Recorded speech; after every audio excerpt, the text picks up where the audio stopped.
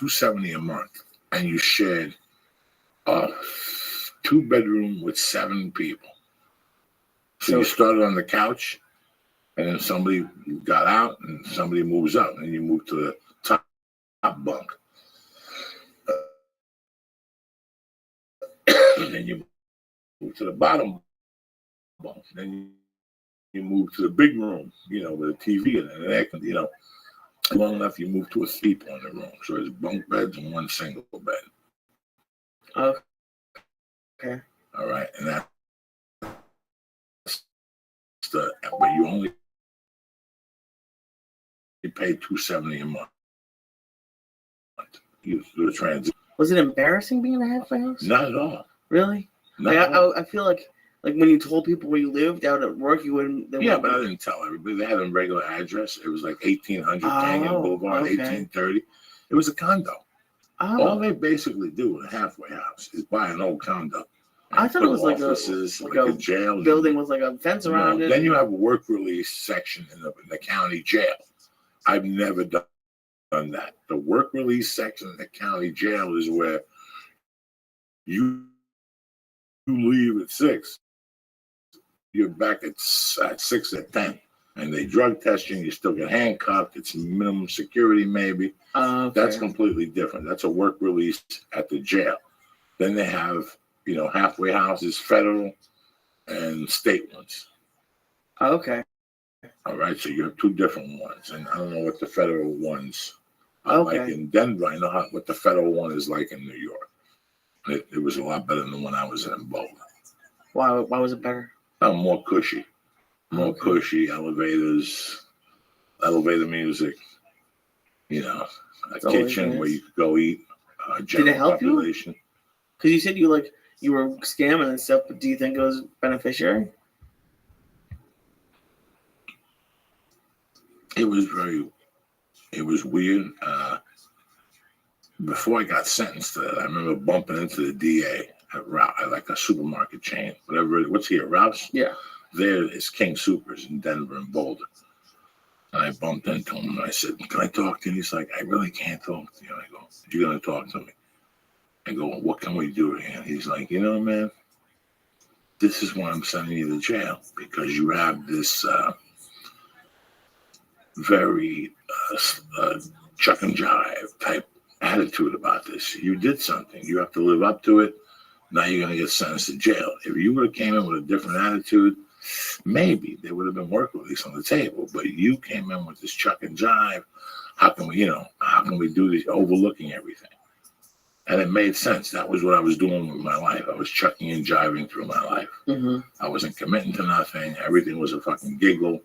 Everything was a story. And so, yeah, I guess. That's your question, cocksucker? Yeah. I mean, it's just, prison is so, foreign to me. I love watching those prison, National Geographic shows just to see what it would be like. I don't think I'd survive. People wouldn't survive in the halfway house. I think the failure ratio was 40%, 4 out of 10. That they reoffend? Yeah, reoffend, give a hot UA, get drunk, couldn't find a job. If you can't find a job in a month, they put you back and you finish 18 months. And because you're supposed to be in the halfway house for 18 months, it's a transition period. Is all of that addiction? Because, for me, it's kind of like the football players who can't not smoke weed. Or being at a halfway house. If someone said you can't drink or you're going to go back to prison, I just wouldn't drink. Is all of it addiction, or some of them just wanting to go back? Or for me, it was psychological. I think it was you're challenging me to do something, and I wanted to do it. I don't know. It was in those days I was my worst enemy. I kept getting in my own way a lot more. I did it every day. Then I got in my own way 8 times a day. When did you realize you were doing that? About 15 years ago, maybe a little longer, 20 years ago. I got sharper. There's a line in Office and a Gentleman. You didn't become a better person. You just polished off the sides a little bit. Oh, okay. And at that time, that's all I was doing. I had cut fat off, but I was still the same creepy motherfucker. I was cutting the fat off, but I was still not at terms with a lot of things. And I still wasn't, like I said, I was robbing some guy that I knew personally. I know him was I great friends with him? Did I go to his house and eat dinner? No. But I know who he was. I would drive up to the back of his house, walk back there. Hector, you here? Hector, I knock on the door, and there would be the package. And it'd be like 2 ounces. And I'd take a whole chunk. And then I'd call him because I knew he was fucked up in real life. I call him the next thing, go, what's up? He's like, I did a lot more than I thought I did last night because he was smoking coke. So he was so fucked up. He would put it outside because he would get so paranoid he wouldn't go outside and get it. That was the other reason why I was outside. It's fucking crazy, Lee. It's just you have to knock on wood that, I told you that edible wasn't strong. What do you mean it's not strong? I told you that fucking thing. We're going to eat the other half. Fucked up, dude. I told you it wasn't strong. I told you it was overheated. You're arguing with yourself. I mean, you're agreeing with yourself. I don't like when you're not high. I'm really high. It depresses me when you eat an opiate. You got me high last night on a joint. Well, last night was on the way home. What was in there? Wax. Oh, fuck. Wax, bazooka oil, and shit. Yeah, we'll split another one. No, I'll eat 15 milligrams. I'll eat 3. It's a Russian stuff. So I'll eat 3 milligrams, and you eat 2. How's that? Because you're not high enough. You're making me feel bad. This is the last podcast of the year. People are going to call in. Great. That's what the fuck? You got to be on point, Lee. I am on point. There you go. Delicious. You should have stayed at car sales. No, you would have been $1 billion. This bag was filled with edibles. You're the only person. Like, you guys go to work with like a briefcase or like a knapsack full of like work stuff. He brings Hitty cigs, his notebook, and about $80 worth of weed. What are you going to do? Can I have half of this? No, that's 10 milligrams. You weigh 35 milligrams today. You got to last night you ate 35. Let me see what's in your hand. You're a magician. You didn't put it in your hand. Got a second. How delicious is that? It's good. It's you asked me 10 times today. Bring me a gummy bear. I asked you once when you asked me what I wanted to have. Beg me to bring a fucking gummy bear. Yeah, because you bring me nasty chocolate stuff. So when I do something tonight we've never fucking done before. Beg me. It's been a great year. We have a lot of people that watch the podcast. I love you guys. I met you on the road.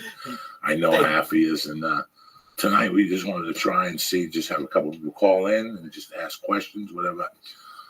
Listen, man, if you get through, do we really want to fucking talk about something stupid? Let's talk about something that's going on with you. You don't have to give your name. You can just give your first name. If your name is Jim, just say Jim. Don't say I'm Jim fucking LaBamba and then call me tomorrow and go, Joey, you embarrassed me. No. You just shouted Jim LaBamba. I don't know who Jim LaBamba is. That's a friend of mine from 20 years ago. So I'm just making up a fucking But you added him. fake name, cocksucker. So click out the number, give them the number, and start calling in. We got some time. Let's talk some shit. And let's see what's cracking there. Should I give some shout outs first? Okay. In case we go deep here. Let me give some shout outs. First of all, I'm going to tell you something. I wish all of you and all your families and a happy new year. I wish that this is the year you figure it the fuck out. If you're struggling, if you're fucking getting your dick sucked on a basis and you're just stabbing motherfuckers, then I love you to death. Keep doing what you're doing. You got it together. I hope your families are healthy. I hope you're healthy. From Lee and myself, we wouldn't do this if it wasn't for you guys. So thank you very much. And happy new year. As usual, Tom Graham, Phil B., Ross Wyman, Ralph Hartsfield, Sean Paul Cunningham, Raised by Motherfucking Wolves, Dan Kent, Crash, I love you motherfuckers. Thank you for always hitting me up on Twitter or Facebook, whatever the fuck it is that you do. Open up the fucking lines, Lee. Let's talk to these goddamn savages and see what's cracking. We're going to do this first or like the ads first? No. Okay, those shout-outs. Okay. Let's get them calling. All right, guys. And once you zap the number, we zap the number. That's it. If it gets out of control, we zap the number. If they're nice fucking people, and we talk to them, Lee. All right, guys. 818-570-5494. That's 818 till you die. 570-5494. Thank you, Lee. 818 till I die. And we got a number for a little while. We'll fuck around. We'll go back and forth. See what you guys got to think. See what you guys are on your mind. You put the number on this. I did. What the fuck? Was Matthew Riddle? He said he was going to call first. It's been up for 2, and there's a delay. Give him a second. What kind of delay you got? Here we go. We got a bunch of numbers calling. What kind of fucking delay do you got? Let's do this one first. What's up? Oh, shit. Joey Diaz. What's up, you bad motherfuckers? Yo, man. Fucking love you guys. I love you too, This man. is Mike from Colorado. Oh shit, Mike from Colorado. What part of Colorado? From Denver, baby. Where at?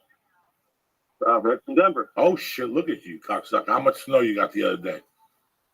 Too much, man. Too much. Is it? But we were doing it big here. We're holding it down. It's a beautiful city, man. I spent a lot of time there. I have no regrets. Arvada was fucked up, you know. Arvada was fucked up, but I still loved it. I still love living by 104th and Thornton there, and I sold cars, and I spent. And you got a strong presence out here, Joe. Yeah, no, I spent 15 fucking years in Colorado. I did time. I paid my dues to society, and that's it. What's up with you? What do you do for a living? What's on your mind, my brother? I work for DPS, the school system. Right. I work for the administration part. I just try to keep busy, man. Got my feet on the ground finally. 28 years old. Been listening to the podcast for since last October, and it's just been a trip, man. Kind of seeing you go on the journey and seeing Lee go on his journey and me myself. It's man, I can't believe I'm on the line. Listen, I wanted to talk to you guys. A lot of guys that won't come to comedy shows or whatever, and we tweet. Maybe when I'm in town, you're working a certain shift, and you just want to talk about something, to say hello. I wanted to give this a try. I really wanted to talk to you. Lee's been busting my balls, so I'm happy you called. What's up, Lee? What's up, buddy? How you doing, man? The Flying Jew, oh shit. Flying Jew is fucked up at this moment. That's right. Do you like the legal weed in Denver? You doing that, or you can't do it because of the school? Oh no, it's there. We gotta keep it respectful, but since you're on, we keep it going. You grew up in Denver? No, I'm actually from Miami originally. So you're Cuban? Argentine, actually. Look at you, you bad motherfucker. You're Argentino. Oh, shit. And how long you been in Colorado for? Since 90, man. So, you've been, 15 years. Oh, please. You've been there a while then. Yeah, so I left in 95, and that was 19 years ago. Going to be 20 in June. I tell you what, I think about Boulder and Denver a lot, man. I started comedy there. I used to drive to, oh my God, all to fucking El Torritos and whatever the fuck that is from Boulder, because they gave me a free coupon and they gave me a meal that night. Just amazing places where I fucking got in trouble in Vail and Craig, Colorado. My heart is in Colorado. I wish I could move back there, but the airport fucks me up there all the time. So it's that big blue horse that they've got out front, man. It scares the big boy. It fucks me up. They built it. I was in college. I'm an old Stapleton type of motherfucker. I just went on the 36 over to the 70. Bam, you're at Stapleton. Now they put this fucking airport in Culo Mundo. 2 hours from civilization out there. Yeah, you're gonna get a foot of fucking snow out there in Banks. But I do heard that they clean the streets real well and whatever in the wintertime. So I don't know. Yeah, man, it doesn't snow us down. It's just another day for us. Well, I see how it is. Yeah, man. It's anytime you're in Denver, man, you got to come on through. We'll smoke you up big time. Well, you too, Lee. I'll be into Comedy Works in June, man. Please stop by. Happy New Year, and thank you for calling, my brother. Absolutely. It's been a great year with you guys. I wish you the best. And, you guys keep repping for the church. Thank you, brother. Te quiero, mi hermano. Thank you, buddy. All right. You want to take another one? Yeah. The fuck? 602 or 786? 602, and we'll take 786 next. That's in Miami. Let's take 602. That's a freak from Phoenix and shit. What's up? Hello, is this Joy? Yeah, brother. What's happening, primo? Hey, how you doing, Joy? This is Josh calling from Phoenix. What's up, brother? I'm fan. 602 in the fucking house. I love it. Exactly, that's how it is. All right. What's happening, Joy, brother? Joy, you were saying at the beginning of the episode, talking about what you've done this year, and I just want to say on behalf of the fans, you help us out a lot.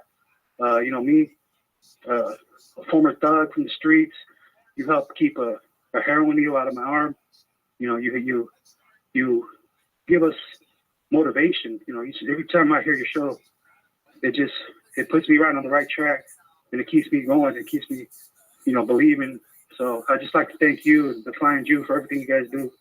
Thank you for listening, man. Thank you means a lot, man. Listen, we all make mistakes and we all choose different paths, but we're all going for the same path. Even when you had that heroin needle in your arm, at the end of your fucking high, you'd always say, someday I'm going to get it right, correct? Correct. You know, and it takes time. And as long as you keep believing that, like I said, this show is not about this or this. It's about mistakes and what we did with the fucking mistakes. And, you know, you working? I actually, I kind of followed your plan of moving away from the city, moving away from where I grew up. And, I attend at the University of Arizona. And just recently, I started taking Brazilian Jiu-Jitsu, following in your path, So it's, I don't have money, I don't have this and that, but I have goals, and I'm actively pursuing them, and that's all because of you. You give that motivation each time. So, bro, you could do whatever the fuck you want. Even if you came out of prison at 50.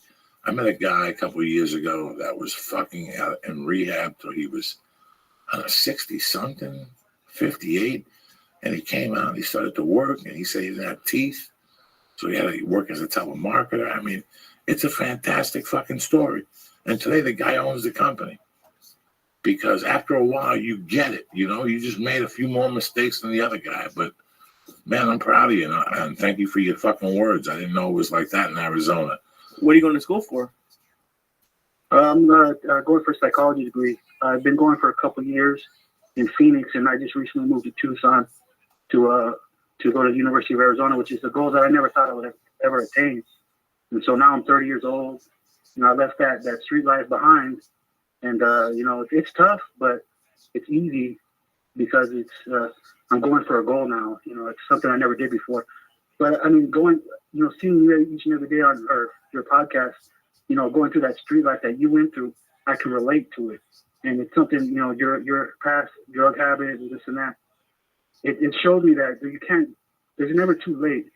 You can always make it, So it's just, I owe that all to you guys and what you guys do. And, it's great to actually be on the podcast and be able to talk to you. We've met once before when you were here at Stand Up Live, took a picture with you and all that, but it's great to actually, talk to you. Well, man, I'm happy to listen to the podcast. I'll be back down there in April, and I wish you give me a hug and let me know what you will be doing this a lot more with the call-ins. I'm digging this. I'm digging talking to you guys. I want to know like I said, a lot of times I come through and you guys are busy.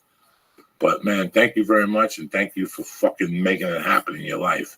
Thank you for taking control, and thank you. That's it. You owe it to yourself, Yeah, thank you, guys. I hope you guys have a happy new year and a great 2015. You too, Primo. From the bottom of my heart, thank you for being a fucking savage.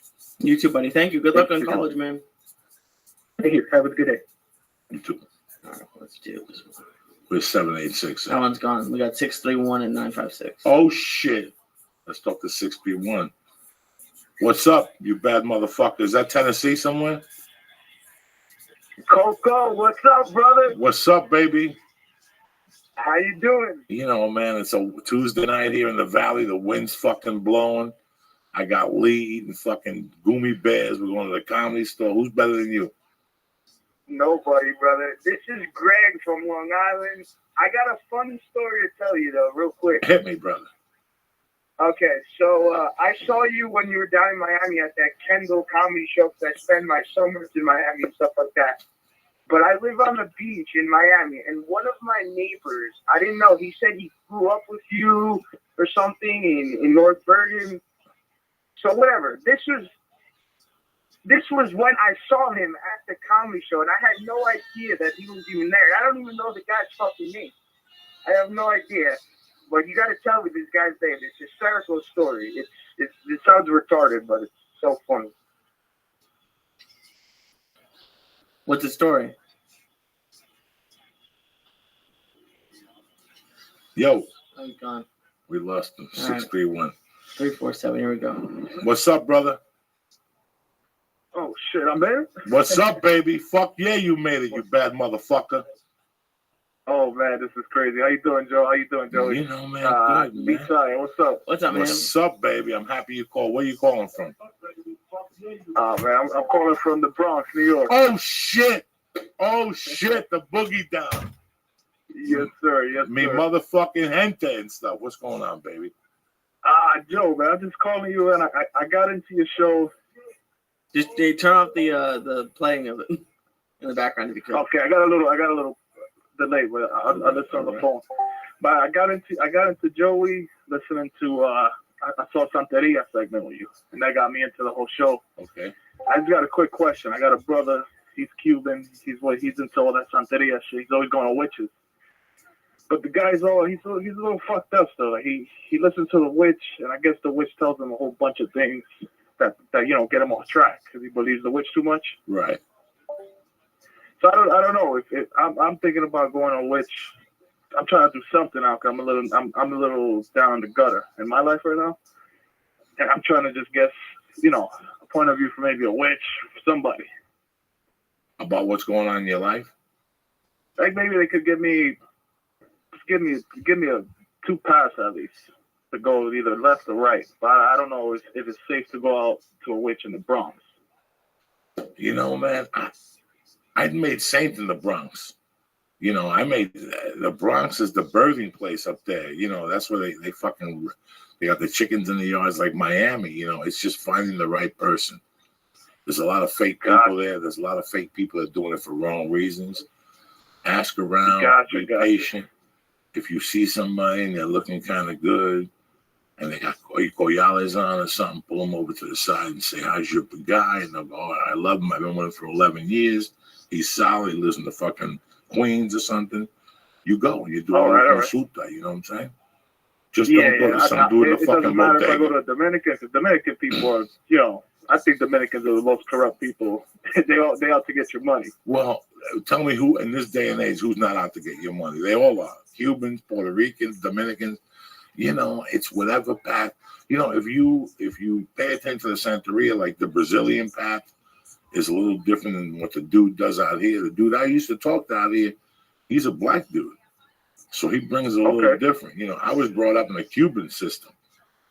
So there's all different things, but between me and you, man, there's bad people out there, and there's a lot of good people doing it that believe that they still charge whatever it is, $13 on a little brown envelope or something. And so that's all I can tell you, man. It's harder. The people that piss me off are the people that go from people to people every month looking for the answer. Eventually, you'll get the answer. So what is the witch or whatever that person? What do they do?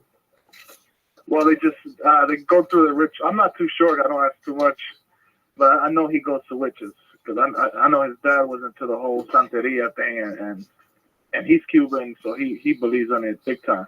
When I'm always a little skeptical about it. Right. No. But they go through the whole ritual. They probably read them, and they tell them that this is gonna happen or that.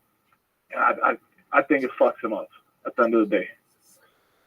What do they do, Joey? Well, what happens is this: you have a lot of people that do this for a living, and it's weird. It's a mumbo jumbo system that they do, or I shouldn't say a system. It's a belief in their heart. It all starts with that person. When you are around that person, you will feel a little different. It's the vibe. You got to pick up that vibe. And you, like I said, you're gonna have, I hadn't done anything for maybe 15 years because once my mom died and I got away from those people, I don't fuck around. Those were the people I was with. I didn't see anybody from 1985. June 30th, 1985 was the last time I saw my godmother.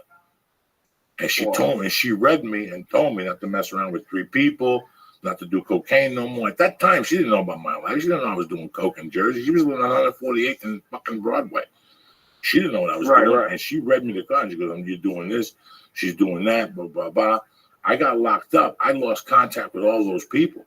I didn't go running around. I got lost in my world. I was doing drugs and going to prison, but I always thought about what I stood for. As I was getting older and I was running out of time, I knew that I had to stop with the drugs. I have a bacala that's a white, he's from white, so I can't do nothing white. I don't drink milk. I can't really eat sugar. I'm not supposed to smoke coke. Anything white. So anything white. Wow. You said bacala?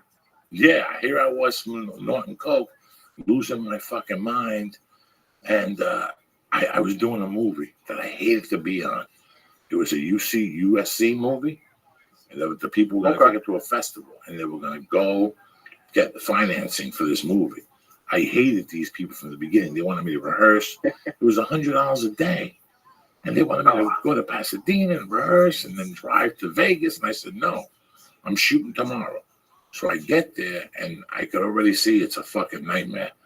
But there was a guy with a fucking wrist thing, an abacoa thing, a black dude. So I pulled him aside and I go, hey man, who you working with? And he told me. And I called the guy, and I probably met with the guy 2 or 3 times for coffee before I even took it to the next level. Went back to his house and he read the cards or whatever the fuck he did. And I worked with him. But the dude who turned me on to him came up to me one day and said, hey man, I got a better guy for you. So I knew that guy is just looking for a quick fix. Okay. You follow me? Gotcha. Yeah. I love Absolutely. you, cocksucker. Stay black. You too, brother. And Thank you for taking my Happy call. New Year, always, man. That's what we're here to do. Please. All right, brother. Be safe, Lee. Love you, Always a pleasure. All right. Let's see. Let's do it 5. What's happening, brother? Joey. Yo, Coco, man. It's Chef Rob down in New Orleans. what's up, you fucking chef? The chef and shit. I'm doing it right. Watching you like a big dog. I hear you, man. Happy New Year. Fucking Merry Christmas to you. This man is the fucking the best chef in New Orleans. Oh, is this like New Orleans Smokehouse on This Twitter? is him, yeah. What's up, man? I've seen you all the time on Twitter. What's up, brother? Yeah, you're right. Nothing much, man. Living the dream. Hey, I wanted to be the first one on the church to take a bong hit. Can I do that? Yes, absolutely. Take a All fucking right, bong here hit. we go. Listen, man. Why don't you hit me up on Twitter? Get me a club to go down there and play at, so I can bring Lee and we can do a podcast and do some stand up down in New Orleans. I'm trying hard, man. We're working with Mac Lethal. We're trying to get you a gig. It's hard. Comedy down here, it's not like LA, man. It's a whole different scene. No, I know. But listen, like I said, last time we had a nice little time at that theater. I'll go back to the theater. Yeah. I'll go back to the theater. I don't give a fuck. La Yeah, Nuette. you're right. La Nuette Well, we're Theater. definitely checking it out. We're going to be kicking it on this 2015, getting blowed up, getting smoky, doing it right. How's business? Business is good. I mean, we a small town barbecue, but I tell you what, Joey, listening to you in the podcast got me off my ass and got me out of bad restaurants.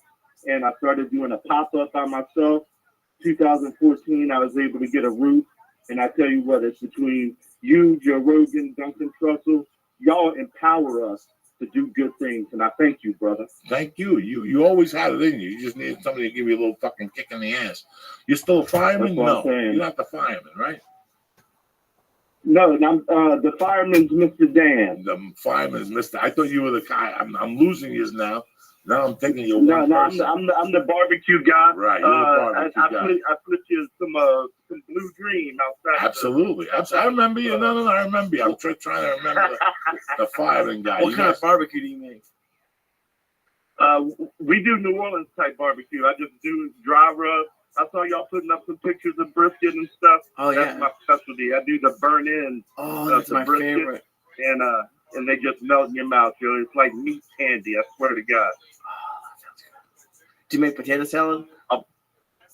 We do potato salad, we do coleslaw, we do the baked beans, we do all the classic stuff. But then I kick in, we do a steak night every now and then. I'm doing smoked prime rib, grilled rainbow trout out on the grill to order. We're just trying to have fun down here. We have to go to New Orleans. No, I've been trying, but me and Rosie Tran were talking.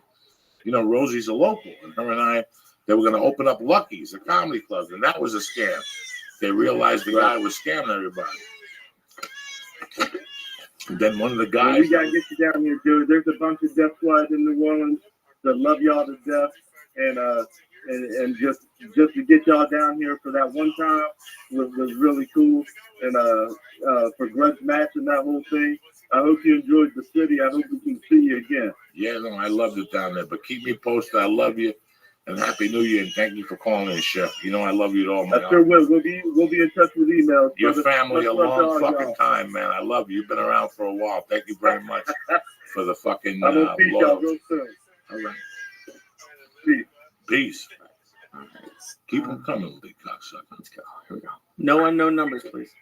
What's up, baby? Hey, what's up, Uncle Jay? What's up, brother? up, bro? It's Freddie Correa from Vegas. Oh shit! Oh shit! I'll see you Friday, my little brother. What's going on? How's the wife, the girlfriend? Oh, she's good. The wife is good, brother. Yeah, we'll definitely see you Friday at the Mirage, huh? Yeah, at the Mirage, and then I'm going over to the Point with you guys. Oh, snap. I'm taking Ari with me over to the South Point and shit. It's going to be dope, bro. I got a show Friday night with Edwin San Juan also, so we'll roll together. All right, what time is your show with Edwin? At 9. Okay, all right. Yeah, Beautiful. so right after that, I'll try to make it to Mirage or South Point, but I'll see you Friday. Yeah, no, I'll just see you at the South Point, bro. Yeah, man. Bring by the South Point. Bro, I want to say, man, I thank you so much for everything you do with the podcast, man. Like right now, I'm on my lunch hour. It gets me through the day, man. So thank you, brother. Lunch hour. It's fucking 9 o'clock. Yeah. You said lunch. Lee's ears perked up. No, he works with the cable company. Right. I remember. So he's probably fucking out there right now. How you doing, Lee? See, you're not I'm that high. fucked up, dude. Fuck no. That was a I just cakewalk talked for to you. him about what he made for barbecue. Of course I'm fucking- Shit, you ain't fucked up. You say I gotta put up with Freddie? Freddie, so you live in Vegas full time? Yeah, bro. I live out here full time. Got a job full time. So And how many nights a week do you get on stage? you get on 3 or 4. That's not Yeah, bad. and for the most part, it's over at Edwin's place. No shit. Yeah. So he's been taking me under his wing and being a mentor and helping me out. We have writing sessions, and then he's about to start his podcast that I'm producing. So it's great, brother. Now, what club is he at? He's over at Las Vegas Live Comedy Club. It's inside Planet Hollywood. Okay, yeah. All right. So you guys are doing well out there. And then there's a couple Yeah, different bro. open mics during the week that you can hit up also. So you guys are living large. Yeah, there's a nice comedy scene out here, brother. No, I've seen it and I've heard it. Listen, I'm sold on that South Point. I am sold Oh, on yeah. that. That is, you go up there, you do 10 minutes, and you get the fuck off stage, and 8 guys go up. Yeah. 8 guys, and you drink, and you smoke, and Then they're nice there. Like that dude. really fucking Dan? nice. Mike is Oh tremendous. my and god, he's he's trying. so cool. I've always said that if the manager doesn't like comedy, the comedy's not going to work. That guy likes comedy. He likes fucking around. He likes helping fucking, what's his name? The little Mexican dude, whatever his name is. What's the Gabe? My little brother Gabe, the fucking Joker. Yeah. But no, Definitely, I'll brother. definitely see you Friday brother, night for sure, man. What were you saying? I'm sorry. Brother, when are you going to do that Reno gig again? Reno Tahoe Comedy up there. Whenever you want. Let's put our dates. Let's talk this Friday night. We'll put our dates together and go up there and fuck around for a few days. That'd be great, brother. That's so far, man, one of the best shows of my life. I love it, brother. No, we had a good time up there. That was fun. Oh, yeah. Fun. It was great. I'll talk to Wayne, brother, and I'll see you Friday. We'll talk about it. Thank you so much, And man. brother, Happy New Year, and thank you for all the love and support you give the show, man. Absolutely, brother. And big shout out to my boy, Token Lair. Okay, always. That's the man of steel. That's Hell the yeah. motherfucker that wrote the book. That motherfucker. I love you, I Uncle love Joey and you, Lee. brother. Always. Love you, buddy. I'll see you soon.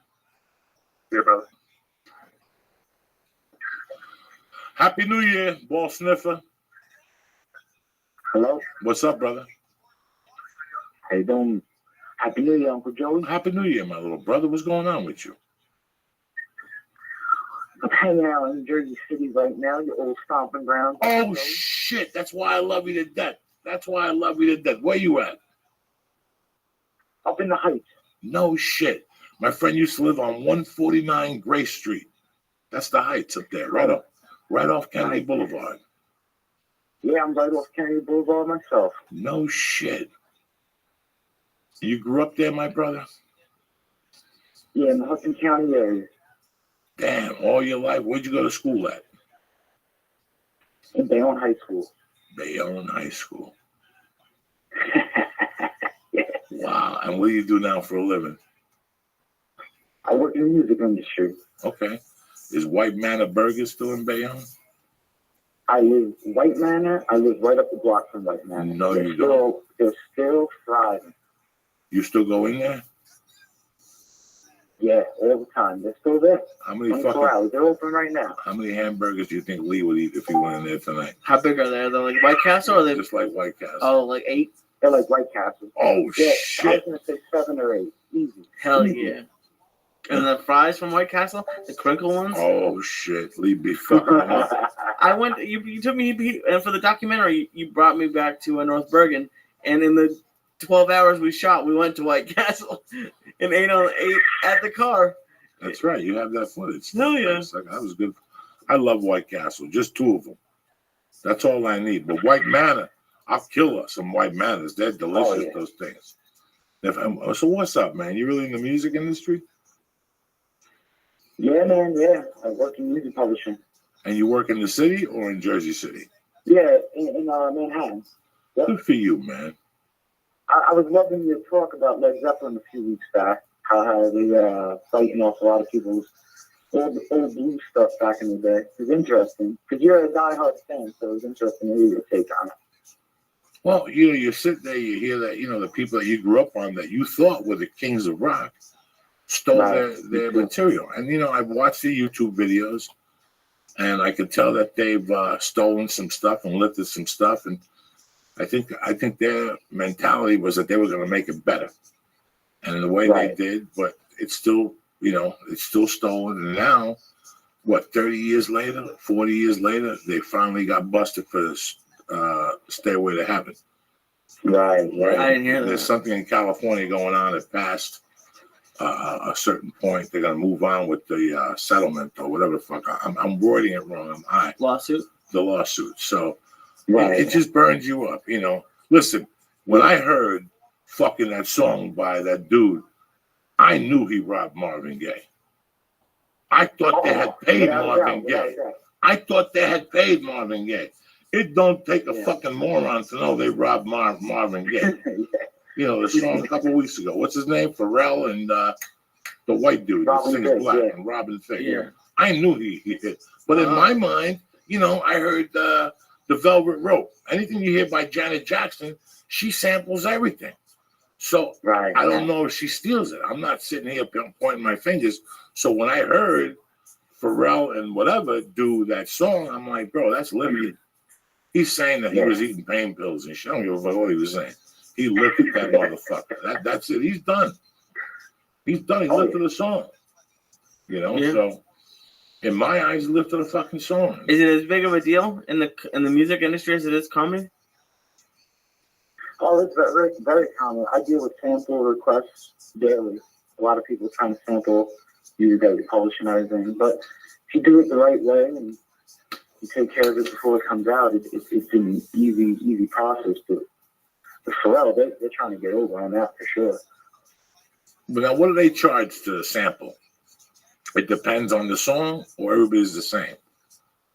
Yeah, it depends on the song and the person that's being sampled, artist that's sampling it. It's all negotiation. How much do you think that what's that rapper name? What's her name? Who did the Anaconda song? Oh, Nicki Minaj. Yeah, how much do you think she paid for, I don't want unless you got buns on? That had to be expensive. She just took the song. It's expensive because she took the original master recording too, the Mix-a-Lot one. So she definitely had to pay some extra money for that. I would think maybe 5 figures on the publishing side and maybe 5 figures on the master side. So yeah, they had to pay a little bit.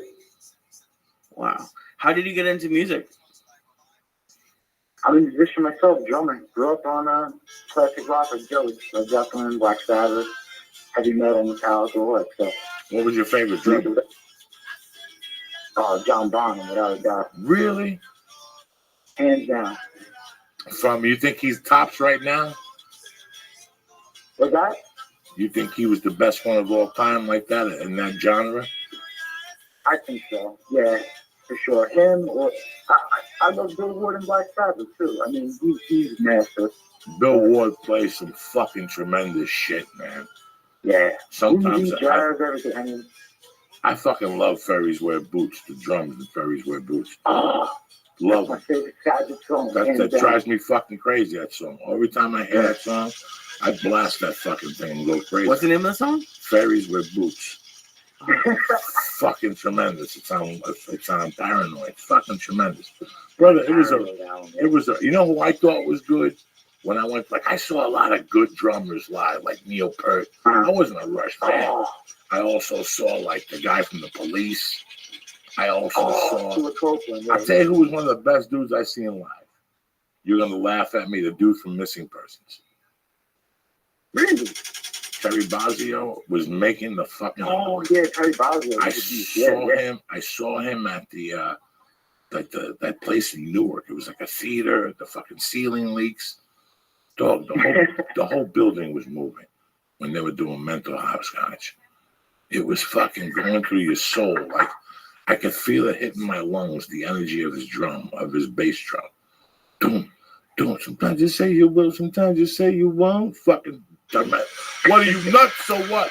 Break out the fucking heroin. Jersey City, I love you, man. Thank you for calling and representing my old hood. Happy New Year. I love you, man. What's your name again? Thank you, buddy. Frank, man. Man, please call again and school us on some music.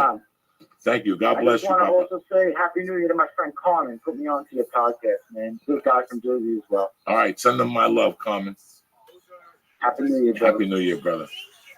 Here's 786. Oh, shit. Miami Beach in the fucking house. What's up, Uncle Joey? What's up, my little brother?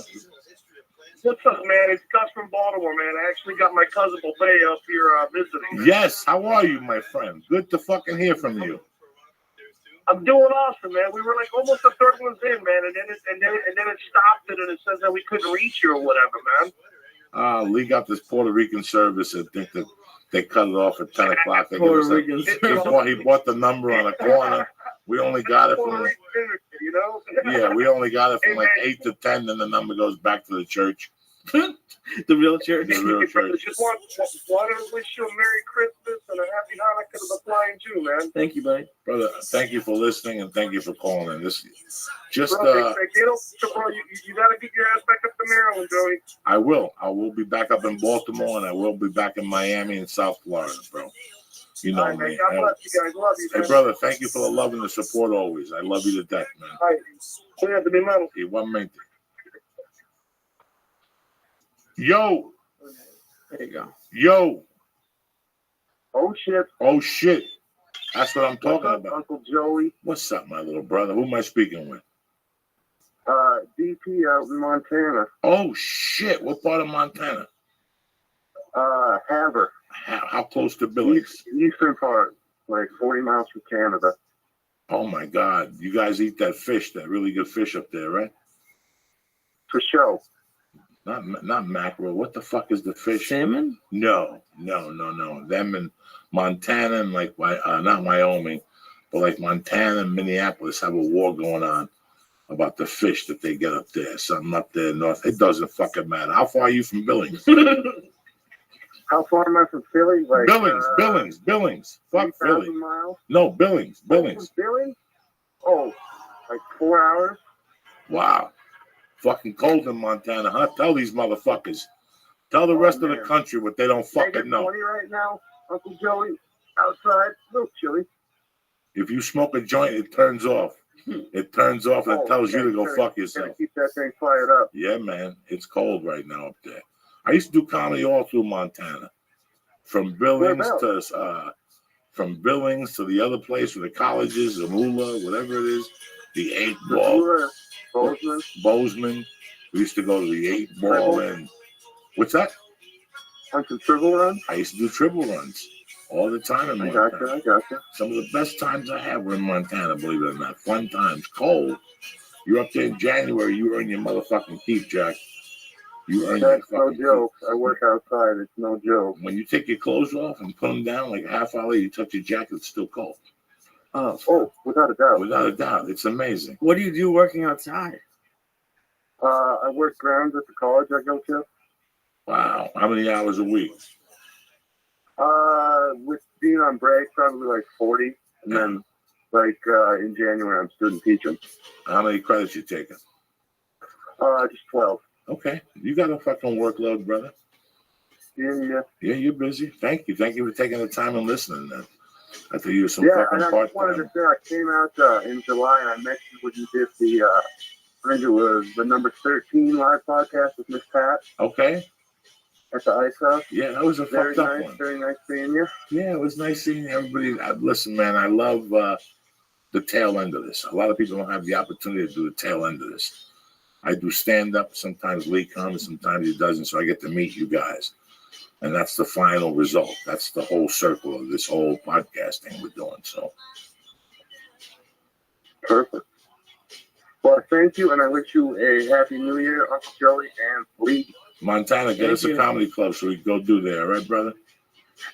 We need it. We need something in the winter. We do need something in Montana. Like I said, I used to go to that Holiday Inn in Billings all the time, twice a year for Dribble. That's a great fucking Holiday Inn, but, you know, you move on. I love to contact Dribble and maybe do a run with Lisa and leave him out there in fucking Wyoming. All right, what the fuck is that? Pirate Radio. Hey, crank call. I love you. Stay black. What's happening, brother? Hey, what's going on, Joey? You know me, dog. Trying to put the motherfucking pieces together on a Tuesday night with Lisa. Damn, you are the dancing move. Where you calling from, Primo? I'm calling from Indianapolis. Oh, shit.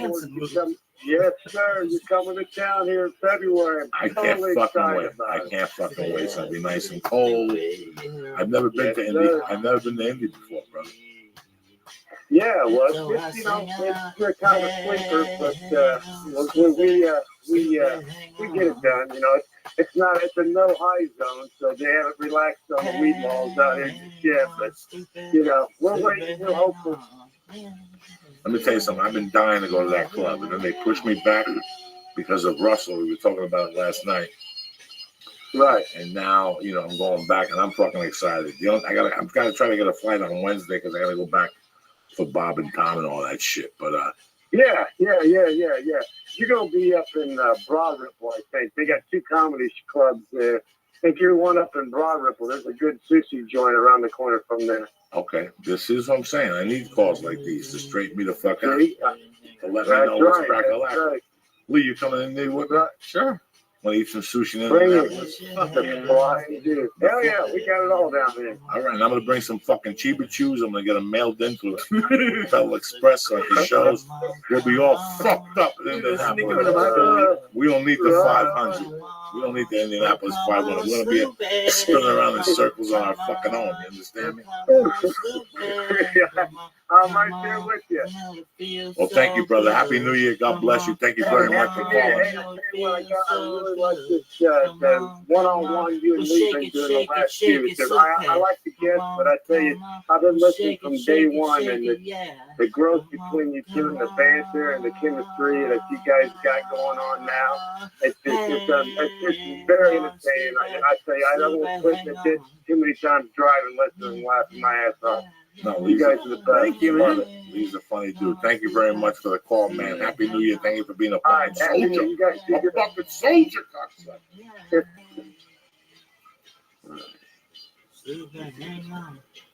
Yo, Joey, what's up? you got me over here on the pay no mind list. Yeah, I'm over here waiting for your cocksucker. You're sitting there. What's up, brother? What's up, man? What's up, Lee? Hey, buddy, what's your name? My name is Crockett from West Tennessee. What's up, baby? How far are you from Bradford? Probably about 30, 40 minutes. Really? Yeah. Gee, what's the fucking fried chicken place on the way to Bradford? Lucy's or something? Lee, What is it? Lee's and mine. Oh my God. It's pretty good, ain't it? Fucking delicious. Fucking world class on a road with nothing else. Yeah. No Starbucks, no nothing. Lee's fucking fried chicken. It's spicy. Oh my goodness, man. It's worth taking a flight. That's how good it is. What's going on? What do you do for work out there? I'm actually unemployed right now. I graduated in the summer. All right. Yeah. Where'd you graduate from? In Martin, Tennessee. All right, UT Martin. That's what my niece is doing. I taped them the other night. I taped them the other night for my wife. They were playing on ESPN. They're making shit happen at UT Martin. Yeah, it's a really nice university. Yeah, my niece is a freshman. But the men were playing, and I was scrolling through the channels, and the game came out at midnight. I taped it. The next night, I go, honey, I got a surprise for you. She goes, what? I go, watch this. She goes, that's a UT Martin. Oh my God, the boys' team, they're doing well this year. So, what the fucking think? What the fuck do you think people think you're dealing with? I cover everything from Tennessee to UT Martin to UT Martin. I don't fuck to around. selling coke at a halfway house. That's right. I'm telling you, I'm international. I've been telling fucking Lee for years. In an hour and a half. That's right, man. What do you think? What kind of degree did you get?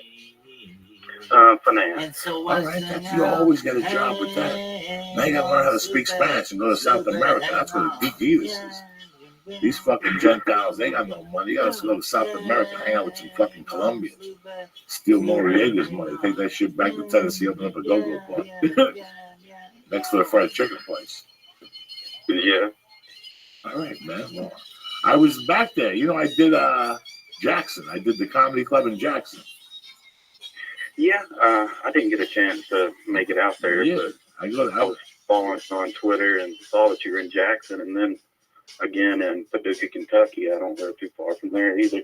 Yeah, no, I go all over there when I visit my in-laws. I like to see the people. I like to meet the people. Last time I was in Paducah, I just put it on Facebook, and some kid put me in a coffee shop. I didn't get paid or anything. I just went to a fucking show, you know? If I'm going to be there, I might as well get to meet you guys and see you guys. You guys will never come out here to visit us, so what the fuck? I'm going to Delaware this year. I'm going to visit my brother. I'm trying to get a comedy show in Delaware by Ocean City, Maryland. You know, he lives in, I'm going to fly into Salisbury, and, you know, they got nothing there. I called and talked to him again the other day, but I'm trying. Because I just don't want to go there for 3 days and not do comedy. You know, in Delaware is Delaware. I mean, it's where boredom was invented. But there's got to be 3 people who listen to podcasting, you know? Yeah. So that's where I stand, brother. But I'm happy you called in. You're a fucking savage. I hope you get a fucking job, cocksucker. We'll get a finance degree. You got to get out there. Get up to Nashville. We'll go work for a crank dealer. Happy New Year, brother. Thanks for calling in. Thank you for the love always. Happy New Year. You got it.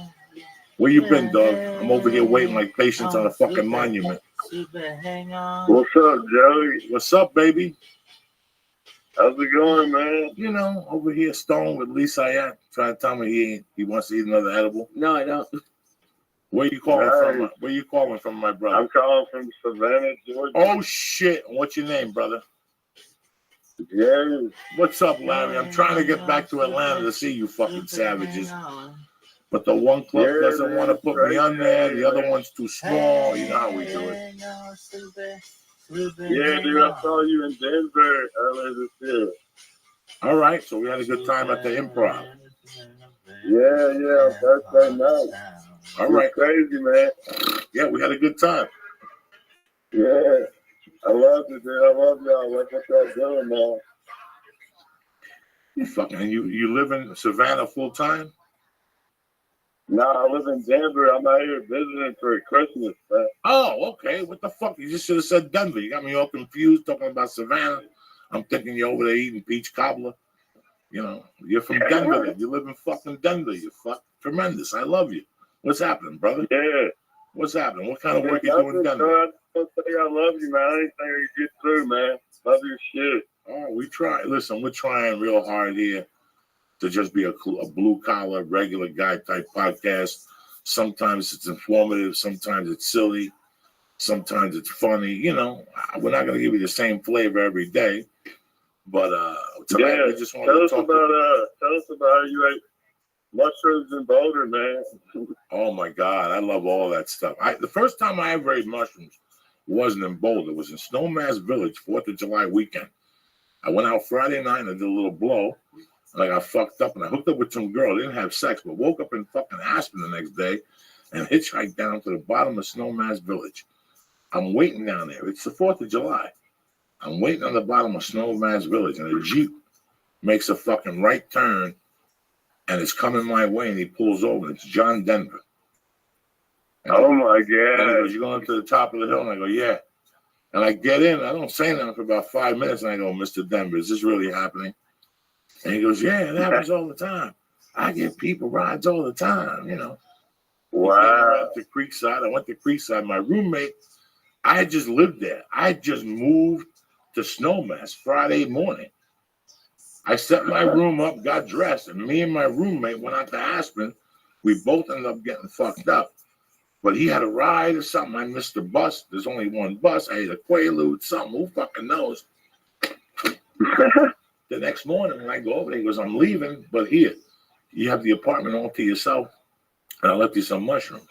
I had never eaten mushrooms. In Jersey, you ate acid. You ate microdot acid. And so I ate the little stem, and I fucking walked over to this little bridge, and I just sat by the bridge and looked at the water. It was fucking tremendous. But then after about 30 minutes, I had diarrhea like a motherfucker.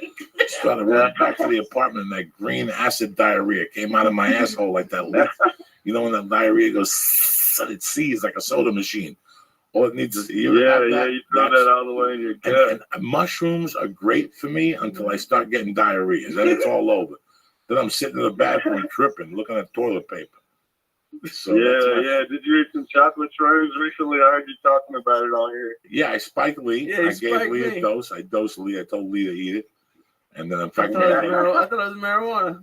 It was not. marijuana. Oh my it was actually God. I liked it because I didn't start hallucinating. So it was kind of like a mild weed. I wish you guys are crazy. I love you guys. I wish they gave me a pound of it. I would have fucking gave Lee a half of it and then told him it was mushrooms. After I put away Led Zeppelin thing, I would have put Led Zeppelin on fucking. That's what Lee needs. They'll take it to the other side. Like It's terrible.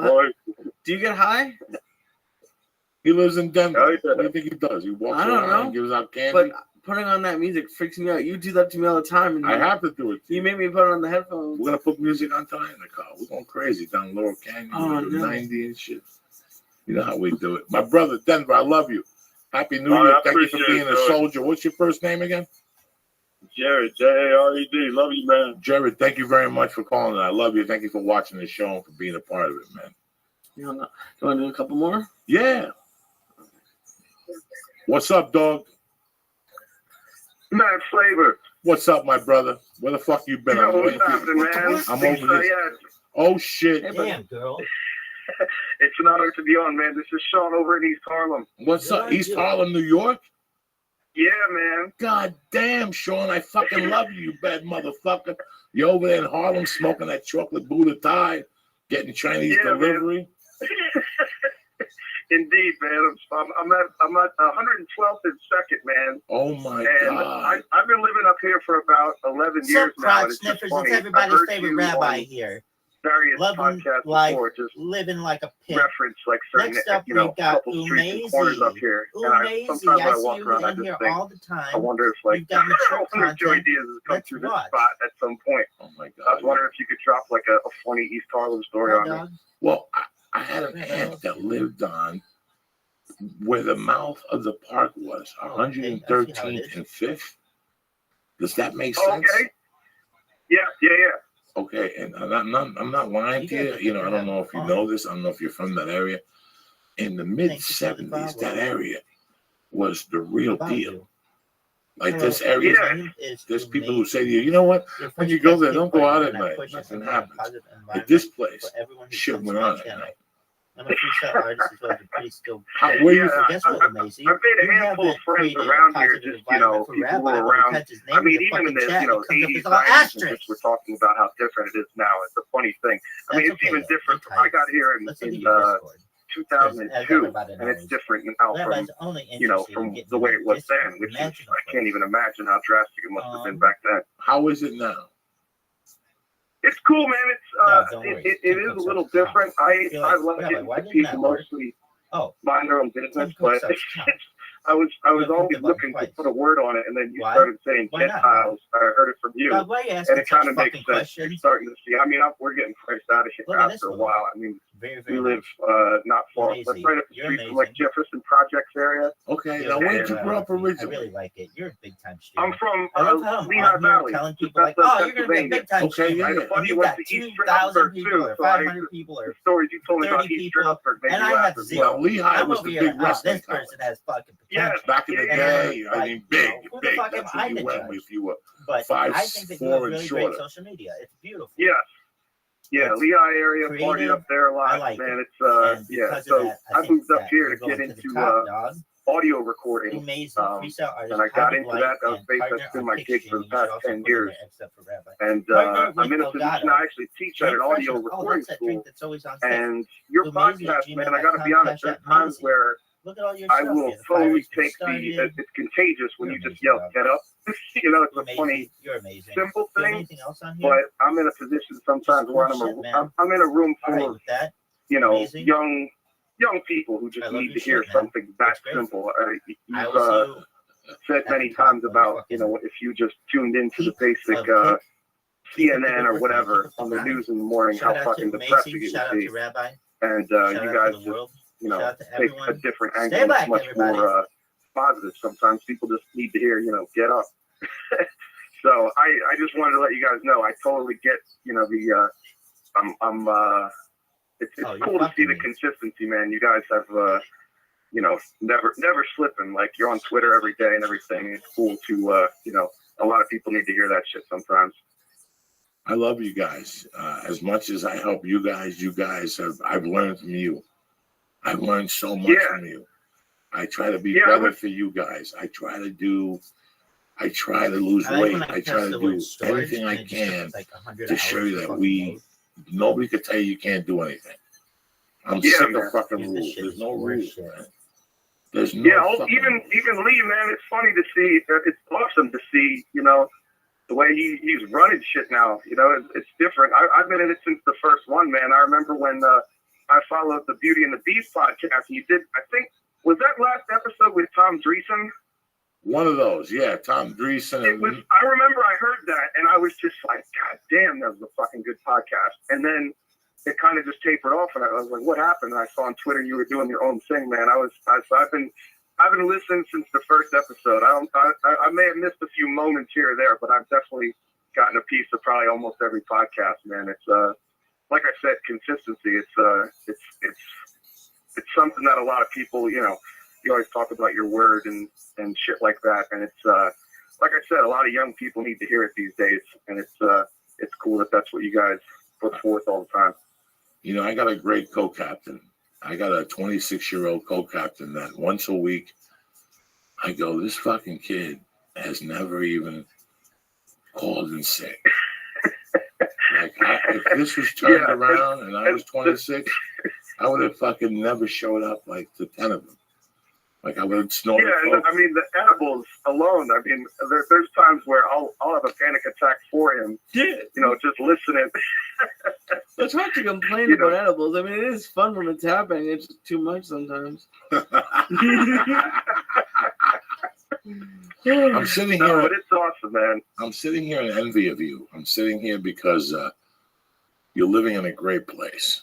Like I know a lot of people call it's an them from interesting ride here, man. People call them from Montana, and, you know, and New Orleans, and just the different people. I'm sitting here in fucking awe tonight. I'm really in awe tonight, and you know, it's Jersey fun. City, and now you're in East Harlem. That was an area that people were trying to get out of.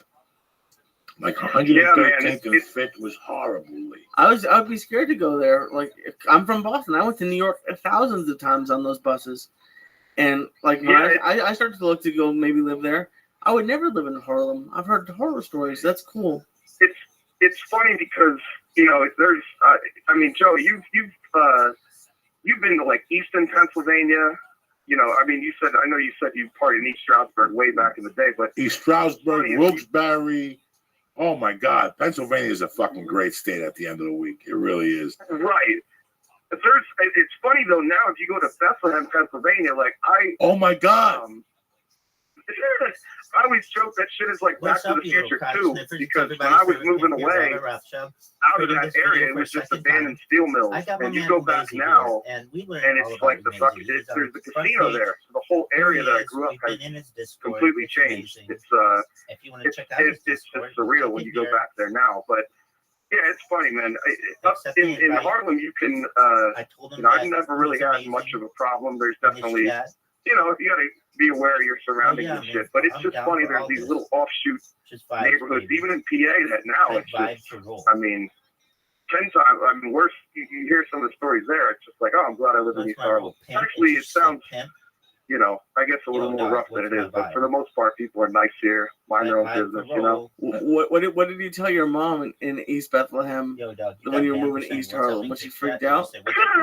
Well, she said this because before I moved, I used to hang out. You know, there's not a whole lot to do in that area of. I mean, I guess there's more than a lot of places, but like Allentown, Pennsylvania area, and it's like if you went out in Allentown enough, you'll run into some problem, even if you're not looking for it. You know, there's a lot of shady areas there, but New York's Manhattan for the most part. I mean, you're it's a pretty smooth ride if you know. The further you get up into Harlem, obviously, So I want everybody to you know I know. really enjoyed it the first time. And you're taking a risk up there. But I mean, I'll walk my dog all hours of the night. Never had a problem. Now, how long does it take you? What do you do to get into Manhattan? Let's check out that What kind of link tree, that trains do you Gucci take? cheese. Look at all his stuff. Well, He's got merch. I'll get on the 6 train, and I work down just below Union Square. So if I'm traveling, I mean, I got family in Virginia, Philadelphia. Most of my family's all Philadelphia area. So I'll just hop right on an Amtrak or like Jersey Transit or something. But yeah, man, that's the one thing about living in the city is, you know, I don't have to have a car, but at the same time, I just got over, you know, I don't know how lots of car renting and shit, just getting around over the holidays, which is kind of a pain in the ass. But yeah, man, Manhattan's a cool spot. East Harlem. I love you, man. Thank you for calling in. And listen, Happy New Year, and I'll see you at Gotham. One of the clubs. Most definitely, man. I was there 2 years ago. I'll see you again next time I around. love you, All right? man. Thank you very much for the love and the support always. Stay black and stay Most beautiful. definitely. Thanks to you guys. Close the window. All right. Shout out to Close everyone out the there. window. Much love to Macy All right, let's and what he go. does for the world, making sure that people What's are up? aware Where you been? that What's up, Uncle Joey? What's up, my brother? ¿Qué onda, tío? Aquí de México. Oh, shit. Where are you? Está en México. Estoy en Nuevo Laredo, en la frontera, Oh, right on the border between Texas and Mexico. No shit. Being whatever Shit, you not, it's crazy, but fuck it. You gotta live somewhere, no? Yeah. Have I talked to you on Facebook or Twitter? If that's what you want. I don't think so. I'm Okay, not there must really, be I'm someone not really else. active on Twitter or any of that. I got too much shit to do. Now, are you on Brown? Are you close to Brownsville? Or this is Brownsville? And I know No, I'm about 2 hours away from Brownsville. I'm in Laredo. Laredo. Okay. That's where Jerry Roach is from, right? So it's in Texas, not Yeah. Mexico. I love Right. you all. Stay black. Okay, that's where everybody. you're in. All right, what's going on down there for work? What are you doing? No, well, I'm down here for the holidays visiting the family. I go to college up in Denton, University of North Texas. Okay. What's it called? But yeah, I just, I want to tell you, I'm a huge fan. I love everything you do. I try to convert all my friends to the church. They're all loving it. But I've always wanted to ask, because you always talk about how you were your own worst enemy and you got in the way of yourself and the self-sabotage. I kind of feel I'm the same way, you know, that weird, crazy Latin thing in the head. And I wonder, how do you really how did you stop yourself from getting in your own way, if I may ask? I know maybe you've talked about it a million times, but I feel, you know, I need to ask. You know, You know, Papa, I took responsibility. It's so fucking crazy. It's so fucking crazy how one thing could generate 10 things to go wrong. I'll give you an example. And this happens in life to guys like us. This fucking happens where you're supposed to get up at 8:30. You're supposed to leave for work at 8:30, but you went out the night before and got your dick sucked, and you left at 9, and as you go to make a right turn, now your car gets hit. You know, and now you get towed because you didn't pay a parking ticket. You know, and then you go to yourself, how come things happen to me? Well, if you would have got up at 8:30 and not gone out the night before, you would have avoided all that. I just stuck to the rules. I stuck to the book. Self-sabotage, oh my God. And when you see it happening in the news, when you see somebody do it, you go, oh my God, that fucking guy had everything. It's the worst thing. I did it for years. I still do it. I still do it when things are too good. We always put our foot in our mouth because I'm not lying to you. I haven't done it in a while. But it was a point where when things were going too good, I'd have to do something. Yeah, that's how I feel all the time. And maybe it's the weird Catholic thing because I was, raised Mexican hardcore Catholic, where I almost, you feel guilty if everything's too good, so you gotta fuck up a little bit just to get back down. And I don't know why. And I feel like it's my friends do the same thing. All my tios and primos, it's kind of the same bullshit. You know what I mean? It's a yeah, cycle. you're right. It's a cycle, Pop. It's a fucking cycle that we keep. It's like when I live in LA, everybody's always 15 minutes late. Oh, the 405. I fucking know that. And the 405 is packed. Why don't you leave a fucking hour ago? Now I gotta go. So the meeting is a fucking one. But all those little things is things that keep you off track and self-sabotage. So when you're trying to get back, you gotta do everything by the fucking rules. If you're supposed to pay the light bill, you know how for years, everything is going good, you're supposed to pay the light bill, but some girl told you to meet her at the bar and you buy a gram of blow, and now you got a Coke rock in the pussy, and now you don't have money for the fucking light bill. After a while, you go, fuck it, I'm going to pay the light bill. On the second, that's when it's due. So it's everything. We got to be on point for everything. And after a while, you start practicing it. I'll tell you the simplest one. You want me to tell you the simplest one? Do you know how many fucking planes I missed living in LA from 2002? From 2002 to 2006, guys. You know how many fucking planes I missed? Why? Because I actually thought that if my plane left at 8, I could leave my house at 7. And because I don't know why they would let me in, because I was good looking, they were going to let me through the line.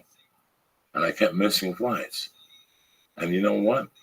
I don't miss flights no more because it becomes contagious.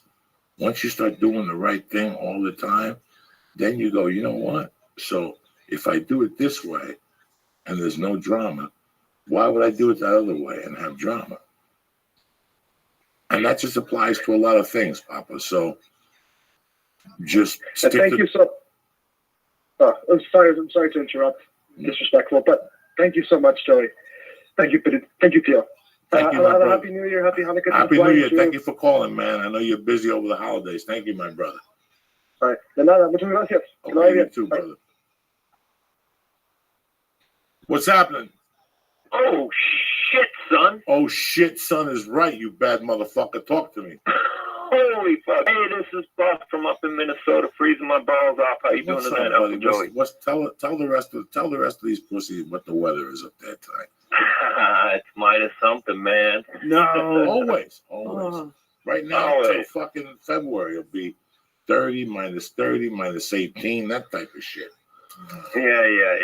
You should leave. California dreaming, brother. California dreaming. Yeah, you should move away from that. Thinking about it. Anyways, hey, I got a dirty cocksucker story for you. You guys got a minute? Hit me. Okay, here we go.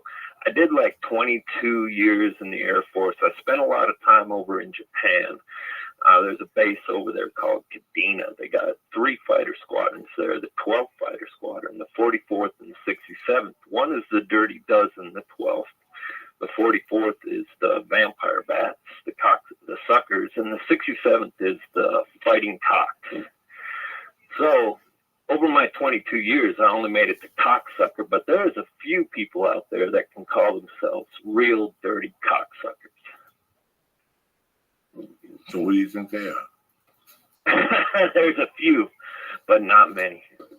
How long were you in the Air Force for? 22 years, my brother? 22 years, a little over 22 Where were you stationed? Japan, Alaska, Florida, Japan, Korea, Japan. You are a dirty cocksucker. You get let those Koreans sucky fucky. They gave you massages. They stuck a finger up your ass. You don't even do colonoscopies no more. So you retired after 20. You retired after 22 years, correct? Yeah. I'm going to ask you a few questions now, and you receive a pension. Sure. And you receive a pension, correct? Say again? You receive a pension, correct? Yeah. And then now you pick up another job, and you have full benefits. So that means you and your family have insurance, life insurance. If you want to go back to school, you have all these benefits available to you, correct? Yeah, a little bit of benefits. It's not so bad. Jesus fucking Christ. My 2 cousins are on it. My cousin was at Kadena for 2 years, and the other one just got certified to do the mid and like the in-air fueling, and he's going to like Hawaii. He's going all over the world. My other cousin, she was just in England. Yeah, if you get on one of those refuelers, you're everywhere, brother.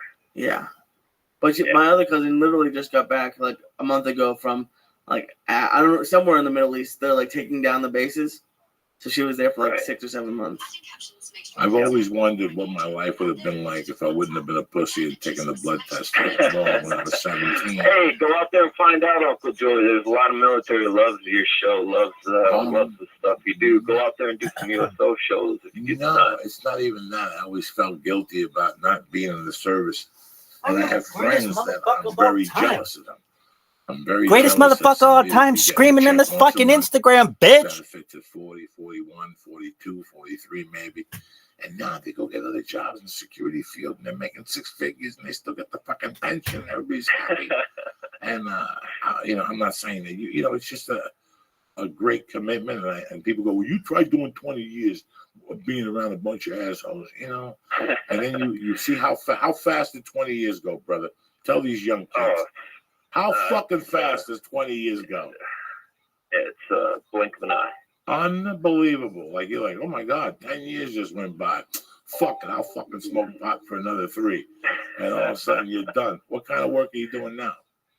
Actually, I'm just doing some part-time dishwasher at a local VA hospital. Look at that. Just making sure my brothers over there at the hospital eat right every day. Well, brother, thank you for calling in. Thank you for the country, and thank you. Just thank you, and Merry Christmas and Happy New Year, and thank you for being a part of our lives, man. You guys are great. I'm so happy tonight. I did this episode with Lee. Oh yeah, it was great. It was great. I'm really happy to listen to Spent a lot of time punching numbers, but I'm glad you and Mr. Syed there do that for us. Appreciate the call in, and Happy New Year, Happy Hanukkah, holidays, all that. And see you in 2015. All right, brother. Thank you for the call. All right, take it easy. You too. All right. Okay. This person isn't looking. Hit me. What's up, baby? Yo, what's going on, Joey? I can't call it, man. I'm sorry we kept you waiting. Lee's fucking around tonight. He's a little high. Mm-hmm. So he forgot to press the buttons. He goes, this poor fucking guy's been here for 35 minutes. What's up, brother? Yo, what's going on? Yo, I'm calling from China, man. This is pretty wild. Oh, you're a Chino. Oh, shit. What are you doing in China, bro? Yeah, I'm a white dude. I'm an American, but I work over here and using my office phone right now to call you guys. It had a California number. Yeah, we're an LA company, so we got one of these Cisco IP phones, so we can use like my LA company's number through the internet. Oh, okay. How long have you been out there for? I've been here about 6 years. And what kind of job is it?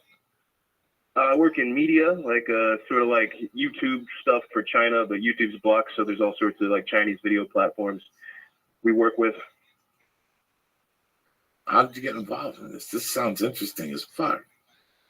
Yeah, I studied Chinese in college, and I used to teach over here, and I've always been into media and video stuff, so started working at this company a couple years ago, and manage a bunch of talent in China and produce some videos and stuff like that. So it's pretty wild. It's pretty good. And where are you from originally? From Maryland. Damn, you missed the crab cakes? So fuck that shit. Yeah, I fucking missed the crab. They got crabs here, but they fucking blow compared to the Maryland crabs. Yeah, they got that cancer water off the fucking... Yeah. They got that Ebola water and shit. You can't get that nowhere else. You know, when I was in Baltimore, and I was in Baltimore this year, you know, Ebola was hot. And I was telling them, that's where I started saying that joke. I'm like, you know, the rest of the country's worried about Ebola. I hope you people in Maryland aren't worried about Ebola. You eat those fucking crabs. No, we're not fucking worried. They're fucking cancer water. There's hands in there in that water and shit. That fucking harbor.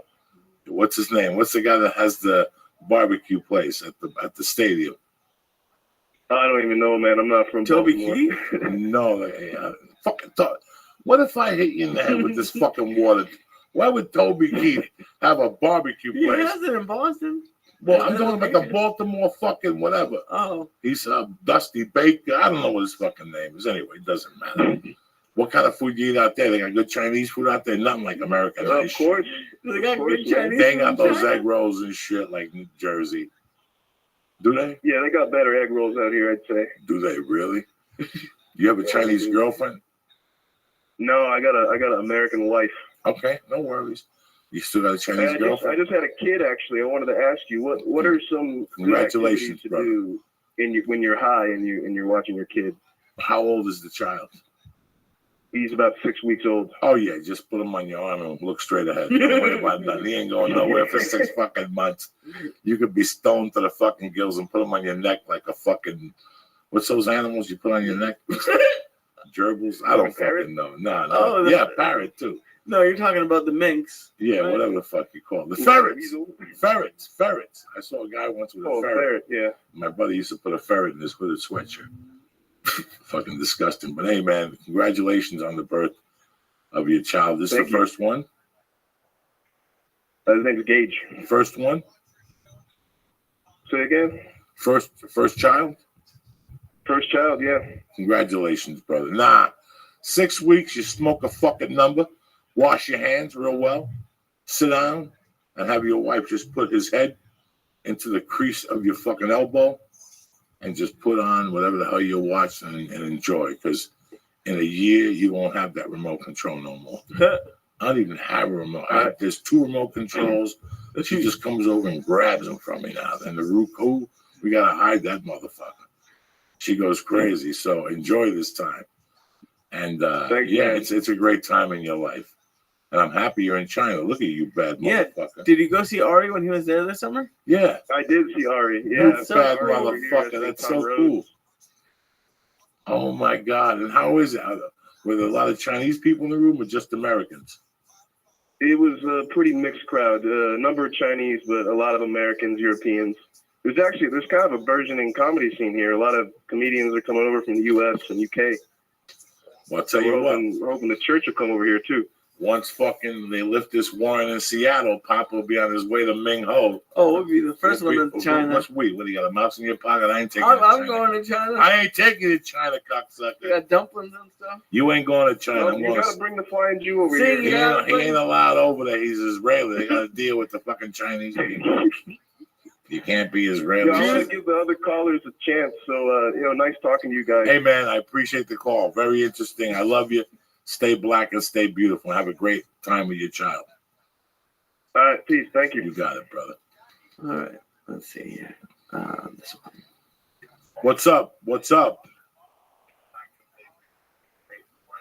Yo, talking to the phone. This ain't the FBI. It's Uncle Joey. Oh, shit, Uncle Joey on my line? Oh, man. Come on, dog. Who the fuck you think you're dealing with? Some fucking novice here? No novice. You call that's the way. I answer the phone way. This ain't some fucking company. This ain't Sprint. That was a phone call. I was like, oh, fuck, really? What's up, brother? Where you calling from? Where you calling from? It's an honor to talk to you on the phone, man. Fuck all that nonsense. Where you calling from, brother?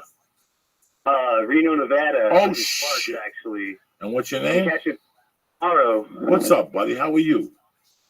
Not much. Just here at my house. It's my birthday, actually, today. Happy birthday. See, it's an honor talking to you, you bad motherfucker. I don't honor him. I'm a felon. He's a Jew. He should have been an attorney. He fucked up. And now look, I'm sitting here. How you doing, Lee? How you doing, man? Pretty good. My name is Arturo, by the way. Arturo, what's happening, my brother? What kind of work you do up there in Reno? He works at the Bunny Ranch. Oh, he does work at the Bunny Ranch? No. Oh. Do you? I had the Mustang Ranch close by. I've been there one time. Was it cool? Yeah, I met a black chick named Vivica. Had a good time. My friend actually talked me into it, but it was a good experience. Did they lick your asshole? Oh no, shit! That's I was lasting too long. The lady started freaking out. Yeah, you got to pay the extra 20. Be here for an hour. The extra 20. Like, tongue that little muffler. You better help me out, then. Arturo, they'll tongue that fucking muffler. You'll be hearing Spanish music in your head. You understand? I actually play drums, too. Okay, and that's what you do for a living? Actually. That's what you do for a living, my brother? Oh, I've been doing it. It's one of my passions. Or just one passion I have. What do you do for a living? For a while. What do you do for a living, Arturo? I work at a warehouse, actually. Okay, you're putting the pieces together. Yeah, I'm going to go to college soon. I'm still thinking majors because I'm interested in a lot of stuff. Listening to you and Rogan's podcast, all the other comedians. They hook me up a lot and just put the pieces on the table for me. I just I just want to make good choices and good heart. Everything I learned from you guys, it's amazing. You sound like a nice kid, man. You're young and Yeah, I'm really nice. listen, bro. You got the world by I the don't have a father figure, so I'm all over the place and stuff. All right, well, Lee's gonna be your stepfather figure. How's that? Lisa, yeah. And I'll be your uncle figure. And I'll be your uncle figure. You see what I'm saying, brother? It all works out, Arturo. Yeah. Having a father's overrated. You can have Lee for a part-time fucking dad. He's Jewish. He'll tell you Go about hang out and some investment. edibles with him. Yeah, Arturo. Arturo, you sound like a nice kid. Everything works out, my brother. You got a good heart. You're doing the right thing. You're not out there fucking So manipulating. you gotta do spread the love, man. Don't hold back. That's all you can do, man. We try it here every day. Yeah, this has been very interesting talking to you guys. So I love you, Arturo. I'm going to go back up to Reno. Don't forget to go see Felipe this week, cocksucker. Oh yeah, I'll give some candy too. I got some edibles for him. Okay, don't forget and tell him Uncle Joey sent you, right? Show, man, like a doctor. I love you Stay all my blessed. heart. You too. Happy Love New you, Year. Lee. Love you, Joey. Thank you. Two things. Yo, what's up?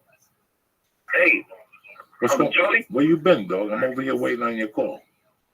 Oh, I'm sorry about that. I'm calling you from a truck stop in Kansas City, so my internet's a little slow out here. Jesus Christ, a truck stop in Jersey City. No, Kansas City. Kansas City. All right, don't buy the meth. I bought meth there at that truck stop one time. They sold me fucking vanilla ice cream. Don't buy the fucking meth in Kansas City, cocksucker. What's going on, brother? How are you? I'm good. I'm just traveling. I'm a driver. Okay. And usually I'm not up this late, but New Year's tomorrow and all that. So I thought I'd get to church live tonight, and so you can call in. So I thought I'd call in, let you know. I saw you back in 08. You opened for Rogan at the Addison Improv, and I've been a fan ever since. Man, thank you. That was a long time ago. That's a good fucking club. Yeah. I caught all the Beauty and the Beast, and been pretty religious on the church. Haven't missed one yet. Man, you're the real fucking deal. Thank you very much. But you guys keep me company on the road. I travel all over the country and stuff like that. So, but I just want to call and say, thank you. You go coast to coast? No, mostly east of Colorado and east. Okay. I haul beer.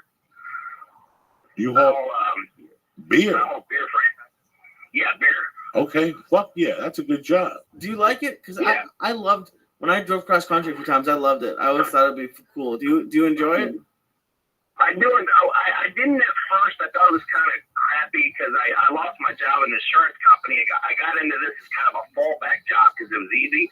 And I remember you talking about that on a podcast. You said that might be some of you'd be interested in. I mean, of course you're not going to do it, but yeah, I actually enjoy it. I mean, one day I'm in New Hampshire eating lobsters, and then the next day I'm heading down to New Orleans eating whatever's down there, and then I'm banging some chick in Kansas City, and it's kind of fun. I live on the road with my dog, and I got a storage unit in St. Louis where I keep a truck, like a pickup truck. So I go to baseball games and stuff like that. So I mean, at first I didn't like it, but I gotta be honest, I kind of like it.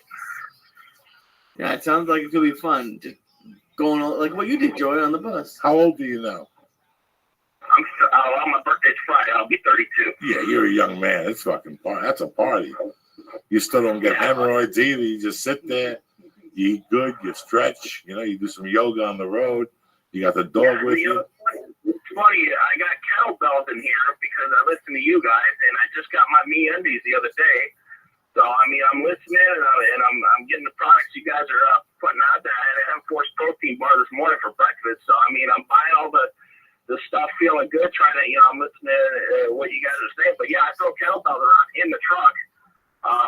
Sometimes outside the truck, but the truck is big enough. It's like an apartment on wheels where I can, exercise and do all that stuff. So, but I just want to thank you guys for everything. I mean, I don't know what else to say except thank you. Brother, I'm happy you called. Thank you very much. Be safe. I love you and happy holidays. But thank you for all the love and support over the years. Yeah, and you guys have a good New Year's. You too, brother. Bye, buddy. All right, I gotta get out of here. I gotta go do a spot at the Comedy Store. I got to tell you something. This is one of the most funnest podcasts I've had in a long time, talking to all the people from different parts of the country. This is what I wanted it to be. For some people, it might have been annoying. All over the world in China. Yeah, fucking people from China call. Who the fuck ever calls you cocksucker from China? But they calling you collect for some investment where they kidnapped your aunt, they'll trade her for a fucking white shirt or some shit. Anyway, man, I like this. I like doing this. Too. I'm going to try to do these twice a month. Listen, I like doing formats. I like the guests. I like the people calling in. I like myself and Lee. It's how we feel. It's how we roll by every day. We're going to give you a great show no matter what. Well, at least we're going to try to give you a fucking great show. This is what you guys have done for us. You make us be the best podcasters we can. So thank you, motherfuckers, with all my heart. I want to give the shout outs I did to, all the guys, whether you buy me undies or get a fucking vape pen or whatever, you're always helping us out. I want to thank you guys from the bottom of my heart. Whether it's a Hitty Sig or a Dragon TV or a T-shirt you've gotten, the Flying Juice stuff. And thank you for always supporting me from day one. Thank you for, having his back. We have your back, guys. And this is what we do, Lee, It's pretty awesome, right? Yeah, it's cool. Yeah. And we get high and Lee gets fucked up and eats 18 Subway sandwiches. But this is fun, Lee. What else would you be doing? You'd be at home right now doing what? On the phone texting. I pulled out the phone. In the fucking car. Listen, I was saying goodbye. He's not in the car 2 minutes. He's on the phone with her at the house. From the fucking apartment door to the car, he's texting about whatever the fuck, the macaroons or whatever the fuck, You should just cut her off at the apartment. We'll talk tonight when I get back. That's it. And I texted her one more time. He texted in the car. I'm getting in the car. You get 18,000 calls. I don't get no fucking calls. You always get phone calls. A call. You've been on the phone with her in the apartment. You walk to the car texting her, and then you get in the car and give her another fucking text. And if I don't say nothing to you, you'll text the whole fucking ride. Yeah, I miss you. Back and forth. Let's go eat taco. Who gives a fuck? I'll call you when I get back. Bye. Bam. The fuck? What type of Jew are you, cocksucker? A good one? 2015 is going to be a good year for you guys. Especially if you've been listening to the podcast. Maybe you pick up little things. You learn little things. I mean, I just learned this shit along the fucking way, man.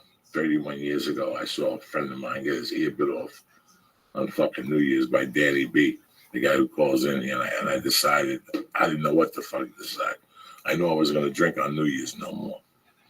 And we made it to this. But anyway, I want to thank all our fucking sponsors, On it, they've been with us since day one. Do I believe in On it? Fuck yeah. The Strong Bone has helped me. The hemp protein shakes have helped me. The hemp protein bars have helped me. The fucking New Mood has helped me. The Shroom Tech has helped me. When I get on planes, when I want more energy, the Immune has helped me. So am I not going to fucking sit here and tell you it hasn't helped me? Yeah.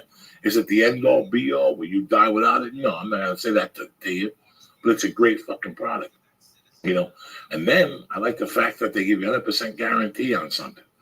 Who the fuck does that? American Airlines don't do that. Southwest don't do that. When you go to a supermarket and they give you a shitty fucking chicken, they might give you the $4 back, but if you wait it, they're not going to give you the fucking $4 back. How do you know it's going to be a shitty chicken? These motherfuckers don't even give a fuck. Tell them, tell me you don't like it, and they'll send you back your $40 fucking dollars. For the Alpha Brain. For the Alpha Brain. Somebody who does that, I got to do business with them. Because they'll let me know what they got is the real Hilton on Holyfield. It's not going to work for everybody. Maybe your body's a little different, whatever. Testosterone didn't work for me. It made me react differently. My doctor said he did it for 30 years. Only 2 people had the reaction I had. Everybody's fucking different people. Go to onit.com. Go to onit.com. Just look around their webpage. That's all I ever ask of you. Just look around. Read what they got to offer you. Go to Onit. If you have a doubt, just order the fucking Alpha Brain. Start there. If that works for you the next month, try the New Mood. If that works for you, try the Hemp Force protein. But try it. Don't just fucking sit there. Go to onit.com and press in. Church. Boom! CHURCH. And get 10% off your first order, whatever the fuck you order it. And then you know what you're going to do? You're going to do the Stay On It program. Where you just stay on it. You give me your credit card, whatever the fuck you want to give them, and they'll mail it to you once a month direct to your door. You don't got to leave. You don't got to go to CVS and get protein powder. None of that shit. That's how we roll, all right? So Merry fucking Christmas, Happy New Year. It should start with fucking on it. Iron Dragon TV, are you fucking kidding me or what? What are you gonna do tomorrow night? So you're gonna go on, you're gonna get your dick sucked, you're gonna get drunk, you're gonna wake up Thursday morning dehydrated. What are you gonna do? You're gonna binge watch television. Start with a kung fu movie. Why not? Why not? You might as well learn a fucking flying sidekick. Go to Iron Dragon TV. They got all the movies you're looking for. Even if you haven't seen it, just scroll. All I ever ask is for you people to go and look and then make your fucking decision from there. All right? Go to Iron Dragon TV. See what they got. Whether it's the Jet Li movies.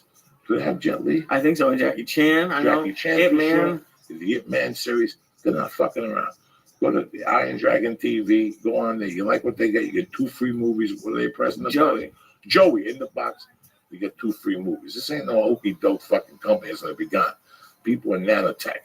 All right, they sponsor Tim Kennedy. That's what my man was doing. Tuesday, if you're in Las Vegas, you ain't doing dick. On the 7th at 2 o'clock. Wednesday, the 7th. Wednesday the 7th. I'm sorry. 2 p.m. 2 p.m. Go to the CES show, the Convention Electronics Showcase, correct? Consumer electronics. Consumer Convention. I got no. It's booth 15423. That's it. 15423. Say hello to Tim Kennedy. Ask him about fucking shooting people and shit, dropping grenades on motherfuckers. And he'll let you know it's crack-a-lack. But before you do that on Wednesday, do me a favor. Tomorrow, you're going to be sitting there, or Thursday, you're going to be sitting there watching all. Do me a favor. Go to Iron Dragon TV and get 2 kung fu movies on the fucking line. Joey, right? Who's better than you? I love you, Dave Foley, cocksucker. Number 2, Dave Foley owns this thing. He's a bad motherfucker. MeUndies.com. While you're sitting there with those rotten fucking underwears that look like somebody finger banged you with a fucking pin finger. Why are you doing it? Why are you doing that to yourself? What is a hip finger? I don't fucking know, all right? This is not a joke, people. You know what the feeling of is putting ratty old saggy fucking underwear on? You don't get no self-confidence. When your underwear suck dick, you suck dick. Think about it. When your underwear suck, you fucking suck. You're not preppy. You're not jumping up and down. You just fucking existing like a movie. Do me a favor. Yeah, that's why. I wore my motherfucking MeUndies today to the park. It was freezing. I said it's freezing. I went to do kettlebells. I put my MeUndies on under the fucking shorts.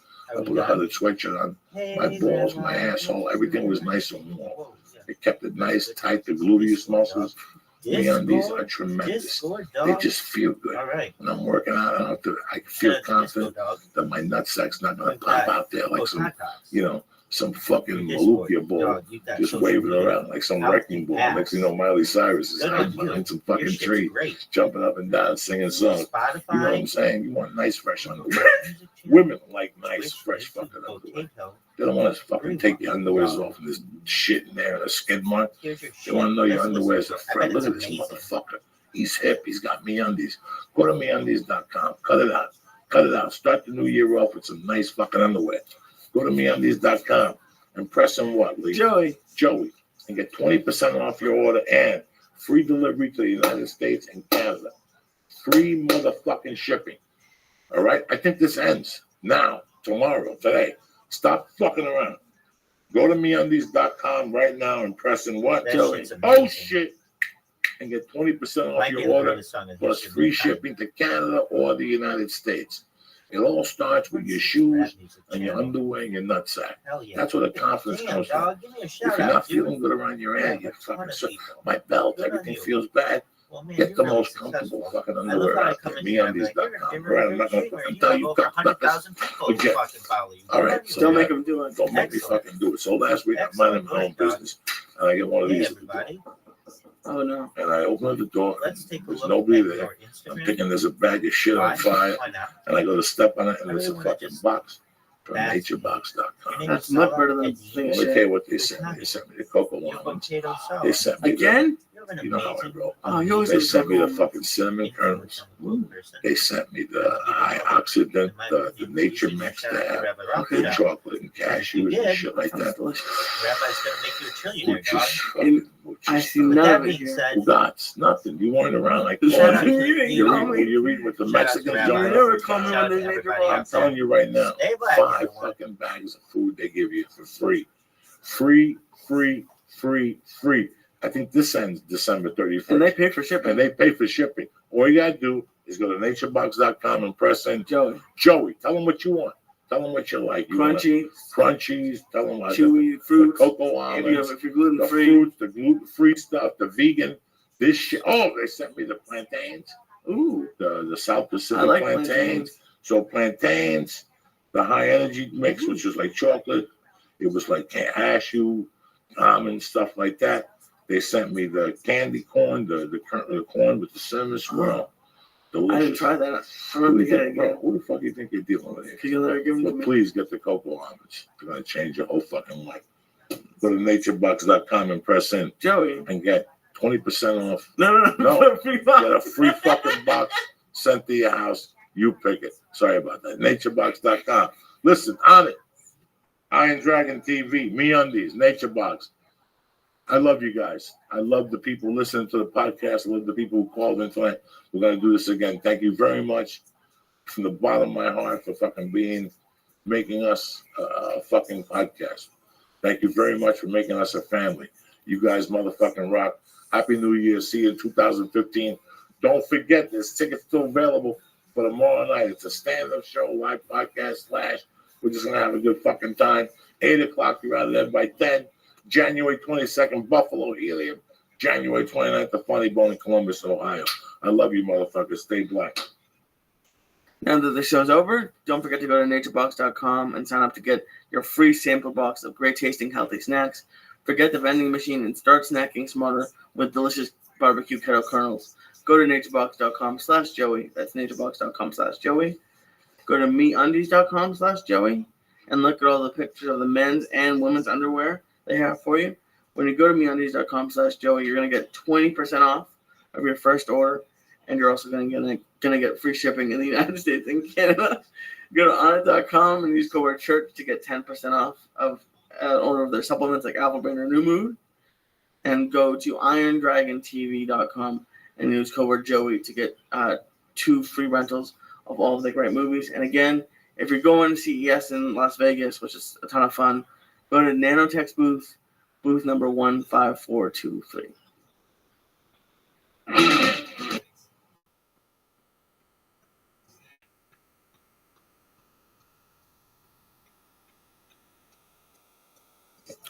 This show is brought to you by Onnit.com. Go to Onnit.com and use code word church to get 10% off of all their great supplements. Alpha Brain, New Mood, ShroomTech Immune, ShroomTech Sport. Joey uses a strong bone a lot. Check it out. Use code word church and get 10% off. Also, go to hitecigs.com. That's hit the letter E, cigs.com. Better tasting, longer lasting. The proof is in the vape. They have e-cigarettes and e-cigars for you. If you're looking to quit smoking in the new year or tone it back, they have different levels of nicotine. So you can go from 24 down to 16, 8, hopefully down to 0. Hit e-cigs. The code word is Joey's Church, and you're going to get 20% off.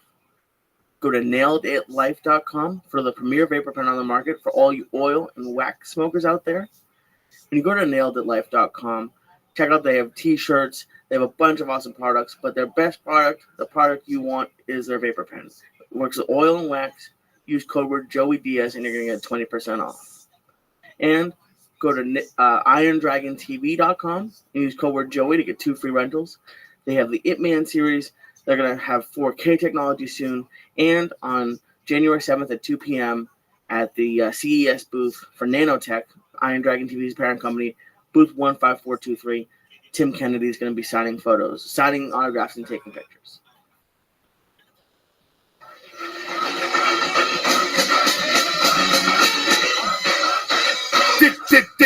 Oh, shit. Oh, what? Oh, shit. We're back, motherfuckers. January 5th. Oh, shit. Another winter. Sound of the fucking drummer. Get up, wash your pussy, motherfucker. It's a whole new year. I don't want to hear you fucking grind this shit. This is your year from the start. It starts today, motherfucker. What? Oh. What? We got to fight the power that be. Get up. The power is you. Fight that motherfucker. Wash that pussy. Wash that asshole. Powder them balls. Shine your shoes. Brush your teeth. Comb your hair. Get out there. The church, motherfuckers. What the fuck is going on? Get up, you filthy motherfuckers. Happy New Year. It's 2015. When in reality, it's just another day and you got a motherfucking job to do. Get the fuck up, motherfuckers. Write your goals. It starts today. You're going to quit smoking. You're going to do this. You ain't going to fucking blow kids behind the fucking amusement park no more. It all starts motherfucking today, bitch. It's a new year. Put that behind you. It's a new year. That's it. These motherfuckers make a new day. It's a new day. It's a new day and you're getting a second fucking chance.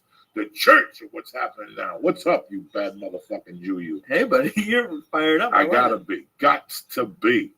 It's a whole new fucking year, and I gotta let these people know that that's it. The fucking game is over. You've been putting shit off for too long. And that's it. I'm excited. It's a fucking whole new year, whole new set of rules. I love it. But in reality, again. It kind of hit me this year for the first time. I'm like, wait, it's just another day tomorrow. It doesn't feel any different. No difference.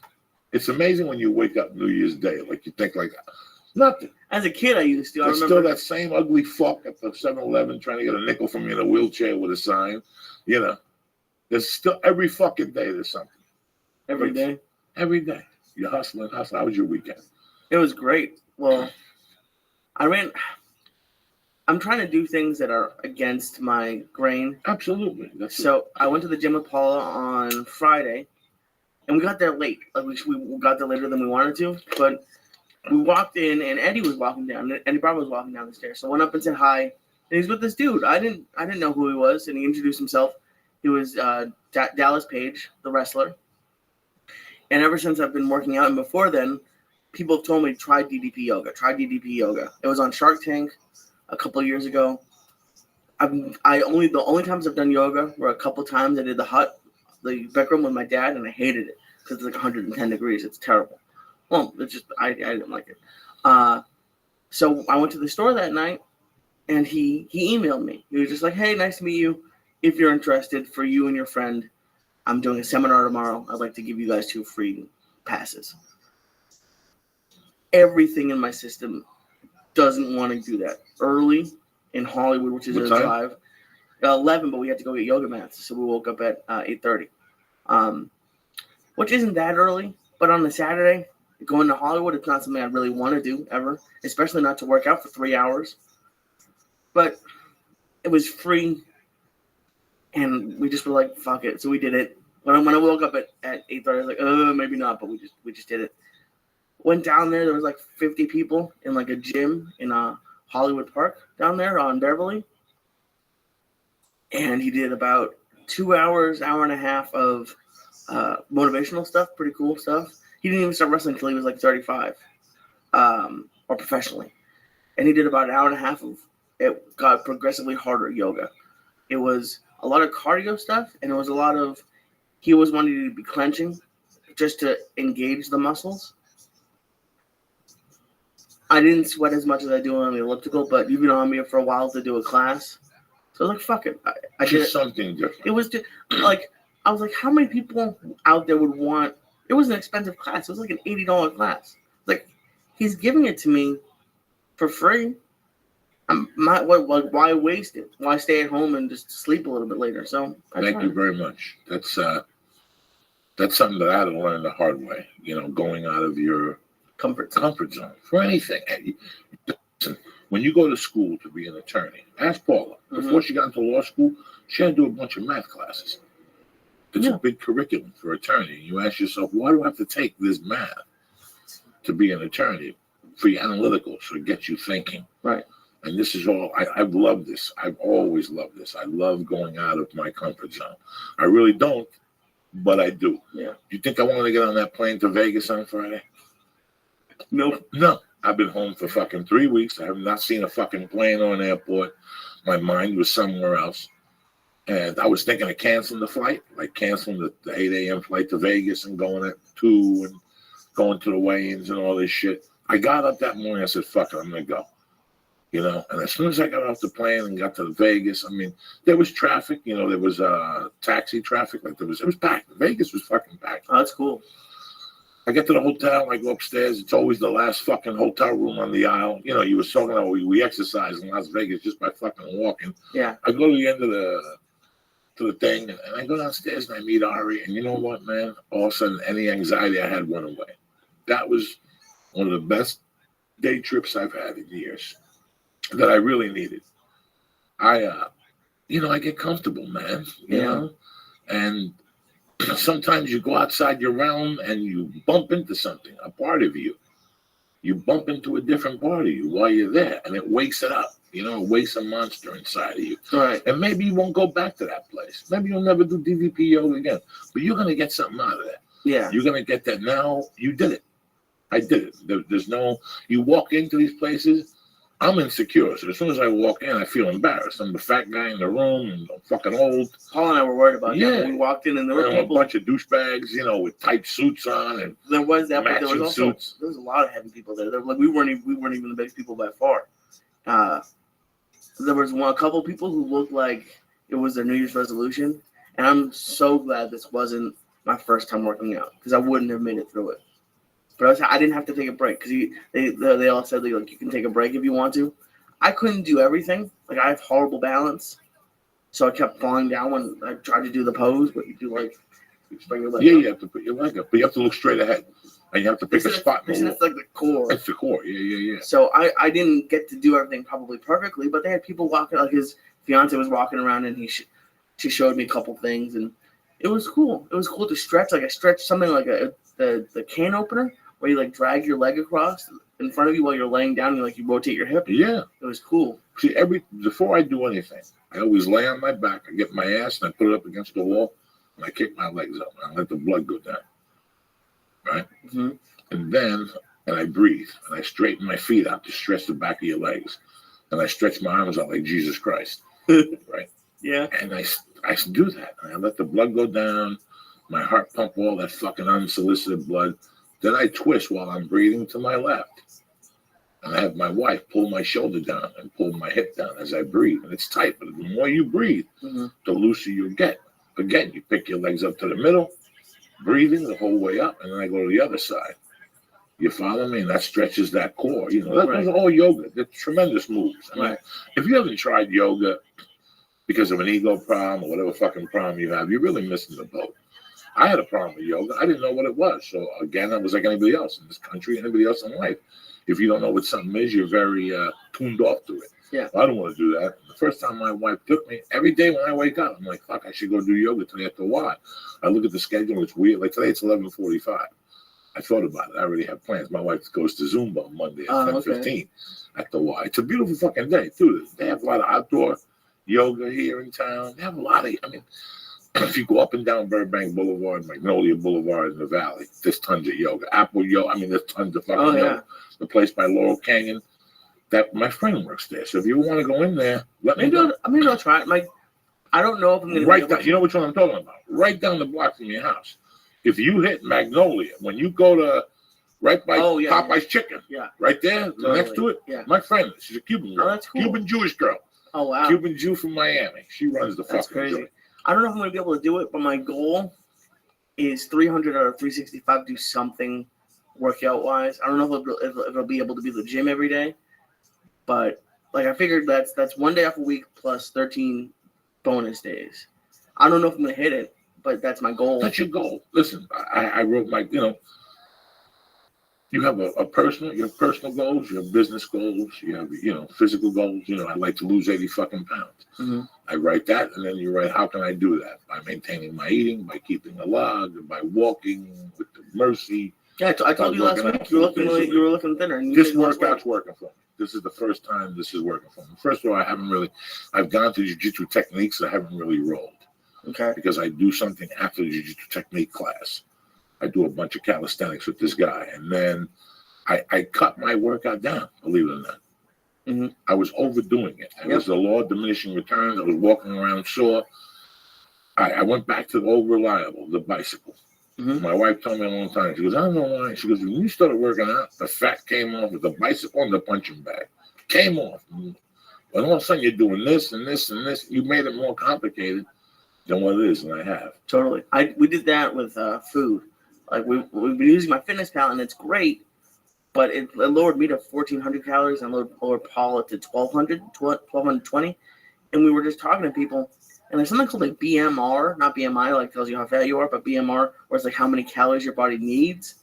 So they have this formula where it's like that plus your workout calories minus 500. You got back so now in. I Sorry, got like I couldn't 1,900 discuss calories. anything with you. And I haven't had this much in Whenever months. it was, And I've been losing I was weight. in the middle of it. It says like Somebody had just called me on.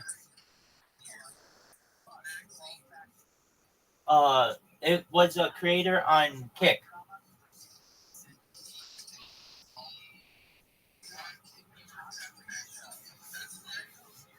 How have you been?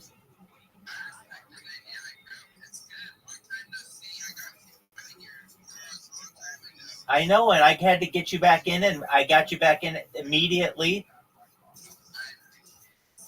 Wait, immediately upon my understanding that you were kicked out. I know, I got you back, though. I saw your message. Dog, I saw your message, and immediately when I saw it, I went to the admins and I said, could you please allow Ass Munch back into the the Discord, the fucking Telegram, and they let you in right away, and I messaged you back. It's been a few days since then. I'm glad that you're here. How are you? Well, yeah, I want to know, dog. Let me know. Dog, that'll get you every time. I don't know if you're allowed to send links unless you're like a trusted admin. Right, I know. I've sent them, and when I first started, like in the community, I would say like within my first month, they might have booted me a couple times, but I got back, and then but once they know you, and if you participate in the chat often, they're not going to boot you. But if you're just randomly here and you just put a link, yeah, you're going to get booted.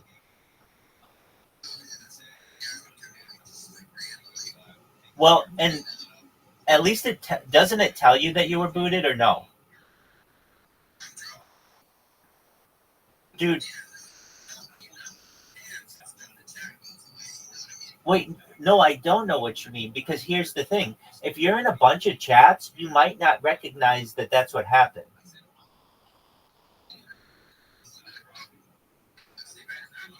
Heyo. Okay, well,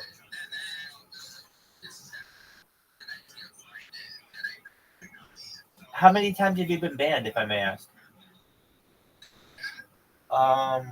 Yeah.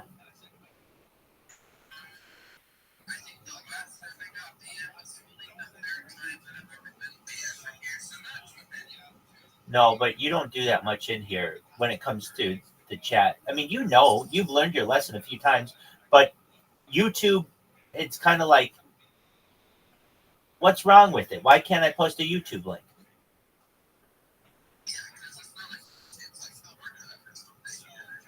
Well, so the reason, because I've asked a few questions about this, because I've been here now more than a year, and it's like, I don't want to be an admin though. I mean, there's one reason why I want to be an admin, and that's to unban people. That's the only reason. But aside from that, I don't really have the desire to fucking be an admin.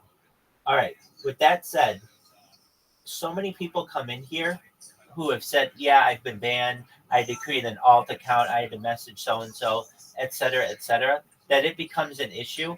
And I think that we almost hurt our own community because we banned so many people, in my opinion. And I would also say that the thing about the links is because they don't want somebody to put a drainer link in there. And so, as you know, you can alter a link just slightly. And once that's done, there's the potential that it could be a drainer link.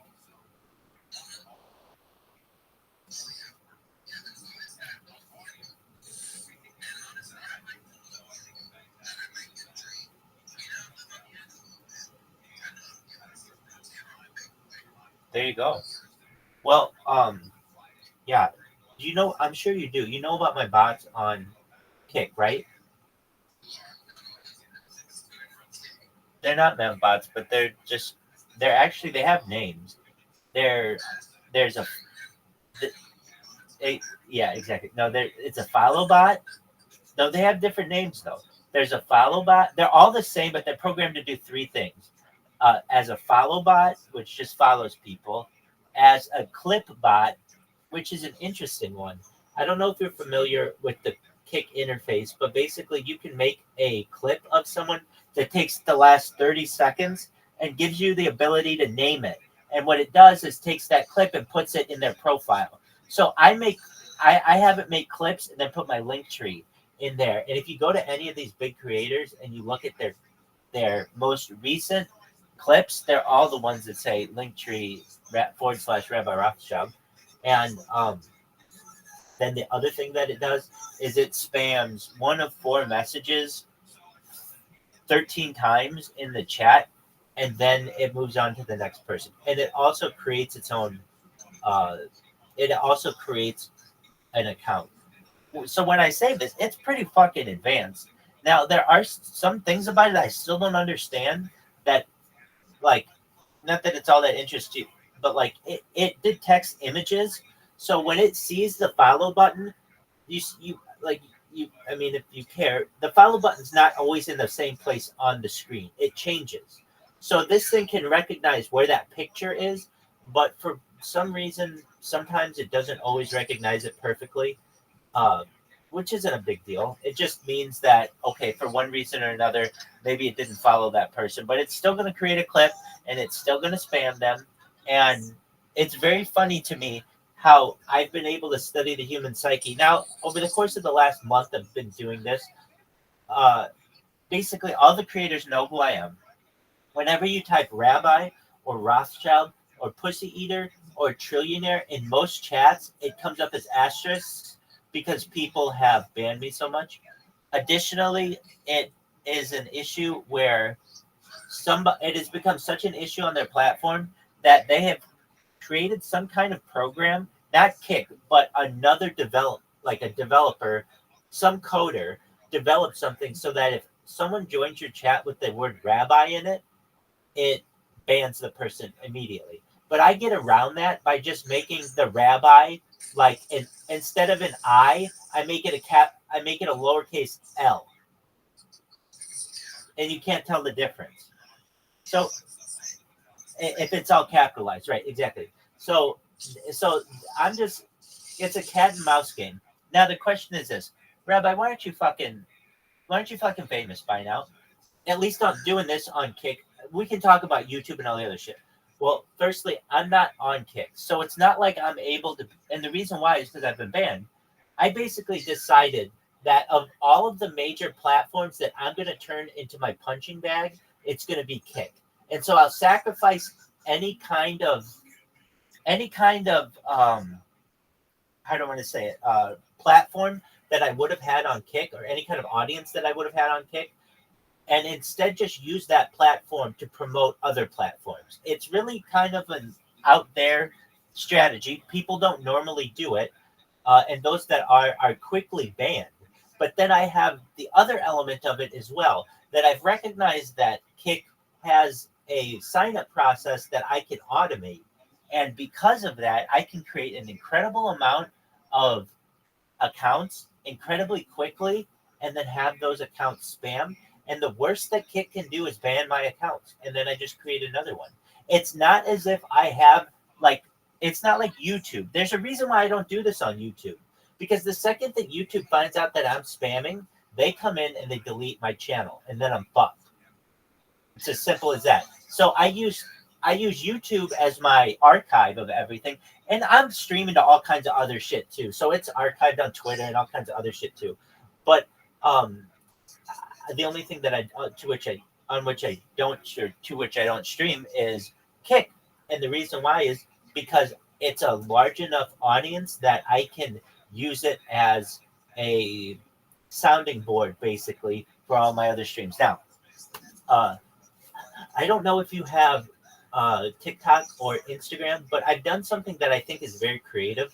If you have the opportunity, go to Rabbi Rothschild on Instagram, just like my name, or on TikTok, Super Rothschild. I have Rabbi Rothschild on TikTok as well, but it got banned a long time ago. If you look at either of those accounts, you'll see that I post shout outs to every single creator on Kick. And I thought this was really smart. I just went to the biggest creators on Kick and just went down the line and I do shout outs to them. And what I do is, it's not just a shout out of my face. What I do is I screen record my phone and I go through all their social media and I just, say complimentary things about it. And then I've also done it so that you can see the captions. It's looks like legitimate social media. Like, I'm not saying it's the best thing in the world, but it's something that people are starting to repost, and they're starting to like. And I'm making, or I don't know what you call it. They're not friends, but they're following. Like the bigger creators, some big creators are following me. And then that causes other people to start following you because it's like, okay, so and so is following you. Like this morning, I was in that call, and there's this girl, Ali Boba, a very attractive individual. I made her a video. She commented on it, and she started following me. And someone this morning was like, "Oh wow, how'd you get her to follow you?" It's like I just made her a video, and she started following me. And then the people who were in the call thought that was really cool. They immediately followed me because they found out, like, oh, okay, other people follow. It just, it just plays on on human psyche. But yeah. So I've been doing some more interviews. I was on a podcast yesterday, and it was interesting.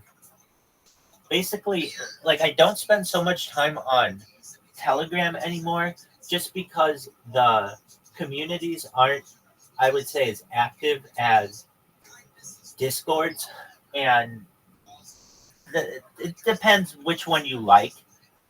I like both of them, to be honest with you, for different things.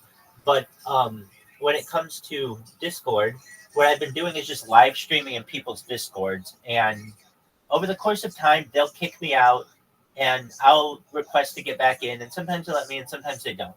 But it's all what's called mere exposure effect, which is just by my mere presence there, it's free advertising, essentially, and people are reminded that, oh, this person's out there, or it may cause them to look me up or whatever. So I'm getting a little more social media juice. I would have thought that these bots would have just been the biggest fucking thing ever on Kick, which they have been. Everybody knows about me and such.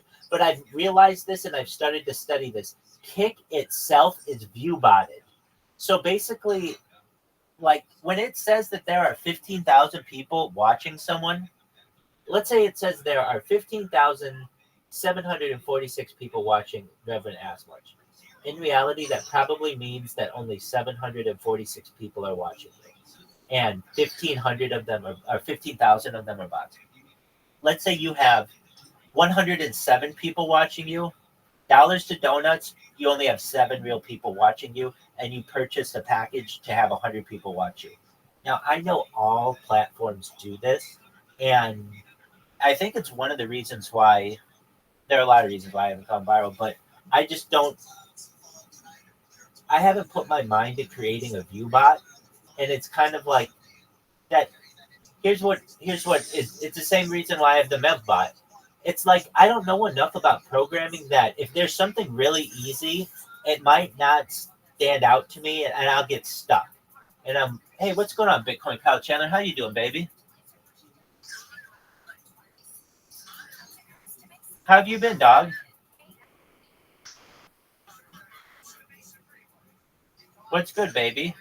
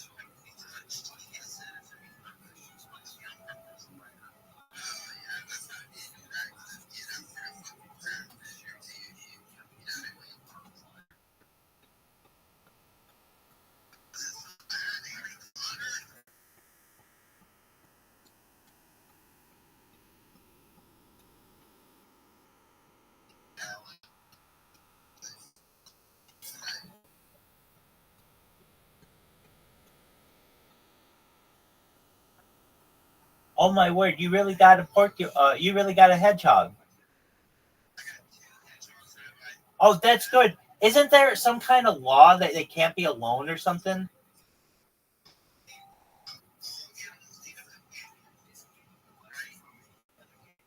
To some extent, yeah.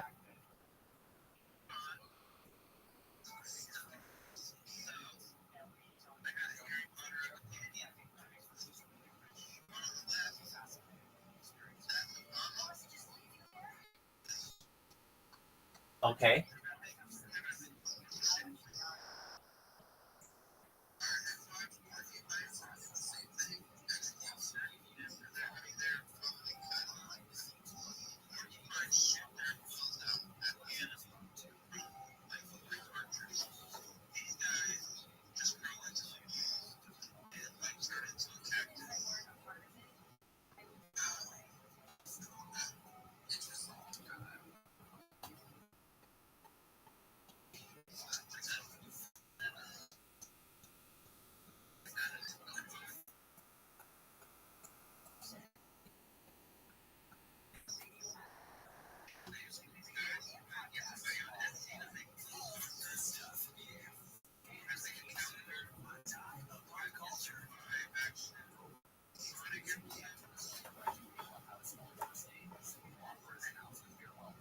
All right. So one of them, the girl is named Obama. What's the boy's name? Oh, okay. I gotcha. And then that's why you're saying it's not like Daniel Radcliffe. I gotcha.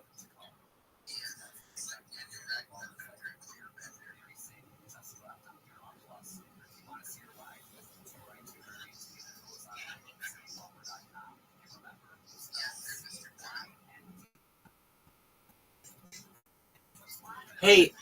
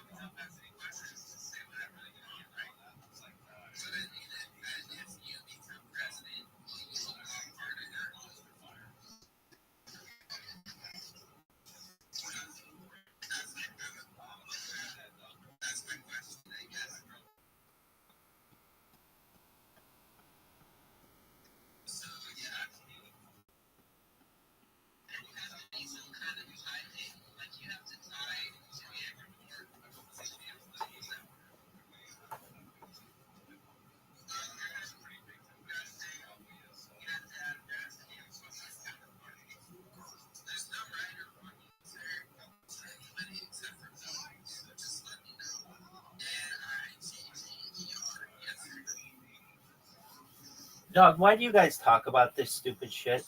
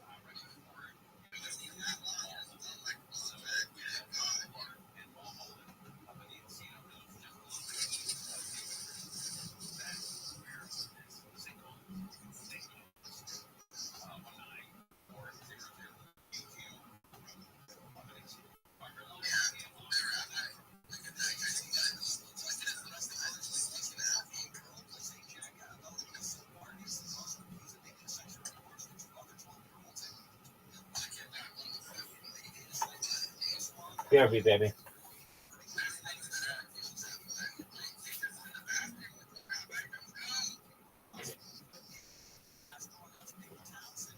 I'm not going to the bathroom.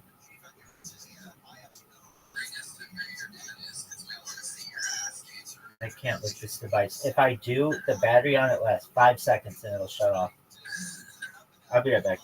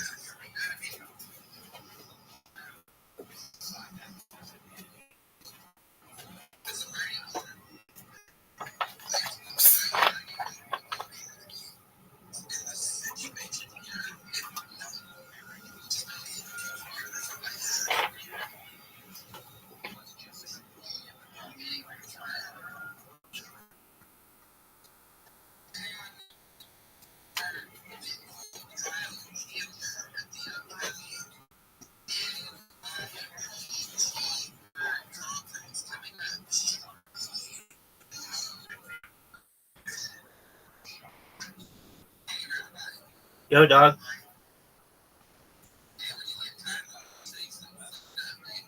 Okay. Absolutely. I appreciate it, and I appreciate your openness. I'll let you know when I have a second. I'm watching one of my robots, and I want to see where it gets fucked up. Once I fix it, I'll do your thing.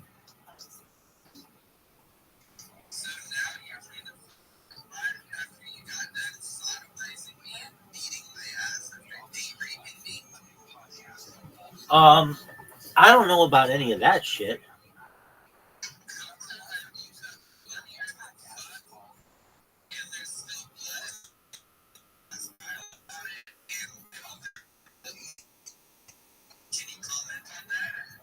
Yeah, dog, you had a hell of a Thursday night.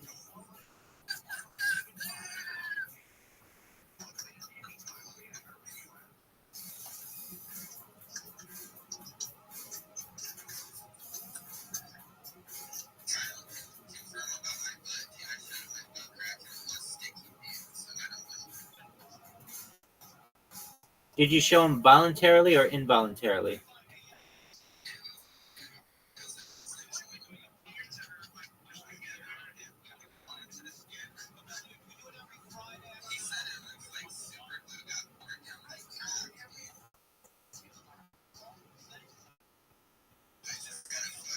Doug, is there a reason why you're so sexual?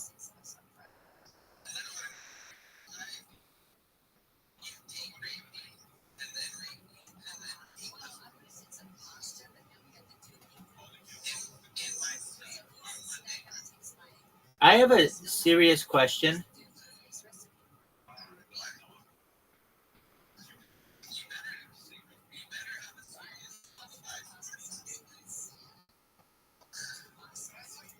Was the girl that you were, or not even her, have your sexual partners been like extremely sexual, or have they been the opposite?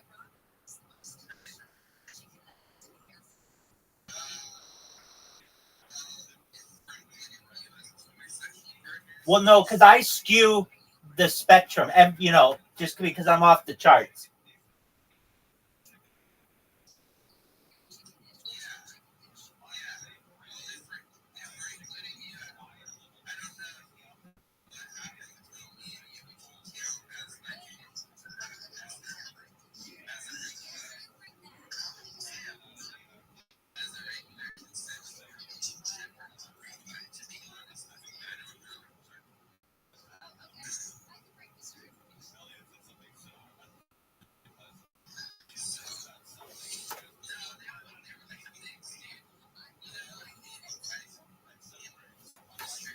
Okay, I figured that. I mean, honestly, if you were to ask me, do I think that ass munch? I just would say you're probably hornier than your average person.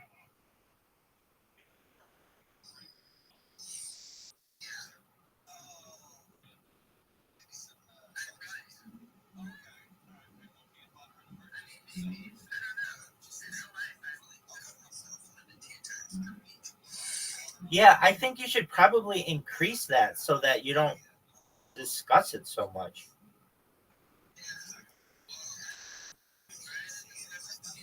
Dog, you discuss it all the fucking time.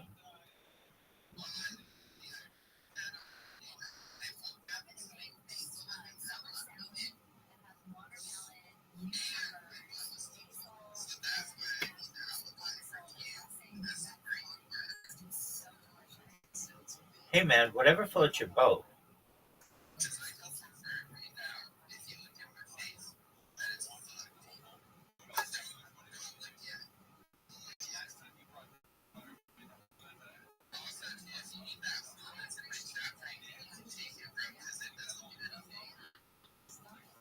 It keeps your chat alive.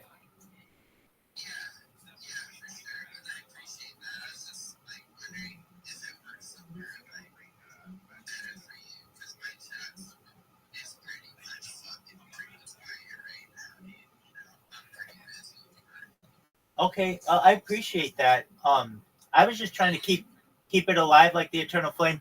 The thing is with it, it's on a device that I can't use the camera or the microphone because if I do, it like crashes the app. I don't understand why, but after like 5 minutes, it'll just say this Telegram is not responding. So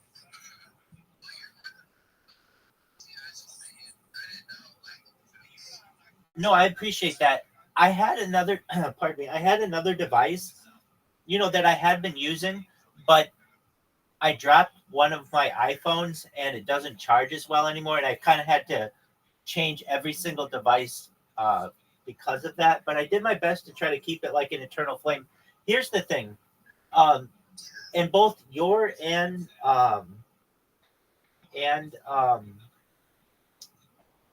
just a moment, Apollo's chat is it'll be really popular for like a night and then no one will talk in it for like a week, and it's difficult for and why is that? It's just that the communities aren't that large, and that's okay. I mean, they're not, you know, all that. I don't want to say they're not that active, but I don't know. I mean, I think that kind of things are hit and miss with these kind of communities too. I can tell you this: Harry Potter has been quiet as well in comparison to what it has been in the past, and that doesn't mean that we still don't get a lot of people in here. But I think people have their own projects too.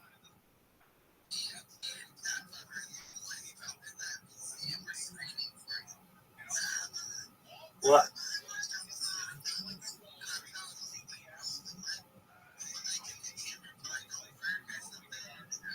no, they do. They're on an iPhone 8, and an iPhone 8 has a really, really like bad speaker, and so I mean I can hear you. I'm not saying I can hear you at those times. Whenever anyone yells for me, I do my best to answer them, even if I'm asleep or something.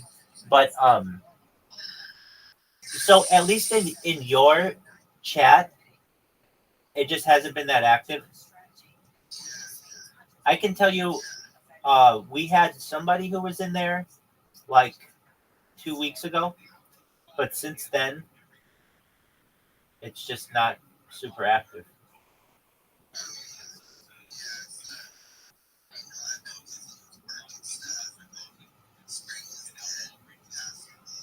Well, no, I was gonna ask, have you heard from her?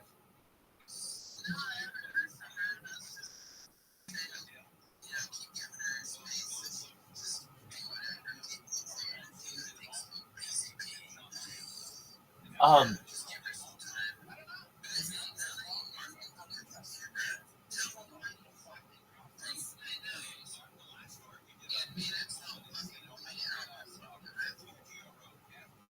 I don't recall doing this.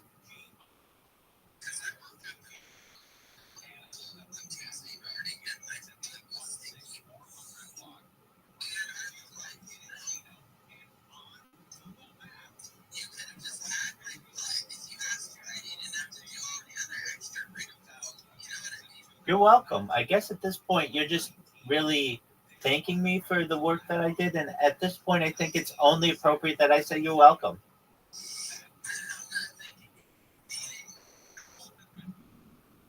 That's not what you said. Hey, so long as I had consent, then solid, dog.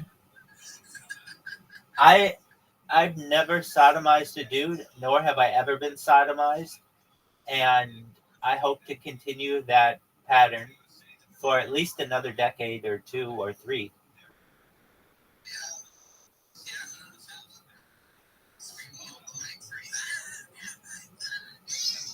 Cool, dog.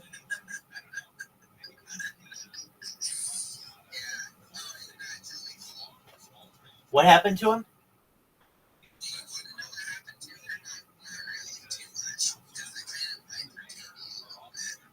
What happened?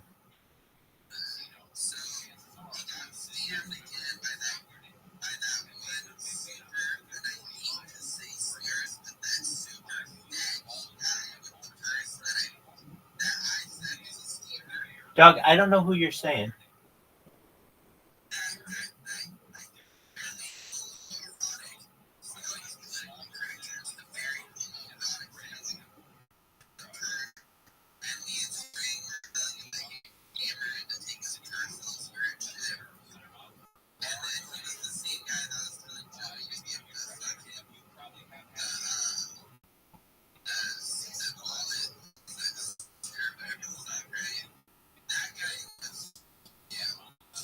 What was that guy's name?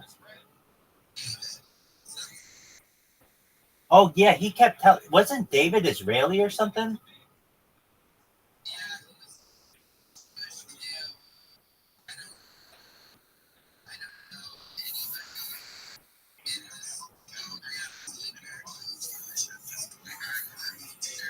I can. I am. I can trace my mother's lineage back to the Bible.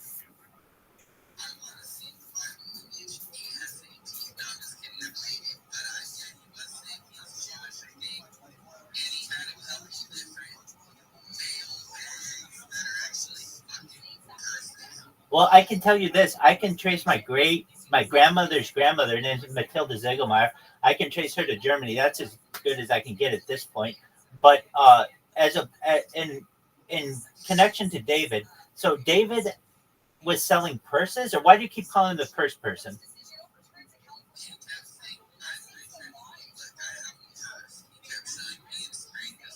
Dog, I would have remembered seeing a purse. Okay, so there was a guy showing a purse in your TG, in your VC.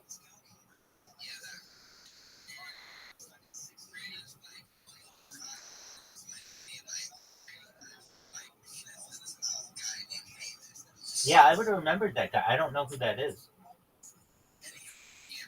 Oh, but I do remember this. I remember Joe referencing him, but I don't think I ever met him. Okay, so David came in and scammed Joe.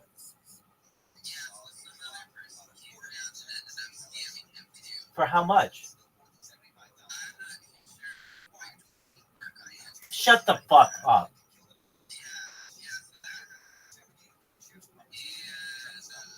Dog.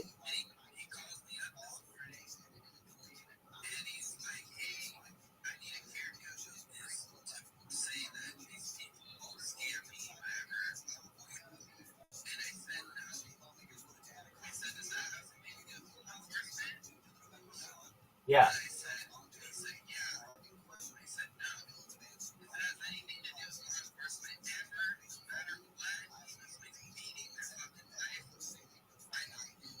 Good on you.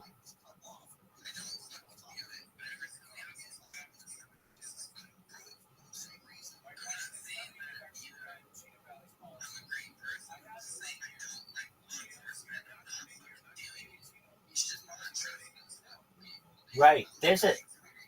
You're absolutely right. There's a saying, if you have a problem and you call the police, now you have two problems.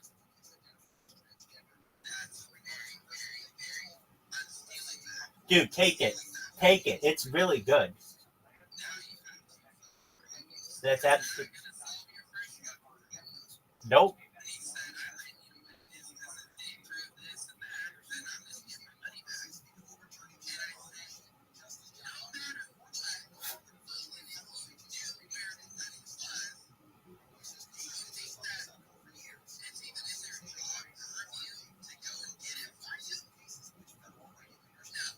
Right.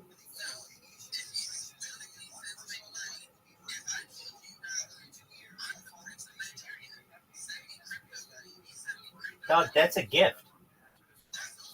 Right. Oh, totally. Totally.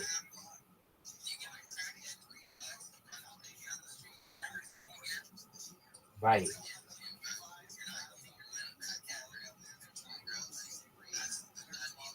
Right. Well, I mean, it explains a lot. Look, I don't want anybody to get scammed. I just, I think living honestly is a good thing. But you're kind of asking for it when you've been scammed like what, twice in 2 months or something. Actually, 3. He had another scam when he met us. He was like, "Hey, I need your help getting back at these people." Do you remember that? And I'm like, what? Remember, he was gonna have Ducky.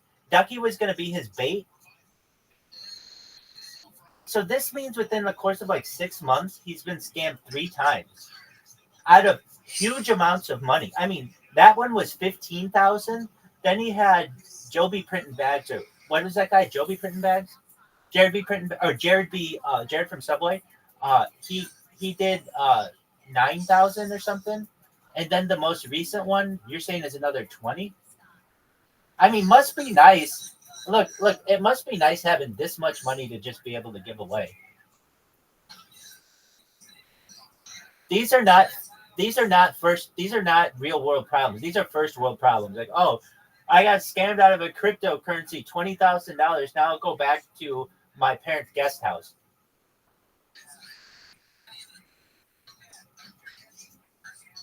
Yeah, you're exactly right. Oh, Doug, that ruins most people in the United States easily. Yes, you're exactly right. Well, good on you for rejecting that. I don't even know what you would say It's not like you were there, and it's not like you, dude. And you're just gonna tell them, or if you were, you would just tell them he gave them this money. What do you want me to do?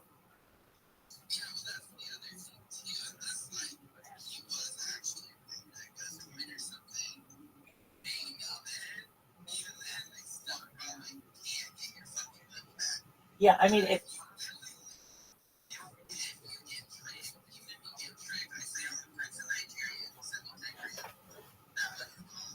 right. Oh, totally.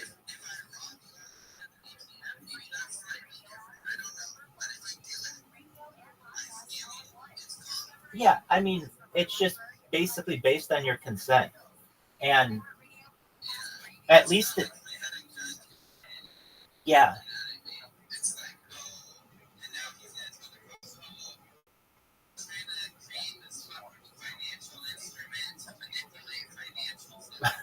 right.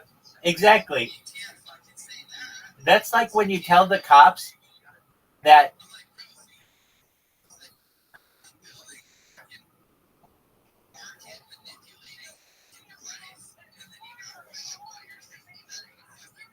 right, that's like telling the cops that someone stole your drugs.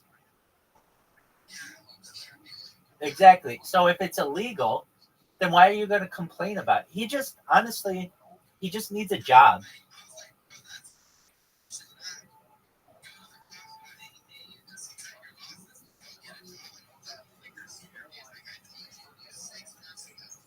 Yeah, not illegal. Or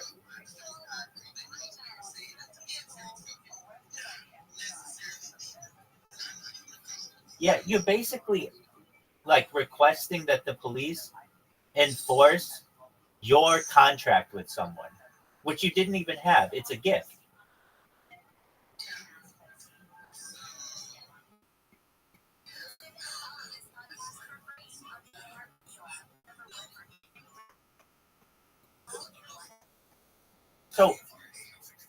So David ran off with his money too.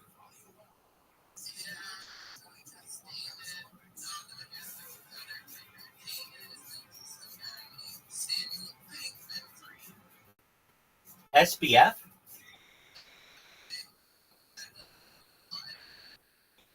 They like went to jail and everything, and they had like a whole sex. What did they call it? Like a polyamorous relationships at their work and everything.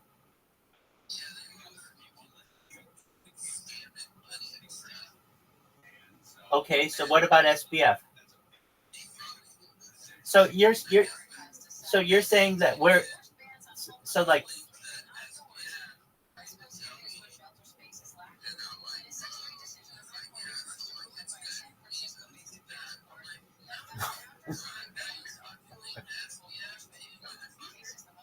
well,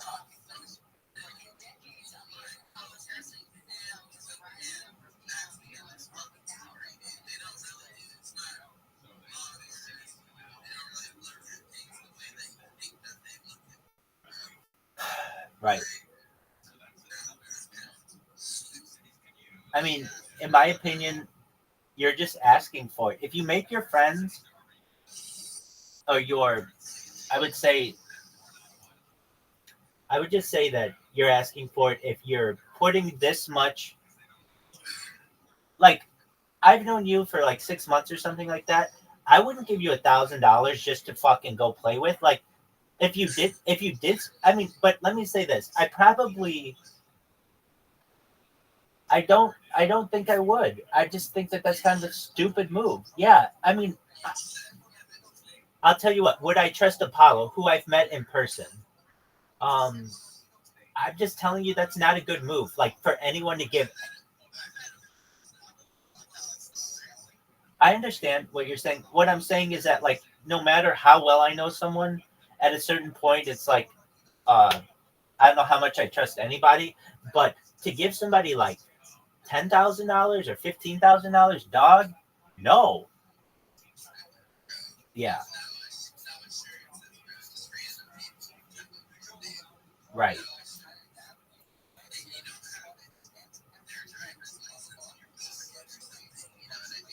Right.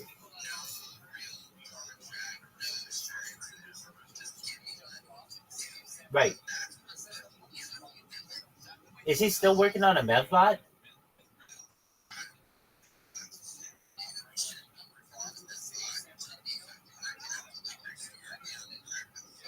No, not the liquor store. Anything else but that, because he's got a substance abuse problem. But he should work at somewhere else. He could work in tech, and he could work remotely.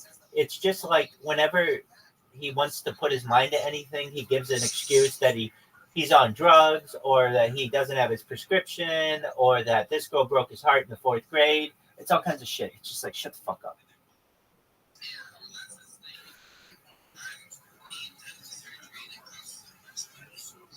Right.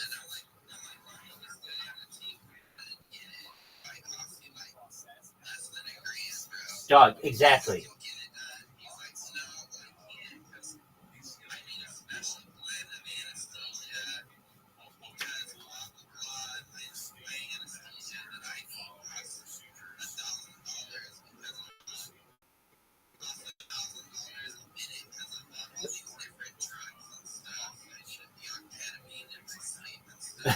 Shut the fuck up.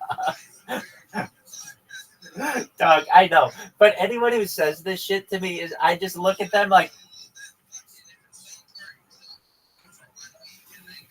exactly. I was just gonna say, you mean to tell me that basically ketamine, a drug that about which no one knew for the last, like, until the last 20 years. So you lived like the first 15 years of your life absolutely fine. You've only been on this shit for 3 years, and you're telling me that you need like a constant drip on it, or your systems are gonna shut down? Dog, you're absolutely right, but you just raised a really important point.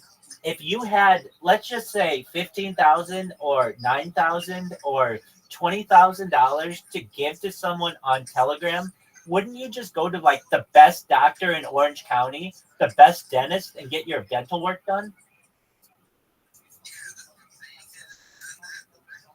Absolutely.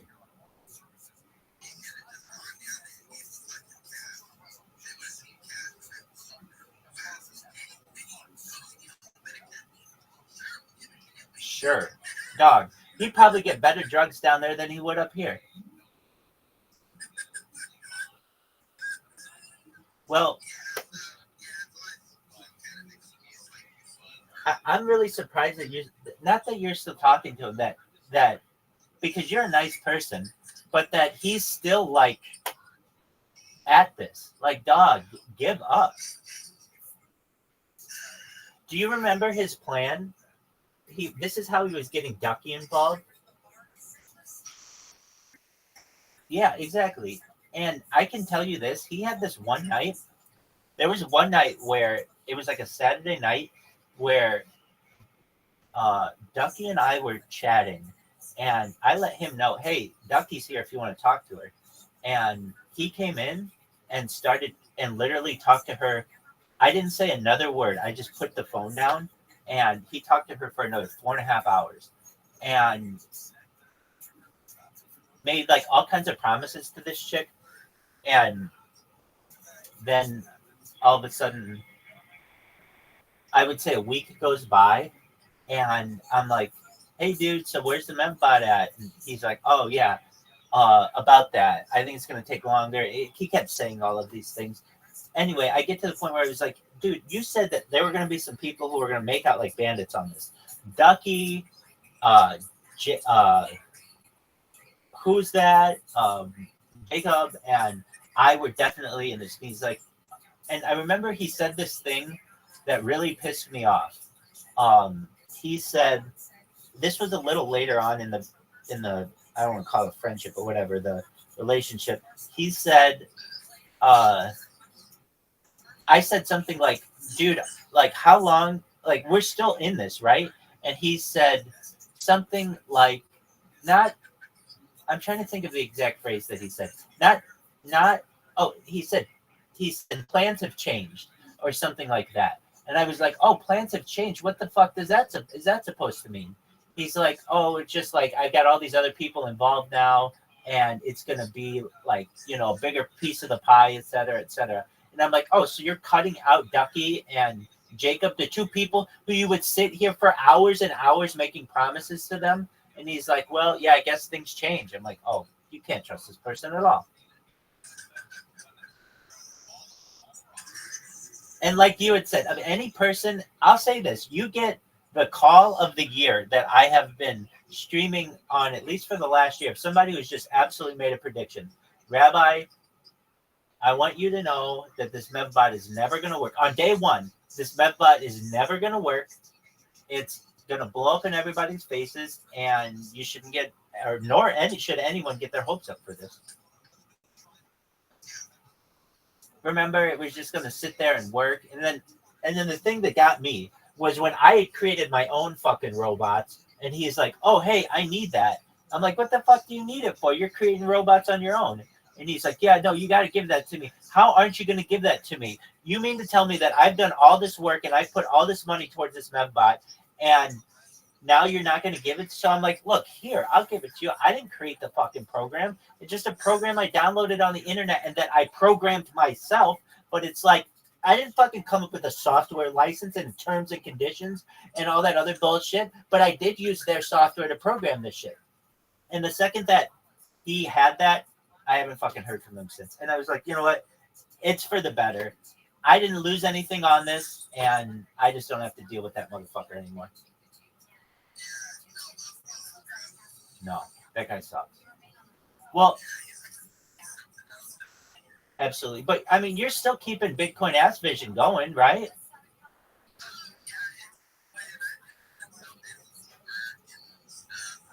Have you spoken to Apollo recently?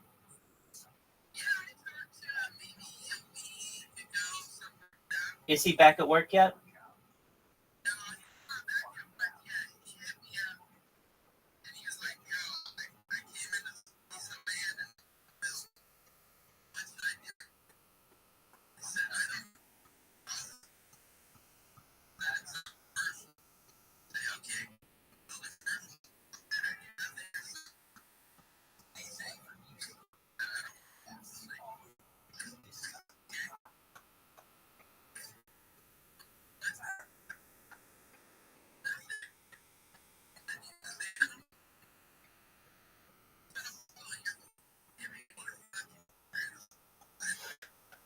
Dog, why doesn't he lease it?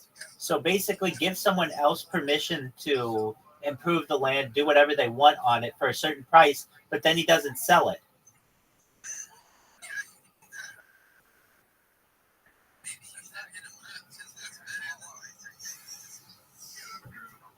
Okay.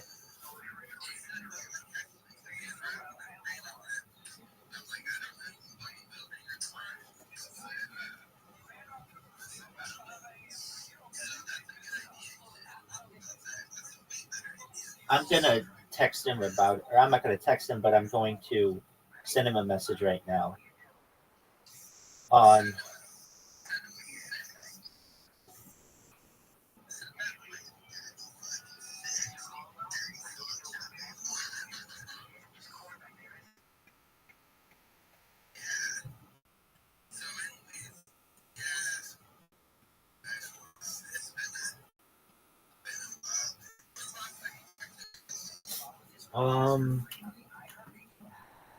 when you guys contacted me.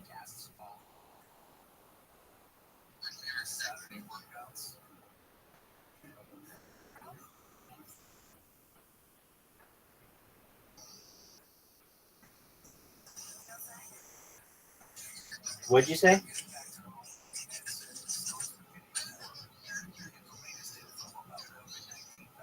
It was the last time that I spoke to you.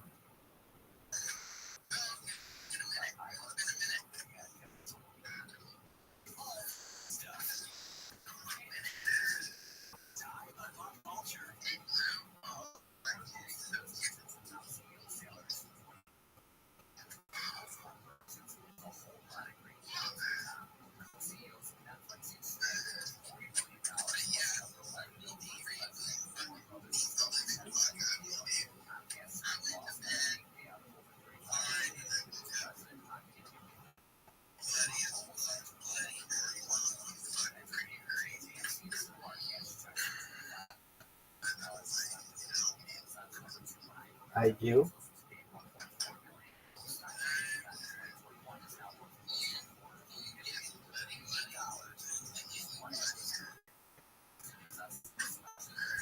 It happens, dog. Is Cat Lover your friend?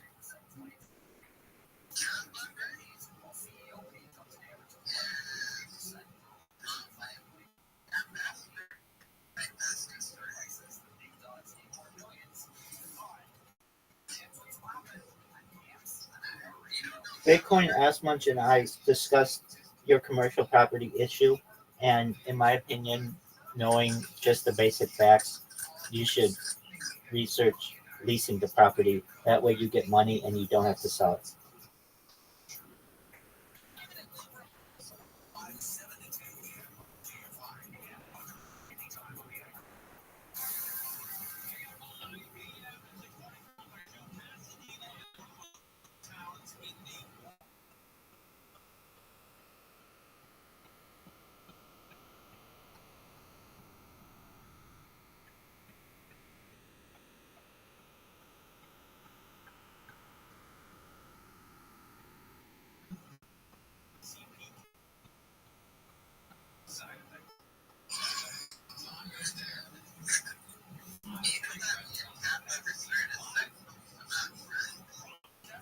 Well, I anticipated it.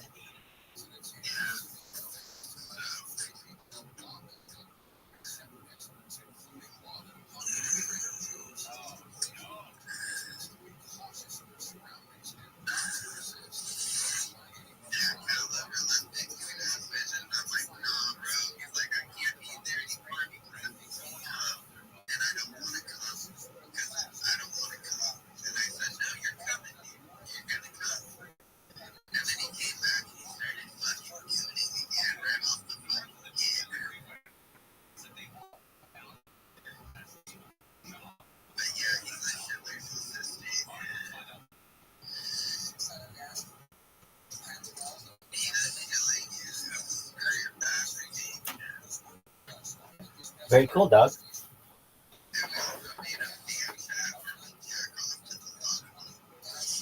Hey, it happens to the best of us.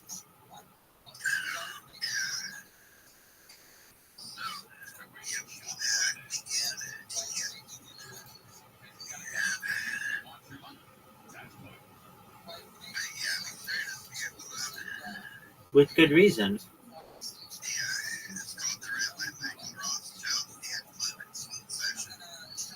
Cool, man.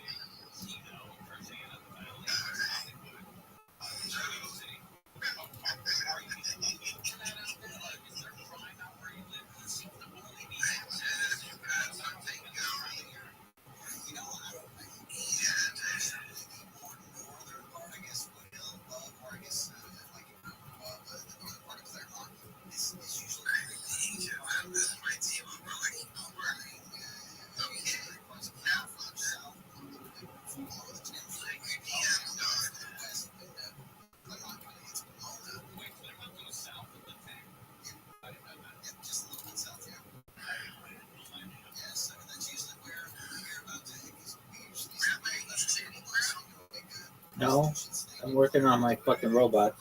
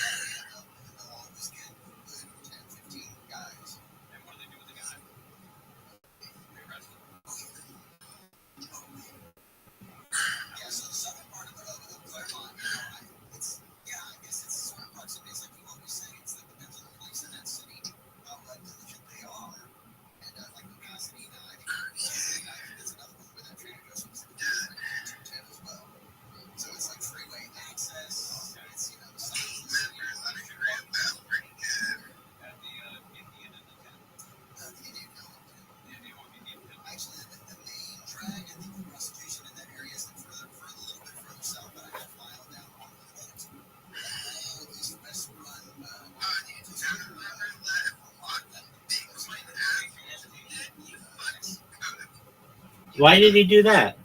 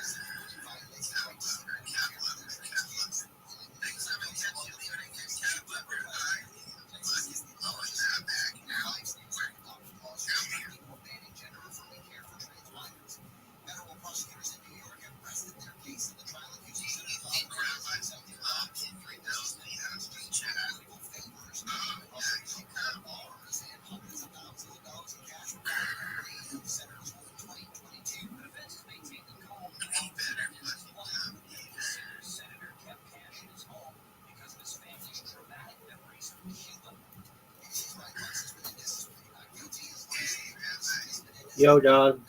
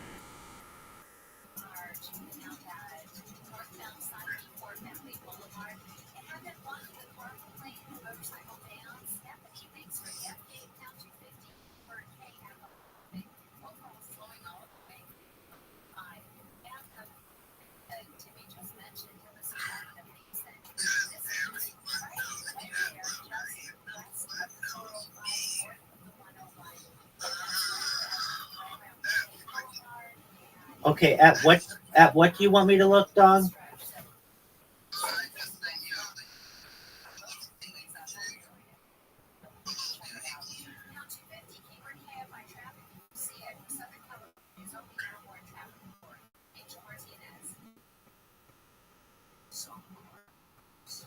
Is it the cat lover thing?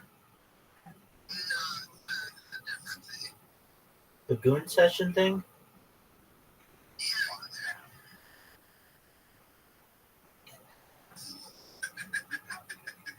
What is it? Just Rabbi going at it allegedly?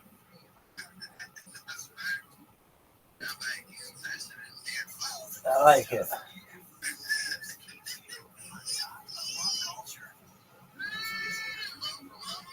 Thanks, baby.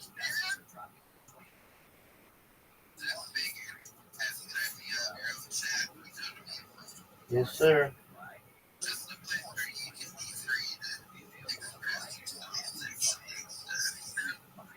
Much appreciated.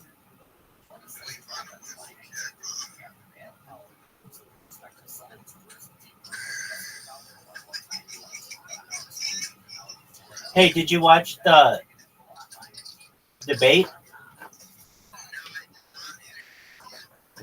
Yeah, I watched it along with like 1,000 other people on Kick.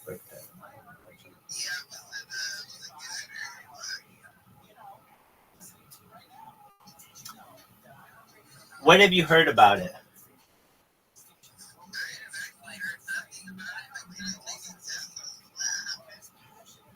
Go ahead.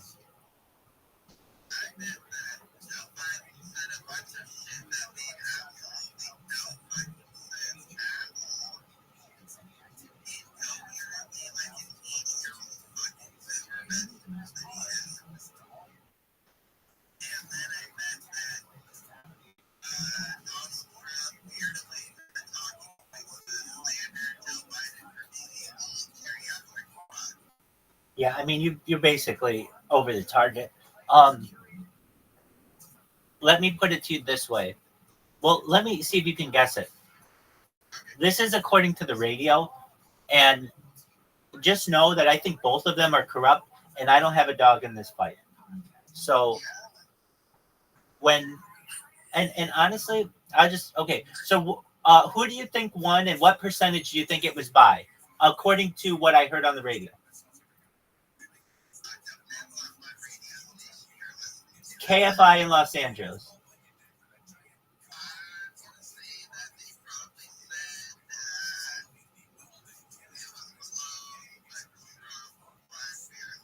Okay, they're saying Trump won, which is a surprising thing to hear. Yes, but what percentage do you think he won? What was it? Was it like 51-49?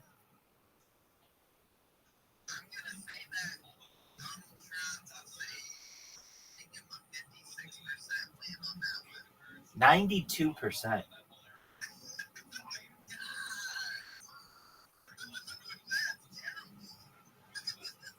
Dog.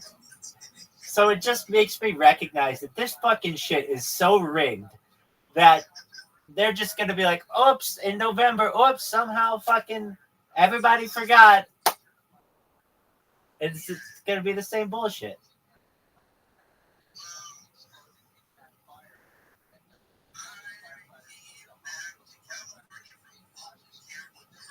Oh, dog. Did you see that video of that lady wearing purple? There's this lady who is doing the counting in Fulton County, which is where Atlanta is, right? Exactly. And basically, if you remember the night of the election, there was like a storm pipe that broke. Well, yeah. So there was like this thing that went like, if you look at the election total, the like I can tell you this. My friend who was a huge, most Orthodox people are conservative, most Orthodox Jews, and my friend who was very, very conservative, and my shul that is very conservative. The whole time they're like, oh, this thing is locked up. It's like there's no doubt. And I said, dog, the thing's gonna be rigged. Just watch. So I wouldn't put any fucking faith that I have in this motherfucker, no matter who it is. It's gonna be rigged. And I remember texting him. It was the night of the election, and it was like 1:00 in the morning, or something like that. It was like maybe 10:00 at night or something like that. It was late, and I said, "Well, it looks like you were right," because I mean, like Trump had won, or Trump was just like destroying in Florida and in fucking Georgia, in like 6 states or something. He was just like up by like 5%. It's like a lot. And I'm like, wow, it looks like you were right that this basically that it looks like he won. And I fucking awoke the next morning in absolute shock. That I have a text message to my friend that's like, oh, dude, you called this shit. I guess I fucking was wrong that this thing's not going to be rigged. And then the next day comes, and there's all of this hoopla. Now, do I think it was rigged? I think I think all the fucking elections are rigged, all of them. So I think I am of the Joseph Stalin mentality on elections, that if elections did anything, they'd make them illegal. So basically, it's all a dog and pony show, and the real people who get elected are the real people for whom there are real votes. They lose their election, and they're like, oh, I guess I didn't have the power of the party behind me. When in reality, a ton of people may have voted for them, but they're not. Oh, actually, I'm sorry. The quote of Stalin also is this: I care not who votes, I only care who counts the votes.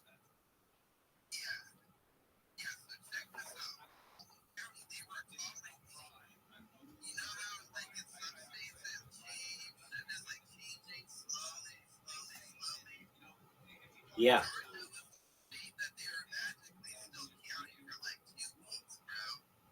Oh, I know.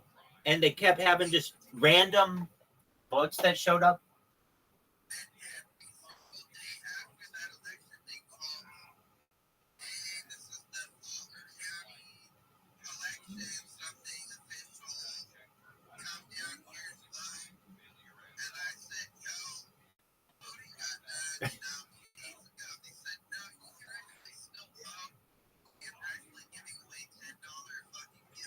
Shut the fuck up.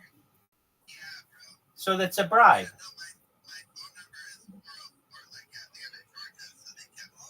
I see that. Well, dog, I can tell you that something fishy went on, and the reason why I know, look, I'll say this. I could say the same fucking thing about basically any election, though 2016's a little off to me. But basically, like, I think probably Romney beat Obama. Obama probably beat McCain.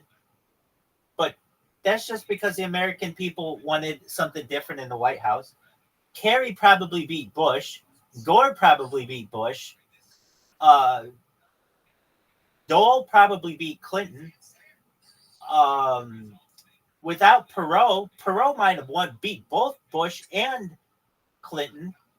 He got 20% of the vote, or 18%, which is huge. And that's when fucking elections were like, I know we always thought of them to perhaps be fair, but they're probably just as corrupt now. Dukakis perhaps beat Bush. Mondale perhaps beat Reagan.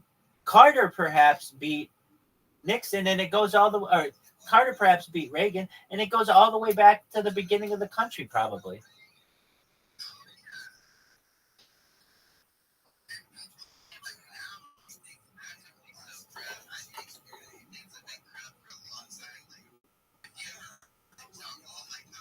Hell yeah, dog. Upton Sinclair in the fucking meatpacking houses in South Chicago.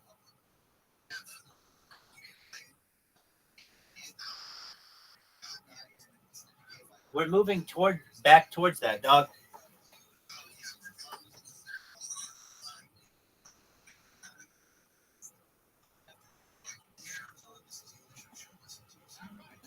Dog.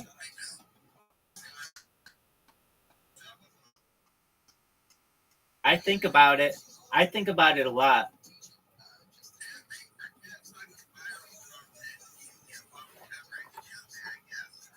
Let me ask you a question. If you had to, if there was a draft, do you know you can be drafted up to age 55? Yeah, but they're talking about drafts again. And I bet you, well, because there's the argument that women should be eligible for the draft. Okay. Okay, so with the draft, would you rather go and fight a war that you didn't think was justified, like Vietnam or perhaps Iraq or something like that, or would you rather go to jail?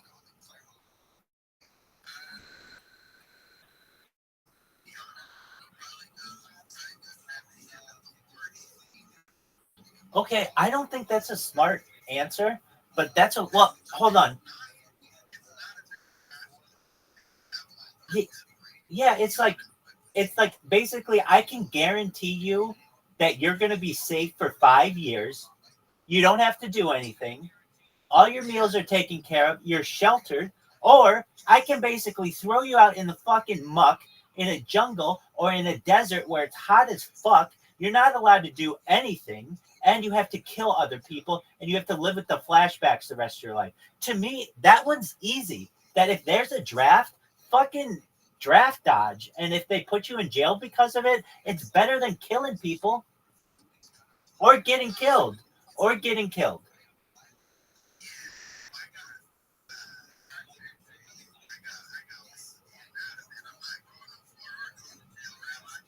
I understand, but I'm saying that if they ever do have that, like I looked at people in Vietnam. Okay, so like there was the whole bad thing about being a draft dodger and stuff, but I'm sure your family and friends might understand at a certain point if you were like, look, I really just am a pacifist and I don't want to go to war. And they're like, look, they're going to throw you in jail because of it. Okay, throw me in jail. So I've got to fucking go to jail for 5 fucking years. And nobody went to jail that long. The most was 6 months. But then I don't have to go and perhaps get killed. Like to me, this is what I'm saying. If I had soldiers in front of me, and I'd say to them, some of you don't want to go to war, right? Some of you do, but if you're drafted, most of you don't want to go to war. In fact, all of you who are drafted don't want to go to war. So there is, let's just say, I don't know, a 10% chance you're going to die. Maybe it's 50% for some people. Who knows? But let's say there's 10% chance you're going to die, and there's, I don't know, a 50% chance you're going to kill somebody, and you're going to have to live with flashbacks and shit like that. Would you rather have that agony, which is basically like lifetime torture, or you have to sit in a box for 5 years, but it might not even take that long, but you're going to be safe? To me, I think I could get entire platoons of guys who were drafted to say, put me in jail. That doesn't sound that bad at all.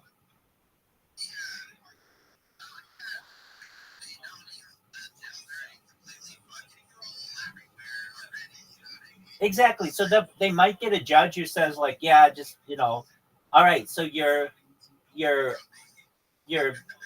basically, what do they call it? Like a detractor, like a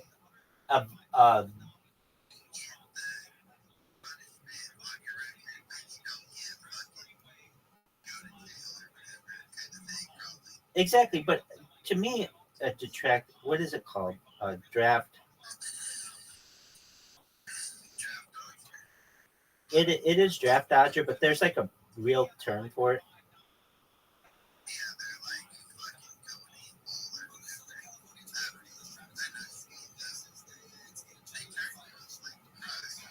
Yeah. Draft avoidance, draft resistance. But there's a reason. There's another thing. There's a pacifist called, it was like conscientious objector. That's what it is. So if you say, look, I'm a conscientious objector and I don't feel that this war is morally right, then I'm I'm not going to fight for this. Like, basically, to me, maybe a jail. I don't know. I just think that it is better, in my opinion, if you were to fucking say this to people, like nobody has this conversation because there isn't a draft anymore. But if there is again, if you were to say to someone, I have a way that you're basically guaranteed to avoid getting killed in a war, do you want to take it? The person would say, yeah. And it's like, all right, well, it sucks because you have to sit in a box for a certain amount of time, but you'll be safe. The person would say, look, I understand. I want to fucking save my life.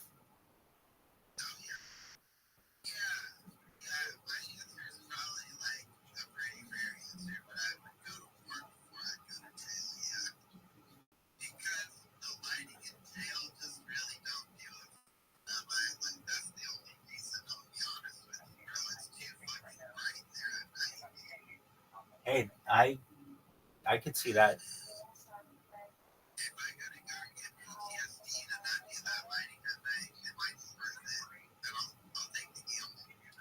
There you go.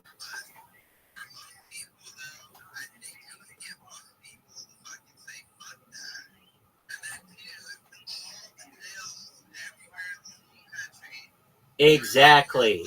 Exactly.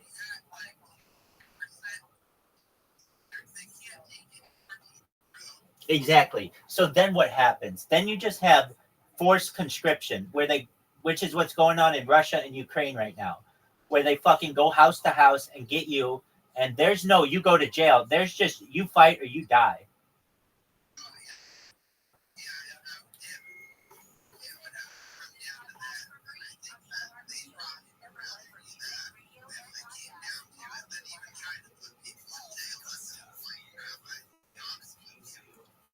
You know, I was thinking about the forced conscription thing. They might not even have a use for people in the future of the draft because of robots.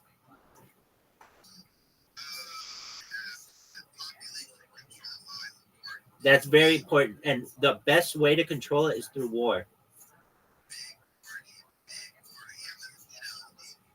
That's true.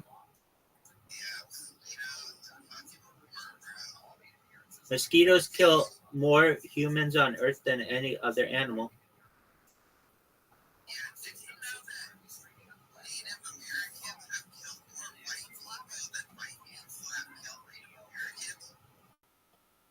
Well, I think that probably depends on how you define a few things. How do you define white? You mean European, I imagine. How do you find native, like an indigenous person who was here pre-Columbian exploration of the New World? And how do you define killed? Because if you count disease, then white people killed a lot more indigenous people. But if you don't count disease, then indigenous people could have killed more white people.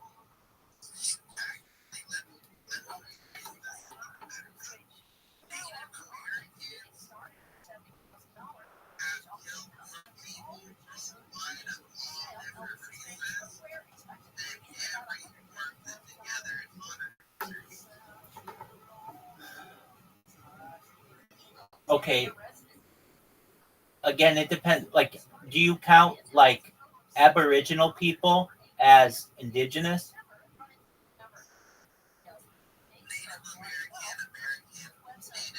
You mean people in North and South America?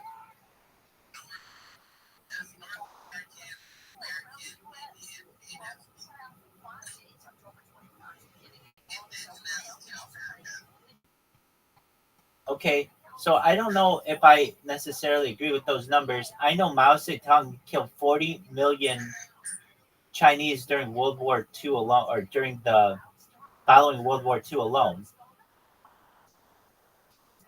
during the Great Famine.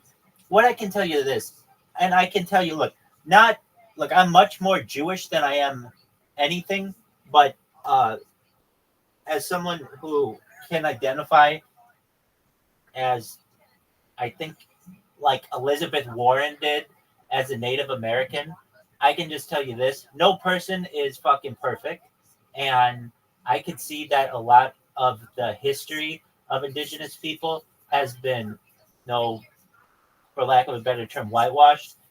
I can also tell you this was very interesting to me that indigenous people kept slaves, kept white slaves. They would capture a European person and keep slaves, and they would also enslave other indigenous tribes.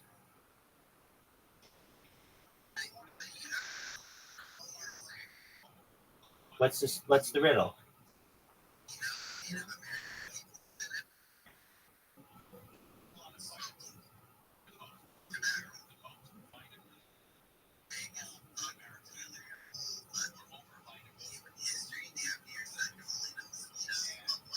No, dog. Smoking hasn't killed that many people.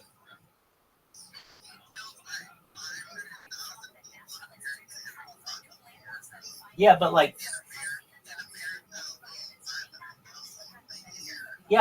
starvation during the Chinese famine killed 40 million.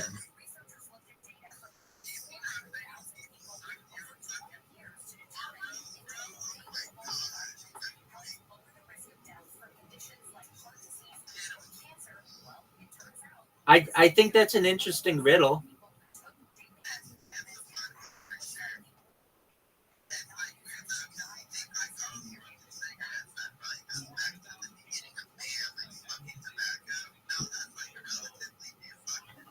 $14.92.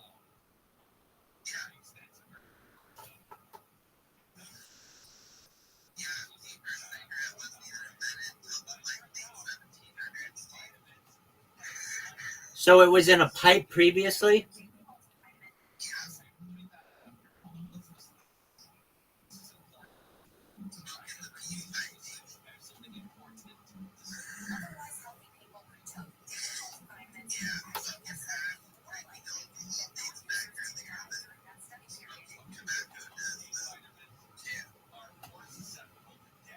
What was this?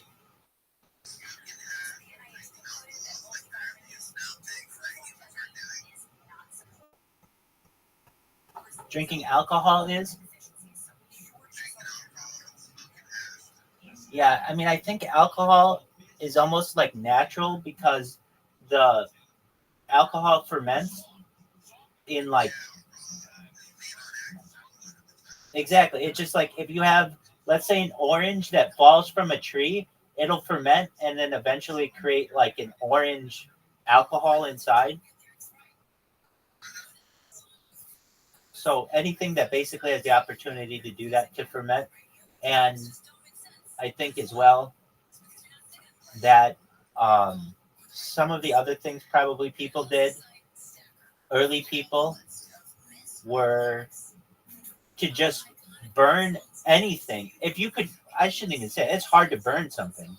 I probably think alcohol came before anything combustible.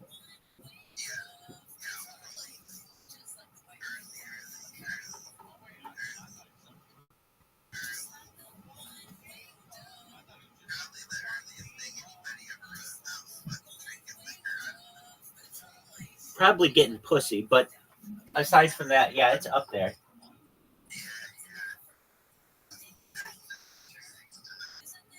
I'm in agreement with you on that.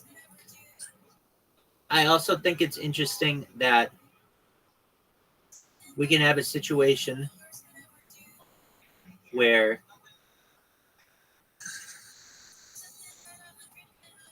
just one moment, apologies. I'm fixing something with my bots.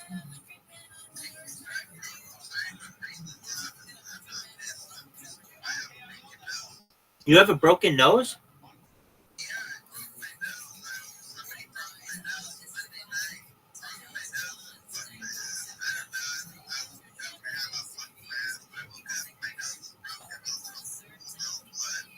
Wait, what? How the fuck did this happen?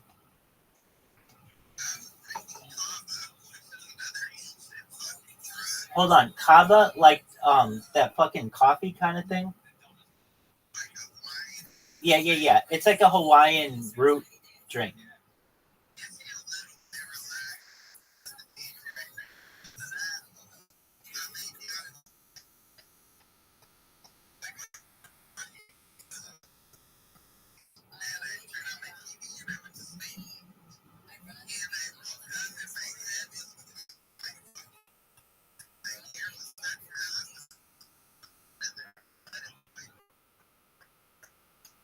Dog, did somebody attack you at night? Did someone attack you at night? Dog, I'm going to ask you this question again. Did someone attack you at night?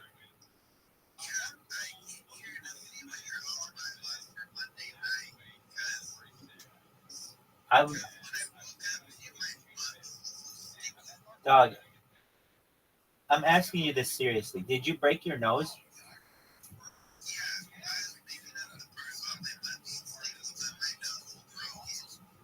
I can kind of hear it in your nose. Okay, so you broke your nose, but you don't know how it happened.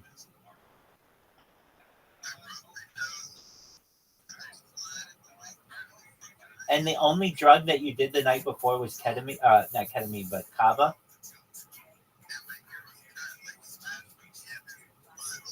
Who do you think did it?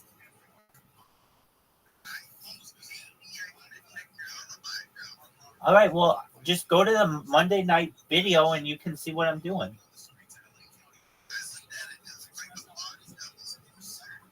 Okay. Well, it was actually a deep fake, so I appreciate that.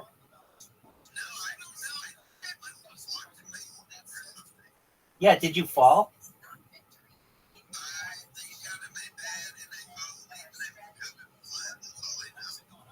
Oh, did you have a bloody nose?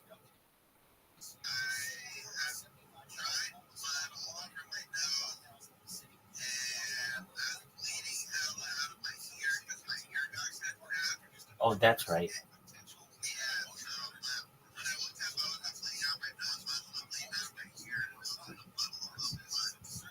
Dog, not that that's not important, but there's a girl who's literally practicing on a stripper pole on this Discord. That's just a fucking amazing sight to see.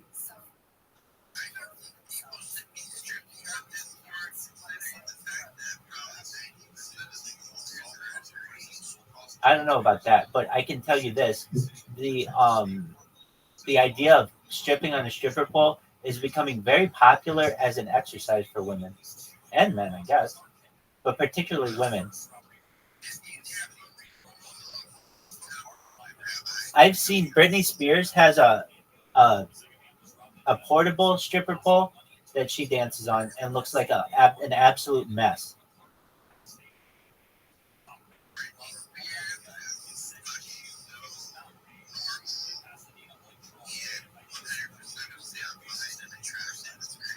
Dog, I just think it's funny that with her boyfriend or whatever, Justin Timberlake ex-boyfriend, getting a DUI, and he's the one who told her that she had a drinking problem.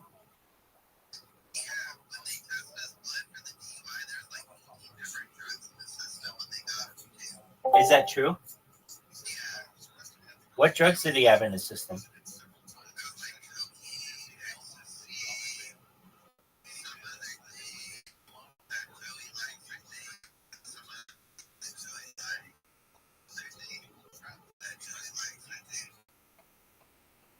I don't think Joe has done any of these drugs. I just think he talks about it.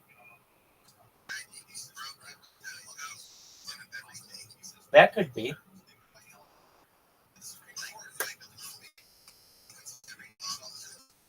Oh, the one of everything, the works. Very cool. Well, I'm sorry that happened to you. I don't know why you think I did it, but everybody blames me for everything. So go ahead. Right after I used my alt account, aka David, to defraud someone of X amount of money, then I went to your house and beat the shit out of you.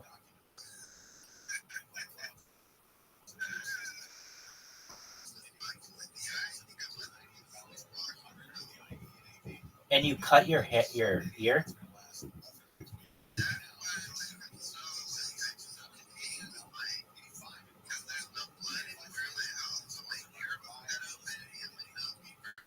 Well, let's be honest. You would have remembered someone if they came into your house and attacked you.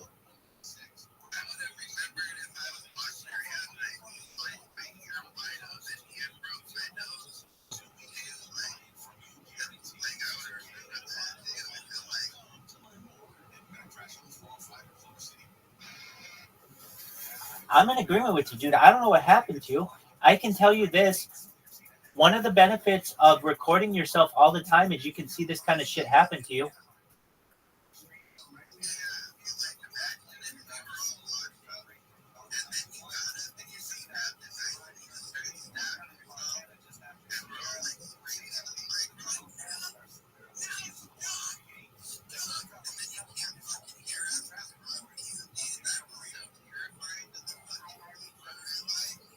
Yeah, but the thing is, I don't normally mute people.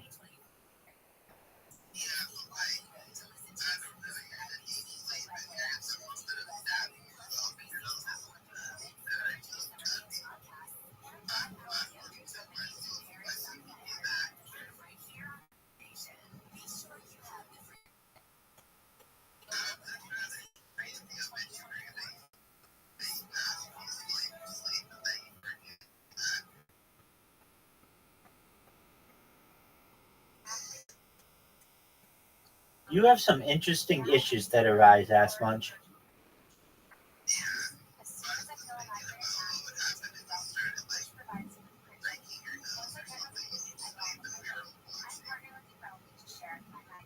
Okay.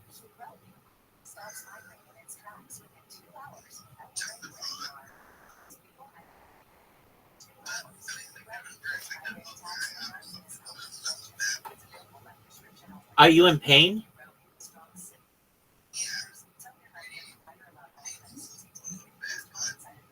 Are you really in pain?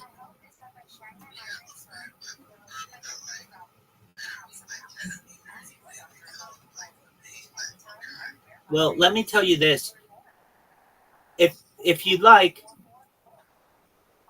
you can report it to the police and use me as a character witness.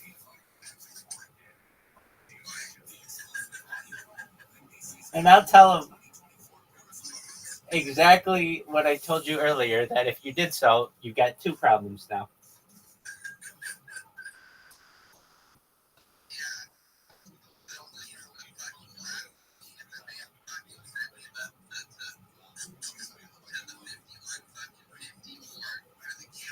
Word, dog. The Joby printing bag suite.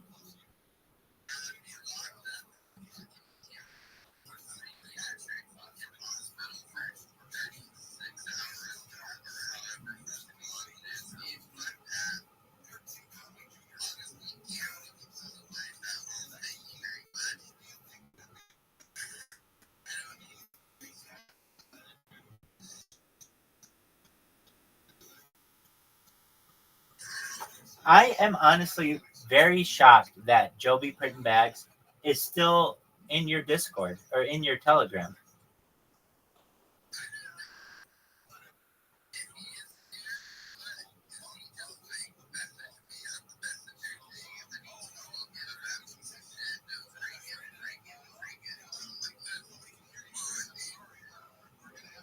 Yeah. And let's just pretend that you did it for him and you were honest. You would just say, yeah, Joe gave these random ass people his money. So it would be like, Joe, this is actually like, it hurts your case to have me as your character witness.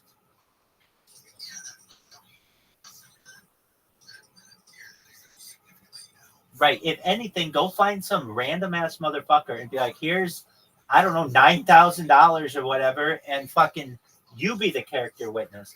And you just say everything that you want me to say. I know that's completely illegal, but basically what you're doing is illegal too. You're basically saying, I need a character witness to testify on my behalf that I was defrauded out of double digits or five figures out of money. And on top of that, I was using that money to create a MEVBot to defraud the financial sector.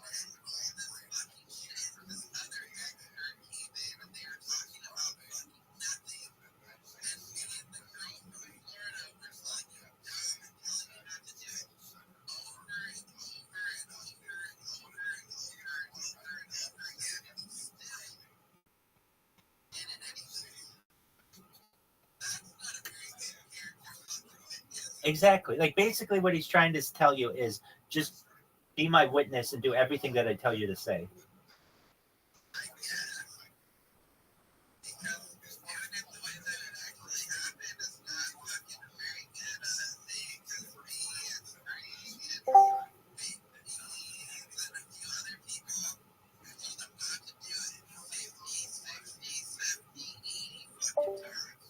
That's true. I can tell you the person who, I don't even remember this guy's name, but that one guy who was a friend of yours, he was from like, he moved from like, I don't know, there was just some guy in your chat who literally was like, Joe, whatever you do, I know who it was. It was that guy who was like, when Jared from Subway came in, he was like, dude, fucking do a transaction right now if you're Jared from Subway.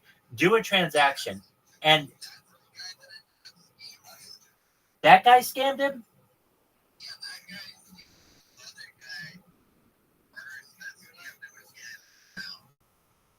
Wait. The one guy, he had like a beard and dark hair. He moved from like, he lived in like Arkansas or something.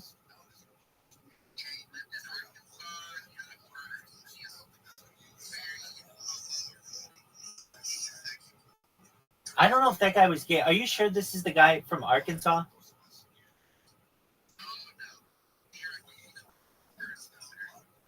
That guy scammed him?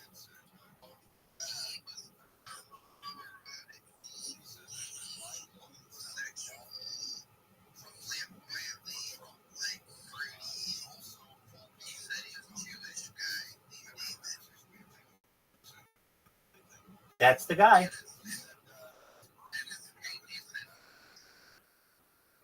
Hit her up. Yeah, it was something like that. Okay, so that guy ended up scamming him? Oh, okay. I know who that guy is. That guy's not Israeli. That guy is the guy from Arkansas. All right, so they were still communicating for the last month or whatever, and that guy ended up stealing money from Joe as well? How much did that guy end up stealing?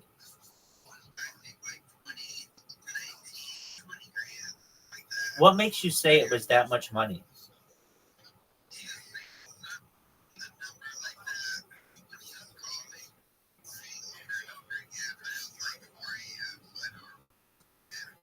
I understand.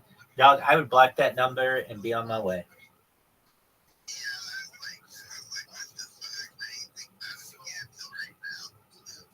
All right. Well, I can tell you that there's the old saying, if you want something done right, do it yourself. And that's what I had to do with these robots.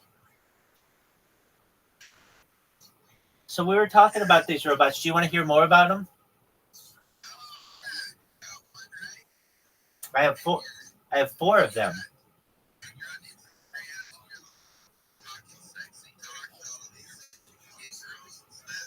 Hold on, that's all different stuff. Did you go to Instagram yet?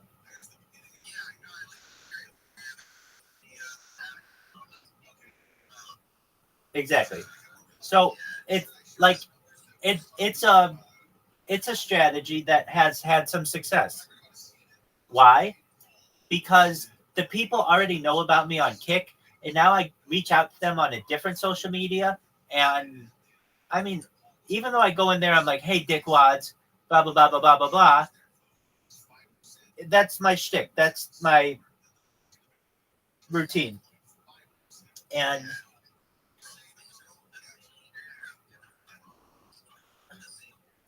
all that shit.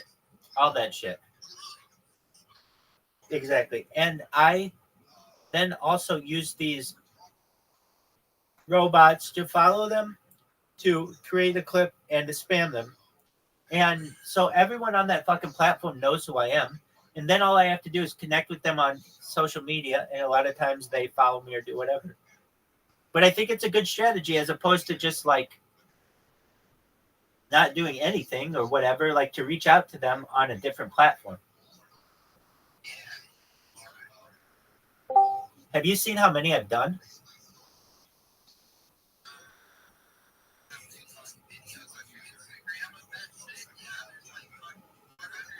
Yeah, there are a lot.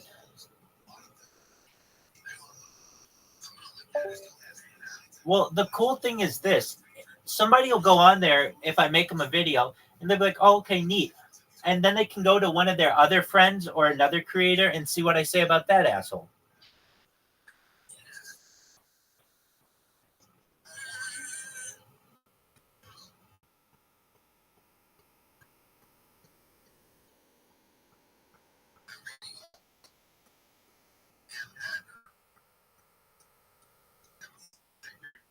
I'm a total sellout, baby. I was on Rodeo Drive when I made that video. I was just reading what the fucking, you know, when you drive. Have you been to Rodeo Drive?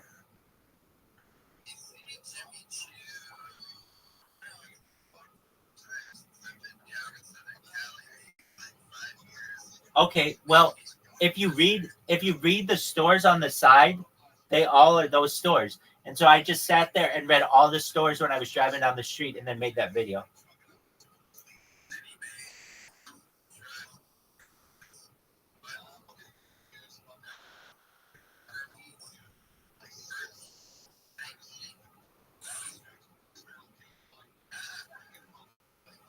Anyway, go well, you don't have to do anything. I mean, but you can see how many of those things I fucking made. And people repost them, and then I get random ass people who come into my fucking chat. No, but I ask everybody who comes in my chat, "Hey, how'd you find out about me?" And usually they say, "Because you fucking terrorize me with your fucking bots on Kick." But sometimes they come in and they say, "I saw your shout out on uh, TikTok. Can you please do one for my friends?" And so I'll be like, "Yeah, what's your friend's username?" They'll tell me the username, and I'll make one for them right away.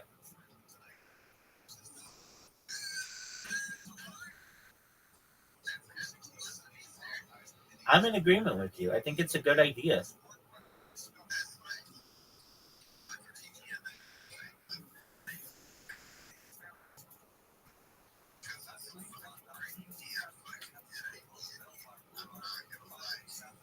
Do you really mean that?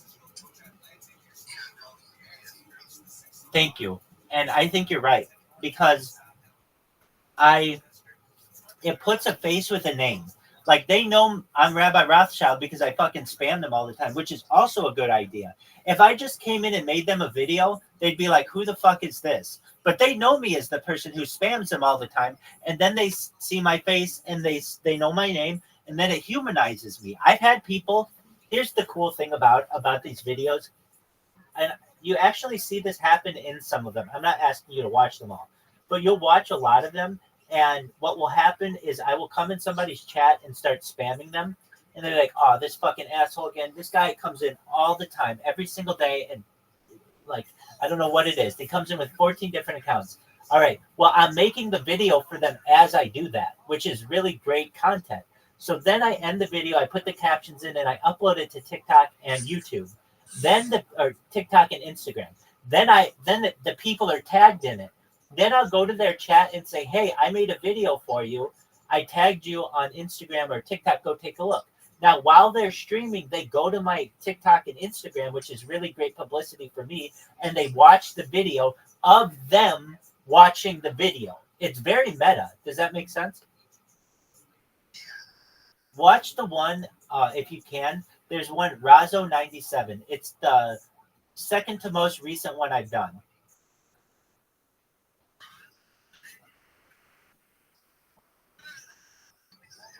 This guy's a really nice guy. And you'll see, while I was making the video, he was on my social media just organically.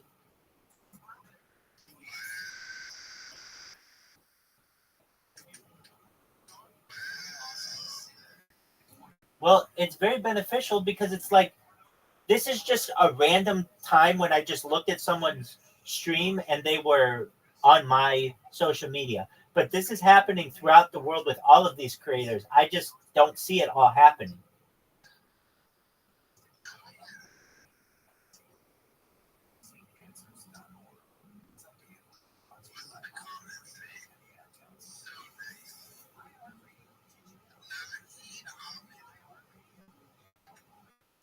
Oh, that's nice that they said something.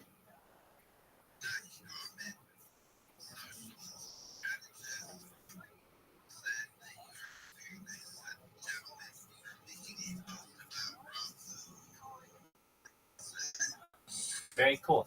Well, like, at no point would I ever have contact with that person if I didn't fucking do these things.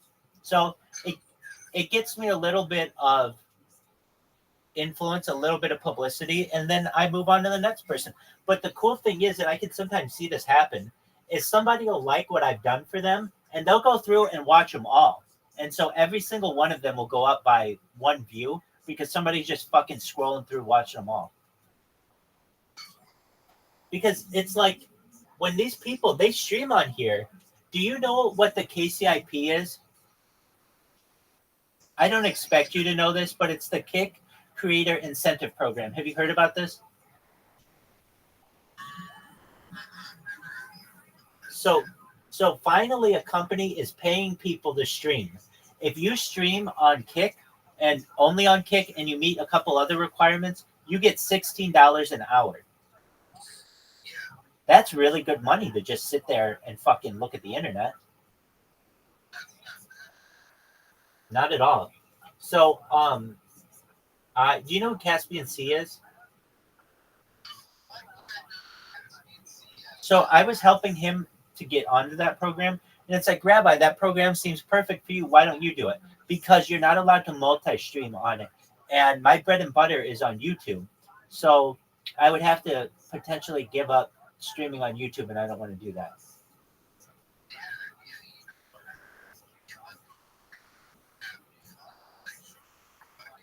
Explicit content, baby. You know you want to say it. Word, dog.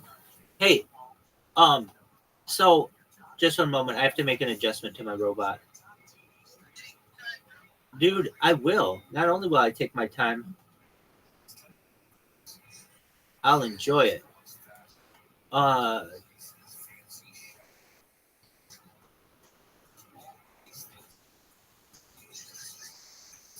Have I talked? I think I already have. I've talked to you about the mere exposure effect, right? And little by little, I get random ass people who just come into my fucking chat and they'll be like, yo, you spam me all the time. What the fuck is this? And then I get to talk with them. Oh, I know what I was saying. So I make these videos for people, these shout outs. And a lot of times the people be like, who's this fucking asshole coming into my chat? Yada, yada, yada. And then they see the shout out and it changes them 180 degrees. Like, I can tell you at least 3 people I know. There's a girl on there, Bree. My video of her, she says, motherfucker, this man comes into my chat every single day. Why do we always have to talk about him? And then I made her a video and she was really cool about it. She showed it on her stream. And I've had 2 other people like that. And this one guy, he's a really popular streamer. I fucking followed him while he was streaming and I was making the video. And he's like, bro, not even kidding. This motherfucker comes in here every day with 14 different accounts. I'm not exaggerating. And I ban every single one. When are they going to do something about this person?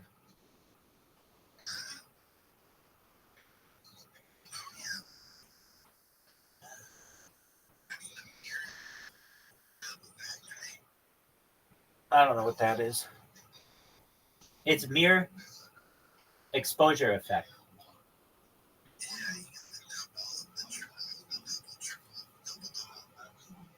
Doug, there is I don't know how to describe it anymore, person who looks like they were born a man, who's wearing a blonde like wig and just living their life. And they don't get kicked out of these fucking chats, but I do. I just want everybody to know that.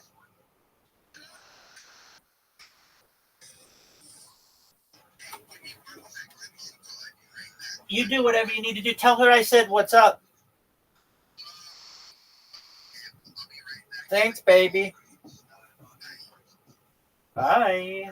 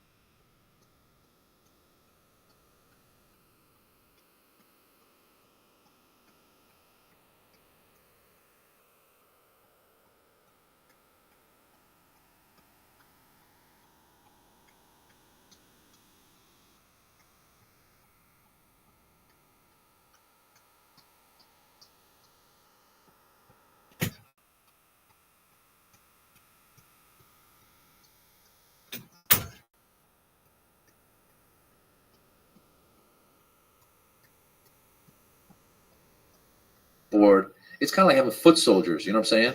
It's like in any town, when you go to the town to do a show, if you can find the social butterfly in every little group and go, listen, I'm coming out, bring 10 of your friends, have them buy tickets. I'll give you 2 free tickets. Have your friends buy some tickets. Come on out, have a good time. You need those foot soldiers to go out and hustle for you to get this sold, because we don't have the money that some of these studios have to go, because that's what happens. The studios put it all over the place, and then kids are in the car with their parents. They go, we got to go see Spider-Man. And the parents go, okay, we'll go see Spider-Man. We got nothing else to do. So we don't have the money to do that. So we got to go grassroots. You know what I'm saying? So that's kind of the battle I'm in. Is one part of it is creating your own product. The next part comes in selling your own product. You know what I'm saying? Like I wrote a book too that's coming out in February, and I got to get the word out about that. And I got people going like, well, I don't read. And I'm like, well, buy the thing and give it out as a gift. Use it as a coaster. I'm trying to come up with funny commercials, funny posts to put on Facebook where I'm like lip syncing the different songs, because I'm selling tickets to shows. And if you buy a ticket to the show, you get the book, right? So it's like now I got the merchandise. Now it's getting people to buy it. The amazing education that we've learned as comics is, I never really knew Roseanne coming up or anything, but there was a conversation she had that made me feel like a fucking savage. She had a conversation with, who's the guy on TV late night that, not Letterman, one of those guys, the other guy, Charlie Rose. Charlie Rose. She was talking to Charlie Rose, and she said they asked her about ABC. You saw that? I talked to you about it. Brilliant. They said to her, when you did your ABC party, why did you throw the executives out of the Christmas party? Like, she went fucking, and why did you fire everybody? And why did you put your own writers, at the Comedy Store? She took certain writers for certain things. And she said, listen, what we motherfuckers don't get is there's all these people involved, but as comedians, we do everything. We direct, we write, we produce, we do everything, Now, with social media, they've added marketing, which either you suck or you don't. I always sucked at it because I was always embarrassed.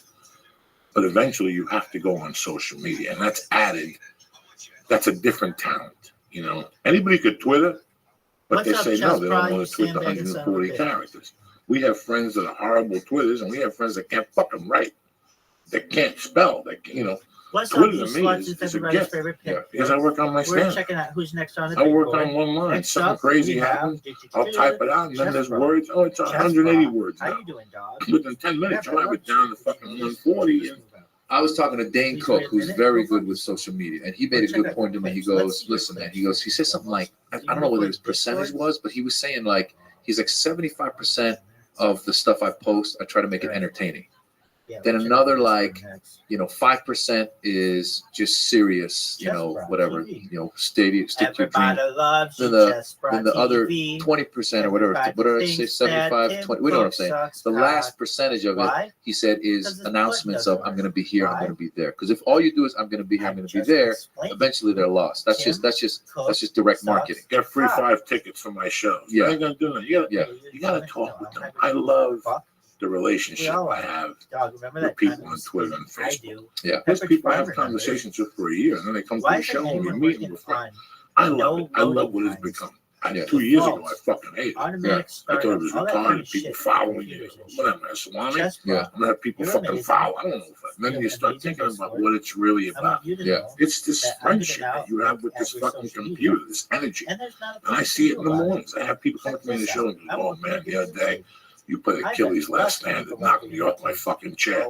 Really? A fucking song that you can access yourself on YouTube? Little fucking things. So I've learned. It's been marvelous. It's been tremendous. It's been, then, I never expected to even be good at a fucking computer. Yeah. And I love it. I have no, you have to market as a comic. And we've met comedians for years. They used to pack rooms, and they were horrifically bad. Canadian chess grandmaster. And you go, how does that guy pack rooms? I'm an American He's a marketing pimp. specialist. Yeah. Also There's Rabbi people who give of Ashkenazi banners bloodline. and go out to And I'm malls amazing. and shit. So that's I cool. can't go to a mall and give you a Congratulations on fucking being a Canadian chess grandmaster. That's really No, it's amazing. part of, listen, man, it's part, I always say that we have to be All right. So very with entrepreneurial. that being said, Like I all got you my have to do like at is any give me a given shout out time, I've got on like YouTube, I'm pitching a or TV show, Twitter, I'm or working on a Twitch, or movie, anything, I'm writing a book, and I would be really I'm appreciative trying to of get that. an app going. I have more I'm data online than tweeting. any You got to person be. global We have to history. be Data is entrepreneurial Earth's because number one ultimately we resource, are more our own valuable than product. petroleum, And everything than that comes, you look at water, Woody than Allen. When food, Woody Allen than started making anything. movies, he took I all of have his more jokes and content started online putting them than any into his person global movies. history. When I So made just my give me a shout movie, out, I took dog, some of the and I'll jokes and I bring put them in my movie. world When I peace or pitched help my to bring TV world show peace, 2 and years I'll make ago, you I and all pitched a your TV show to family CBS, and I was rich and like, famous, I don't know what and I'm going to I'll make pitch. them all And I was trillionaires. like, wait a And minute, it's not just I've gonna been be a working like on on this this the video. whole time. Peace On out to Just stage, Bro. I go, Shout out to I'm going to tell the Rabbi. story about the Shout out to Russian Chess. basketball coach Shout with my out son to the in the world. room. Stay That'll get black, him laughing. everybody. I'll talk about my Guatemalan nanny, and I'll talk about my 2 kids won't let me sleep. And I just went in and pitched, and they were like, we love it. But I hadn't even thought about it. I didn't have to sit there from the start and go, what is it? I go, I know what it is. It's this material, right? So we're constantly writing. We're constantly being, and that's a beautiful thing. I tell a lot of people from a lot of different aspects. You know, people think, how do I make it? How do I go, don't worry about that. Just create your own opportunities. Just keep finding ways to create your, and we ultimately, we're in the trenches doing that. And it's a great thing. That's why Roseanne brought those people. That's why when I go out to pitch a show, I'm trying to convince the producers that I'm pitching with to go, listen, I don't want some dude that I don't know who is a showrunner who used to write on Taxi 30 years ago, but because he did that, he continues to run shows. We have a totally different sensibility. You can put me in a room with him and say, give him your ideas. He's going to turn this into a show. I don't need to do that. I got 10 guys at the Comedy Store who I know are good writers, who are my buddies. We got the rhythms down. Let me bring them in. Let's come up with some funny ass shit, and then let's go to this network, this cable network. This cable network will probably be more likely to do this. Absolutely. Here you go. This is what it is. You know, this is what it is. Let us do our own thing. Like the guys did with Workaholics. They did their own thing, and now they're doing it, you know. So you need to control it. You do need to stop, having people push stuff on you. And you need to prove yourself over and over and over again. We proved ourselves with the Axis Evil Comedy Tour. Before the Axis Evil Comedy Tour, nobody thought there was a market for comedians of a Middle Eastern background. They're like, what is that at all? Right? They didn't get it. There's black comedy, there's Latino comedy, right? Regular comedy, there's alternative comedy. Who's going to come see a bunch of Middle Eastern guys? And we had to go out and start booking our own. We eventually got our own theater in DC and sold out 1,400 seats. And then we went to San Francisco and sold out 1,000 seats. And then that's when our managers and agents were like, who was the promoter? We go, we were the promoter. They go, how'd that happen? We go, people want to hear this. This is during the Bush administration. There's a lot of lying and bullshit going on, and we're calling them on it. And people, not just Middle Easterners, but white people, liberals were coming out going like, oh, we love this shit. So we go, wow, there's an audience for this. So that finished, and it's continued now. For me, I've continued to tour. There's an audience. But like you were saying, try to convince some of these networks that there's an audience for this. Let's try and push one of these. They still are probably, they were nervous to get, Christella back on. They were nervous to get a Latina on. They're nervous when they get Blackish. Oh, it's a hit. They're like, how's this a hit? Did you not have a Chinese show?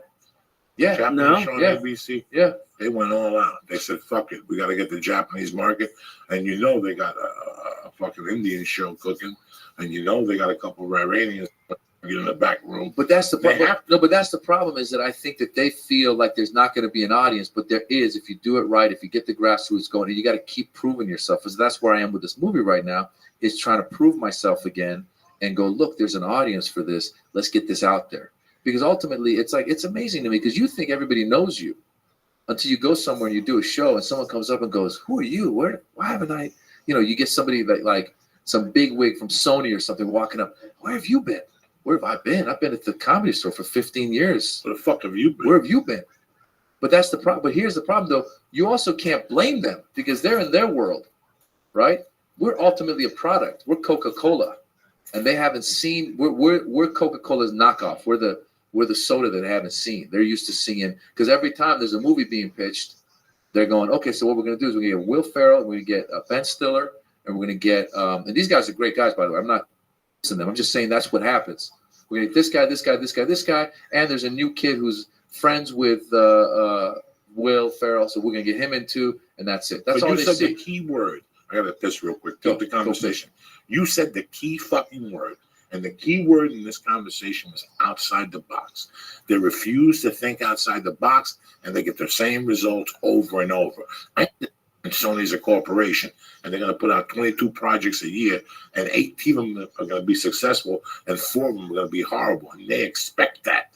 But to take those 4 projects and keep rewriting them with the same fucking people is what baffles me. You know, there's a movie coming out, Dirty Grandpa, with De Niro and Josh Efron, the good-looking kid. Right. Zac Efron. Funny, what I read was funny. They have a role in there. If you see it on paper, it's me. It's me. My agent says, pot smoke, an older guy, goes to a fucking resort town and stays. You know, opens up a bodega, whatever the fuck he does. He's into gambling and drugs. You know, not a bad guy. He's not a criminal. He's just one of those guys. It's a fucking loser. That's me. No. We're going to go with Zach Robinson, Craig Robinson, or the guy from Portlandia. Not for nothing. You know, it's been done. Let's think somebody. They don't. They refuse. Yeah. Then they get the same fucking results. Yeah. And they can't figure out what the fuck is happening. My pet peeve right now is comedy clubs that don't know about a podcast. That you get there and they look at you like, so how many people performing? It's a podcast. So is it singing and dancing? It's a podcast. So it's a fucking podcast. Are you a fucking moron? Do you know what's going on, you fucking moron? It's 2015 and you're putting a list of people. Well, how much stand-up time are they doing? It's a podcast. Well, how many people are going to be going up during the podcast? And how much time you've been there? You sat there and have heard it. You don't want to do business with those people. Because this has been going on now for 5 fucking years. And you're a manager of comedy or whatever the fuck you are. You know, there's a story when Maron went to his management and said, I'm starting a podcast. They looked at him and said, what? Yeah. And he said, bye. And look what happened today. Look what happened today. How can you as a manager or anything not listen to your client and let me go see what he's doing. Let me go see what this, you're onto something. I'm not going to baffle you on the phone. As a client, you're going to go, really? 15 years and you're telling me my idea sucks? Bye. Some other manager picked him up. He's on IFC, my friend. It's not ABC. It's not HBO. He's but doing to his thing. start, Politically Correct started on Comedy Central, did it not? And then it went to fucking ABC. Nobody remembers that shit, did it? Yeah. I got to go pee. I Go don't know take if it's a piss. the old days of 5. I don't know. That's what all the right. fuck. It's all right. Leave, keep him on ice. Like Tony Montana. Have you ever done an edible with Joey or no? I don't know if I've done an edible with tricked you Joey. with it? And I'll tell you, I need to be in like a controlled environment because I could get paranoid with when I get high. Yeah. I definitely can't drive high. He's crazy because we do live podcasts at the Ice House and he drives me back because it's way too long. He'll do like 90, blasting music and just beeping at cops. Oh wow, it's terrifying. It is terrifying, right? I mean, like I said, I'll probably get high like I don't know 2-3 times a year if a friend of mine has something, because I just never, I'll drink, but I just don't function that well. And I got friends that function very well. I have friends that I've been in the car with. As that friend is driving, they've like taken a hit and they keep driving and they just get high every day and it's no big deal to them. And they can function. Mm-hmm. I'm not good like that. Like I if I get good, like if my friend brings some good friendly pot, then I can hang out and laugh. Yeah. But a lot of times I'll start getting paranoid, like especially if it's got that little paranoid thing. Like there's been times where like I was at a movie and I thought the chair was moving. Oh, I was like, what the hell's going on? Yeah, Joey Diaz doesn't have friendly weed.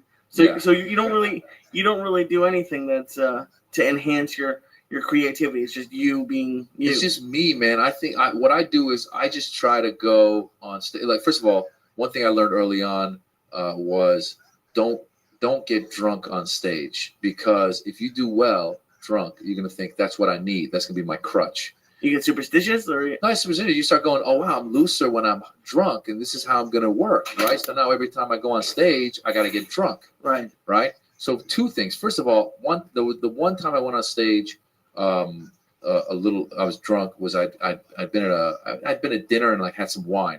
It was like a Wednesday night or a Tuesday night at the Comedy Store. So it was kind of like going in to do my 15-minute spot. And I went up there and I was just kind of loose and saying stuff. But it was funny because the audience wasn't laughing, but my friends were laughing in the back because they're like, look, he's fucked up, you know? So that's when I realized, well, first of all, my mind wasn't working as fast as I wanted it to be. Right. And I wasn't doing what I necessarily wanted to. I was having fun, don't get me wrong, but it wasn't necessarily, I wasn't being as, like where I needed to be with my head. I'm talking about like how I learned early on not to get drunk on stage. Because even if you have like, let's say you have 2 beers and you go up and you're like, oh, wow, I'm loose, this is great.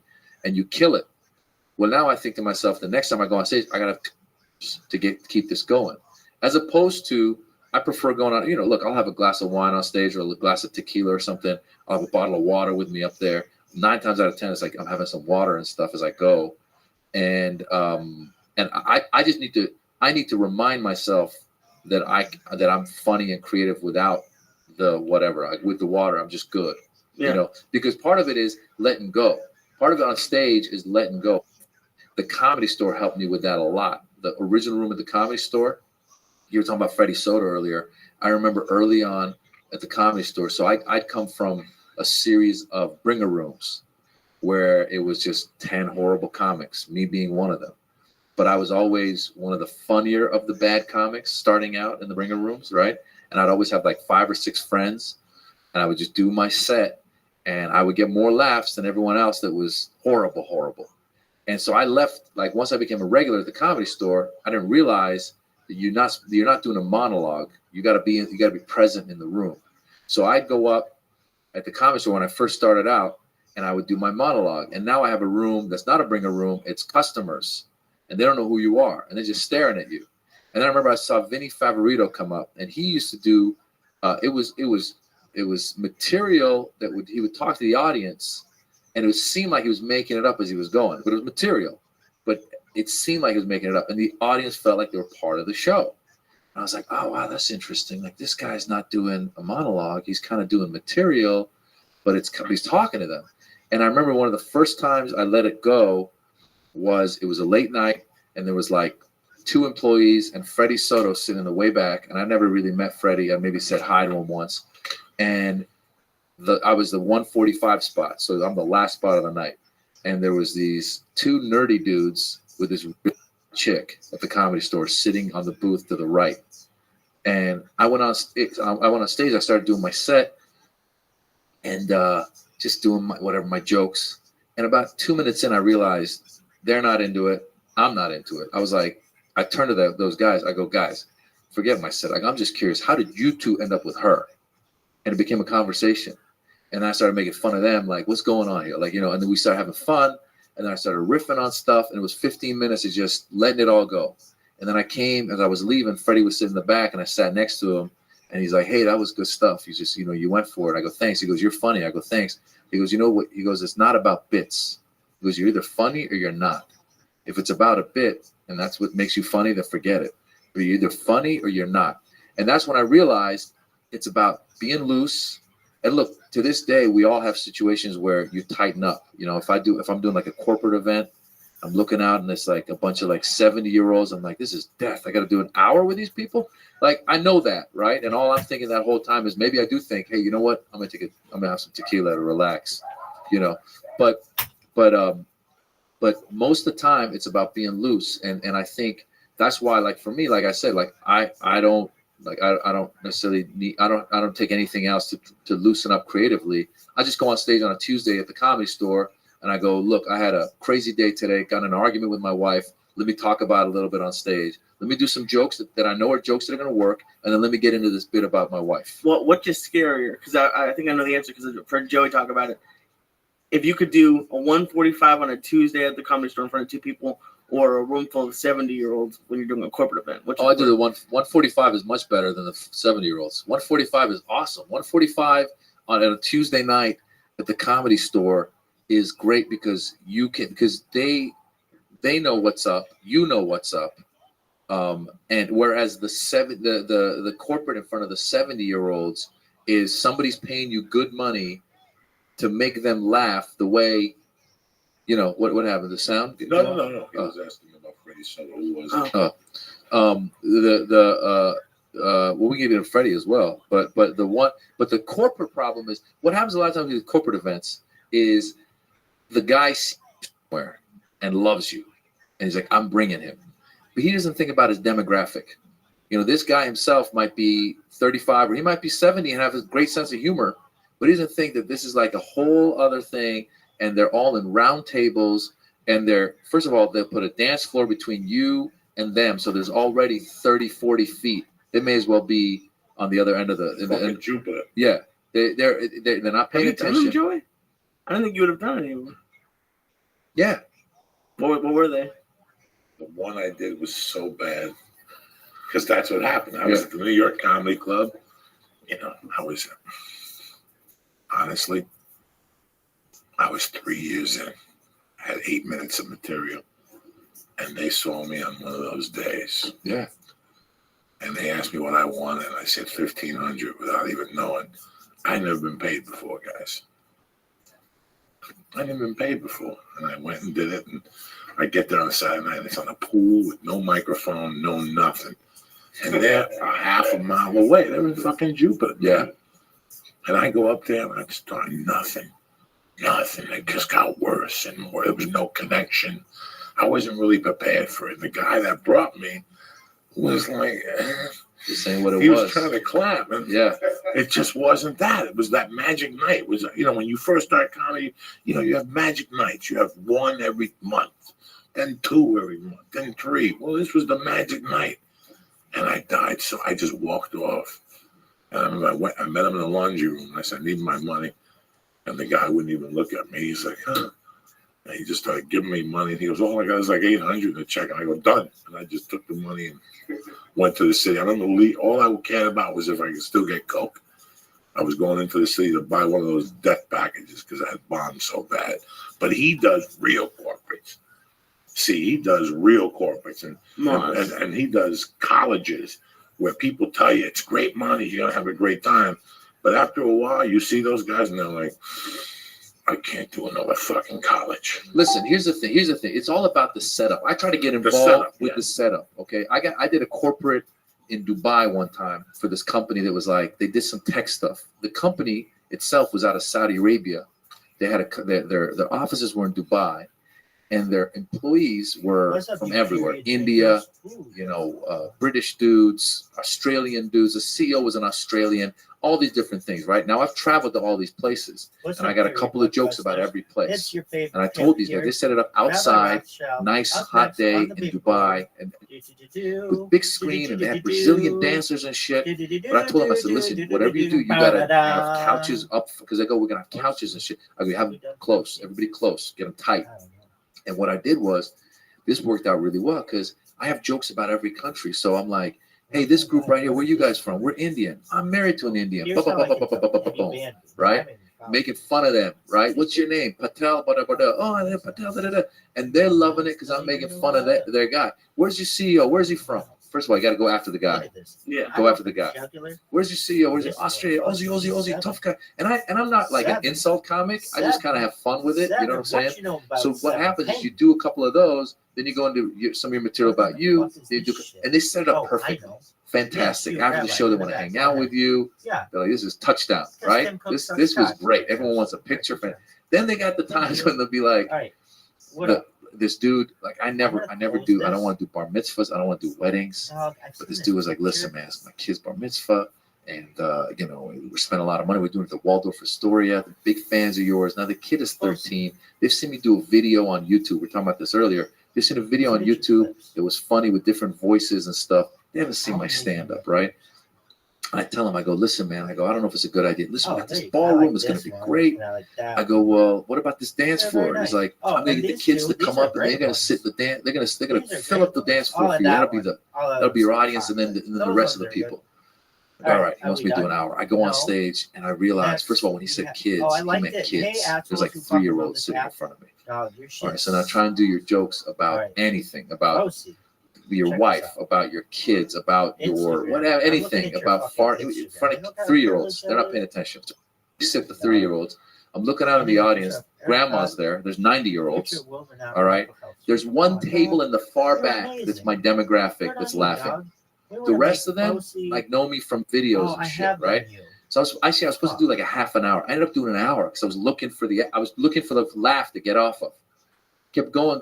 Finally, I was just like, the whole time I'm thinking to myself, I got to finish this and go get a double tequila. I need my, that's what I'm thinking. And it's funny. Here's what's crazy is I was done. As soon as I was done, to them, I'm still a celebrity. So after the show, after I was done, music starts, and they're all pulling at me to go dance with them. And I thought I should have just done an appearance fee. I should have just said, I'll come to your place, I'll dance with you, and we'll move on with our lives. You know, because that's the other thing is if they have the expectation. I did this. I talk about this in the book. I talk about going to Dubai to do. It was an art fest, and they had a night where they were selling like really pricey art. And I go, the kiss of death is when people show up at like a $250 ticket function, and they come up to you before and they go, I love your stuff. I've seen you. You've seen your YouTube. I bought tickets specifically to see you tonight. So I go, now they expect you to kill, right? I go, the best is when they don't know who you are, and afterwards they go, that was great. I had a great time. So that's one of those. I showed up at this art thing, and man, these guys, again, no expense spared. Like they had like these guys were bidding for like $100,000, $200,000 art pieces. So at the very beginning of the show, I'm sitting down. I'm supposed to be the headliner. They start their entertainment at 7. First of all, anyone who does stand-up knows audiences can sit for an hour and a half. That's it. That's it. Or you give them an intermission. I always tell them, I go, listen, Broadway has the best dancers, singers, choreographers, writers in the world. If they go to 2 hours, they take an intermission at an hour. Or they get out at an hour and a half. So you want to do a 5-hour show?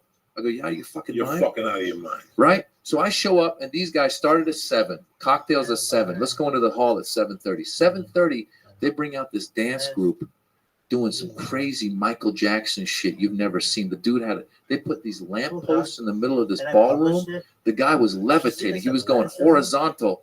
That's how fit this dude was. I was sitting there going like, holy shit, I got to follow this? They do like half an hour of that. Then they go, all right, let's take a break. The charity people are going to talk about what the charity is about. They talk about the charity. Then they go, okay, now we're going to bring out people that have benefited from this charity. Lady comes out. My son would be dead if it weren't for you people. Now everyone's down. I'm like, fuck. I can't follow this.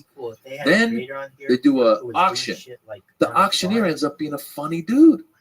And I'm watching them. I'm like, they didn't need me. They got this guy.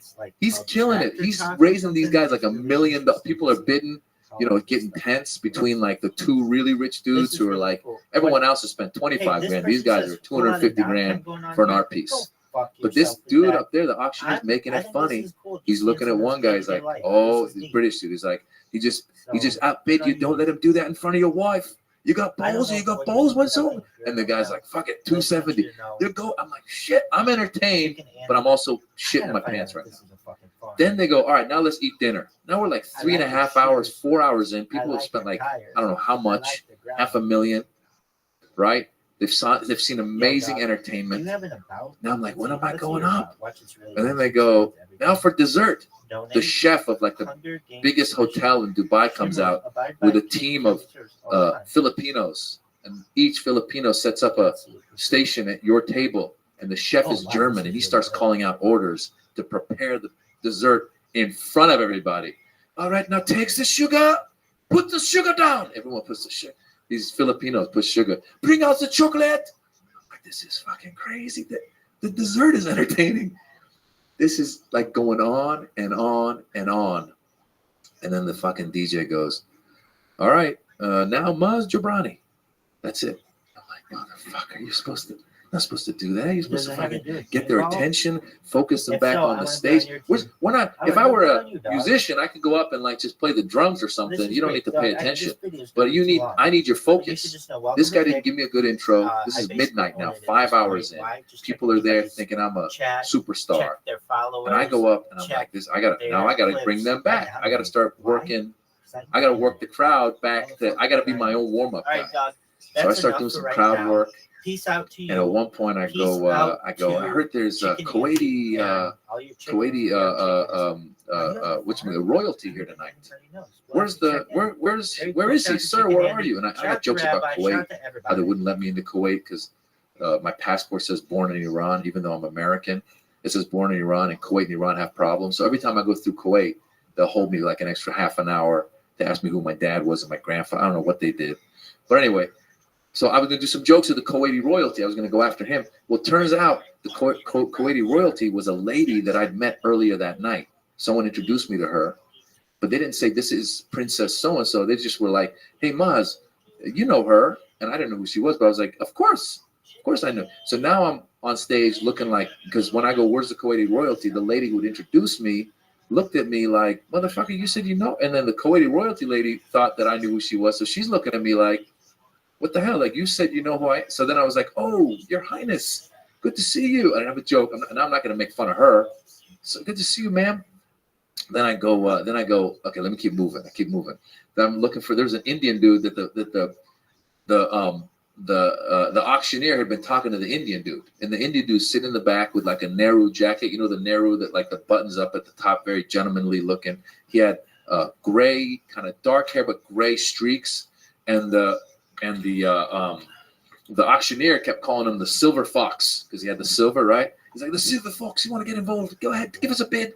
And so now the auctioneer had done his homework. Whoever had organized this thing had told him who is who, so he knew who everybody was.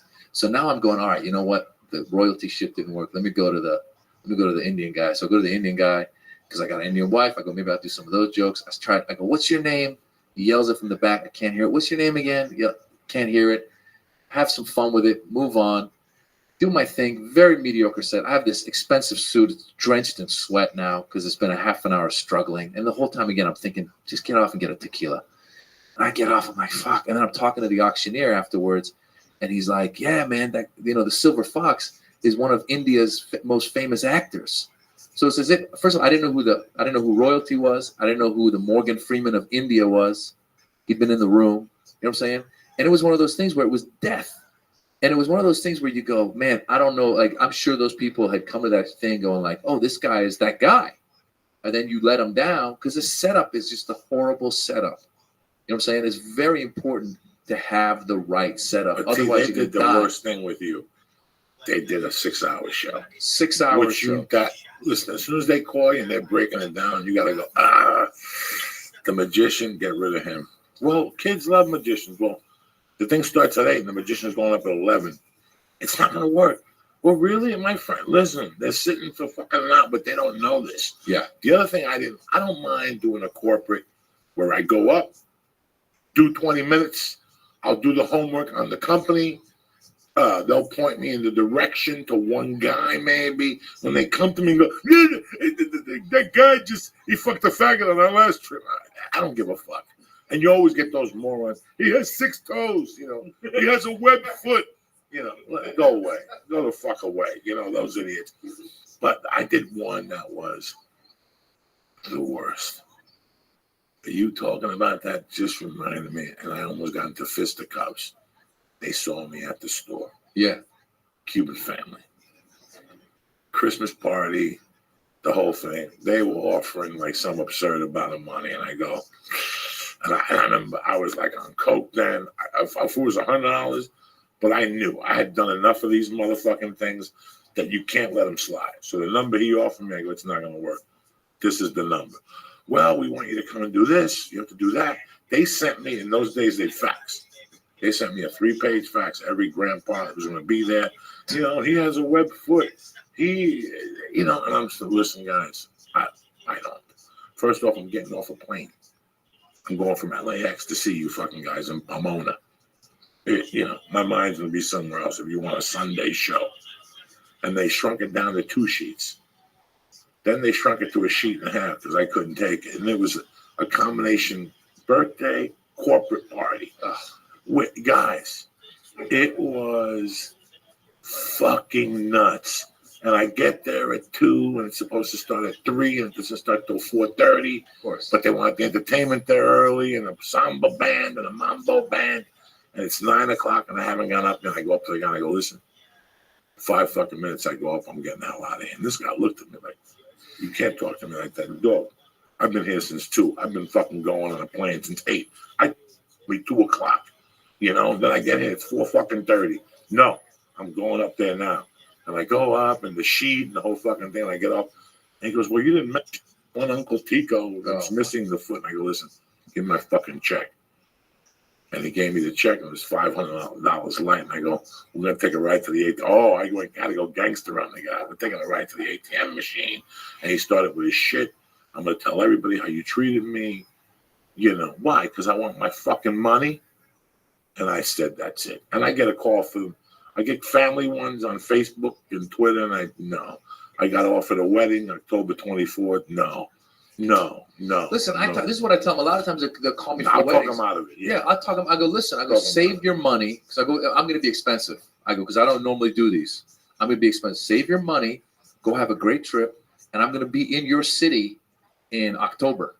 You guys come get the VIP tickets. We'll say hi. We'll hug it out. You'll be in it's like a home court advantage, right? And you should be able to do stand-up anywhere, but you have to always set it up right. It's very different than other, again, music, no disrespect to musicians, but musicians can play, and if they're not listening, like if you're playing like something and people are talking, that's what they do, right? But stand-up, and half the time I get involved with the organization of it, exactly what you just said. I go, okay, I'll tell you what, you want to do a 5-hour event?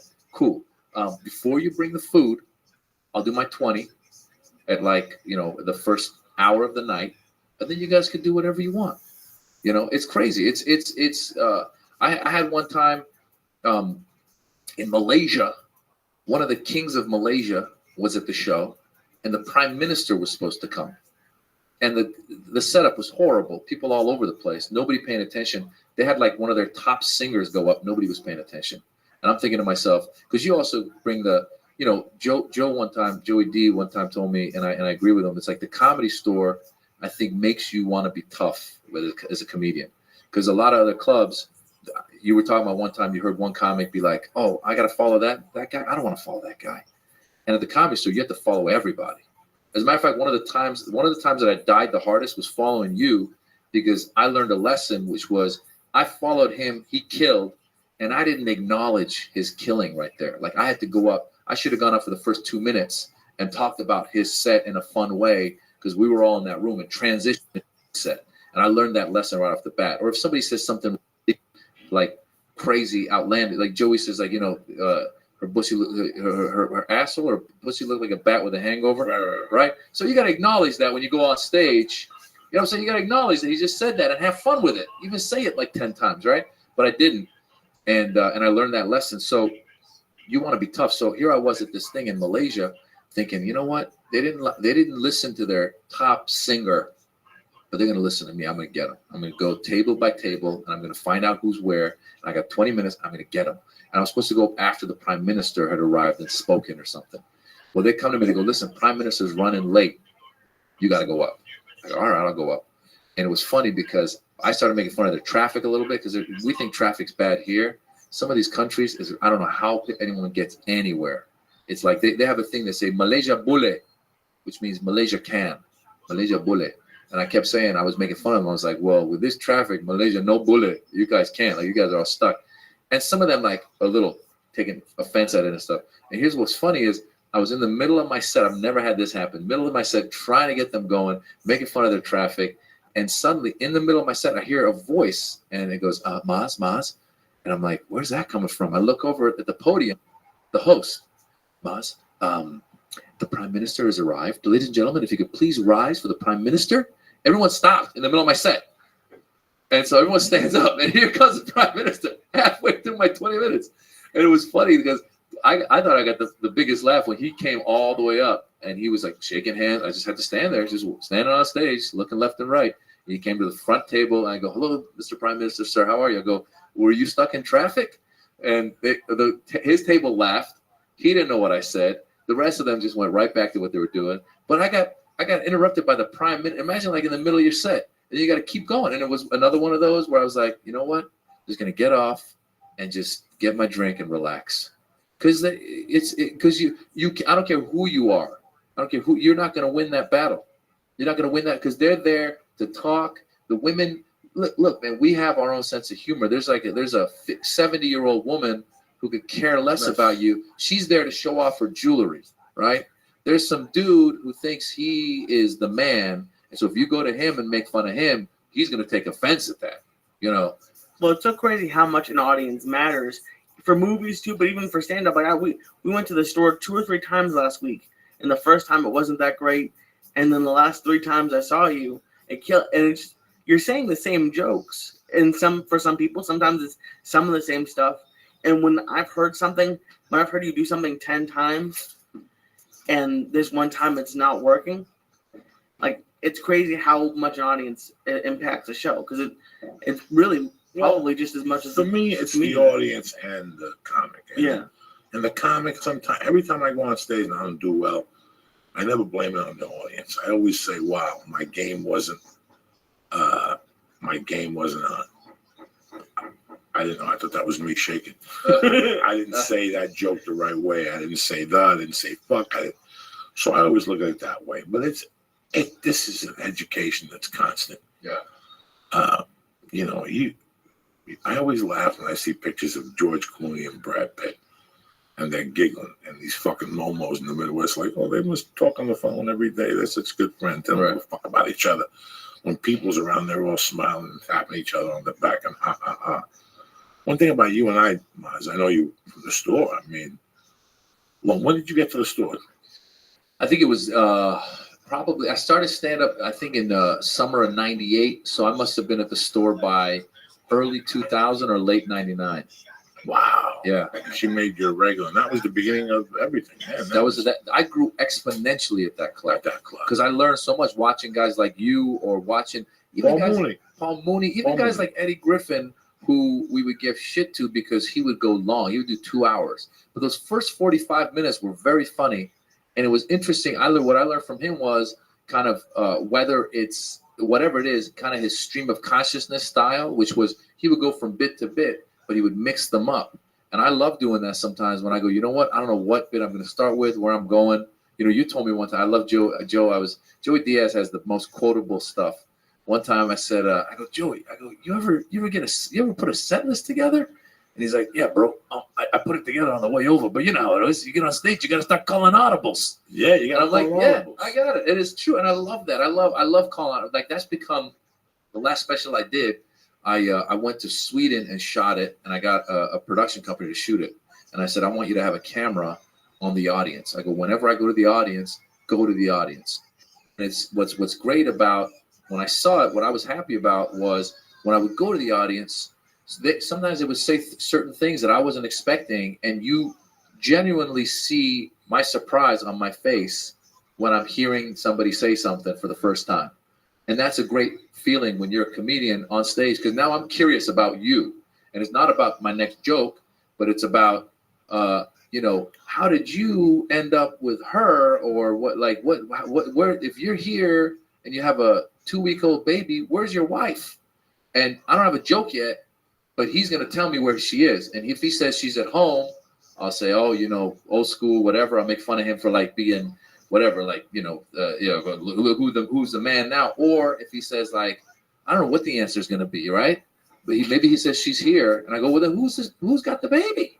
We got a nanny. I go, oh, you're rich. You know what I'm saying? Like you can riff off of that and have fun. Now, show, you can keep going back to that guy. Oh, rich guy. No, hey, rich guy. After the show, he's buying drink. Now you got an extra 5 minutes added to your special because some guy had a 2-week-old baby that they left with the nanny, and he's loving it. There's a dude on my special named Eugene, some Swedish dude named Eugene. When he said his name, Eugene, I was like, you see me genuinely. I go, is that a common Swedish name? And then he's kind of laughing and having fun. And we just go on. I have co-stars in my special. I just thought of that. It's true. But that's because you are being open to talking to the audience. But regardless, what you were saying too is true. Sometimes you're right, Joey. You blame yourself, but you also, there's sometimes where you go like, we've seen it. Comics will come back and be like, oh, this audience sucks. And again, it burns me up. I don't say nothing, but it burns. One thing I always respected about you, especially at the store, was, to me, everybody wants the 8 o'clock spot. Everybody wants to go up in front of 80 hot people. Mitzi didn't like it that way. When you signed up at the store, you thought you were going to get 10 o'clock spots. But Mitzi gave you the dungeon spots. And I call them the anything could happen spots, because that's exactly what they were. A fist fight could happen in a controlled area, in a comedy store. And late nights, when Maz would go up, we would just chant in the back, Maz Jobrani, Maz, in the middle of the set. And I know there was nights Mars would go, thank God these guys were in the room because that's 6 minutes. Yeah. We would fucking go crazy. Mars, and the audience would sit there and go, what the fuck is going on? Yeah. That's the Comedy Store. Yeah. You know, Yeah. Lee and I had a great time last week when I went to the Comedy Store, and the piano player kept playing BT Express for everybody. Yeah. And I went up and he was playing something different. I go, don't play that, play the BT Express. And I danced and thank God because it killed and it took 8 minutes. Yeah. Now, when I walked off and people were like, that was great, I was like, maybe for you. But I wrote a joke for the last 2 fucking days that I wanted to try specifically. Yeah. And that, you know, so here I killed in reality, you know, whatever the fuck I did. But as I'm driving up our Laurel Canyon, I'm like, I'm a fucking loser for not trying that joke that I've been working on for 2 fucking days. But that goes back to what Freddie Soto had said. It's not about the bits because you could try that bit another time. You took that moment and you ran with it. And you ran with it. I had 2 of my favorite sets last year. I've recorded them. Were sets where I did absolutely no material because I went on stage at the Comedy Store and I started to get into it. And as I was getting into it, someone came to sit. So then I was like, what the hell? Where were you? What's going on? And then they started talking. And then someone else started talking. And then the next thing I know, this happened. It was kind of funny. There was these couple of guys came in late and they sat to the left of the stage. And the dude sat down and he saw somebody in the front of the stage and he started waving and the other guy started waving. And then I go, you guys know each other? And he goes, yeah. I go, you guys, why don't you sit with each other? Like you knew you were coming. And he goes, no, I didn't know he was coming. I go, well, then how do you know each other? He goes, we used to play in a cover band together. So now I'm like, what cover band? And it was like Creed or some cover band. I go, well, what happened to the cover band? And they go, well, we split up. And I go, ladies and gentlemen, we heard it here tonight. This, whatever it is, the cover band is split up. I go, this is a very sad moment. I just need a moment of silence. I just riffed that's all for 15, man. And I love that set. And I didn't care about the material I was trying to work out. And that's a set that, you know, if you're a comedy fan, I realized this later. Somebody was talking about it. The reason I got into this was because I was a comedy nerd. You know, you have to be. I used to watch all those guys. I used to stay up late night, watch all the reruns of Saturday Night Live and the new ones. I used to watch all the guys who were on the Evening of the Emperor, all that stuff. So if you're a comedy nerd and you hear a set like that, I think that you have to ultimately sit down and go, I appreciate this. I might not get it all because I'm not in that room, but I appreciate this. When you see Pryor do that set that he put up, I forget what it's called, where he's like in the back of a club and people are walking out and he's like, I hope you get hit by a train or whatever. And it's the worst set you've ever seen Pryor do, but he put it out as a special. You got to sit there and go, I appreciate this. You know? Stand-up's a weird fucking animal. Before, when I was going to the bathroom, I was walking back, I was thinking about, you did a play one time, and one of the times, what's his name was there, Sean Penn. He came up to you, he gave you a number, he took your number, and like he called you a year later or some shit and put you in a movie. No, he didn't do like that. That was I did a movie with him. I did I don't think he saw me from a play. I thought he saw you at a play. No. The movie was The Interpreter. The Interpreter, okay. And that one, the way I got that one was funny. Again, I talk about this all in the book. Get the book, people. It's called I'm Not a Terrorist, but I played one on TV. But it's funny because all these stories come back when you start talking about this stuff. The book, what was funny was, you've done this before. I'm sorry, the movie, The Interpreter. So Sidney Pollack's directing, Sean Penn, Nicole Kidman. It's in New York. And I'm pretty early in my career. It's 2004. And they want you to put yourself on tape. Now, you've done this before. When you put yourself on tape, that means you go into a room, you put a camera, you get a friend to read from the other side, you do it yourself, you submit the tape. And I'm going, there's no way they're going to cast me off a tape. Because if you go in a room, the director's there, he likes you, but off a tape, you go, no way. I fucking hate it. I hate it. I got the longest yard that way. Yeah, exactly. And then the other thing was the scenes they gave me to do. So I was playing. I was auditioning for an Arab American Secret Service agent. His name was Muhammad, but they don't even reference it at all. Go figure. But they don't reference it at all. They just call him Mo throughout. And at one point he goes, "I'm from Brooklyn." He gets is in New York, right? And so he's a very Americanized. And I think the reason the writers might have put him in was because right around that time, this was around the Bush administration, there had been a Secret Service agent who was an Arab dude who was flying from, I don't know, LA to Phoenix to go be on the Bush's detail. He was going to go protect the president. And Secret Service agents carry guns and they have a license for it. So he was getting on the plane and the pilot was like, I'm not going to let you get on my plane. And he goes, but I'm a Secret Service. I'm legit. It's all been approved. It's like, I'm not letting you on my, it was like a Delta or something. And he ended up suing Delta and made, I think he won or something. But point is, I think the writers had read about that and were like, let's put some dude in here as that role. So I went to read the audition, and the audition was very like procedural. It was like 2 quick scenes. The first scene was, let's say it's me and Joey sitting next to each other, and we're in a car. We're Secret Service agents, and we're following some guy who we think is about to commit a crime. And so like he turns to me, he's like, "Is that the guy?" And I go, "That's the guy." And he's like, "Well, what do you think we should do?" I go, "Well, let's follow him." Cut. That's it. Scene 2. Do you hear about the guy? Yeah, I heard he's downtown now. Let's go get him. Let's go. Cut. And I'm like, I didn't do anything. So I submit it. And I go, there's no way in hell I'm going to get this. And then the word comes back. You've had this before too, where your agents go, you're the number 1 choice. And that, to me, usually that's the kiss of death. That means they're waiting for somebody else to say. Yeah, they're waiting for Louis Guzman to take the part, or they're waiting for, you know what I'm saying? They're waiting for somebody else, Ben Kingsley, someone's going to come up. So they go, you're the first choice. I'm like, I'm not going to say anything. I don't want to jinx this. Goes on and on and on. Finally, they go, you got it. I go, what? Yeah, you got it. You're going to spend 4 months in New York. They're going to pay for you. They're going to put you up in a hotel. They're going to pay you. I'm like, this is crazy. So the whole time I'm thinking, first of all, I'm excited to be working with Sean Penn. Who cares about Nicole Kidman? Sean Penn, that's the man. I want to work with this guy. And Sidney Pollack. And I get there. I swear to God. So this was a movie. It takes place at the United Nations. And the whole thing is, it's called the. And I'm like, all right, let me go down. They get me out there and they go, listen, they're filming at the UN today. You're not in the scene, but you can go watch if you want. So I go, let me go watch. So I go to watch. I'm watching. Nobody knows who I am. You know, I'm player number 12 or 15 out of whatever, on the call sheet. I'm not 1, 2, or 3. And I'm watching.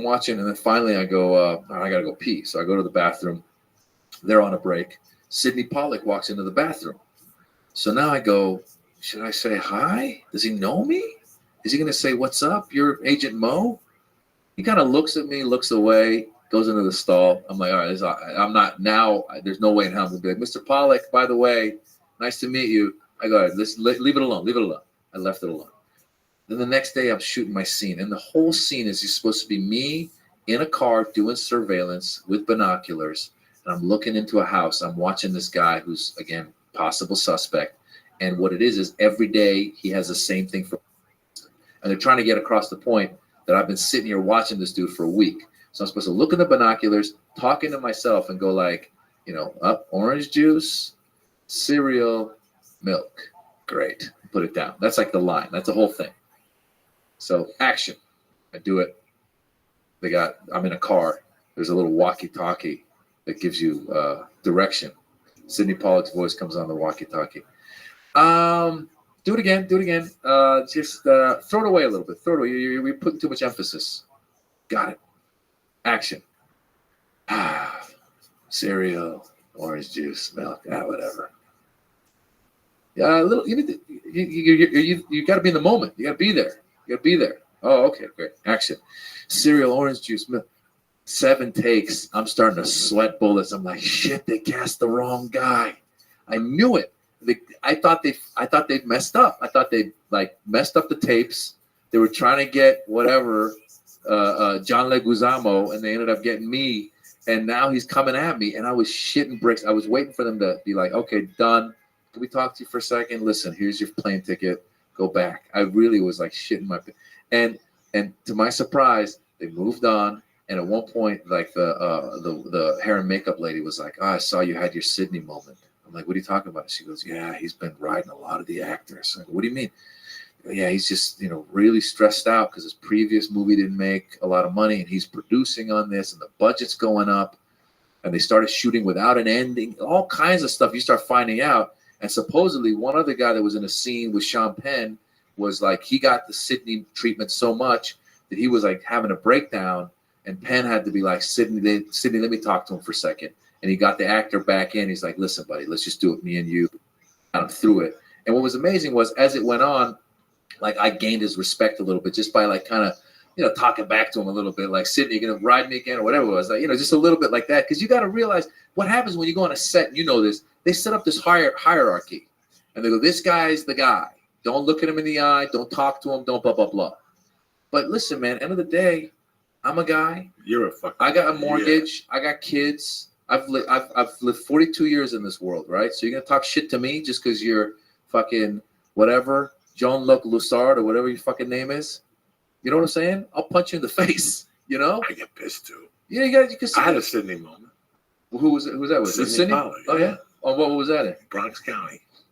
What happened? I was terrible. Yeah. I didn't fucking know. I knew nothing. Yeah. It's 97. I get sent to fucking Santa Monica. We go read for a pilot. Puerto Rican dude in the bar, recurring role. Maybe series regular. I go in there, I read, and I leave. I get the fucking pilot. CBS. This was CBS's answer to NYPD Blue. And Sidney Pollack's director. Sidney Pollack's directing. They paid him $3 million. Wow. Show's going. Show's going. I'm going to be in every episode. At the end, the cops come into the bar and ask me questions. You're not going to shoot. You're going to shoot. You're not going to shoot the pilot. You're going to shoot the pilot. You're not going to shoot the pilot. You're shooting the pilot. You're not going to shoot. This went on for 2 weeks. It's a 3-week pilot shoot. It was a drama. Got a call one night. Fucking 1 a.m. You're shooting tomorrow. Up at, whatever. Be there at 8 a.m., 6 a.m. I don't know. Do I have lines? They'll give them to you in the morning. It's just 2 lines. They're writing them right now as we speak, or we could call them to you tonight. I'm coked up. I'm coked up at fucking Gardner, living on Gavin's floor. And, you know, I got to go in there the next day. I don't know nothing about nothing. And it was 2 horrible lines. Nothing. I could do it today with my eyes closed. And he had to come over and, like, ask me, like, what the fuck is going on? Wow. And you fucking, right, when that happens, you just melt. Listen, I had just bombed on basketball. I had just done basketball. No, I hadn't. That was the first time I really bombed. Then I bombed on basketball like a year later, 6 months later. And I didn't know what to do. And then I finally got to an acting class. And I got a pilot for NBC, like the 5th and 6th episode.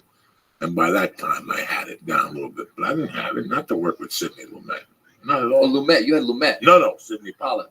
Well, Muzz, you did Friday After Next or Next Friday, whichever one it was, when you were still working. Because I listened to Minivan Men. Yeah. Minivan Men. Yeah, there you go. Yeah. Podcast. And you talked about it. And that's, I mean, how crazy was that doing that movie while you're still doing a job? Well, see, now that was different. Listen, man, this is 90. You had a job?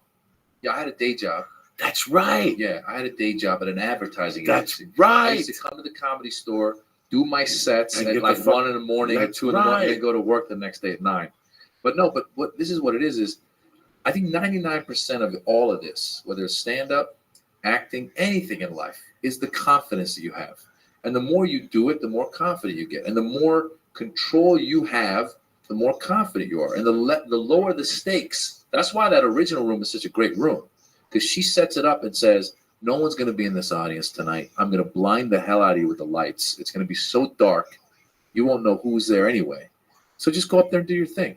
So you go up there and you just do your thing. And so the same thing with the Friday After Next. The director was this guy named Marcus Rayboy, young guy. He'd been doing music videos. I went in and I auditioned for the role of Molly, the donut shop owner. And I just went in and did a character. I just went and did my character. And then they were into it.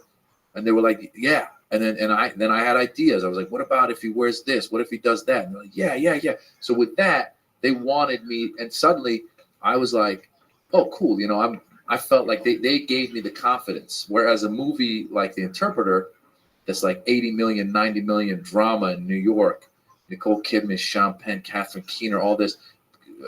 Sidney Pollack is stressed out because he's producing it. He's getting into arguments. Nobody's laughing. Nobody's laughing. Everybody's silent with the director. You know, oh my God, when he comes in the room, don't say a word. And you're sitting there going, this motherfucker puts his pants on just like me. Absolutely. And at the end of the week, when you look at half these fucking directors, what the fuck are they really doing with that fucking camera? Okay, what the fuck are they really doing for them to walk around? You know, you could a director on a set. That's the set I don't want to be on. If I could tell who the director is on the set, if he's got the feather in his hat and the rolled up sleeves and the tattoos, I don't want to work with that guy. I just worked with that jerk off at CBS. Who's that? I worked with a guy. I watched the CBS award they gave him. CBS did a show, and they didn't air it, but they was on YouTube of this director. I forget what his name is. When I read that he was the director, I remember reading for the role and going, wow, I'm going to get to work with this guy. This guy was the biggest piece of shit I had ever met in my life. he blasted Bruce Springsteen. Well, why is this on? And not just blast, guys. And I asked the ADs, like, why is this on? Oh, he's personal friends with Bruce. Oh, so I should fucking fall off my fucking chair.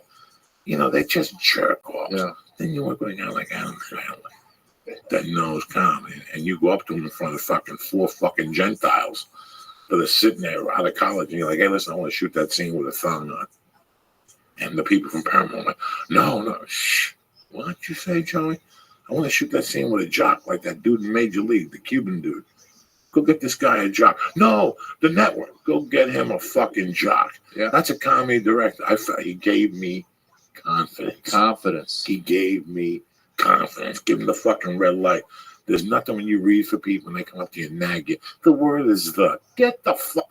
Yeah, the word is the. Yeah. The fuck over it. I made it sound better without the fucking the. But that's.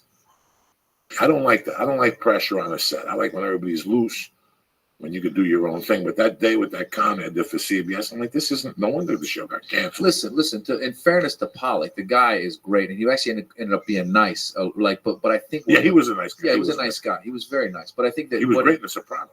Yeah, he was. He was great. He's a great actor. In Eyes Wide Shut. Oh shit! Yeah, it's my movie and shit. Yeah, he brought it on I that. fucking love that movie. Look, that guy's a legend. He's great. But what happens is you get in your head, and also there is a hierarchy in every set. And I think it's up to. And I think, listen, these guys after a while, they got to get shit done. They can't come hug everybody. You know what I'm saying? But ultimately, I think if you're able to lighten the mood somehow, like that's what I learned on my movie, the Jimmy Vessel movie. I was a co-writer, and I had a guy directing named Jonathan Kesselman. He directed something called The Hebrew Hammer.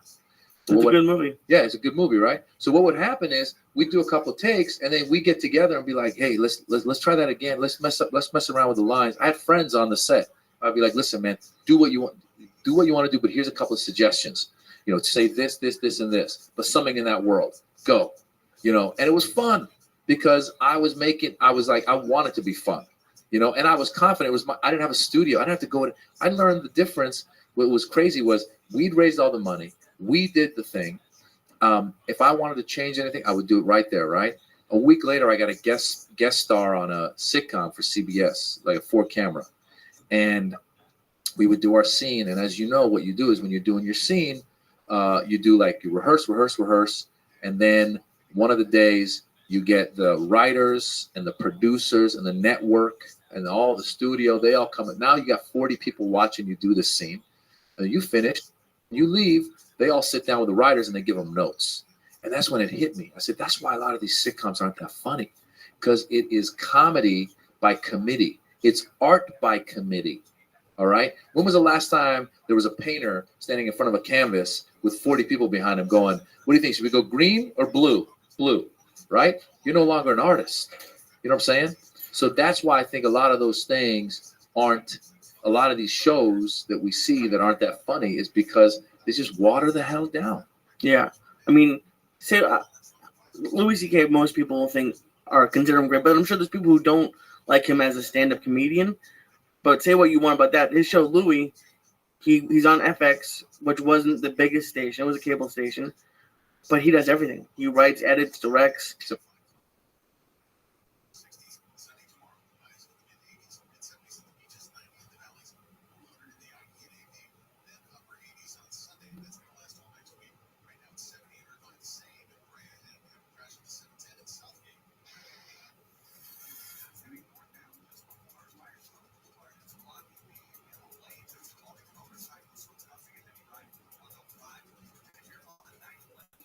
It, and they got the set, I believe, of the Tim Allen show, and they shot it. And really, man, it's a battle all the time.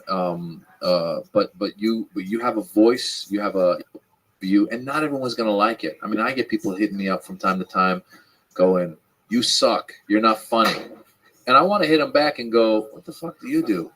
And who are you?" But I let it go because I go, you know what? That's actually a point of you've arrived, I think.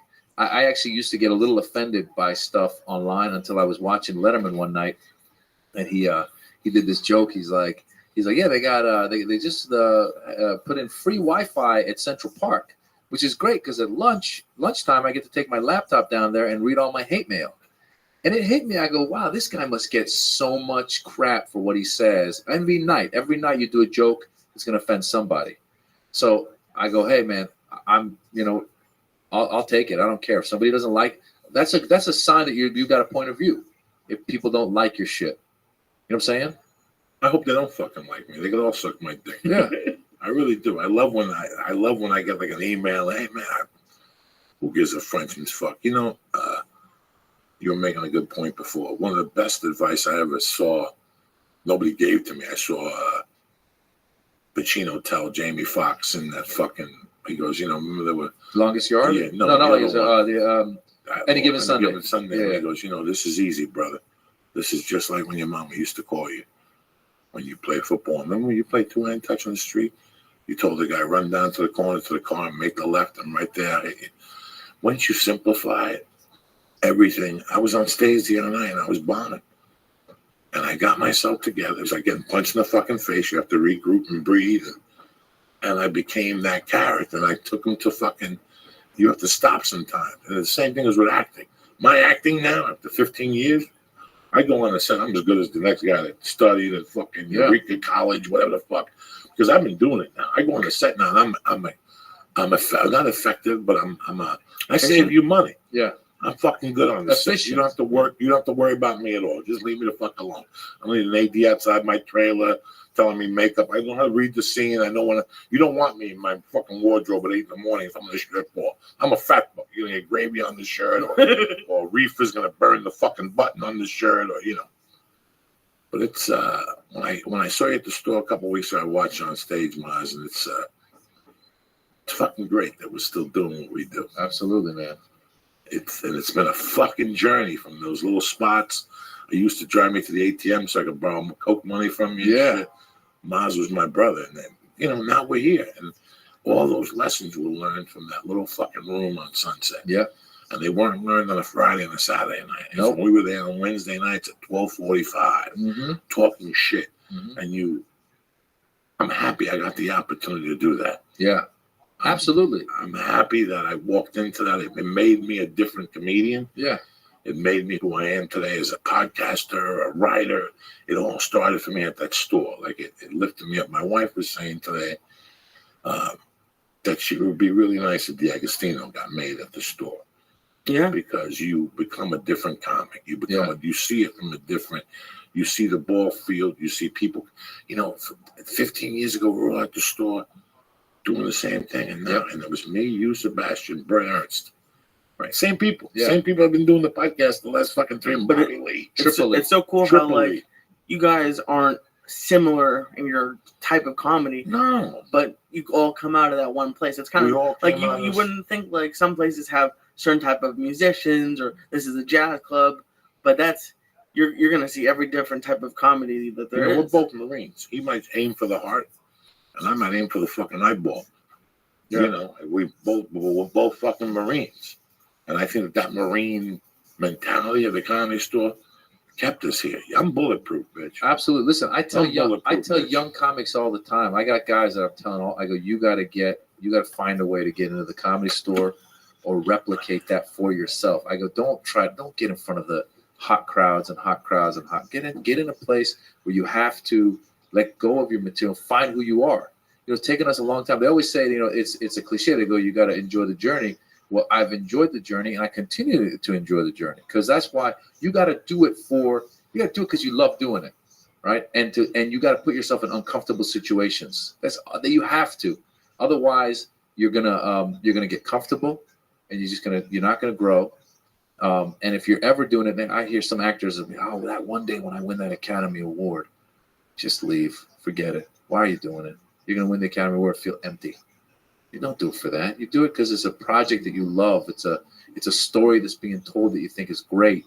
It's something that you wrote. It's something that a friend of yours wrote. It's a part that you're going to be excited about. It's another thing that you go, I can bring something to this. I remember I was listening to Benicio del Toro tell a story about being on some set of some like movie early on in his career. And it was a romantic comedy or what it was. But he said he was on the set and he was just doing the part. And he was kind of like bored because he was just like the supporting guy. like the guy's friend. And he was talking to a friend of his who knew him from before. And he was telling his friend how he didn't like what he was doing. And the friend's like, well, didn't you get into this because you wanted to enjoy it? Like you wanted to be creative? And he goes, yeah. He goes, well, then go for it. So he said, like the next day on set, he started like giving his character like a lisp or something. And the director's like, what are you doing? He's like, I'm bringing something. And the guy's like, get out of here. But flash forward to Usual Suspects, when he's like talking like, yeah, you know, because I think he told himself, I'm going to start bringing some to these parts as opposed to just sitting at, you know, just, I don't want to be just, you know, just sitting there, you know, waiting for that line. But that's for him.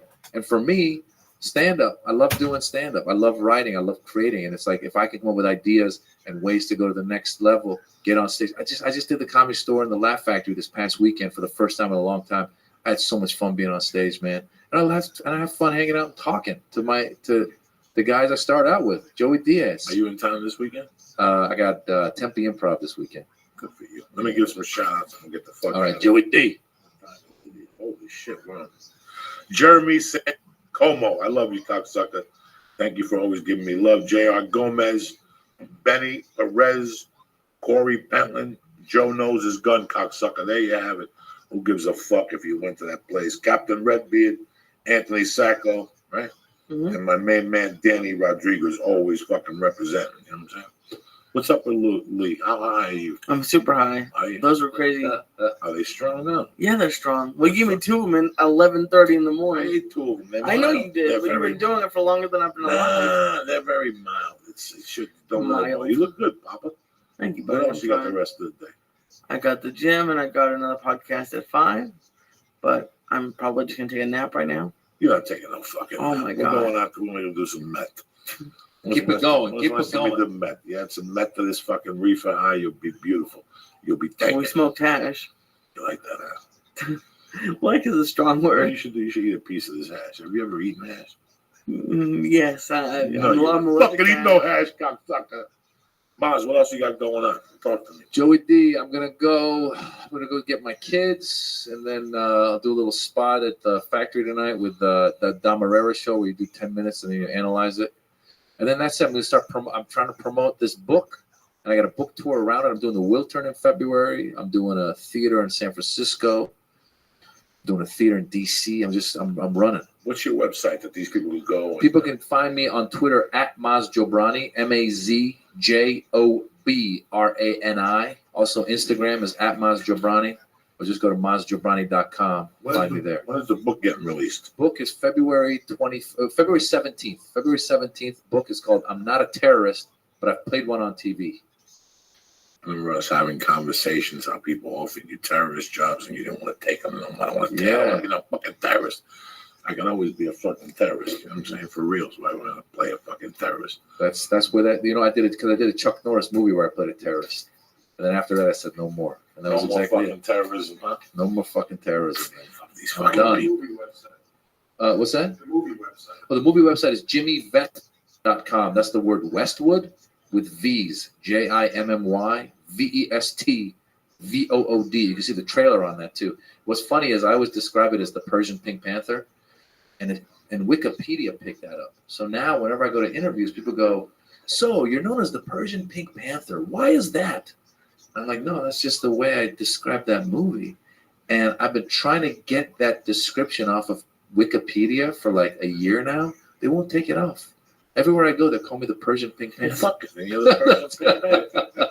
How crazy is Give that? yourself a little Cato to beat you up and you walk. I in the know you, fucking house. man. You're my Kato. I love that shit.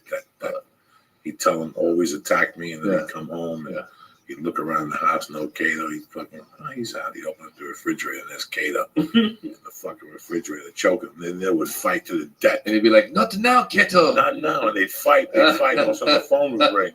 Yeah, right? The phone would ring. classic. And he'd go, hold on. Inspector Clouseau's residence. It's for you. And before Clouseau would take the phone, he'd punch him in the fucking head one last time. Bam!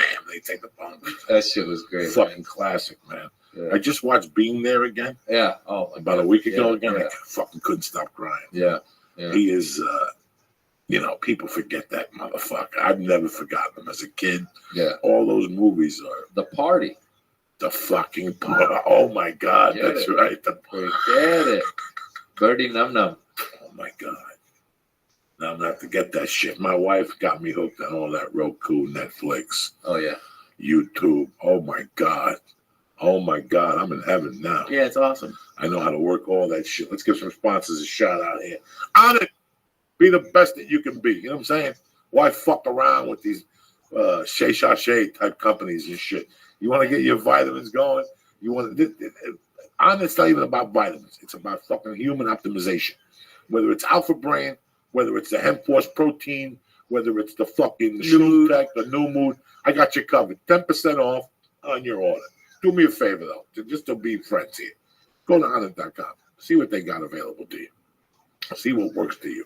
Like I told you 1,000 times, like a broken record. The Alpha Brain got 100% guarantee.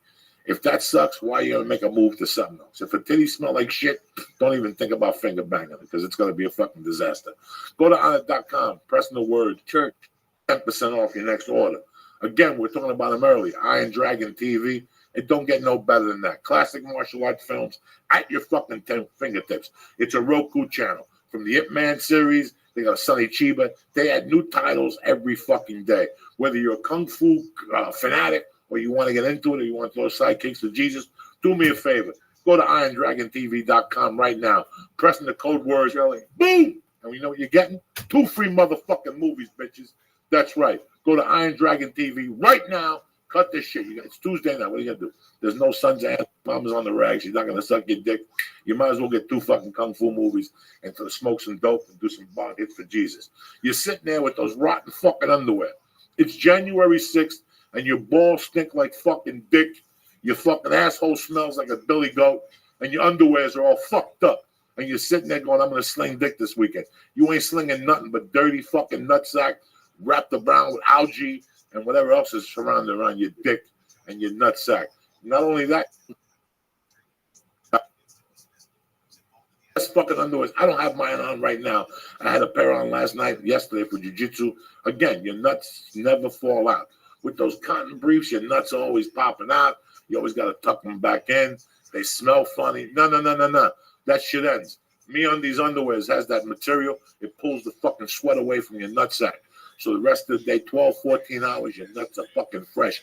You could dip them in somebody's mouth, and they're like, voila, this is the flavor I've been looking for. You understand me? If you're a lady, you want to keep that pussy fresh, go to MeUndies.com right now. They're giving away 20% off and free shipping to Canada and the United States. Stop walking around with those skid marks and those fucking urine fucking pussy marks in your underwear. How do you think guys are going to eat your fucking snatch if you got a urine mark in your fucking underwear? Take those things out. Go to MeUndies.com right now. Press in. Joey. Boom! Get 20% off your first order and free shipping. Why are we going to stop there? I'm talking about free shipping. I'm talking about a dirty pussy. I'm talking about nutrients. Fuck it. You want healthy snacks? NatureBox.com. I'm going to tell you what the best thing about NatureBox is. It's free, motherfuckers. They'll send you 5 snack packs. They'll send you those swirl fucking cinnamon coins. They'll send you those cocoa motherfucking almonds. They'll send you that fucking high energy mix they have with the chocolate and the almonds and the antioxidants. They ain't fucking around. You understand me? No more potato chips, no more chocolate chip cookies. Look at yourself. Does your ass need another fucking donut? Go look at the mirror. Ask yourself. Look at the size of my stomach. It's hanging over my dick. Do I need another fucking donut? Do I need another fucking No! Go to naturebox.com right now and press in Joey. And you get a free fucking sample box with 5 bags of the most delicious, nutritious snacks you've ever had in your motherfucking life. Spicy pistachios, sriracha almonds. Oh my fucking God. Okay, my dick is getting hard as I talk about it. Anyway, on it, Iron Dragon TV, MeUndies.com, and NatureBox. Who's fucking better than you, all right? You know how we do it, lady. Oh, I thought that was the black lady from the last office knocking on the door. But fuck her. She's somewhere fucking jumping up and down. Obama's losing. Maj Jabrani, nobody loves you more than me at the end. Joey Diaz, I love you. We talk from time to time, and it's great to hear your voice, baby. Message for you, my brother. I love you, Joey. I gotta call you and shit like that. We'll be back someday this week. This is a Tuesday special. We'll be back. We'll do another podcast one day this week. All right, cocksuckers? Have a great week. It's the first week of the year. You don't want to suck dick this week. You want to wait at least 3 years. Have a happy Cuban Christmas tomorrow, even if you're Iranian. Celebrate the Cuban Christmas. What do you do at Cuban Christmas? Tomorrow's when the three fucking wise men show up. Tomorrow you don't give gifts. You got to give everybody a fucking 50 or a 20 or something. So I should see you tomorrow. Absolutely. Because you're going to give me money. Wait, no. You're Cuban. Yeah, but Jews give the Cubans gifts. Oh, You fucking dick. You're not backing us now in this fucking thing. I love you guys. Have a great day. Stay black, all right? Joey D. Maz. Tempe, Arizona this weekend. And where you at the weekend afterward? Back in LA, baby. All right, baby. And you are at the Improv. I'm at the Improv fucking Saturday night. January 10th, 8 o'clock and 10 o'clock. The one on Melrose. The one on Melrose. I got my man Mick Betancourt with me. The January 22nd, I'm in Buffalo, New York. You better fucking dress warm. And the following week, Super Bowl week, I'm at the Columbus Funny Bowl. I love you guys. Stay black. Wash your pussy. You don't want no fucking antifungal medication in there. You know the weed's good when you forget where you're going to be. Let's see. Okay. Okay. Now that the show's over, don't forget to go to naturebox.com and sign. Huh? Okay, I'm going to turn you off. Yeah, I'll do that. That's okay. Go to naturebox.com and sign up to get your free sampler box of great tasting healthy snacks. Forget the vending machine and start snacking smarter with delicious treats like barbecue kettle kernels. Go to naturebox.com/Joey. That's naturebox.com/Joey. Hi, Joey. Go to meundies.com/Joey. What? Okay, hold on. Yeah, hold on. Yeah, it was. Okay, I'm still doing the ads. Go to meundies.com/Joey and get 20% off of all the men's and women's underwear they have. And right now they're offering you 20% off and free shipping in Canada and the United States. Go to onit.com and use code word church to get 10% off of all their great optimization products, Alpha Brain, New Mood, ShroomTech Immune, ShroomTech Sport, and go to Iron Dragon TV. Use code word Joey to get 2 free rentals of all their martial arts movies. And if you like Tim Kennedy, go to Nanotech's booth at CES, booth 15423, Wednesday, January 7th at 2 p.m.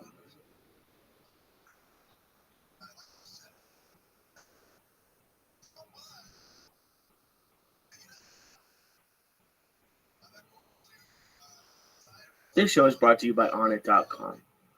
Go to onit.com and use code word church to get 10% off of all of their great optimization products. Alpha Brain, New Mood, ShroomTech Immune, ShroomTech Sport. Joey's a huge fan of the Strong Bone. It's code word church to get 10% off, or just go to joeydiaz.net and click on the Onit banner. Go to naileditlife.com, all you oil and wax smokers out there, for the premier vapor pen on the market. Use code word Joey Diaz to get 20% off of your order. Go to hitecigs.com. That's hit-letter-e-cigs.com. Better tasting, longer lasting. A lot of people are sending in pictures on Twitter. They're getting it. They're liking it. So please go check it out. The proof is in the vape. E-cigarettes and e-cigars for you. Different levels of nicotine in both. And the e-cigarettes come in multiple flavors if that's something you're interested in. Use code word Joey's Church. That's Joey's Church to get 20% off of your order. And go to IronDragonTV.com. Iron Dragon TV is a brand new Roku channel. I just set up my new Roku yesterday. I finally got rid of cable. I checked out Iron Dragon TV's offering. They have a ton of martial art movies. Like, I don't think you could ever, if you sat down and watched them, I think it would take a while to get through them. They have all the cool Jackie Chan stuff before he came into America. They're going to have 4K technology. They have the Ip Man series. Use code word Joey to get 2 free rentals.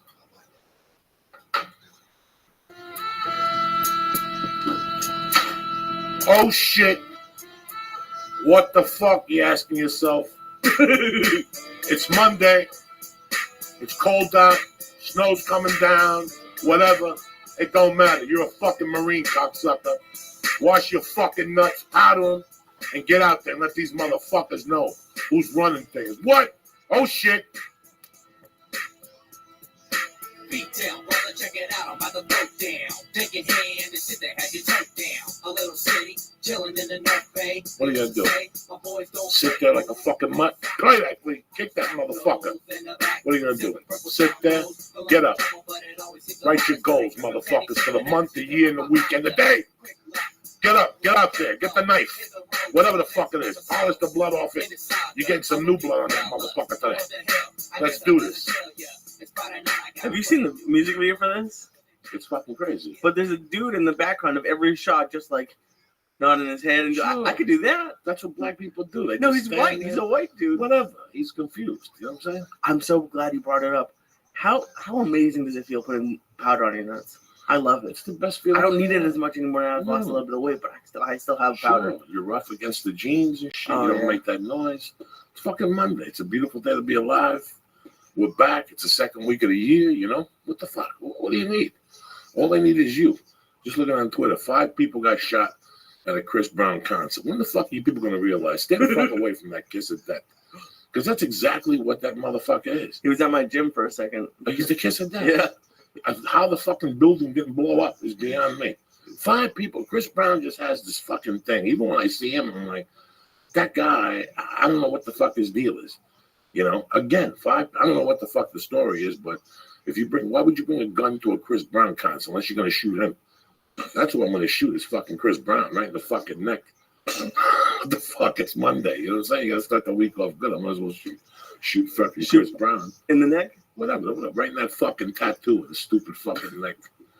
What's happening, you beautiful people? Had a great time Saturday night. You came to the Melrose Improv. Thank you very much. We had a great time. Lee was there with the girlfriend. There are a lot of Einstein. people there. Yeah, Einstein from 10 Planet Culver City. My man, what the fuck's his name? Renee. Alder. Renee was there. Who else was fucking? I mean, Alder from 10 Planet Van Nuys. Oh, he was there? Hassan I didn't was see there. him. From GMAC. I mean, there was just some fucking Renee Encarnacion. He's probably at Disneyland. Yesterday said it was raining. He flew in from New York with a girl. He's just like, fuck, I'm going to take a vacation. Yeah, that's how you do it. And then didn't someone else come from like Australia and then England? There were some people there, so it was cool. I got stoned as fuck. I ate some stars. We ate a Star David this morning. Did you eat it? Of course I did. You bullshit me. I was watching. You watch me like until I stop chewing. You like you're watching me, but you're not watching me. I gotta watch you like a hawk, cocksucker. You know, when I do these shows now, I feel different. You know, on stage, and I feel different when I'm there. And I gotta tell you something. It's a good time for comedy right now. It's a very good time for comedy. If you live in the LA area and you stop by the Comedy Store, it's a good time for fucking comedy. You know, at the Improv the other night, it's a good time for comedy. When I'm at the Laugh Factory, it's a great time for comedy. You know, it's something's different. It's like the good guys won finally. You're not watching the shit that Comedy Central puts out and all these other fucking stations put out, you know, network. You're watching the underground shit come out now. The shit that people wouldn't talk about. And it's all through Twitter and social media. And it's coming out on the network now. Like Little Yeah. Esther was just on TV. They have. Ari's on TV next Let me tell Friday. you something, man. Right now, the funniest guy working is Sebastian Maniscalco. I haven't seen him But recently. a tight, close second is Ari Shafir. I'm telling you this right now, guys. I'm not telling you this because he's my friend. I'm telling you that the material that Ari's throwing right now about Biggie and going to China and taking a shit is some of the funniest shit I've ever heard in stand-up. And I'm not telling you guys this as he's my buddy. I love him to death, but I'm really proud of him. He tore it up in Las Vegas that night with Rogan. I was sitting there going, what the fuck am I going to come up with? Because this guy's killing him. He was killing him. So, you know, Bill Burr is out there now. I mean, it's just, so his special premiere is Friday night, Ari. Yeah, I think you can buy it pretty soon on his website. Okay. But yeah, you could. He said something crazy. Like he shot like 70 minutes and only 40 something's gonna get on TV. So for $5, I'm just gonna go and buy it and get the whole 70. That's Friday night on Comedy Central. Yeah, I think it's the 11th or 12th. And it's like that night at midnight. So it's Well, technically tonight's the Saturday 12th. morning. No, it's not the 12th. And it's Friday. Okay, it's Friday, the 16th. Yeah, let me check. And then the 17th, we're doing the LA Riot Comedy Festival. Right. And I'm doing the show Saturday night with Al Madrigal, I think TJ Miller and Ari. And it's called Revenge. The theme is revenge, which is fucking perfect for me. And then his show comes out that you're on. When is that? The following Thursday night? Well, the whole season starts. It's like 8 weeks, I think. Right. I'm on the last one. Oh, really? Yeah, I'm on the last Oh, one. cool. I'm like in fucking April or something like that. But I don't give a fuck. Hey, listen, man. No. For our Comedy Central does not even look at me. For Ari to go to bat for me with Comedy Central, I own my fucking life, you know? That's the type of kid he is. He just told him from the jump he's doing it because he was there from the beginning. So It's the 16th of May. yeah, you got to admire that because the But- 17th we're doing the Riot Festival, whatever the fuck it is. Do you think? Do you wish you had been on Comedy Central? Yes and no. I just didn't like the fact how they shunned me from the beginning. But listen, man, that's the beauty of life. Some people like it and some people don't like it. I never really. It made me work in a different direction. At least I knew that door was closed to me. I don't want to live my life going, maybe. You know, at least I knew that they didn't want to do business with me. It all started when Joe did the Man Show and I came out naked running. They all banned me for that. They kind of like, it was like a silent type ban. But then years later, they took a couple comedy pictures from me. They called me in for a few comedy pictures. And then my name's been thrown around for specials or whatever, involvement on Midnight and stuff like that. And they just said no, you know, flat out. So, you know, I hear everything. Yeah. I hear everything. Even when they're working, you know, this chapter on this thing of revenge, when Ari called me because we're doing this, it was really weird because it's going on in a weird part of my life. I'm trying to write this book. I'm writing a book about the rocket ship. I lived in that rocket ship in '84. And I didn't know until I was writing the chapter about living in a rocket ship in '84. On the way here, I made a left and I went down that alley and I saw a guy sleeping out next to a shopping cart. Yeah. And I kept going, I go, I wonder what if, you know, I said to myself, I wonder what it feels like tonight to sleep outside. I go, you know what? I slept outside many a fucking night. I slept outside in a car here in LA for about 3 or 4 or 5 months. And in '84. Do you get any sleep when you're sleeping outside? I can't imagine you get any sleep. It depends how fucked up you are. I see, if you ever been walking and you see a guy like dropped and you got to walk over him, like that guy just got tired and fell. Like that guy just said, fuck it. You know, yeah, you sleep with one eye, you got money in your pocket. You don't know if somebody's going to run up to you and stab you while you're sleeping. You know, if I'm walking down the street and I'm a killer and I'm looking to kill somebody, I see a bum, I'm going to shoot him right in the fucking foot, you know, something. He's sleeping, you know, there's no resistance. If I'm a fucking psychotic person, you know. And it just, sleeping outside just does something to you. You sleep a few hours, you sleep light. I slept outside when I was a comedian. You know, many a nights I had to take a bus somewhere and there's a 4-hour delay. What are you going to do? And you got to fucking sleep. You sit in a bus station, you put your jacket on over your head, you put your money in your front pocket, you put your hand in there, and you put the bag next to you and try your best. Yeah, but there has to be a difference between my bus is coming in 4 hours and I got nowhere to go. Oh, absolutely. Yeah. Absolutely. You have nowhere to go. And you know, you wait for the heat from the sunlight. I mean, I remember being on that fucking rocket ship and doing coke in there. Like it's a 3-foot, you know. Someone posted a picture of it. I thought it was horizontal. It's vertical. It's vertical. Okay. And it has a couple of different floors, and there's a beam in the middle, and that's how you get to the top. I would just chill in the middle floor just in case I had to pee or I'd pee off the railing or whatever. But you had to snort in the 3 feet. I would actually go in there with booze by myself at night. And then I would hide like a blanket. And, you know, I'd do dumb shit, you know. But I know what it's like to be outside. It was November and December in Jersey. I mean, there's snow. There's snow. It's fucking cold out.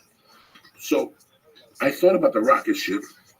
You know, I wrote a general thing, living in a rocket ship. And I go, nobody wants to read this. You have to describe what you were going through. What it felt like at the end of the night to not only come down off the coke and get depressed, but then you're naturally depressed. You're living in a fucking rocket ship. Yeah. You know, the weight of everything was on top of me. But on that weight was a pain that I had. Like, I was 21, and I was just sick and tired. Sometimes people just get sick and tired. And I always knew I wanted to leave Jersey, so I came out here to see my uncle. And I came out to get, you know, listen, life throws curveballs at you. And then people throw a curveball at you, but you know your family's always going to be there. You know, this last Thanksgiving, I've been talking to my uncle since 2009. And this last Thanksgiving, we were going to get together and do Thanksgiving. We had him on the podcast. And the Monday before Thanksgiving, my cousin called and she said, hey, he doesn't want to do it. He wants to go to a restaurant. And in a way, it helped me out because it got me off the hook. I didn't want to bring the baby down with the turkey in the car and all that. So I started thinking about it. I go, you know what? This is perfect. So then he called the next day. He goes, no, I didn't say that. So I said to him, listen, what I'll do is this. We're going to go get the turkey. We'll eat here. We'll see what you're doing later on. If you don't want to go out with your girlfriend or your son, we'll bring some food down to you. Well, I called him that day, and he goes, no, my son's here. I'm going to be all right, but if you want to stop down later, that's fine, too, with the baby. I go, all right. So that was the week I had the vertigo. Mm-hmm. So we went out, we took the baby out. I went back home, and I fell asleep. I had vertigo. I laid down. I called the next day. He didn't answer the phone. He didn't call me back. I called him a couple of times. He didn't call me back, which meant he was pissed off at me. Christmas Eve, we get invited to my cousin's house, his son's house. He's there, and we're cool, but we're not usual cool. He's not saying much to me. So I could tell he's pissed off over Thanksgiving, which he should have told me directly instead of telling his daughter. He should have told me what was on his mind instead of mentioning it to his daughter. But his daughter told me, and I just, well, you know, when somebody lets you off the hook, they let you off the fuck. Oh, you don't have to be there Sunday at 6:30. You're like, fine. Often they call you back an hour later. And go, no, we switched it to 6:30. Fuck you. I already made plans, bitch. You know, so you know, maybe he's pissed, whatever, and I'm dealing with it. I go, you know, in time he won't be pissed. So I give him a present Christmas Eve. Now, when we're there Christmas Eve, I notice my cousin, the female, is sitting with the kids outside. My cousin's okay, but I can tell there's always something wrong with her. She's got a fucking husband, a boyfriend that's a cop, and there's always something going on. So I finally couldn't take it. I'm like, what? I go, you know, Marta, I came up here to be with you. You're sitting the fuck out of here with you. You know, come on in, talk with us. And I go, eat something. And she's like, well, I might eat with my husband, whatever, with my boyfriend. I go, he ain't fucking, he's working. Eat something. We're here. You know, we're right in front of you. It's like when you go to get a restaurant somewhere, you go to eat, to pick up your order, and there's a fucking person taking your order right in front of you. Put that motherfucker on hold. There's a live body with cash in front of you. Right. That's the guy you talk to first. There's the guy with cash in front of you. Fuck who's on the phone. If he cared about his food, he'd get his fucking fat ass down here. The truth, okay? Fuck that motherfucker. When you're doing customer service, you deal with who's in front of you. Right. Fuck that homo on the fucking phone. I don't give a fuck about him and his lunch order. Probably wants hummus or some fucking fucked up shit anyway. So, that's the way I go, Marty, you're here with your fucking brothers, your dad, your mom is here, and we're all in the kitchen eating, and you know. So she got mad at me. Because I said that to her. I go, fuck him. Come in here with us, you know. And she got pissed off. And we hung out for another hour and a half. I had a good time with the baby and my cousins and shit. We're playing music and the kids, and we were laughing. And my cousin's wife. And on the way out, I go, good night. And my uncle, like, raises his hand like, fuck you. And my cousin raises her hand like, fuck you, you know. And, all right, I get in the car. And whatever, I called them both the next day and thanked them. Nobody called me back. And then last Thursday was the baby's birthday. I didn't say nothing. I got up the next morning. I said, my cousin wrote something on Facebook. But that was it. I called her back to thank you for acknowledging. Never called me back. I called her back that night. Never called me back. I didn't even think about it until Saturday morning, before the improv, that, oh my God, my cousin, my uncle, who's pretty tight with the baby, didn't call. And I go, you know what? I'll tell you, in my world, I might have a problem with you, Lee, but I'm still going to give Paul her Christmas present. Right. You know, whatever's going on between me and you, that we'll put that aside. It's her. It's about her. Why don't fucking mind I'm going to be friends with her because you want to be a fucking Momo. So I go, you know what, man? This guy has no idea that I've never, ever, ever, ever in my life wanted to kill somebody as bad as I wanted to kill my uncle for what he did to me in 1984. You ever watch two fighters fight, and after the fight, they beat the fuck out of each other and they're bleeding? Like, what's his name? Kochek. Mm-hmm. You know, he's got a glass fucking eye. You think when he sees GSP, he wants to hug him and jump up and down? Yeah, they fought, and yeah, you got to act like a fucking civilized so people don't talk about you. But deep down inside, he's got a fucking glass eye. He hates GSP. That's how I feel. Yeah. Like, we never resolved that situation of what the fuck he was thinking. I was a 21-year-old kid, you know. My circuitry was all fucked up, Lee, you know. I had dropped my faith in society. I had dropped my faith in religion. I was done. Lee. So I go, you know what? I know who'll help me out. I know who'll be cool with me, my uncle. He was always there for me growing up. You know, I wasn't the best person at the time, but it doesn't matter, man. Family's got to take you in, you know? He didn't pick me up at the airport. He didn't answer his phone for days. I finally had to go to the restaurant and hunt him down. I remember sleeping out in front of the restaurant, spending the whole night sitting on fucking, Western Boulevard, whatever that is, Vermont Boulevard, and all the way in hell down there. and sleeping in front of his restaurant with a duffel bag. Getting up in the morning, the restaurant, me calling his house, spending quarters. In those days, every time the answer machine picked up, you lost the 30 cents. Oh, no. Or the 25 cents. You know, it was a fucking nightmare, Lee.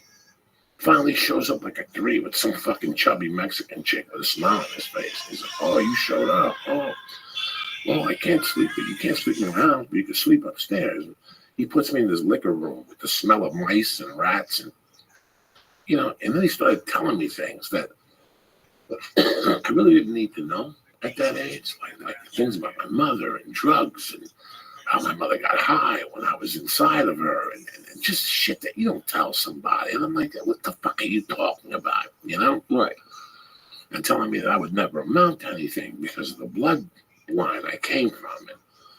And I'm like, this is fucking cruel. Are Hispanic parents a little bit more straight? I don't know if it's straightforward or cruel than like white parents are, or not. I don't want to say white, but that world was a little bit more. They were more I've reality. noticed it. Like it's not that they're mean. That sounds terrible, but it's like they don't pull punches. Like white parents would never say some of the stuff I've seen. So I didn't know this till after I made up with him. Yeah. Because his kids told me the story. They're like, when you came to town that time, he called the house. He wasn't living with us then. But he kept calling the house, telling us not to answer the phone if you called. Fuck. You know, like, this is my uncle. This is my blood. You know, so I started thinking about this. I apologized to him 25 years later for my behavior. But he's never taken me aside and say, hey, man, I was out of line that weekend, too, by the things I said to you. You know, you wouldn't amount to nothing. When I got on that plane, after we drew guns on each other, and I got on that fucking plane to Jersey, you know, once the smoke cleared, I got furiously. I realized what it had done to me. I was furiously. I think on one of the testicle testaments, I talk about how I used to call him from prison. Yeah. And hang up. I'm going to kill you. And hang up on him. I mean, this is going back till I came out here. I was kind of scared. And then I looked him up once. When I first moved in with Terry had Yellow Pages, and I looked at the bar, and I saw it was open, and I called him from Terry's phone, and the number had a machine to it, so I knew he still had the bar. And I was talking to Marilyn Martinez one day, like, oh, Marilyn, where's Vermont? And she goes, it's right there in Hollywood. Why? And I go, my uncle has a bar at this number. And she goes, hold on, I'll ask David. And David, her husband, was black. You know, he was from Crenshaw. And she goes, yeah, there's a bar down there. A Mexican bar. It's still there. I go, that's my uncle. And I remember going, you know what? If I fail here, on the way out of town, I'm going to go and hit him with a fucking 2x4. I hit him. And I was dead serious. Lee, I was pissed. But, Lee, you get older, you know, and you listen to people. And people always say to forgive. And it's like I forgive, but I never forgot. I never really forgot him. And sometimes I'm meeting with him and I want to bring it up. Like, dude, what the fuck were you thinking? You know, at that time he had cheated on his wife with some chick and then cheated on that chick with another chick and gotten her pregnant. The third chick? The third chick. And the kid's around today. And the poor kid, you know, because of his behavior, the poor kid, you could see the kid's fucked up too because the mother didn't want him. The mother dropped him off one day and said, I don't want this fucking kid. Oh, no. You know, because it was like she was a jilted lover. If you're not going to be with me, I don't want this fucking kid. I want the kid if we were going to be together type deal. Can you imagine that? No. So that's the hell he lives in, you know. And I explained to my wife yesterday. My wife told me, she goes, you know what? I didn't really understand the severity of what he had done to you till yesterday. It was horrid, like how I went home after 3 days, and then I tried to lash out. Yeah, I tried to lash out and rob him and take a gun out on him because I couldn't take what he was saying to me anymore. What if he said it now? Like, what if he had said it at this age? Would it have affected you as much? No, because I'm confident in who I am. I already know who the fuck I am. At that age, my dad had died at 3. My mom had died at 16. I had an idea. I wasn't fucking stupid. You know what I'm saying? Right. But he said things, I remember out working, and he's like, so what do you want to be, a bartender? He goes, that's as far as you'll ever get. He goes, if you're lucky, you might make a good bartender. I can't see you doing anything else. I said, well, you know, I might want to go to school and be a lawyer. He goes, you can't be a lawyer when you're a criminal. It's not in your blood type. I mean, he just was saying, and at first I was like that girl that's insecure that talks to a pimp and the pimp tells her, and I was like, this guy's fucking crazy. He doesn't know anything about me. I'm on coke, and I had a bad run of life, and I'm going to get this, you know. And I left there, and the whole point of getting, I think in '84, the whole point of getting out of that fucking rocket ship was to get my shit together, go put a bullet in his fucking head. That was the plan the whole time. But then over the... Do you think any of it is he was just trying to motivate you? Like, did it motivate you at all? Not at all. There's a way to motivate people. There's a way to talk to somebody with love. There's a way to talk to somebody fucked up and then reel them back with love. He just talked to me fucked up. There was no love. There was nothing, you know. Sometimes your dad will go, Lee, you got to do this, you know, and you feel bad. And he goes, I'm telling you this, I'm your dad. I love you. And on the way to the car, you go, you know what? I can't, because he's talking to me from the heart. This guy said nothing from the heart. The only thing he threw at me from the heart was hate and this anger and this, you know, resentment. And then the other thing that was more of that story, my mother had given him money. This is what really shocked me, because I was fucked up on drugs. It was 5 years later, but my mother had given him a ton of money before she died. I don't know what the terms were or whatever. So I thought when I would come out here, he'd go, hey, man, your mom gave me money before she died. She gave me $20,000. Here's $5. Get your life together. I wouldn't have complained, Lee. I wouldn't have said anything. He didn't even make that effort, you know. So it was just a fucked up time. I got to talk about revenge. You know, I love revenge. I've always loved. When Ari first called me with the fucking story, I thought about when I was a kid one night, this buddy of mine got hit. And the guy was a lot older than him. We were probably 16, 17. And this guy was in his 20s. I remember him from being like a freshman in high school. He was a lot older than I was. And he was always a cunt. But he dated a friend, like a girl that I knew. So, and she was young. Like she was like a sophomore, and he was like a sophomore in college probably, you know. We were probably juniors in high school. And this guy hit a friend of mine. I go, bro, it would be my honor. Let's get back at this guy, regardless of whatever comes back from it. Right. And we set up this thing, and the guy came out. We hit him with a wiffle ball bat with rocks in it. Oh. We got a wiffle ball bat. We cut it. And we put rocks in it, and then you put a big rock at the end so the rocks don't come out. You throw a little dirt in that motherfucker. You have no idea how hard a wiffle ball bat hurts when it's at the rocks. It would probably hurt empty. It burns. Next up on my big board. You get hit with a wiffle ball bat 15 times in the neck or somewhere that the skin's exposed. I just imagine on the back. Like, we're gonna check out. But with rocks in it. Oh my God. And that was my favorite revenge story. I've always daydreamed about revenge. I don't think I ever. The only thing I ever did with this freaking asshole in high school was pushing me around. He was younger than I was. He was bigger because I was small. And one day he was messing with me in the gym locker room. I don't remember exactly what he was doing, but I had enough. I was like, I think I was like a junior or a senior. I just slammed him against some lockers. And we started. It was like the only real fight I've ever been in. I don't think any punches were even thrown. I just remember slamming his head against some lockers. And I got suspended for a day, but I was so. My mom wasn't even mad. No, I was so happy. It was the only time I ever did it. You stuck up for yourself. It's weird that people think revenge is like, for me, revenge isn't just about that. It's like when, like, somebody will go, hey man, fucking, you know, somebody will say to me, you know what, you should make me your partner. I don't really think Lee's a good partner for you. And I go, okay. And then the podcast will win an award. Yeah, I'll see that person. Come here for a second. That's revenge to me. Yeah, that was always my big revenge. I feel that way now for like people who were mean to me in high school. I go on to Facebook and they're still working at the high school job, which is fine. But a little bit, I feel like, yeah, take that, bitch. Yeah, like a couple of them have hit me up, like they come out to LA and like, we should hang out. I'm like, we were never friends in high school. Why am I gonna drive all the way to Los Feliz to see you now? Fucking no parking. Right. You know, revenge, like for me with my ex-wife, I really want, but I knew that if I stuck around and did well, that would hurt her more. Great. You know, Well, sure. she wanted me to either end up dead, disappear, or go to prison, because I would never have contact Right. Don't you with love them at the again. bottom here? It says But I please wait kept 3 out, seconds, and for me, that and was then it my just never revenge, for works. succeeding Well, at it's still 3 something. seconds. So revenge is also something like that, you know. Yeah. Somebody fires you and says you're fucking an idiot. Really? I'm gonna go over to your Shout out to competitor and Schlump. watch what I do Shout over out to there. Rabbi. And Peace after out about to 2 everyone years, in you the eat their state. fucking Goodbye. life. You just call them everything. Well, how you like me now, bitch, and hang up, or breathe heavy, or and hang up, whatever the fuck you do, you know.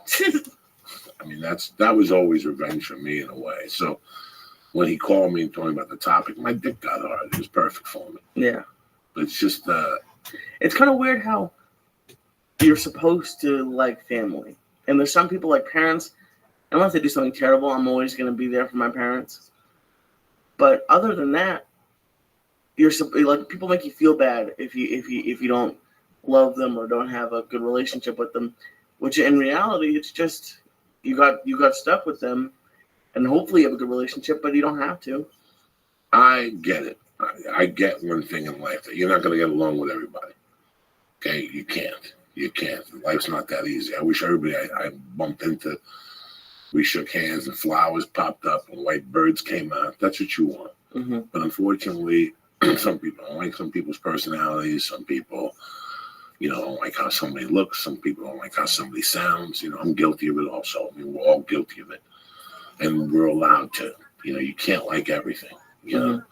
And sometimes two brothers aren't going to get along. Right. Sometimes a sibling and a sister and a brother aren't get along for certain reasons. When I see it, for me, it was always my dream to have a brother. So from my world, I don't understand you not getting along with your brother. And now it's sort of gotten to the point where we just don't. Not you. I'm not saying you. Oh no, but just for I haven't talked to my brother in months. Oh, he called a few weeks ago and we talked for like 10 seconds. But we used to. I used to hate him. Like when I lived with him, I hated him. But now it's just we're in different places. But do you think part of it might have to do, like, I met you when you hadn't been a criminal for years. Do you think part of it is your cousins and your uncle just remember back then, and that's why they're not looking at how you are now? No, because we got along great. I got along great with my uncle has 2 children and 1 illegitimate child. I get along with the kids, all 3 of them. I've gotten along. In fact, the tightest one I'm with is Marta. She just came to my movie shooting in Simi Valley and everything. Really? Yeah, I'm real tight with her. Okay. She just took what I said wrong. I said it as a get it together. She took it as a wrong thing. Like, if I came to your house, Lee, and we were all in the kitchen eating, your mom, your dad, family, cousins, and you're in the living room watching a football game, I'm going to look at you and go, Doug, are you fucking serious? Yeah. Your parents are in the other room. Come on. Fuck the score. We'll get it later. Tape it. Who cares, That's it. If you get insulted by that, I can't be, I think there was more going on. Oh, okay. And I didn't know that when I said that to her. And I tried to apologize later, but she walked away from me. So, like I said, I called her the other day after she wished my daughter a happy birthday. I cover the bases. I'm very fortunate. I said it 1,000 times. God took my parents, but he showed me the gift of friendship. Mm-hmm. And I don't believe you have to have 1 million friends. If you do, more power to you. I believe that you could take over the world. I could take over the world with you, Tom Brady, and a rabbi with a big black dick. You know what I'm saying? A black rabbi or a white rabbi with a black dick. Okay. I could take over the world. I could take over the world in my mind. And I can't, but you guys know where I'm coming from. Yeah. With a support system, with your good friends, that's all you fucking need. You want to have 50 people at your birthday party, so be it. 15 of them are laughing at you. You really got 6 or 7 motherfuckers in your corner. Your life's mission is to pluck those 6 out and to move forward like fucking, like fucking a soldier. That's what you do. If you want to have 50 fucking people, so be it. And have 50 fucking people. Jesus had 12 and 1 fucking turned. What makes you fucking think that you're better than fucking Jesus? Right. Okay? Because people are going to be your friends. They're not going to be happy with your accomplishments, maybe what you're not accomplishing. This kind of goes back to the Comedy Central thing. I was saying when you were talking about it, when I was younger, I wanted everyone to like me. And everyone wants people to like them. But it took me a while not to force myself into people who don't want me there. So like, did you try to get in the comedy center, then like just No. realize like they don't want me there? I So know. yeah. You know how people treat you, how people react to you. You know when somebody wants you around. You know, I always get calls from them for a free showcase in Santa Monica on a Tuesday at 7. You know, what's wrong with Melrose? What's wrong with and my feelings don't get hurt. It just makes a guy like me want to work a little harder. Mm-hmm. You know, when an avenue shuts on you, so many people come out here and they go, I can't wait to get into the store. And they get up there and admit you don't like them. You could take that 2 ways. You could take that as I'm done, or you could take that as nobody's going to like everybody. Jamie Masada's going to like me, and I'm going to take what Jamie Masada offers me and make the best of what I can make of it. If it's 1 spot a week, that's what I'll do. Oh, shit, Mitzi don't like me, but the store likes me. The Improv likes me. Right. Guy at the Improv thinks I'm quirky, and he gives me Tuesdays and Thursdays. That's a start. Small commitments become big commitments. So, and not everybody's going to dig you, Lee. You know, and work. When you had these jobs you were working at, you liked everybody in the fucking office. No. Out of the 5 people, how many did you really like? How many people would you invite to your home to watch a New England game, to see you in your natural habitat? Probably none. Okay, then. To be honest, yeah. Yeah. No. You have acquaintances. Everybody has acquaintances. What I'm talking about is 4 motherfuckers that I could call, like I call you at 6 in the morning sometimes. And I go, hey, dog, I'm thinking of doing this. Do I call you to fuck around with you? The interview. No. I call you to tell you I love you. I got your back, to do something with yourself in the morning. Don't I always beat you up in the morning? Get up. Yeah. What the fuck are you doing? I'm eating breakfast. Get the fuck up. Go see the sunlight. Those are your friends. Those are your friends. You see how they're doing. With those 4 people, when my world goes aside right now, every once in a while, you know what I call? Loops. I've known Lube since I was 16. He's the first guy I ever did blow with. Because no matter what's going on in my life, Lube's always make me giggle a little bit. Even if he just stutters one time. I'm out. What are you doing? I'm over here watching the football game. Boom, I'm dying of laughter. Because it hasn't changed. He hasn't changed. He doesn't give a fuck about Brad Pitt. He doesn't give a fuck about the Golden Globes, which I put on last night for 10 minutes. Oh, I didn't even put it on. Let me tell you something. My wife was watching me, and I was in between writing and fucking around. And I went outside to smoke pot on the way, and I looked at this Korean or whatever, this Asian chick. I'm like, that's Margaret Cho. So whatever, and the other chick had Margaret Cho up on stage doing little stuff, like acting like the Korean guy dressed in the Korean communist suit. Oh, no. And Margaret Cho, I gotta tell you, man, she was pretty good. One time, really? I watched 3 minutes of it just to see where they were going. I'm like, who's this? This Margaret Cho? I'm a Margaret Cho fan. Is this Margaret fucking Cho? And all of a sudden, Amy Poehler walks away, and the other girl, and she walks the opposite direction by walking like Hitler. Yeah. And the performers were coming right out. She was pretty fucking good. Margaret Cho came out here and got the shaft. Like they put her, Greg Giraldo, and Tom Rhodes on TV after Tim Allen. That's what a lot of people don't remember. I'm old enough, I remember this. That was my developing years, watching Greg Giraldo on, I think it was Common Law. And then they canceled Tom Rhodes, Greg Giraldo, and they canceled Margaret Cho. Right. I don't know if Margaret Cho's shows lasted. I don't remember, so don't quote me on this. And you know what? What do you do? When your show gets canceled, what do? Do you fucking pack your bags and go home? No, you're still a stand-up. You lost nothing. You took a chance. It's up to you whether or not you continue as an actor or act part-time or fucking do stand-up. And Margaret Cho kept writing and kept developing and kept fucking around and kept her fan base alive. And Margaret Cho sells some fucking tickets, dog. Still, yeah. Fuck yeah. 2,000 gay people with tattoos will show up at her shows yelling and screaming, smoking reefer. I opened for her years ago in Dallas. I had a fucking phenomenal time. It was mind-boggling with people that come out to see her. Transgenders, transvestites, people with wigs on, and they're all fucking dynamite. Everybody's got poppers. And she gets a lot of, just, I don't know what to call those people. Gentiles, like in motion, I guess. Gentiles in motion. I like that. Jim. Gentiles in motion. That's a new fucking watch. That'll be big in about 2 years. With Gentiles in motion. But she was fucking rocking. And I saw how she acted afterward, and I was I've always been a fan of hers. Really? But after I worked with her, I really got to. You see, listen, man, it's not about any laugh she has. It's what she's doing. I like what she's doing. How much respect do you have for other comedians? Like, even because I would never think you'd like Margaret Cho. Not dislike her, but I wouldn't think she'd be your speed. I know who's bringing the funk, and I know who's faking it. Because for years I did it. You follow me? Not as a comic, but as a human being. So I know who's bringing the funk, and I know who's faking it. 20 years from now, you just watch the comic on Club MTV, VH1, when they had stand-up. You watched them on whatever evening at the Improv was on, and you watched them on HBO. And that's it. You knew nothing about the comic. You liked them. There was maybe, I don't know how many comedy clubs he came to your town. You went down there. Some of them came out and spoke to you. Some of them didn't. Now it's about the complete package. But for me, it's always been about the complete package. You don't know how many times when I started the fans of comics, I was a fan of a lot of comics until I got to meet them. And it's like anything else. It's like anything else in life. Once you see behind the curtain. So it's a natural reaction. How many comics do I have respect for?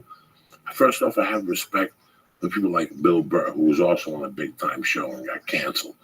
Because it's not getting canceled. It's what you do with getting canceled. You're going to have 1,000 road bumps in any fucking career. Whether it's painting or fruit stand or fishing. It's going to be fucking... Last night I'm trying to write this book and I'm like, this is the most frustrating fucking thing I've ever done. This and fucking jiu-jitsu are just mind-boggling how fucking frustrating they are. But stand-up was probably really frustrating for me. And I know it was for a fact because I know how I remember wanting to get forward and not. Joe Perez, you know who Joe Perez is? The young comic out here? Yeah, he's great. I love Joe Perez.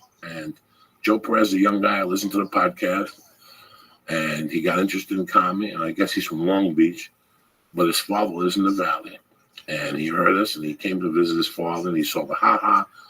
And he saw all the places that we speak about. And he came up here and he moved up here. And he signed up for college at Valley College. And he's taking classes. And he goes to the Ha-Ha and he does the open mic. And he does all the right things. But he's stuck. He's fucking stuck. He wrote me an email. Do I want to see him go? Not really. Okay? Like leave? Leave to go back to Long Beach because he misses his family. You know, over here he's struggling.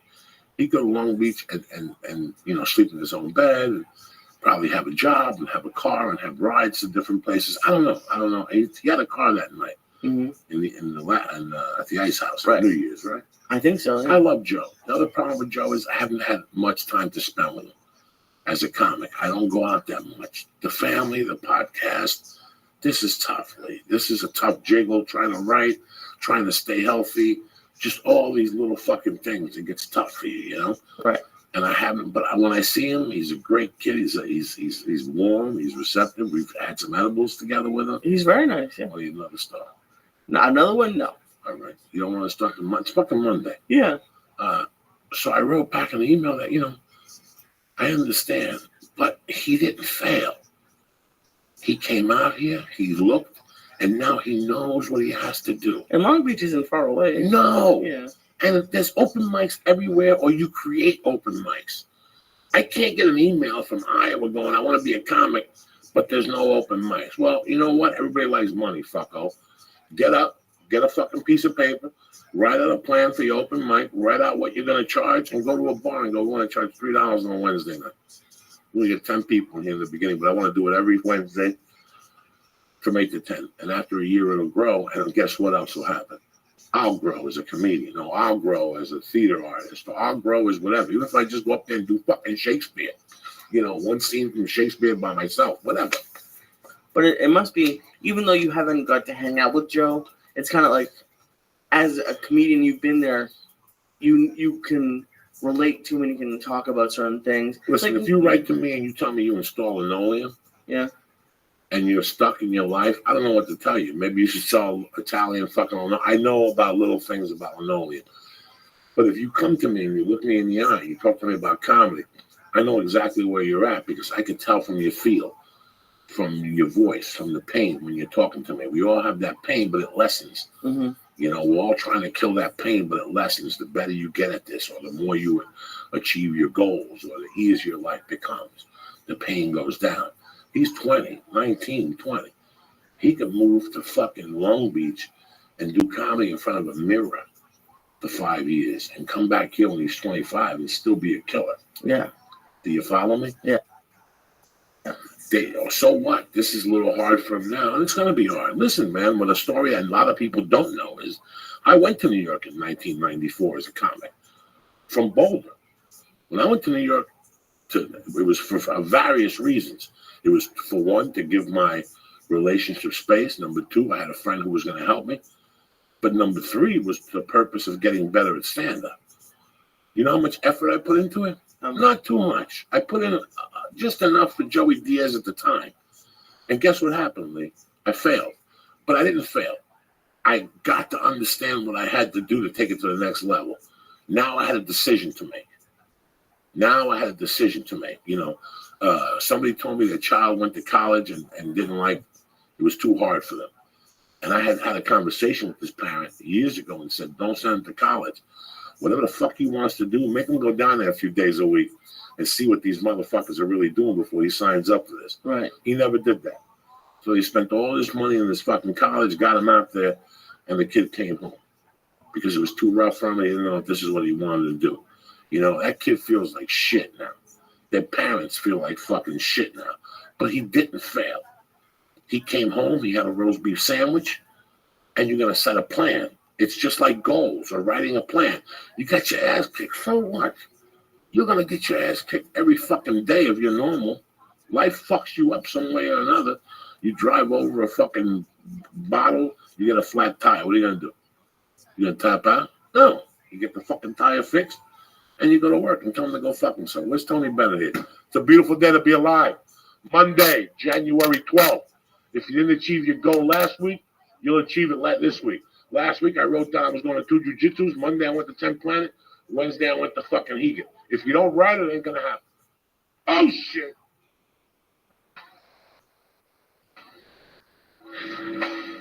How you feeling, buddy? I'm pretty fucked up. Are you fucked up? You ready for another star death? No, a joint and then 1 star. Want another joint? Sure.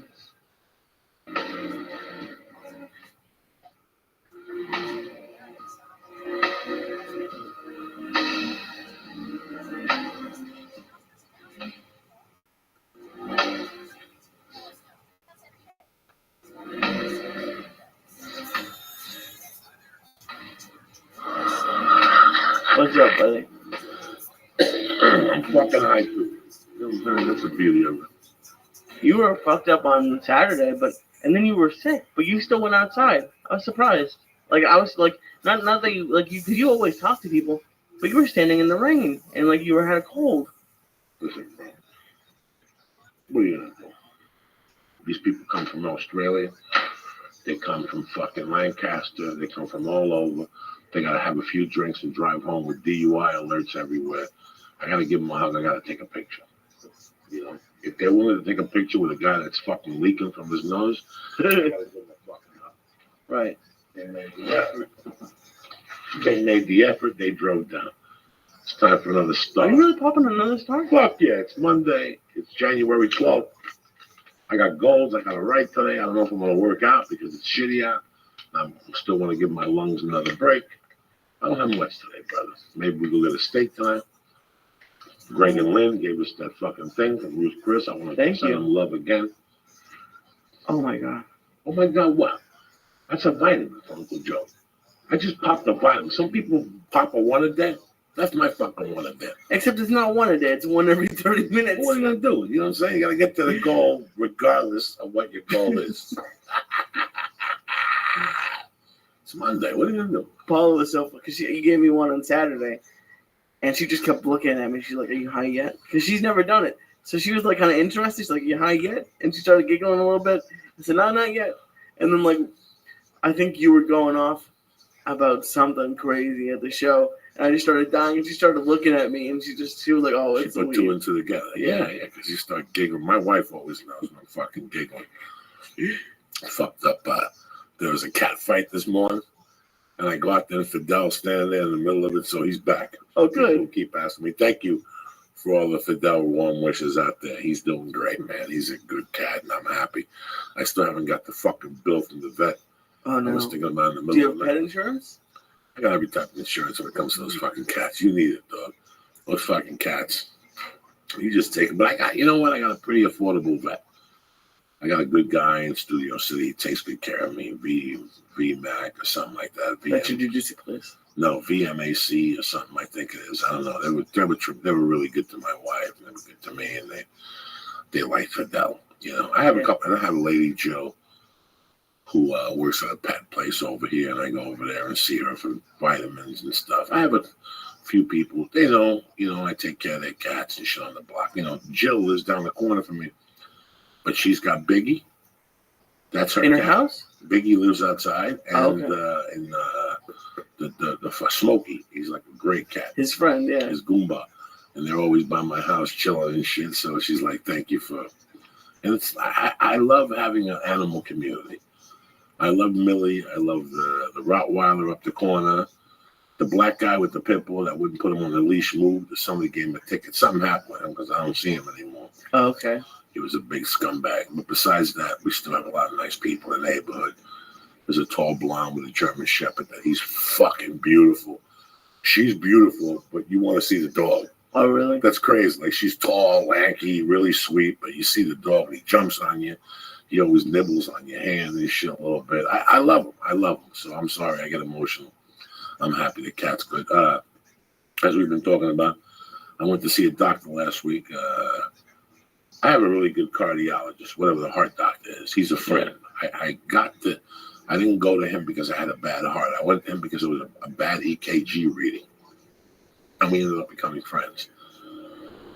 And we speak once a month, and he talks to me about my weight. He talks to me about new breakthroughs. He's a good guy, Dr. Soleimani. And he once, about 3 years, maybe 4 years ago, he referred a gastric bypass to me, and I told him he was crazy, and he offered to give me a cost, and he was just really nice to me. And I said, you know what, if you're willing to do that, I have to work on my end. So I went to Weight Watchers, and I lost 100 pounds, and we've always kept in touch. I go see him twice a year, and he does my blood pressure. But the last 2 times, he's been really concerned with my blood pressure. He's mentioned it again. He's like, you should go, blah, blah, blah. And I thought about it. Then I went to New York, and I bumped into Lisa Lampanelli, and she told me after Gandolfini died that it was big, that a lot of people at 50 were doing it because you just don't.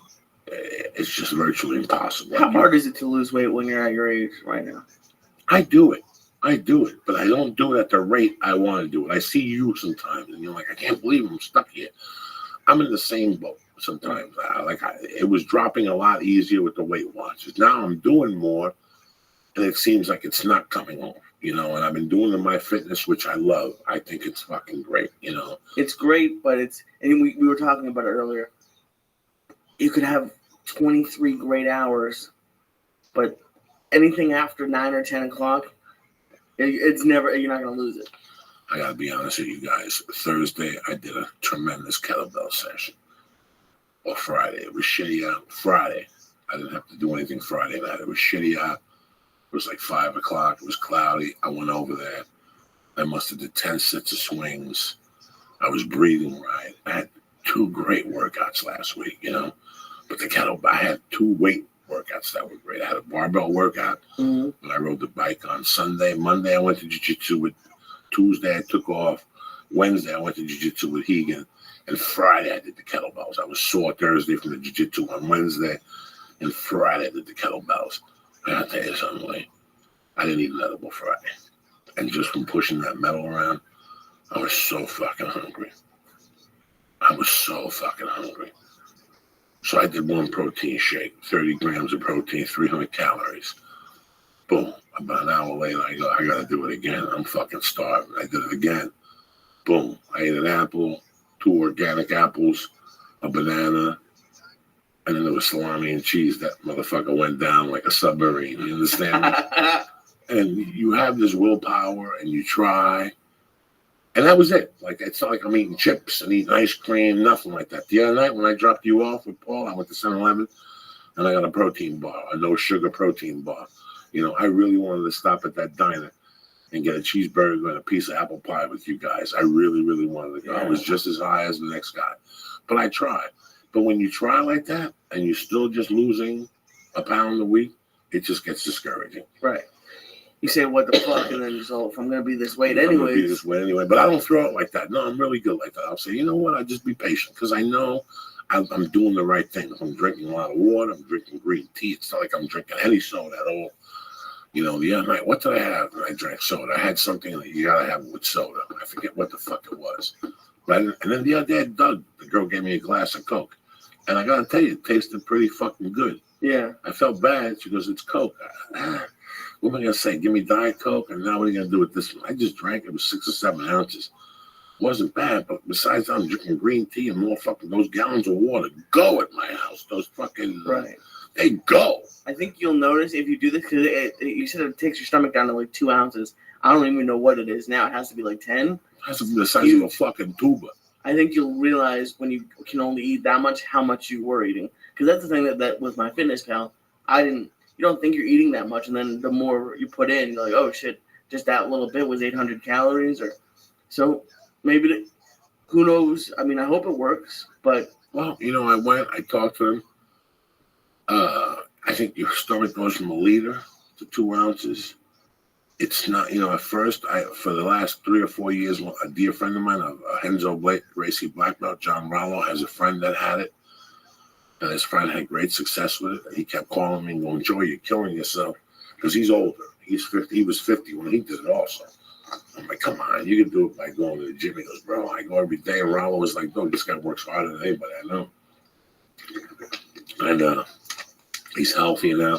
What the breaking point for me was, when I went to this doctor last Monday, I got to be honest with you, I did not want to go. I did everything I could not to go to this meeting last Monday at 2 o'clock. I even called them and said, I'm running late. I'm working at Fox Studios. And they're like, we'll wait for you. Oh, no. I was like, damn. So I got there. There was an orientation class. And you sit there and they describe the procedure to you, what's going to happen, what to expect. And I'll tell you, man, the procedure sounds easy. It's not the procedure. It's leading up to it and afterward. It's hard work. First of all, 2 weeks of just a liquid fucking diet, that's murder. Right. That's murder. I think a month before, I got to go on a liquid diet. But 2 weeks before that. Oh, no. No sugar, no ice cream. You know, a milkshake without ice cream is like sucking a dick and nothing coming out. It's like sucking a dry pussy. You know what I'm saying? Where's the payoff? Where's the fucking payoff? No squirt, no nothing. Sucking a dry pussy. That's terrible. What the fuck are you going to do? A milkshake with water and powder? And that don't fly with me. But I called my buddy Ralph Fuso, who had it done. And he had it done? Yeah, Ralph finally tapped out all. That's who really got me thinking about it. Joan had it. Her daughter had it, Kelly, at 35. And then once Ralph had it, I go, Ralph, break it down to me. He goes, I couldn't shake off the weight, plus my blood pressure was too high for a long time. Now, when I got locked up in prison, I was possibly the best shape of my life. I didn't have a car. I rode a bike everywhere in Boulder in high altitude. I was part of the master swimming program. I had a boxing regiment that I worked out with, and I lifted weights. I was always doing something. I worked at Hertz Rent-A-Car, which meant I was always moving. I was in tip-top fucking shape. My diet was great. You know, I had the master swimming guy put me on protein shakes, and I was eating eggs, and I wasn't touching potatoes, and I was a young kid. And I went to prison, and the first thing they flagged me was at the diagnostic center for my high blood pressure. They were like, your blood pressure's off the charts. You're 27 years old. Did you know about this? And I'm like, no. I had a fucking idea. I'm Cuban. My asshole's always on fire. I mean, I'm always on overdrive in my mind. So I had a fucking idea that maybe my blood pressure's high. And then they put me on medication. And I've been doing it since I was 27 years old. Wow. So if at 27, tip-top shape, my blood pressure was high, it's fucking astro. Every time I walk into a doctor's office, They take my blood pressure and they read me the numbers and my head fucking falls off. Then I rest for 10 minutes there and then it goes down gradually, but still not tremendous. At this point in my life, I'm like 3 or 4 medications for blood pressure, I think. Oh, wow. Yeah. And then last Monday when I went to this fat man doctor, you have to do this thing, you have to watch it. I was there for a few hours, 3 or 4 hours. So I don't even know, because you weren't heavy before you went to prison.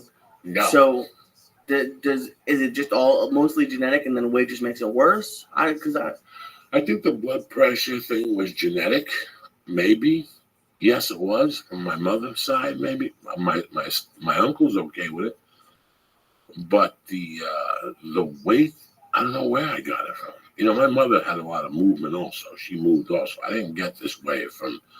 My mother wasn't lazy. My mother fucking moved in the daytime, so she put weight on after her bar closed. Not hundreds of pounds. I did a dramatic weight gain. Oh my God, Lee, it was in a short period of time. I went from A to Z. I went from 260 to 350 to 400. Like there was no in betweens, it felt like. Every time I looked at the scale, I was putting 20 pounds on, So at this point, I felt really guilty. I couldn't believe I was even considering the surgery. Then I had mercy. It's going to take me 2 years to lose this fucking weight. You know what, guys? You see me on stage, I'm going to stroke out. I'm on stage doing a lot better because my heart's into it more. There's no more blockage. There's no cocaine. I'm talking about what I believe in. It's not like I'm up there trying to be funny for Comedy Central or some agency. I'm talking what's in my heart. So it makes it easy to come across. But to also sell that, you got to have that little anger on me. That little engine running costs you. It costs me, Right. So, I'm going to have the gastric done, going for the psychological evaluation on Wednesday. Mm-hmm. I'm going to a support group Wednesday night this week, and the next week, the 21st. Yeah. And then hopefully by then I'll get my insurance will say yes, and I'll get a surgery date. That's awesome. It's kind of like what you were talking about earlier. Like, you looked at it like a failure, kind of, when you thought about doing the surgery, but it's not. But you're working out more than ever. You're eating healthier. It's just the next step. Listen, man. I look at Mercy, and I know what it is to grow up without a dad. I could sit here when I write these little books and these little memoirs and my pages. I put a lot of it on my mother, but it really wasn't my mother. My fucked up started when my dad didn't come home. My mother used to tell me, when you were a little kid, for years, every time the door would open, you look at the door to see if it was your father. Just thinking of that thought for Mercy pains me because I know how tight her and I are already at this age. We're getting really tight. I was thinking about the triads. Did I tell you about this? No. The triads. Like the Asian gang? The Asian gangs were where the mafia concept came from. The Italians didn't create the mafia. The Chinese did. It's a Chinese concept. But the early guys that started the concept, they figured out that they used their daughters as bodyguards and confidants. Did you know that? No. They used their daughters because your daughter is your fucking best friend in the world. To have a daughter is a certain fucking power that you don't see. I can't see it. When I see movies about a girl getting raped, I can't imagine how a father must feel. It's like he got raped, And that's at every fucking level with your kids. But a daughter-father bond is very strong. In some cultures, it's even stronger. It started getting to the point where even the Sicilians started using their daughters as bodyguards and confidants because all the men were getting shot and getting taken to fucking jail.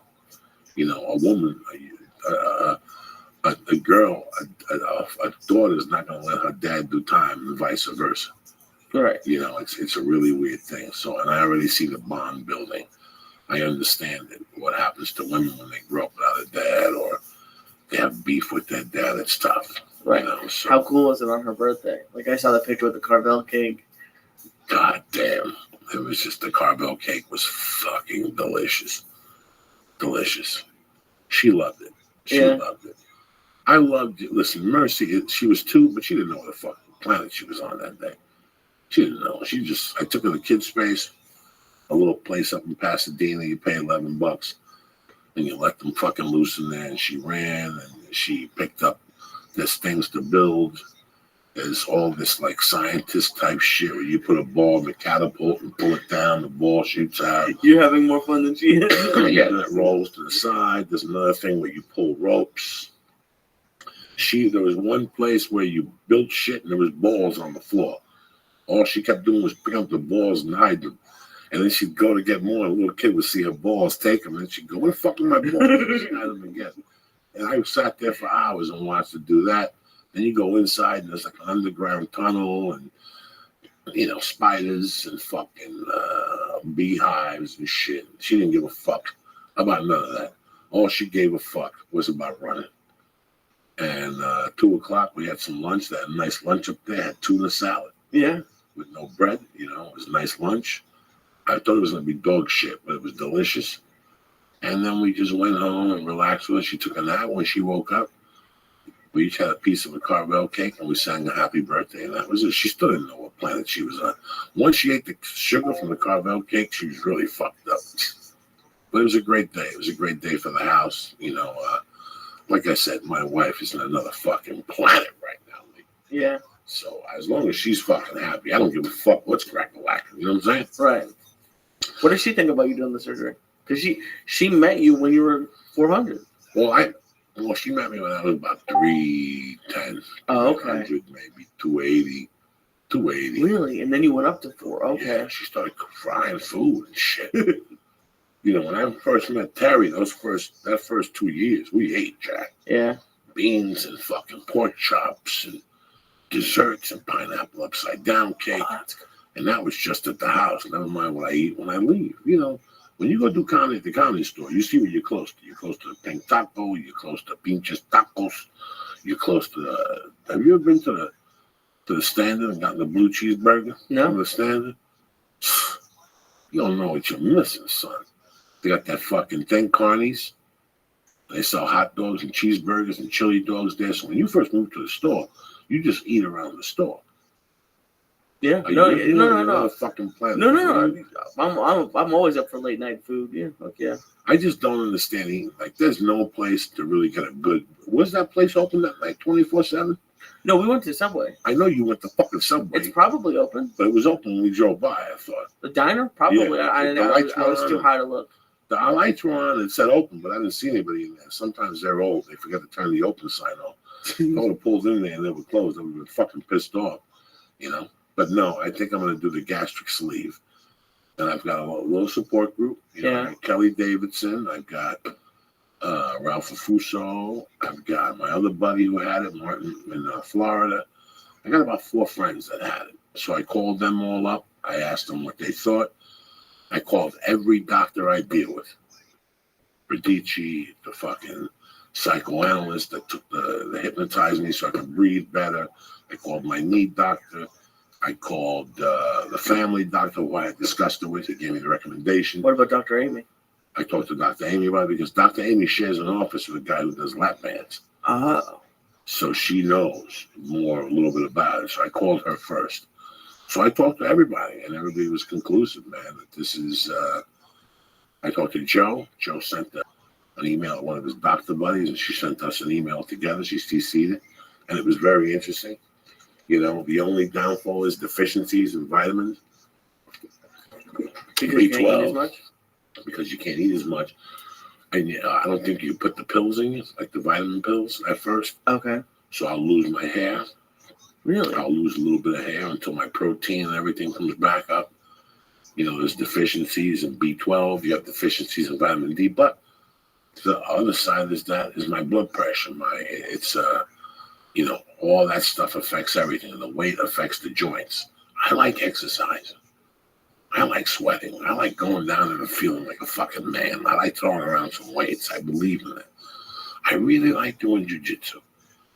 But because I have the obesity hyperventilation thing, jiu-jitsu becomes double fucking hard. Even when I'm in the bottom, it's hard.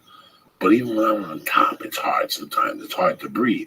Jiu-jitsu is a game of inches, and you're on top of the guy like a blanket. If I'm on top of you as a blanket, I still can't fucking breathe. Right. You know? I said to you the other when you told me you were going to do it, I was like, this will be like when you do batting practice with a donut on the bat, and then you swing fast when you take it off.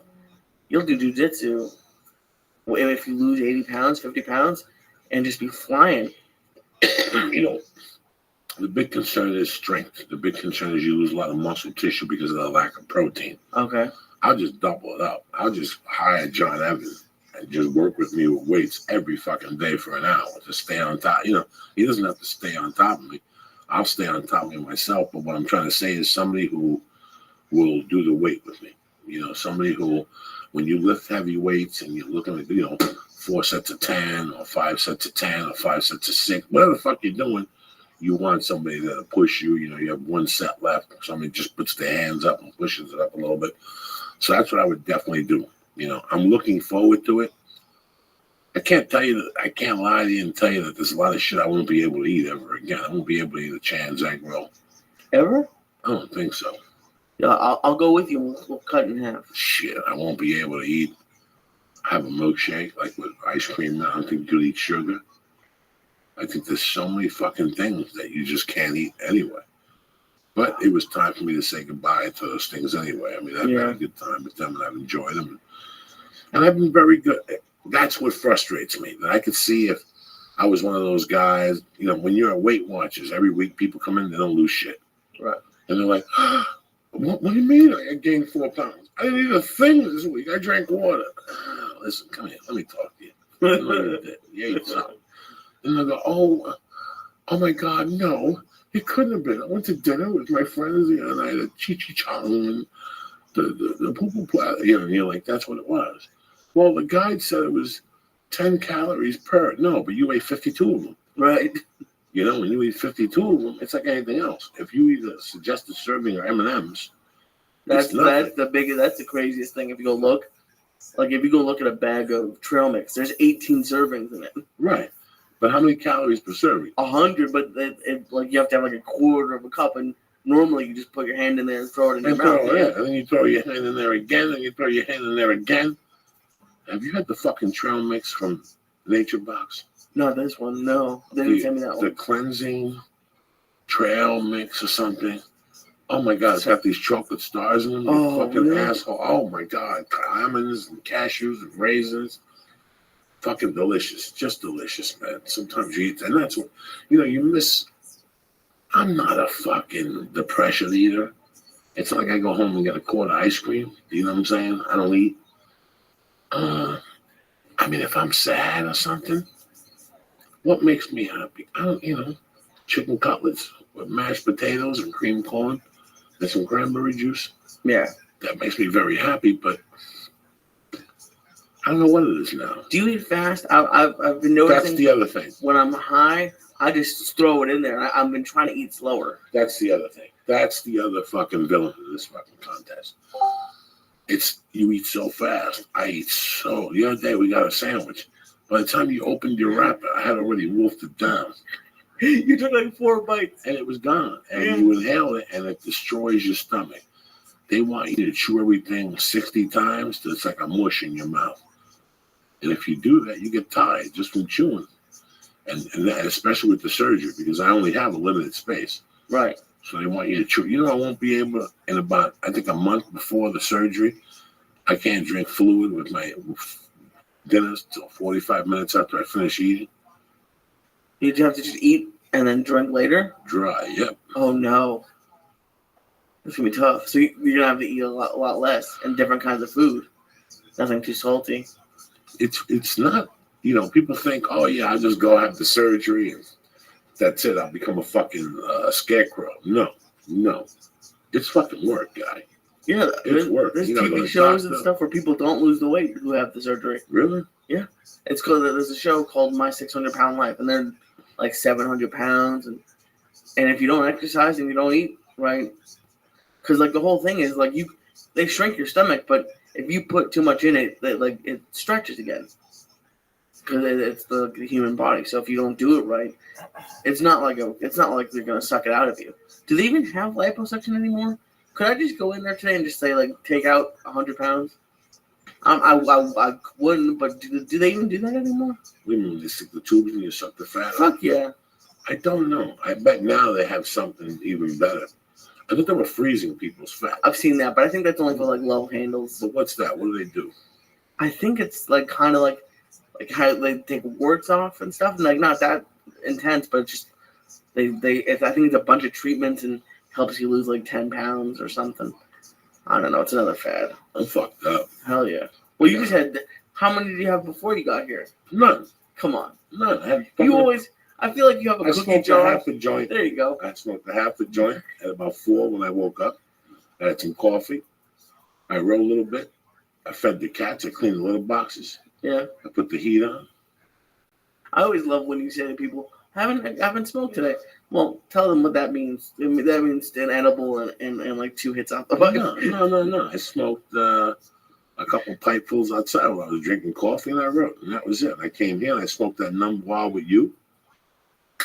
And then I fucking ate the 2 stars with you. That's it.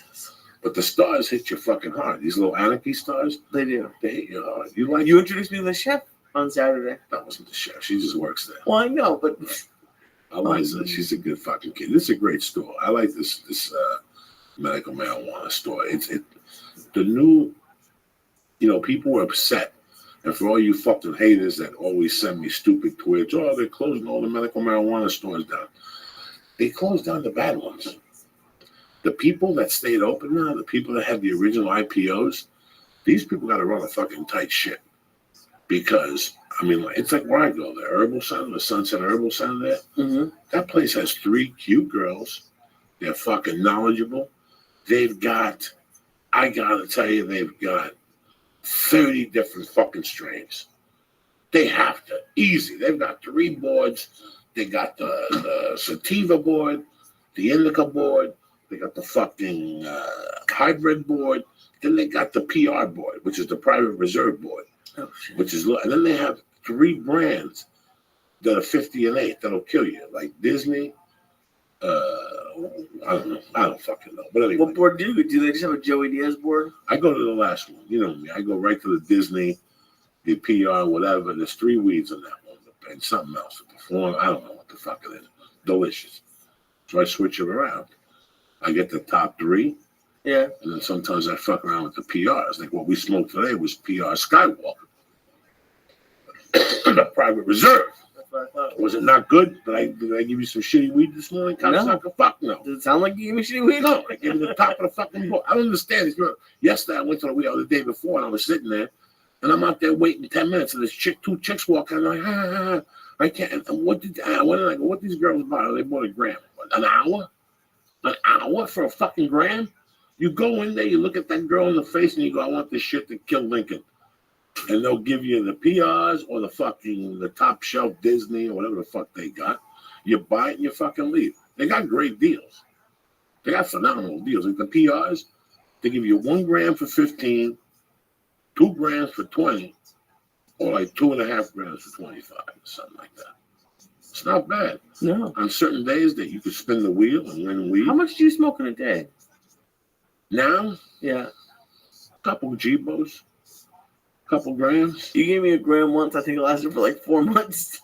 You still got that weed at the fucking house, don't you? No, it's gone now. What about the edibles you had? I still have 1 edible left. How can you have Because I one? take a little bite and it gets me high enough to fall asleep. I don't need to fucking get this high every day. You're not even high right now. What do you mean I'm not high right now? What are you gonna do when you leave? You gonna go to Denny's and get the Grand Slam? No, I'm gonna go home and make a bagel, and that's it. I think I might try to take a nap and then go about my day. Go to the gym. Make a bagel. Yeah. What kind of bagel do you make? Cinnamon raisin. It's only Out of the 200. bag, or you go to the fucking store and get a fresh bagel? I don't Tell know. me that you get that shit from Ralph's. Go home and toast it. I do. Tell me that. What do you? Because I know how many calories. You open up your mailbox thinking today's the day I'm gonna get a letter from the Jews throwing me out of the fucking club.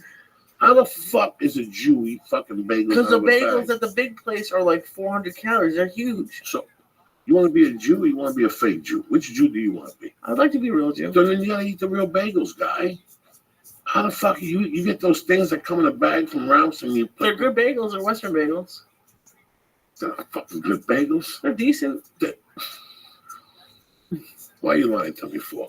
Remember I tell you what we accept living out here, like what you accept? Right. And then you go home and you have a bagel and you go, those ain't fucking bagels. No, that's true. I can't get a good poppy seed bagel out here. Oh my God. Listen, I'm stopped. There's a place on Laurel King I used to go. Still there, whatever the bagel place is. Yeah. You go in there and the bagels are fucking tiny. Oh no.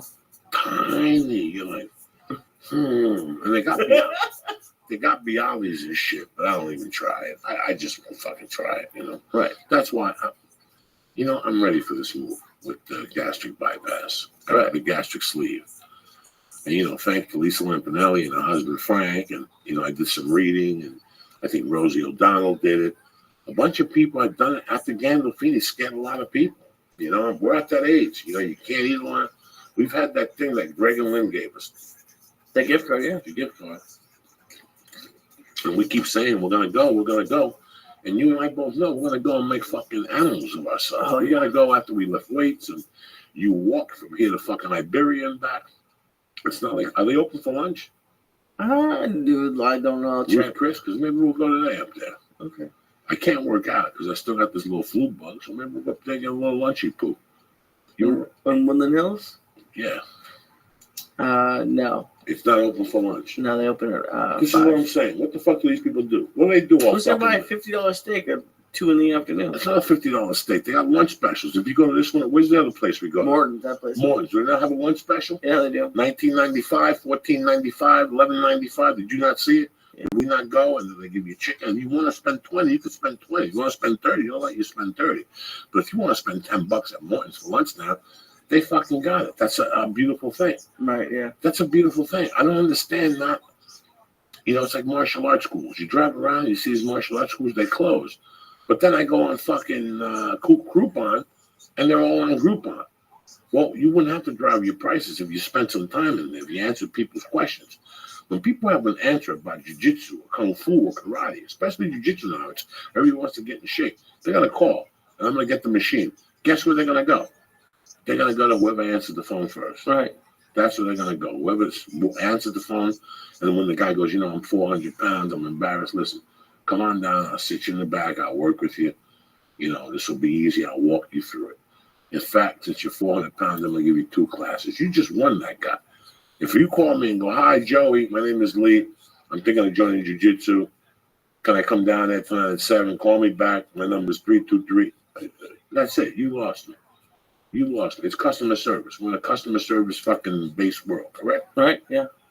I spent 45 minutes in CVS the other day picking up a prescription with Paula, and there was only one person there, and they were helping another guy, and then they did the drive-through window, and then they did the call-in, and then they got to us. It took us 45 minutes to get us a tube of some cream. I go to CVS to pick up my prescriptions, and I'll tell you what, they piss me off.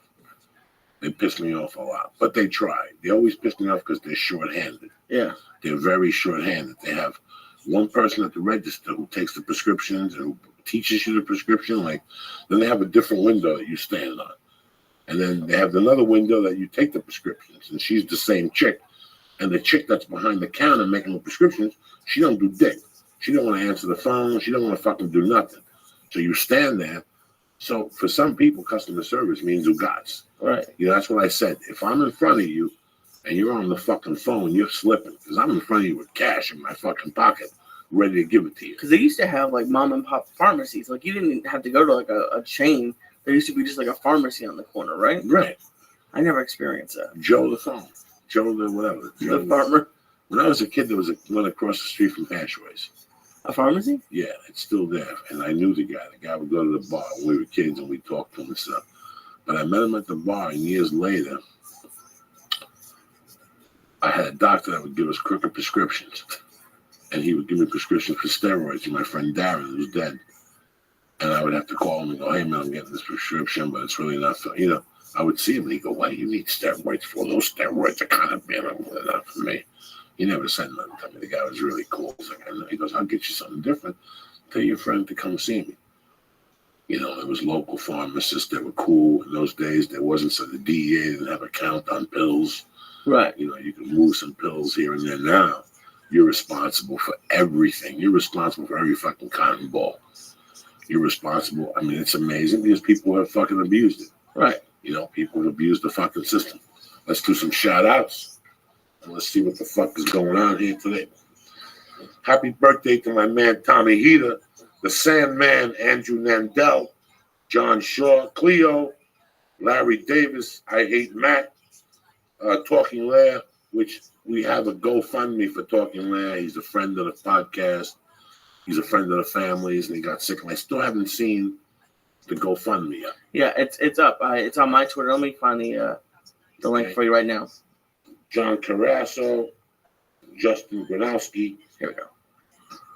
And my man Sandman again. He's a good fucking dude. A lot of people, we raised over $1,100 in like 3 days. It's on my Twitter. It's on Steve Simone's Twitter, but it's easy. It's GoFundMe.com/JV02KW. Listen, it's January 12th. Things are fucking tough out there. They're tough for everybody. I talked to my brother this morning on the drive here.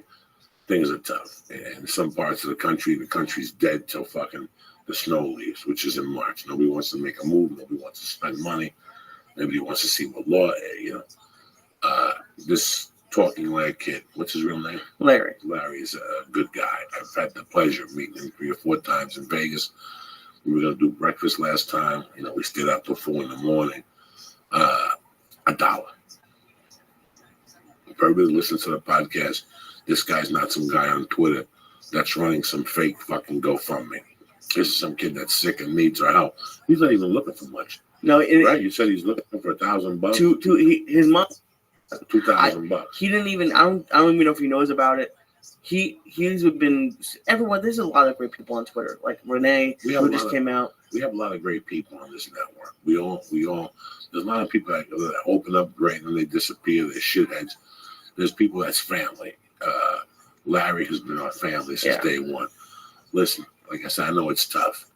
I'm not asking you all to put $150 in there and be a big shot and put your name up. There's no need for that. This guy's looking for 2 dimes. He's looking for 2 G's. If we each give him $1, it's fine. So I just want to put it out there for you guys. I know times are tough. Someday when you're in a bind, you hit me on the side and I'll let you. Every day I see these people retweet for my little girl, retweet for this. And I hear a lot of those things are bullshit, I'm sure some of them are. I hear a lot of those things are bullshit. But then we did it like a year ago with the guy, I forget his Twitter name, who lost his house.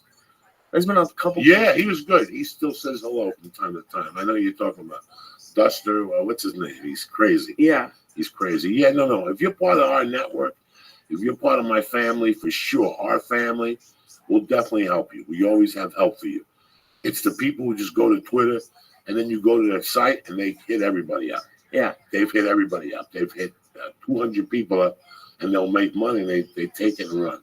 If it's one of us, if it's one of the people that listen to the church, if you hit me and Lee up in the correct fucking manner, I guarantee you we will help you out in more ways than one. Today I'm asking you for Talking Larry, a.k.a. Larry. Did you see his mom is hysterical? She calls me Mr. Syatt, which drives me nuts. But then, like, everyone's writing on the comments. Everyone's like Tammy did it. But then somebody was like, church hummus. And she was like, I was reading through the comments, and I don't really know much about this church, but you must have a really caring minister. And she was like 70.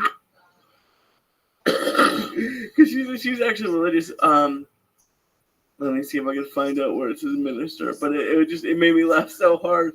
But it was really cool. I put it out on Twitter, and it was awesome that people really helped out. This is what it's about. Why do this shit that we do? Why do this?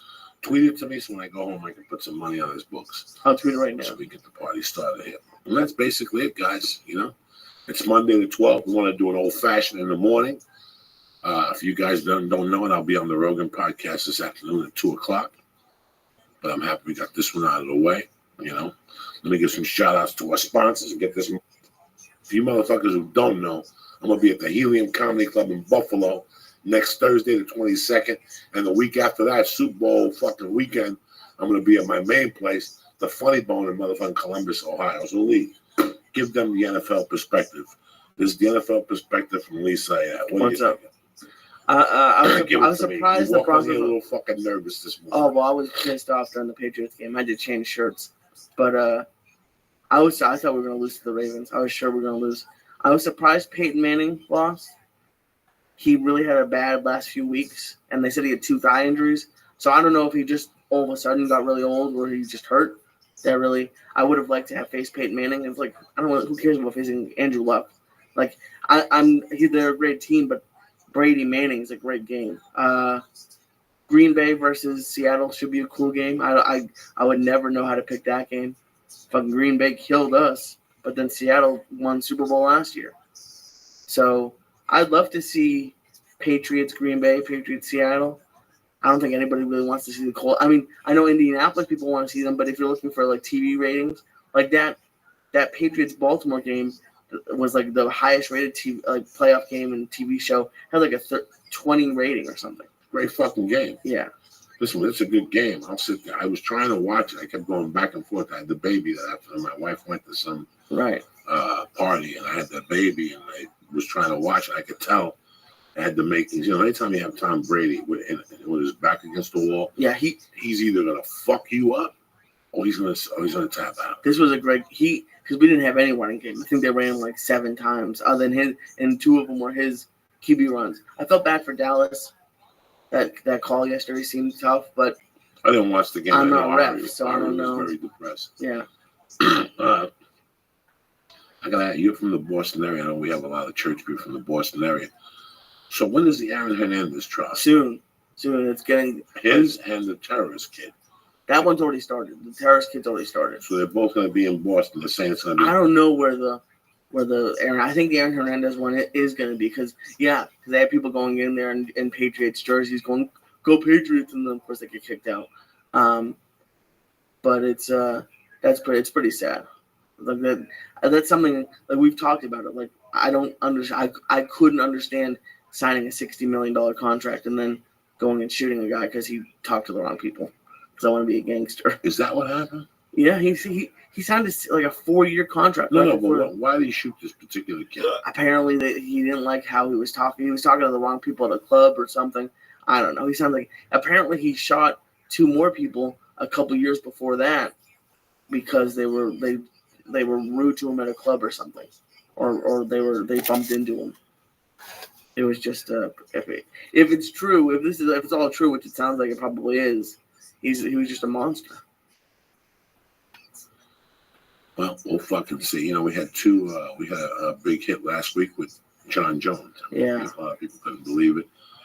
You know, a lot of people looked at me the jokes, and it's fucking sad. It was very sad to me. I'm not mad at John or whatever.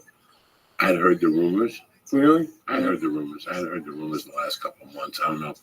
There was an interview, I think, in Bloody Elbow where the guy said that the rumors have been swirling for a while. I didn't see it, and I wouldn't see it, to be honest with you, until somebody mentioned it to me when he was in L.A. last time, or one of the times he was trying to cop. And at first, I was like, oh, my God. And then I heard it a second time. I never told Joe, but like I said, I told Ari before the fight Friday night after the show at the Mirage. We saw John Jones. I told Ari. And when they came up positive, Ari called me right away. He was like, I don't believe it. I told you. Where there's smoke, there's fire. People just don't make that type of shit up, you know? Right. My heart goes out to him and his family. So I did some research today. Apparently, if the drug test he did before the fight comes back positive, then he could lose. Right, but that's not coming back positive. Has it come back negative yet? I don't. Because I read, because I was just doing some research because everyone was like, oh, well, Nick Diaz got suspended for a year. Apparently, that was because he tested positive in competition. So even if you test positive out of competition for weed, it'd be treated the same way. That's the way I read the article. I think the UFC has to lay a punishment because it's part of the code and conduct. I don't think they're going to. You know what? All right now is that I hope he gets better. I hope I know what it is to be in that position. I know what it is to have everything. You know, I had everything in Boulder, and I didn't want it. You know, I had a baby in the room, my wife, I had in-laws who loved me. I just bought a condo, and I didn't want it. I know what it's like to sneak cocaine, to feel that you need it. So I hope he takes that pain away, the pain of needing it. So you don't look. It's not performance enhancing in any way to you. It's, Cocaine? right? Cocaine.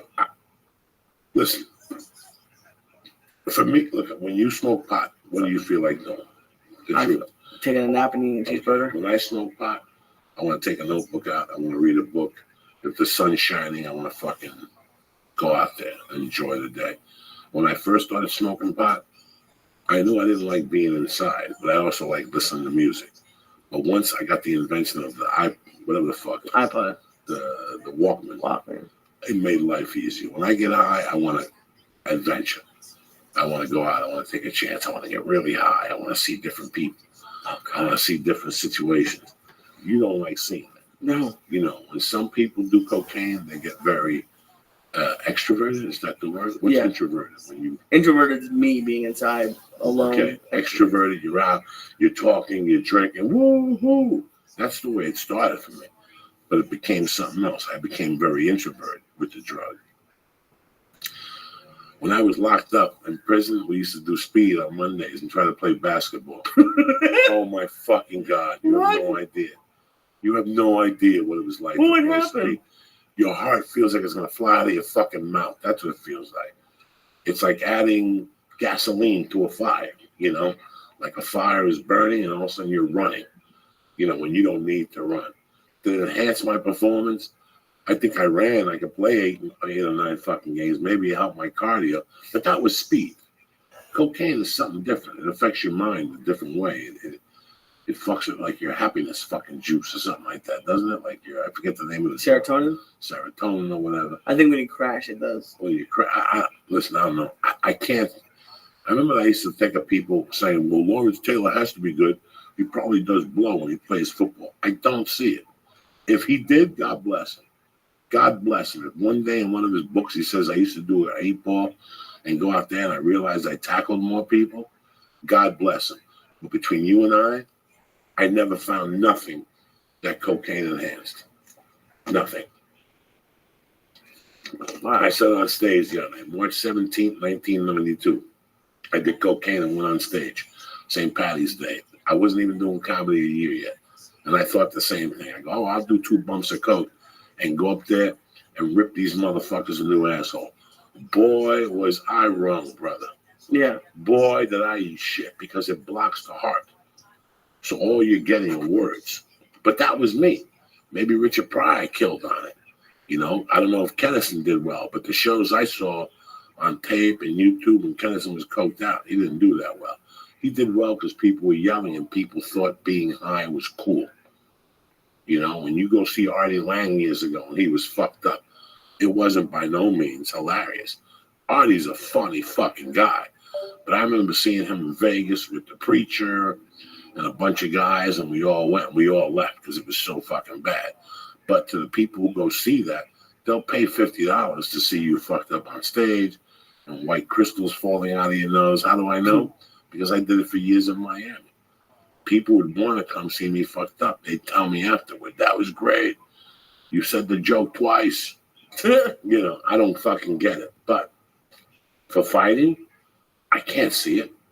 I can't see doing a line of coke and running down that thing and having John McCarthy touch you or Herb Dean touch you and search you down and you go in there with your heart beating like that. I can't fucking see it. And let's say it's a 5-round fucking fight. You come down in 20 minutes. Really? That fast? Yeah, you come down in 20 minutes. Maybe the whatever, what do they call when the juice that runs through adrenaline? You? Maybe that kicks it up, which it probably does, but I can't see. I just don't see it. I just don't see it. If it worked for John Jones, God fucking bless him. I just think the part most people have a problem with is that if it was a new fighter, he'd probably be out of the UFC already. He would have been out of the UFC Listen, before the news came out. You know, I can't believe after we've listened to this podcast for 2 years and all other podcasts and people get illuminated to what the UFC is about or what they're not about. You don't understand one thing. The UFC is no different than any other fucking company in the world. Right. They're into money, okay? If you were John Jones, if you're Dana White, okay? You're fucking Dana White. And I call you and I go, hey, man, John Jones tested positive on December 4th. So what does that mean? That means he tested positive. Can you cancel the fight? No, it's not against. He was out of competition. It was a random UA. What do you want to do? Do you want to fucking cancel the fight after the year they took that? Do you really, really think in your heart After they already had to postpone that it. Dana White was going to cancel that fight for Donald Cerrone against Miles Jury? Is that and Hector Lombard against whatever? Is that what you think? What would he do? What would he do December 4th, Dana White? That's not just a card in fucking some fucked up city. That's the card at the MGM Grand on New Year's Day. What the fuck would he do? Are you people that fucking stupid that you would think Dana would go, stop the card, let's put him in a rehab? Fuck him at his fucking rehab. He's fighting. We'll put him on a bus to rehab right after the fight, or 2 days after when he gets his yayas out and he gets his dick sucked. But we're not going to put him in a rehab right away. You know, these are the things that people don't understand. And everybody's playing dumb, right? Why didn't they say something to him? Again, it's about money. The bottom line, and especially with this UFC, it's about fucking money, guys. So if you're that fucking stupid at home, oh, Nick Diaz, who gives a fuck? Nick Diaz tested positive after the fight. Right. Is that not what the thing was, if I remember correctly? In competition. Two different fucking worlds. Two different fucking worlds. So suck it in, get it together, and realize it's all about the fucking Benjamins. And that overrules everything in 2015. There's no rules. What happened to the people who stopped the corporations and picket? Occupy Wall Street. What happened to them? What happened to them? You know what happened to them? The bottom fucking line. The bottom fucking line. They can't cancel it. You don't like John Jones? I don't know what the fuck to tell you. You don't like the way the rules are fucking done? I don't know what the fuck to tell you. Do you know they don't test for THC in basketball? Really? No. Because every fucking player would fucking fail. They test for coke and steroids and everything else. And the NBA, they don't test for THC. That's widely known. You see, take it. At least you got the fight. Shut your mouth. Let's pray to God that John Jones gets better, and let's move on with our life. That's the only thing you can fucking do. Illinois. All right, then. Onnit.com. If they check his blood, maybe he was on Onnit.com also. Maybe he was on fucking Alpha Brain. Maybe he was on Shroom Tech fucking Sport. Maybe that's fucking dirty fucking whatever. But whatever it was, this is what we do. You give the guy a fucking chance. Go to Onnit.com. See what they got to offer you. You know what? Onnit is not a vitamin. Onnit is not a fucking one-a-day. Onnit is for you to be the best that you can fucking be. That's why you go to Onnit. You start off with Alpha Brain. I'm not going to fucking tell you again. They got so many great products. If you don't go to Onnit right now when you're at work, they're paying you, right? Who gives a fuck? Go to Onnit.com. Look at the products they got. You're just sitting there with a thumb up your fucking ass. Read about the fucking minerals. Read about the coconut oil. Read about the fucking Shroom Tech Sport. Read about the Shroom Tech Immune. See if it's for you. You know what? It is for you. Because you're going to be the best that you motherfucking can be. AKA the Foo Fighters. Go to Onnit.com. Find something. Try something. Even if it's Alpha Brain. Go to the box and press in church. After you check out, press in church and get 10% off your order. Well, before you check out. Before you check out. Get 10% off your order. Plus, if you want to do the Stay On It program, you can stay on it where they mail it directly to your house every month. You don't have to go back online and register when they hit your credit card. I don't know how the fuck they do it. But do me a favor. They got the battle ropes. They got stuff. They got weights. They got a bunch of stuff for you to do, plus the minerals. I can't help you with the battle ropes and that type of stuff, but the minerals are on me. Go to Onnit.com and press in church and get 10% off your fucking first order. Like my man Lee said before, you know, this week cable gave away free weekends for everybody. Cable channels know they're in trouble. They're trying everything they do to get new people, but the rates are astronomical. Me, I've just been fucking introduced to Roku and Netflix and all this. And I gotta tell you something. I love it. That Netflix has everything you fucking wanted. That Roku has everything you wanted. IronDragonTV.com, my favorite fucking Roku channel. You understand me? They got every single classic martial art film that you love, from Sonny Chiba to early Jackie Chan to the Yip Man series. And every day they add on new fucking movies every week. They got workout movies from Onnit. They got different, they are tremendous. Dave Foley is working fucking 24/7 to make this Roku channel one of the best fucking channels out there, and it's growing. He's also got the technology on the 4K TV. And you know what's cool? If you go and check, They're converting a lot of stuff to 4K, but if you go, they have a lot of stuff that they haven't converted yet for free. So they have some free movies on there. So like if they only have a lower quality of it, they put it up there for free. So just go there and you can see more than 2 movies. But then they're in the process of changing that to 4K. So there's some cool free movies on there that you can watch. Okay, so do me a favor. Go to Iron Dragon TV right now and press in Joey. In the box and get 2 fucking movies for free off the bat. Take a look around, see what they got. Maybe you didn't consider martial art movies. Maybe you didn't like martial art movies, the classic ones. Take a look at the classic ones. You're going to fucking love them, all right? Go to Iron Dragon TV and press in Joey and get your 2 free movies. Nailed It Life. If you're smoking vapor, you're losing your fucking mind. Go to naileditlife.com. The best vapor pen on the market. They've also got some really neat stuff for that whole world of vaping, they call it. What do they call it? Yeah, vaping. They have neat stuff. You know, all the shit you need to put the fucking thing in the pipe and the thing to carry the vape. They have a ton of things, plus T-shirts.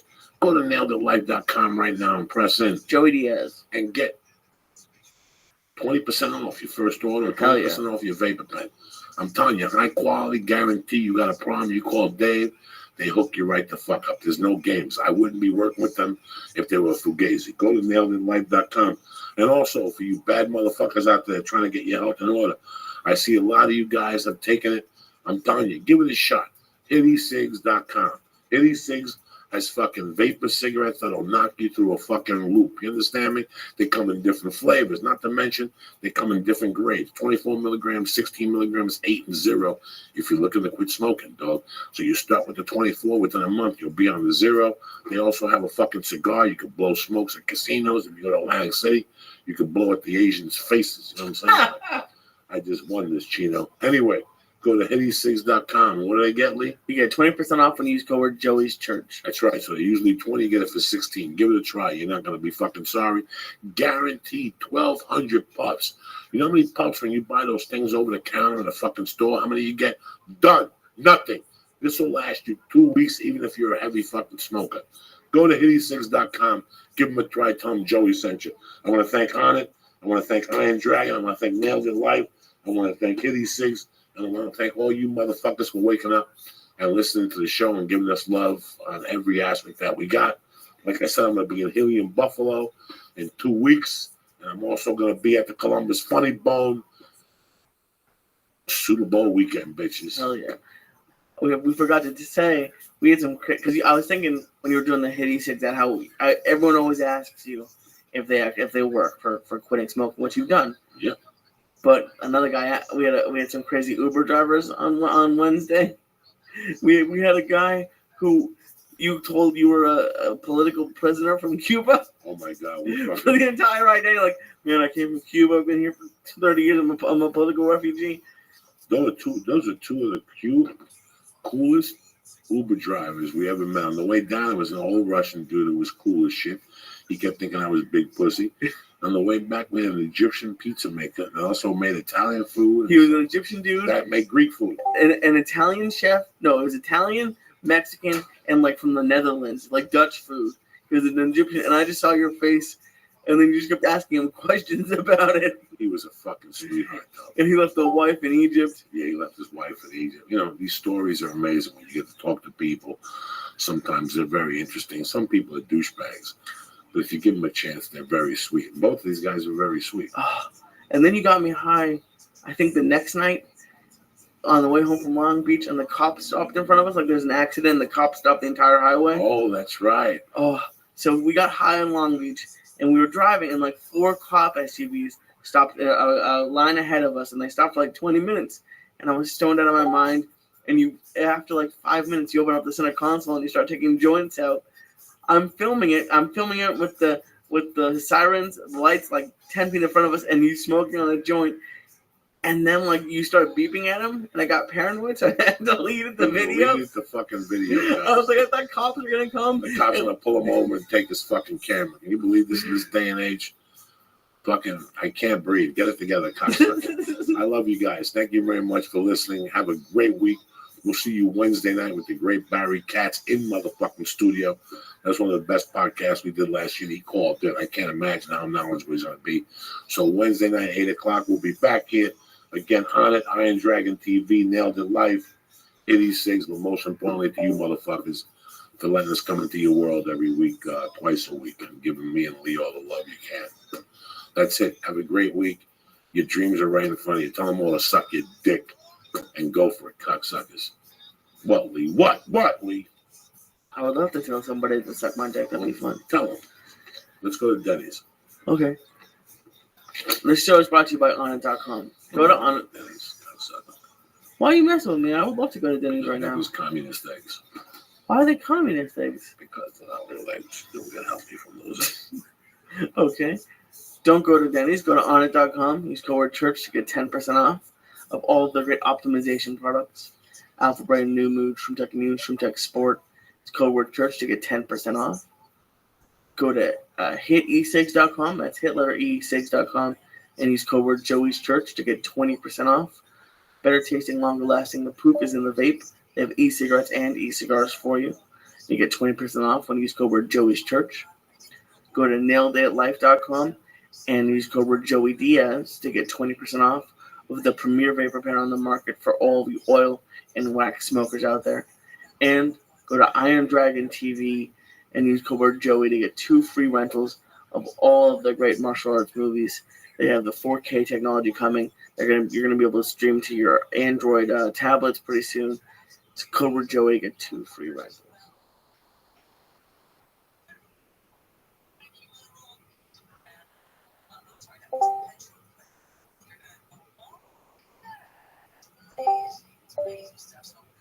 This show is brought to you by Onnit.com. Go to Onnit.com and use code word church to get 10% off of all their optimization products like Alpha Brain, New Mood, Shroom Immune, Shroom Sport. It's code word church to get 10% back. Go to hitesigs.com. Better tasting, longer lasting. The proof is in the vape. If you're looking to quit smoking in the new year, they have e-cigarettes and e-cigars for you at different levels of nicotine, and hopefully eventually you'll get down to 0 if that's what you're looking to do.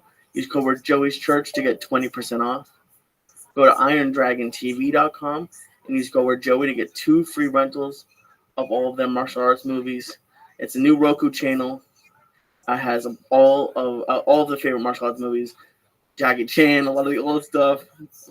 A lot of cool movies. It's code word Joey. And go to naileditlife.com and use code word Joey Diaz to get 20% off of the premier vapor pen on the market for all the oil and wax smokers out there. What'd you give me in those stars? What's in those fucking stars? Did you put a label over another label?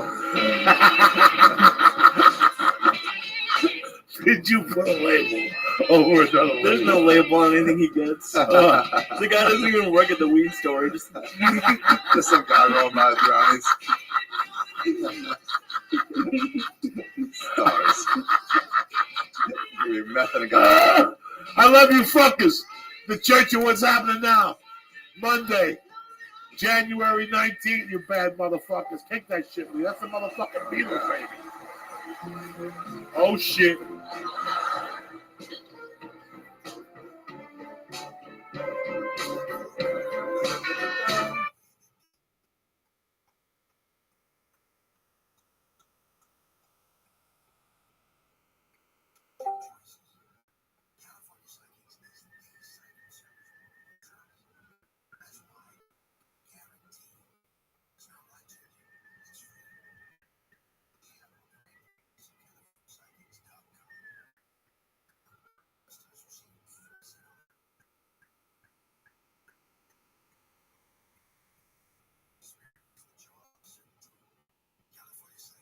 This is the first album? No. No. This was later. What was this reinvention? Sgt. Pepper's Lonely Hearts Club Band. What was that supposed to be about? I have no fucking idea. It was so long ago. But the cover is tremendous. Yeah, so much in The there. cover is tremendous. They got the flowers and the shaped like a guitar and it says Paul's dead. Oh, it says that on Remember they played the whole trick in the United States. Paul McCartney was dead. These fucking saps fell for it. But it was tremendous marketing. Yeah. They didn't know at the time. That was the most brilliant marketing they had ever fucking ran. They play I Am the Walrus backwards and Yeah, it says all that crazy. I just started getting vinyls, and a couple of them had really cool like artwork, and then I got a Steve Martin one that had his set list on the back. It was pretty cool. I never had any Well, vinyl. Set list. That's a cool thing to put on your. It was a photocopied set list on like a car on the back of like a cardboard headshot. It was pretty cool. Yeah, someone got me one. It's like kind of a thing now, to get back into vinyl. But somebody got me a vinyl, so I got you a Bill Cosby with the pill in it. Same with a pill. I got a whole bunch of Cosby albums for Steve Simone got me a whole bunch of albums. Nickel now. I wonder if they're. I wonder if any of the sets are the Spanish Fly sets. That's gonna be fucked up if it is. He does do a set about Spanish Fly. I mean, I remember hearing about that in camp, but when you see him say it now, after all that stuff is out, it's really Larry King, you're like, ugh. Spanish Fly, that was big when I was Spanish growing Fly. up. That was big. I don't even know if it worked. The guy left Spanish Fly in his glove compartment. He went into the grocery store. His girlfriend found it, drank some, found it, came back. She was dead, humping the fucking stick shift. My friend, the Olsons, he gave it to his grandmother to see if it worked. We all chipped in. We gave him like $5. And he gave it to his You grandmother. poisoned your friend's grandmother? Not me. He poisoned his own grandmother. Didn't poison her, set her free. He just set that bitch free as shit. In fact, it's his birthday today. Mike Olson, he's 54. I see it on Facebook. So, what's happened, you bad motherfuckers? A beautiful day to be alive. Had a very fucking interesting weekend evening. Had a great morning. I had fungi. I still got fungi on my toenail. So I go get lasered, fucking beamed off. If you got fungi under your toenail, go get it laser beamed off for this fucking tremendous. Everybody wants to live in the future. Here's your fucking chance. They shoot laser beams right in your toes. They got a hose with like water with ice in it. And they condense it. I don't know what the fuck they do. And they blow it on your toes to freeze them. Then they beam it because it gets hot. Every once in a while, you're like, ah! And it burns, and you can smell your fungus and your toenail frying in the fucking air. It's only 10 minutes. I got to go today. I got to go next Monday, and the Monday after that, I got to rub some fucking Maluka When do juice. you start getting fungus in your toes? Fucking 10 years ago. And then what does it do? Stinks? It pushes your toenail out, and the fungi develops underneath. And then, so what is it? So you ever see people that have a fucking fucked up toenail? It hangs over when you go to the pool. Yeah. Oh, yeah. That's what it looks like. I cut it. I keep it good, and I paint it. I try the Swahili and jiu-jitsu. I put a fucking Band-Aid on it, but it always falls off. Paint it. And people see that fucking infested fucking toenail. I would give somebody a 50 to sniff it. Just sniff that motherfucker. No way. Put that big old toe in your nostril and take a big old fucking, like it was. A lick or sniff? Does it smell? Yes. It smells. It doesn't smell like you don't smell in the air. But sometimes late at night, I'll cut the toenail. Underneath it smells, yeah. Underneath it smells horrible. You let that, it's like a toe jam, but a little tougher. And you spin it around your finger, and then you put that ball on your counter. Yeah. You wake up in the morning, you smell that ball, you almost fucking die. Ugh. That's disgusting male shit. Sometimes I'll do that. I'll dig underneath the toenail, like I'll have here, and then I'll dig, if that's a toenail, like under like that, and then smell what's left. Oh, it's horrible. Twit that we're live, Lee. People know. I'll tweet them. They don't know. I've forgotten shit. Welcome to the Church of Beautiful. I did something this weekend that was completely out of my fucking character. What's that? I drove 2 hours to a jiu-jitsu tournament. 2 hours? On the 5. On a Saturday. To watch one? Yeah, at 3 o'clock at 2 in the afternoon, I decided me and I Mike thought you were have joking. John Evan. No, man. You know, I don't do much, and people come to the shows and stuff, and I always feel guilty that I don't go to enough things. Like, like how could, at this point in my life, I could sit there for a basketball game, a football game. You went to a Laker game. Went to a Laker game. You know, you experience it, but I can't go watch stand-up or improv comedy. I'll go watch a play if somebody knows of a good play in Hollywood. You know what I thought of on the way here? Let's see that Angela Lansbury play. Wonder if she's still good. I heard she's freaking really good. Down on the... I mean, she's been an actor for 75 years. It's right there, right on the... probably somewhere around there. Probably tickets aren't expensive. I want to see if you can get better with it when you're that older. It's across from the W. It's across from the W. Really? Yeah. They say it's a great... The Pantages. The Pantages. It's the Pantages. It's across from the W there. It's a great fucking... Hey, listen, bro. The older they get, the better they get. I wonder. You know, if they stay sharp at their 70s, they can be a fucking powerhouse. Murder, She Wrote was in... Like, she was old then. That was a long time ago. How's she still alive? Those people take care of themselves. What do you think, Lee? How was your weekend? I had a great weekend. Did you see Billy Crystal's new thing? It's not like it's like a one-man show. Comedians on Comedians or something? No, they give him a new show, which is probably gonna be terrible. But his HBO special, like 300 Sundays or whatever. Yeah. With his dad, it was like half stand-up, half one-man show with like pictures and stuff. It was pretty cool. Yeah. Half Did you watch it half again? one-man show, no laughs. Not again. No, it had laughs. I mean, Four. his entire audience is old, is like 90 years old. Billy Crystal has a precise audience. My mom loves him. And 50-year-old they're Jewish older woman. Jews, and they go, and that's their pride and joy. Really? They dress up, they spend a little bit, they even take an extra 20 out of the ATM. Yeah.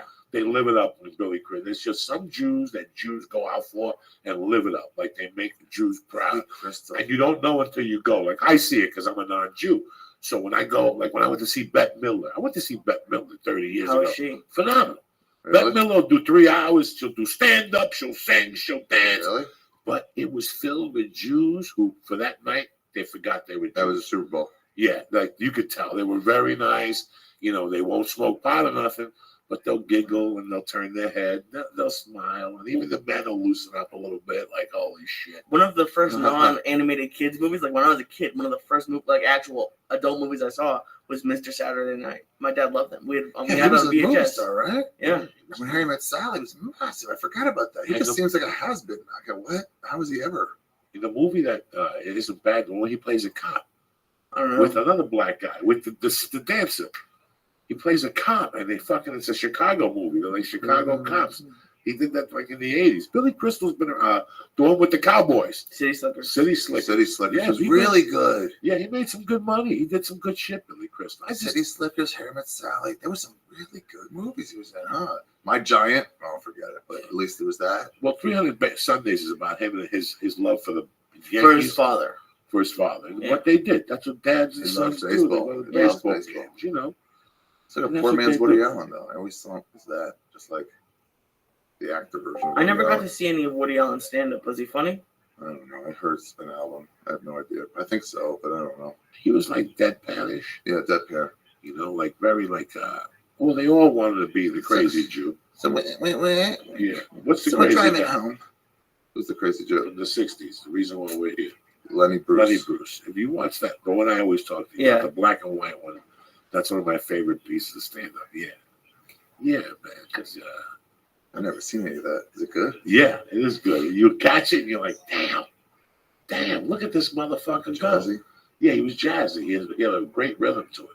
That's cool. But that was interesting. I had never been to a jiu-jitsu tournament before. Oh, yeah. I'll tell you what the most interesting thing was about it. What?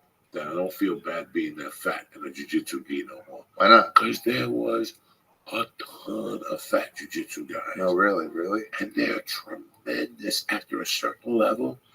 Like after they hit a brown belt, Yeah. they get bigger. Like they get bigger and fatter, like with a strong fat. Yeah. And I saw this one black belt pull guard, and he almost ripped the other guy's shoulders off. Oh, because he's so big? He's so big, like 300 Nope. pounds. He just fucking pulled him Yeah, out. if you're gonna move that much weight every day, Yeah. you probably get stronger. You just Yeah. get. It was very interesting to see them take their tops off. I mean, I went to see something else. I didn't go to see that. I just went to see a tournament, neon bellies, and Yeah. you know, Maplatas and shit. That's it.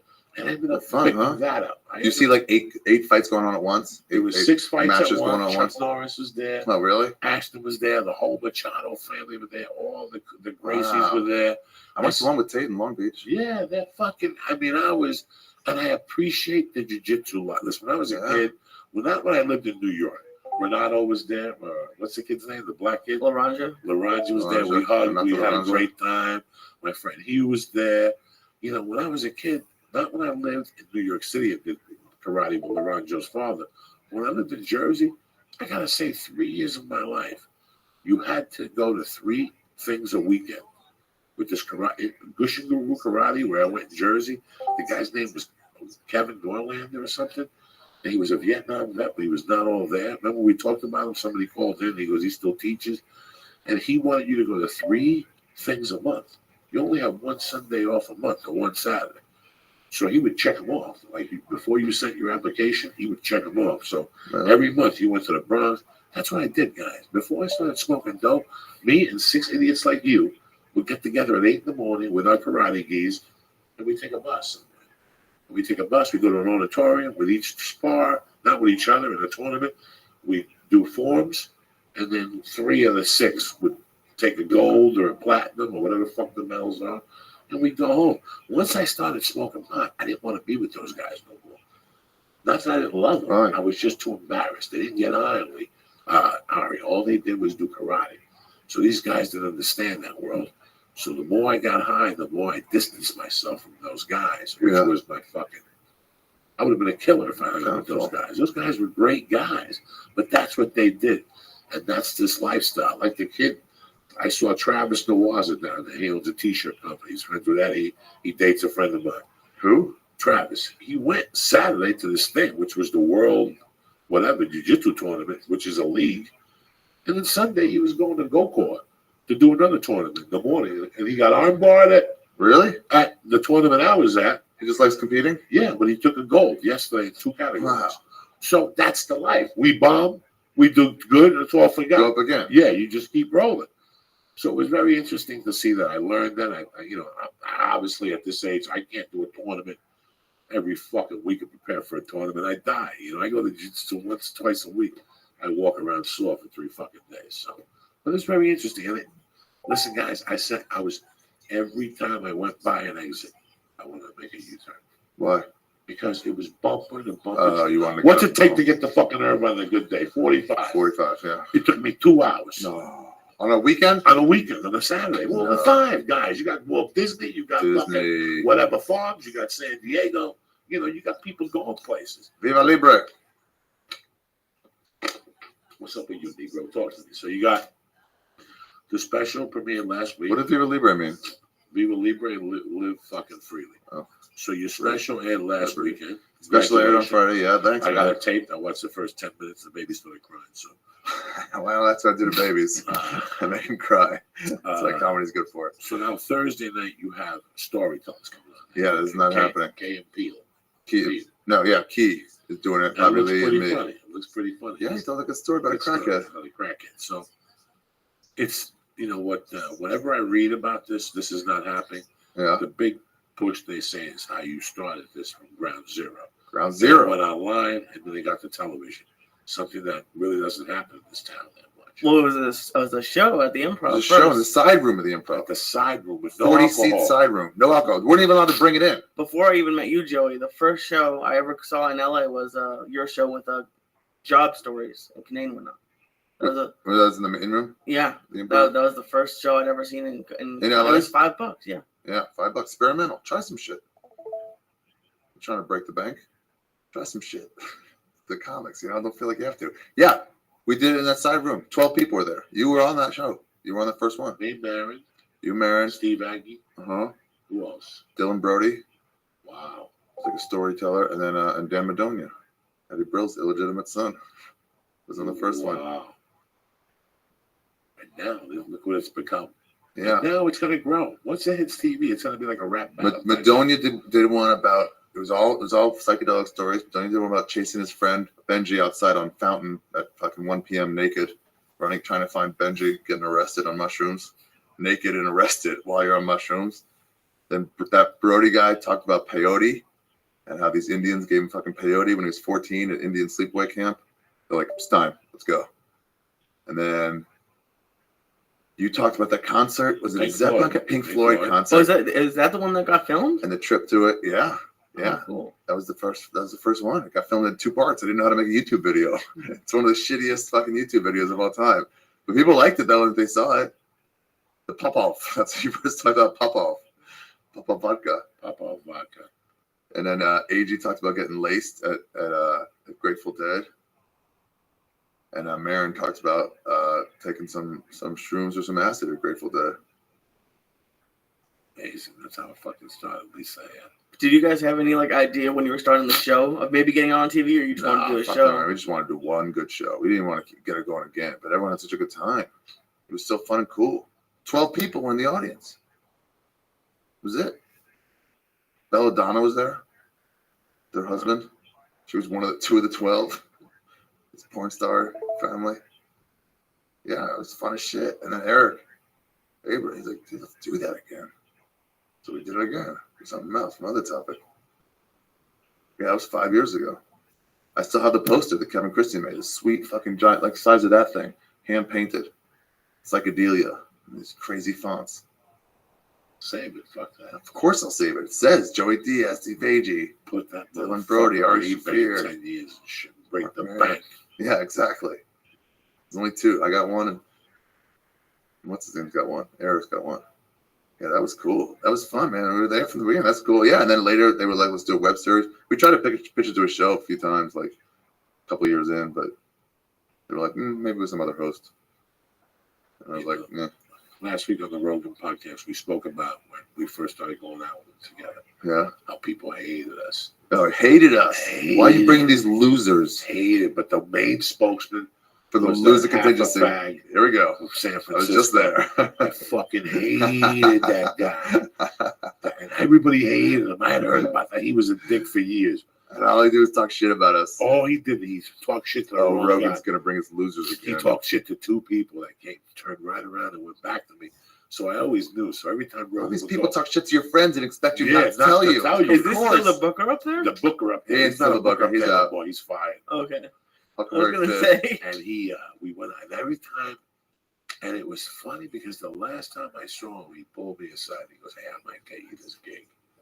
And I remember thinking, look at this fucking guy coming around. Yeah. He goes, "There's a show and I really want to get you on it. But Sharippa doesn't want you on it. But I've been pulling for you like a motherfucker, you know." That could easily mean Sharippa wants you and he doesn't. It's so, and it's such a feeling. Like that guy must feel bad now. Like there's so many people that gotta feel fucking bad. There's still a lot of people that fucking hate me. I hate them just as bad. Like the other night, I know what you mean. People go, all right, I guess. But you know what? I don't even think they think about it. I just think they go, oh, cool, that guy's doing great. And they don't even remember how much they fucking said you were and go nowhere. No, they remember.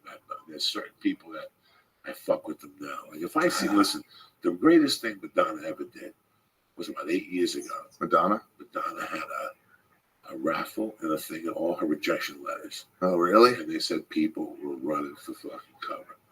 That bitch saved every rejection letter. All these people, all these fucking singer, gaffins, you'll never like be anything. Your voice is horrible. Where do you think you are? Saved her rejection letters. Saved her rejection letters. And not even until she recorded her first album. Even after that, Even she after. was a superstar for 25 years. She still saved them. You guys were both too young to remember 1985, 30 years ago. No. Right now, Madonna had this country like it was her and Michael. Like she was telling Michael. I remember Jackson. everything. The gloves. I was 11. Yeah. The Yeah, gloves it was everywhere. amazing. The stocking gloves, whatever they're called. Although everybody was just like a Madonna. virgin. Everybody. Every chick had gloves, glasses, the blonde. And then she switched it up with Vogue and all that shit. You're like, wow, she was massive. Her book, when I was in Israel, her book came out of like sex 91? pictures. Yeah, 92. 92. Yeah. She put this is what this bitch did for you. She put the book out with the pictures of her naked. She made Rodman look good. Yeah, she made the Pepsi video and she got fired for putting the Black Jesus.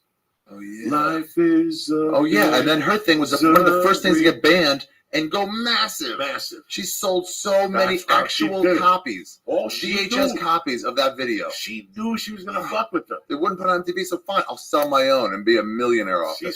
She did all. And then you'll play it. You'll play it eventually. Justify My Love. Was like yeah, she was getting Justify My fucked by Love. like a Jesus Put the statue. beginning of Justify My Love. She's getting fucked like an Let me animal. see in that that monitor. video. Let me see that monitor, cocksucker. Don't hide it from me. Just by my love. God, Yeah. she was. I masturbated her so many times. Yeah, she was badass, man. Her pictures, her black and white pictures are great. But she had hair on the armpits. Oh yeah! Nobody Right. remembers that shit. We block it. Let me see that monitor. This is just fucking. This is just fucking. Big screen it. Yeah. Oh, she's already half naked. What's she doing? She's coming from getting fucked or something? Yeah, She's had makeup. with sperm on her breath. Oh, Look at her. yeah. She's been drinking martinis. She doesn't know what flavor in her mouth. Oh my god. Look at her. She was like, I'm selling sex. Who are those people? Dropping a briefcase. What? Was that a guy or a girl? I don't know. Doesn't matter. That's Madonna. She's taking her. Oh my god. Can the people see this? No. Wait, actually. Oh shit. Jesus, dude. Oh my god. Let's see.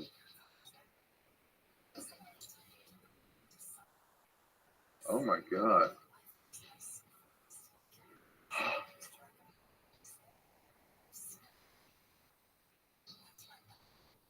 What year is this?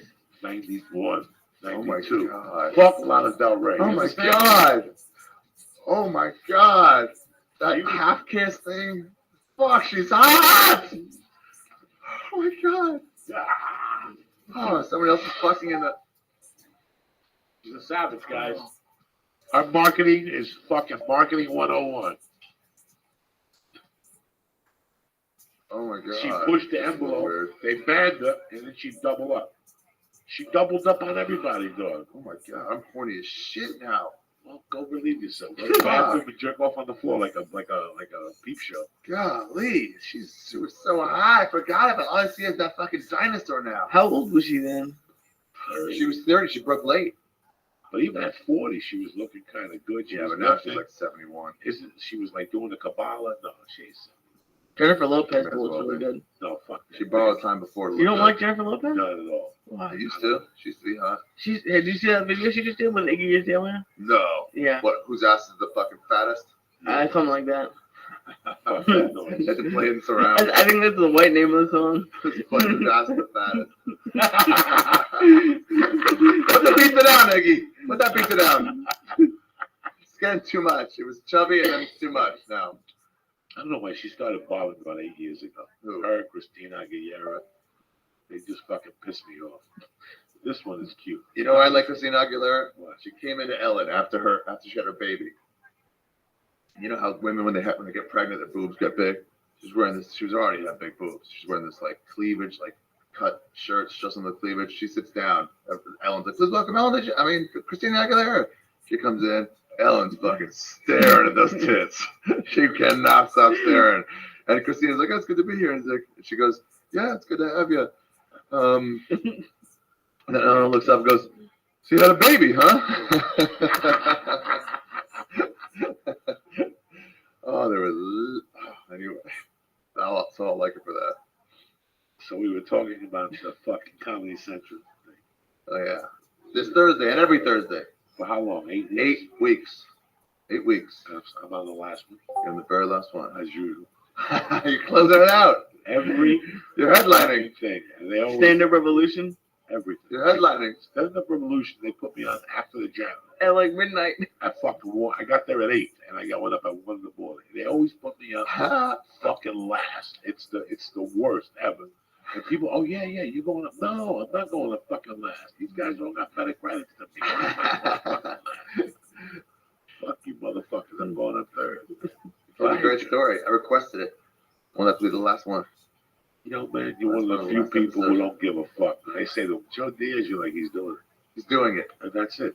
Gabriel. That was the first discussion. Yeah. Right, we were meeting. He was like, well, should we have people? I'm like, well, Joey will do it. And then let's start booking it now. It's crazy. And it's a great feeling when you're friend. I remember Gabriel pulling me aside going, no. They were like, no. He goes, I just sat in there and said, yes. They didn't find me on you. They didn't find me on you at all. I will pay him out of your pocket. Because that's what he told me. He goes, I'll do it out of my pocket. Really? And I'll put it on my own DVD. I'll do Diaz just for me. And they all agreed. They were all down there, the same fucking people that down there, whatever, were down in Arizona. And I had to go up in front of them. It's the weirdest thing because they try to put the Maluka on me. They put the Maloik on me. You know? The Maloik. So fucking. What do they do? They just stab me down. Oh, really? Oh, so then you get worried because you know they don't like you. Yeah. So then you're like, how am I supposed to perform in this environment? Yeah, you know. You just know. The other night, it's like when I went to that place for you the other night, I felt the heat from people. Oops, that comedy right, thing, there were just too many people who didn't like me there. There was just too many. There was an assortment. They were like, what's this What rust the about? fuck is this shit? There were a lot of people that did like you. No. When they showed that preview video, you're the only one that got claps. You and Miss Pat. Let me tell you got like audible claps. I wanted to tell the darkest story. You should have. Fuck those people. You No, should have. That's the no, show. No. Say whatever you want. Those people were not going to handle me hitting somebody with a bat. His eyes rolling. You know, we killed him. That was great. They did it. You got to it eventually. They loved it. And it's funny because I have not seen a picture of Didi, the kid right there. I just seen. But Yeah. he didn't really have it. Didi Cantero? He's got HIV. Oh, no. That's way worse than hepatitis. Yeah. I don't even know what hepatitis does. I know what HIV does. My other buddy who died had hepatitis C from shooting steroids. You die from hepatitis C? You could die. Isn't that pre-HIV? Yes. Well, no. I'm sorry. No, it's not. I'm so sorry. There's two Hepatitis B. Yeah, there's two hepatitis A. hepatitis. There's two hepatitis. I think there could be I don't know. Bottom. I had a friend who had the really bad one, the one that you can't drink alcohol, you can't do it Ever again. Things. Yeah, but he did whatever the fuck he wanted to. He was like borderline fucking. When you have to go through the thing with your blood every week for you to justify my love. But that's always been tough for me. Is like performing. Like whenever you see Jordy with his buddies, I don't like those people. Jordy's cool, right? Jordy's cool because they're too straight. Yeah, they're straight. And you look at them as the face the people that rejected you the last 15 years. Well, you look at them like you have the job position of the people who say Joey Diaz is shit. I don't understand. I don't know. I have a hard time with so many levels of this business. Yeah. I'm happy that you're doing well because it gives a lot of people a black eye. Because most people who listen to the show and people at home don't understand how the comedy thing works. When you get here, Ari, how many people weren't even up to your level and we're already with 3 yards? Oh, yeah. Getting deals. And guys like you and me are sitting there going, come on, what the fuck are can we I just doing make wrong? $1? And people like, just get an audition? And we would get down. Bro, I met with every agent. I met with every agent in this town that would go, I love you. But now I got to sell you to 15 people. And that's going to be tough. Is it just more marketable and has nothing to do with skill at that point? No, it's part of it. But it's also, you know, who they see you with, too. Right. I was dirty. I was way dirtier on early on. And then, 8 years passed. And they would go, oh, that guy's filthy. And it's like, it's fine to be filthy, but I'm not as bad as you think I am. You just haven't seen it. So they get a head thing in your head, or they associate with Rogan. It's like, oh, you must be a meathead. Like, all right. Like Nick DiPaolo used to think I was an alt comic because I wore cardigans. And he's like, oh, you must love Janine Garofalo. And I was like, what are you talking about? He's like, I can see you. So people see you as one way, and that's it. So I don't know. You slip through the cracks. When I moved here in '97, the store was very cocaine oriented. Is coke, really? It's not coke anymore. And I was a coke guy. I was a cokehead. And I was part of that circle. And I heard, and somebody pulled me aside. It was like in '99. Like in '99, somebody pulled me aside and said, hey, man, you know who started it? The first guy, Luke Torres. Luke Torres went to a meeting, and in the meeting, he goes, Joe Diaz, that cokehead, a week earlier, I given him like $10 of coke. So this is this town. This is what you need to worry about. Like I was doing coke with this guy, and a week later, he goes to a pitch meeting that a friend of mine is there. It says you're a cokehead? He goes, that cokehead? Oh, that's not a very friendly thing to do. No one's less supportive than the Latino community in comedy. But no one's less supportive. But that's what I was saying to you. I was telling you outside we were smoking pot that I've been involved. I've been in prison, like in a halfway house situation. I've been in prison. I've lived in situations where I was surrounded with scumbags because I was a scumbag, not for long periods of time. But people, you had to watch yourself at every level. Like you had to put your hands in your pockets in your sleep. Like that. That's how bad it was because you never fucking knew. Comedians, to me, without the violence, just with the emotional, are worse people than the people I was locked in with in prison because they do something worse to you than rob you. If I come up to Ari and I go, Ari, give me $300, I need it to pay the rent. I don't pay Ari again. That's it. I don't pay Ari again. Ari gets mad at me. I'll never see Ari, whatever. But with comics, you have like this fake war that doesn't exist. War. Like you're in competition, but you're not in any competition. I didn't do this to be a competition. I want to be the best one. I want to get better than you. It's like, what? I thought you just want to be a successful comedian. My 3rd year in town, I realized that when you get here, you have people cut your legs out from under you. They do. I saw a girl.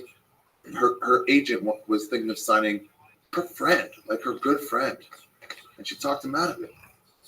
And she's like, "No, it's like my category. Don't do that." And it's like, "Are you kidding me?" And then that decides somebody's life. Yeah, so they don't get an agent of the year. They don't get an audition they could have booked in that time. That could have been their friends. How do you live with yourself when you do? It's like I was watching. You forget it instantly. I was watching a show yesterday on Blacklist, and they were just killing random people. And I was like, how do you think you live if you killed somebody and be okay with it? How could I be okay if someone was going to book Joey for a comedy show? Yeah. And I said, oh, don't. He's a bad person. People compartmentalize. That's how people compartmentalize. You ever see The Killing Fields or The Killings, whatever? And they're finally remembering what they did, murdered fucking 600 people. And when they're finally remembering it, they're like, oh, shit, that was bad. but they don't think about it normally. They're like, yeah, we used to chop their heads off and stuff. It still wasn't getting set in.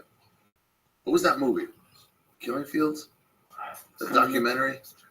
About Pol Pot and stuff? Yeah, but all those people that were just like, they were like, we have to go here because there's a courtyard that would catch all the blood. It would fill up. It would be up to our ankles in blood. We didn't want to waste bullets, so we'd take chicken, fucking piano wire, wrap it around their heads, and each person pull. Jesus. You know, Mark Babbitt was a friend of mine. Mark Babbitt was, yeah. He stood for Babbitt. And I liked Babbitt, even though he was a fucking freak. And I sent him a blank tape and all that shit. To see if he'd ever watch it? Yeah, he never watched it. He told me it was great. I never put that on it. And I sent it to him. Freddie Soto kept torturing me. Babbitt wants to hire you, but he wants a tape. If he wants to hire me, then hire me. Then hire me. What's he need a tape for? Oh, he needs a tape. And you sent him a blank tape? And he hired me. And he hired you. So why do you need a tape? If it was because it just he just wanted you to jump through the fucking hoop. So we became friends, Babbitt, you know, and when he was doing the Freddie, when he was doing that tour with Freddie, they did the tour with Freddie. Three Amigos? Yeah, then they did Three Amigos. I went and see Freddie and Pablo. And I remember that I went backstage and they had like a little food set up. And these three comics were 30 feet away from each other. But I could feel the energy in between them, how much they didn't want to be around each other. Yeah. Like no matter what, how funny, whatever it was, Carlos would go, yeah, Pablo's funny, he's a cokehead. You know, and then, you know, they would say something about Freddie. Carlos was in those days was the type of guy that he would mess with you before you went on stage. Uh-huh. In little ways. Like he was hosting some show, hosting a stand-up show, and before he brought Johnny Sanchez on, this is TV show or something, before he brought Johnny Sanchez on, he did his main bit. And it's like, it won't be in the edit, you know, they'll never show it, because I already did my time up front, but and then Johnny's like, what the fuck, man? Why would you do that? How was that? About to do that whole bit. Why would that was actually so mean. I remember one time when they were shooting that Carlos was hosting and Freddie was yelling at Pat Buckles that he was quitting because Carlos had done his joke. He saw on Mind of Mencia, he saw there was like a promo and they showed like 4 different clips on either side of a picture of Mencia when it was first premiered. And Freddie was crying because he was like, those 3 of those are my bits. He took 3 of my bits and he's putting them on the Comedy Central website. How am I going to convince anyone those are my bits? And he was crying about it. It was fucking hard, and I learned that. And I was also upset with like the Rogan thing. You know, it's just something I have with comics. I remember telling Felicia, and Felicia didn't understand because she's such a nice person. You know, Felicia buys into it. You know, and then they throw you the fuck out of whatever the fuck they throw you out. For me, I always had this silent thing with comedians. I either liked you or I didn't like you. Yeah, sure. You nod and say hello and you walk on, or you walk on and you stop and you talk to them. But in my world, I gotta be honest with you, they're the shittiest people I've ever met. You know, and there's so many different like perspectives that I look at. Yeah. Like I've had club owners call me after they've gotten fired or something. Say, hey man, how you doing? I pick up the phone. Yeah. I go, good, how you doing? You talk to them, he goes, man, nobody called me back. You know? Of course, they didn't really like you. That's it, because you don't have nothing to offer. Right. We're so trained here. You know, it's not about friendship. It's about like, you're my friend. I like you of the people I have to do this with. Okay, if somebody came up to me and said, Ari Shafi is a rapist, and Ari came up to me a week later and goes, dog, I'm a big-time comic. I'm going to take you on the road, and I'm going to pay you $3,000 in your meals. You know what? In real life, I'd go fuck yourself. But as a comedian, I tolerate Ari and his rapisms. You know, there's comics that are gay. That's what Taylor said about Mencia. He goes, if he just gave comics parts, shitty, like fucking $200 parts on his show, no one would have really defended it. They just would have been like, you know, you shouldn't do it, but whatever. I've never been big on people who sell their souls at any point in their life or anything. So I never understood the whole. That's what I know about you. When you were like, they made you fucking give up your cats. He's like, I'm not giving up my cats. And you're like, what are you gonna do? He's like, I'm gonna move. You're gonna pay twice as much in rent. He goes, yeah. What am I gonna do? Give up? What kind of man would I be if I give up my pets to save money on rent? What would I do? Yeah.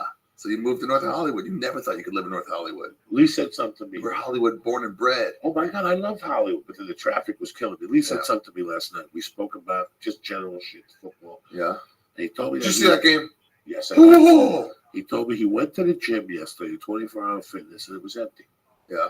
Since January 1st, it's been packed. Oh, because of the resolutions. So that means on the 7th, on the 18th, the commitments were gone. Not even 3 weeks Not in. even 3 weeks in. That's how we are as friends to one another. A Yeah. lot of people in this town. The first week of the No year, loyalty. it took 20 minutes to get a parking space, and then yesterday no one was there. No loyalty. No loyalty. There's really nothing. You know, I always like Dave Rath, no matter what, because he was there for Freddie when he died. He was there, like taking care of the funeral arrangements as we were all weeping and stuff. He wasn't even representing Freddie, but he stood up and did it. And then Brody Stevens too, when he started going crazy. Dave Rath was in charge of all that, and I was like, you know what? You gotta be loyal to shit like that. No matter what happens down the road, you gotta be like, all right, man, you're always gonna be cool. You're gonna hand up. Yeah, people don't. They forget. They're like, whatever. I never you're below me understood. now. I never understood See so people much forgetting. climbing.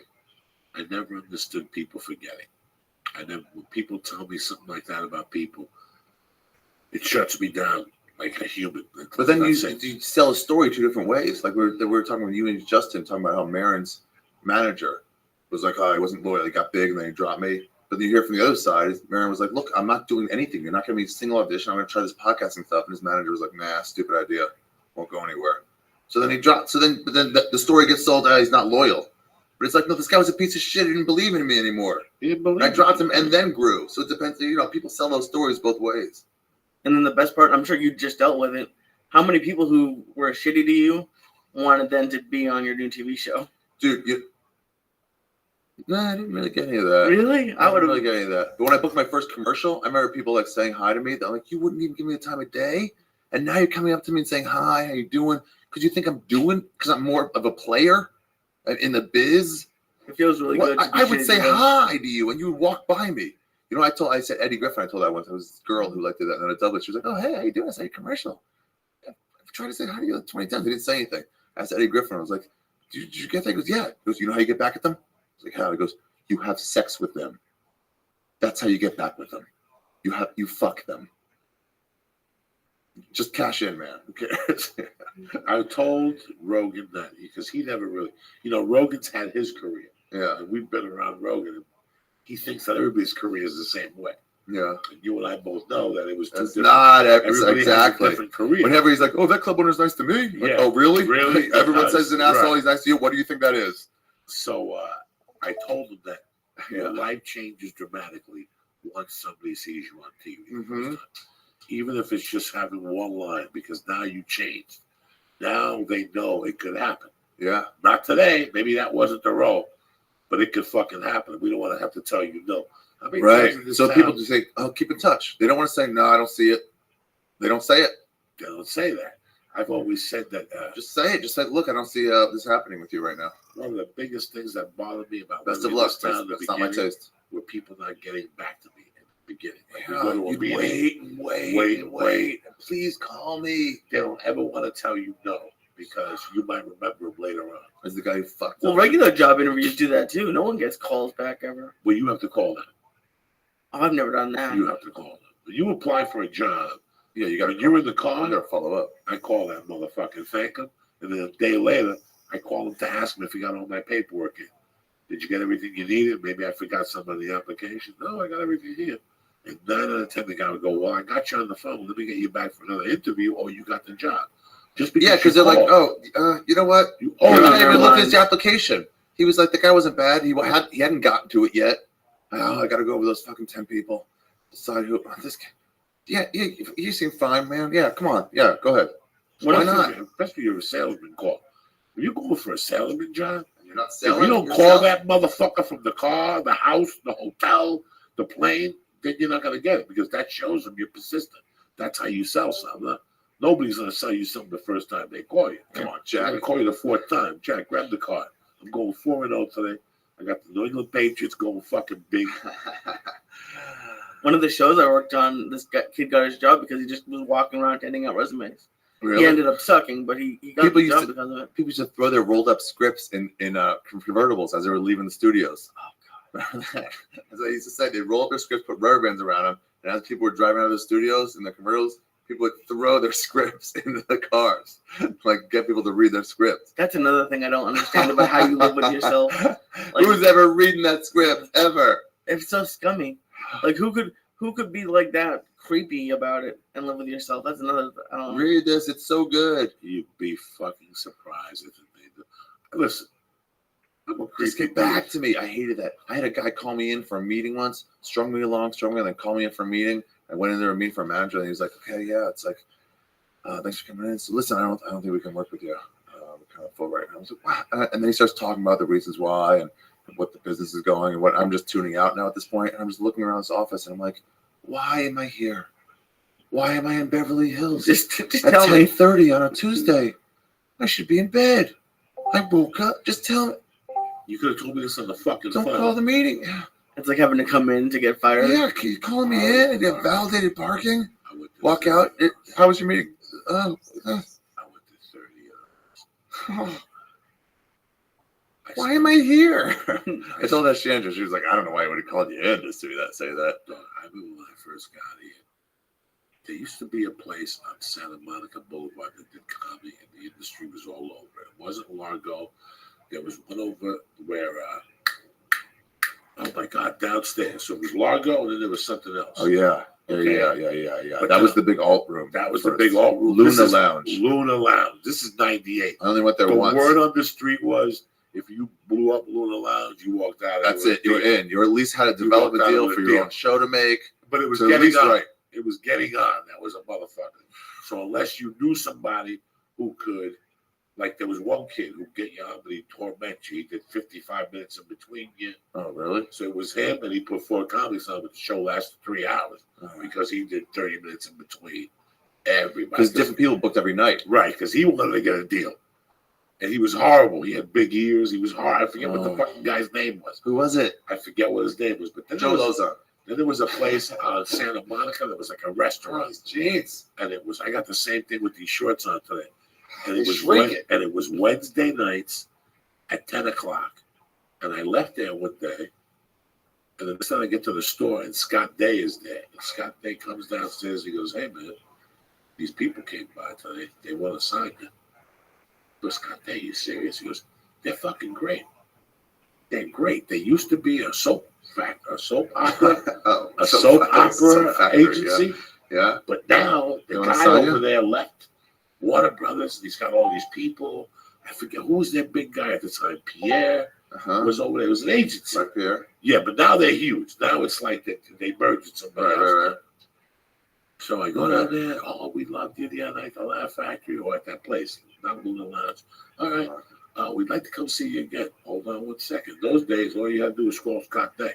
Scott, I'm here. Joe's You had a office. showcase at put Joe on. Boom, 9:30, 9:15, 9:05. You got a primo spot. Yeah, Then you it sets you up to win. The then Comedy Store sets you up to win. Then you No one could bump you. They just starred by your name. Then you start doing fake. Yeah, Mike Young was the king of that. Mike Young was the king of that. He called in for showcases 19 straight weeks. Like, Mike Young, we're going to take away the system from everybody. Yeah. Well, your guy keeps not showing by accident. Get out of here. If your guy's not here, you can't go on stage. So they came to see me. This time they brought like 6 people. Yeah. Okay. I called them. What's up? Oh, we loved you. Now we got to bring accounting, bookkeeping. How stressful is that? It's a fucking nightmare when all you want to do is do something. Because if you go to an agent, they tell you, we can't sign you. Let me see your reel. I got no reel. I got no agent. Okay, we go get a reel and come back. How am I going to get a reel if I got no fucking agent? So it was a catch-22. So all I wanted to do was get a theatrical agent. Mitzi was getting me spots. I wanted a fucking theatrical agent. I was getting like 4 or 5 months. This was it. I went to Ross and bought a shirt, a tie. This was it. They were fucking huge. This guy had just left Warner Brothers. The assistant had left fucking CAA. This guy had left this. They were a powerhouse. They were on, you know where they were? Across the street from where you lived, upstairs. That's where they were. All right? When you remember the thing they knocked down where you lived? Across the street this way. Once they knocked that down, it was such a good view after that. Yeah, this way. When you went this way and you went like 30 feet, you had to go through a patio thing and you went upstairs. Oh, yeah. And they were huge. They hold the whole floor this age. Really? That place went under. That place was empty for a fucking decade. So I went over there, met with like 8 of them. We love you. Bookkeeping and accounting has to see you now. We had a showcase. Okay. Another showcase, 9 o'clock. Now 14 people came with suits, right from fucking work. You want to talk about nerves? Mitzi showed up. Oh, Everybody was there. Boom, I killed. They Oh. hugged me. We're going to talk tomorrow. What do you think? Tomorrow, boom. Went down there, 14 people came down. They wanted to see something else. I talked about that. Then there was the Christmas holiday. Then I went down to like January 20th. And they sat me down 6 in a conference room, offered me like Pellegrino water, and said, you know what? We can't. We're going to pass on you right now, but we're going to keep an eye on you. Oh, what a fucking two-face. We believe you're somebody to deal with in the future. You know, Then deal with me now. That's like saying, like, at best, that's like saying, develop, build your own career, and then we'll take over. Yeah. Where it's like, no, That's I need what it your was. help now, and then I will stay with you later. That's what it was back then. That's what it basically fucking was. Jesus Christ. It was rough. It was rough, man. Nobody was signing me as an agent. Forget about managers. Then I had Bobby Slayton's manager, who was fucking horrendous. Oh, my God. I was just sending her checks. Because you have to pay them 50%. And now I'm doing nothing. I'm doing nothing. And here I am booking $900 jobs. Sending her $130. She didn't even fucking call me at the audition. Just because she was my manager. I was like, oh my God. But it must Feigen wanted some of Rogan's money. Oh, Opening for Rogan money. He's like, yeah, man, give me 10% of that shit. What? it must No way. it must suck though for like managers though. So if like you're a good manager and someone just gets big and leaves you right as you're about to make all your money. Yeah, but the reason they leave you is because you're most of the time you're not doing anything. Not doing anything. It ain't like you signed a giant deal and before you sign the paperwork, like, hold on, let me fire a manager real quick so I can sign this. It ain't that. You drop them and you start moving ahead on your own. Oh, okay. And It's you like start anything getting else. shit. It's commitment, 19 days.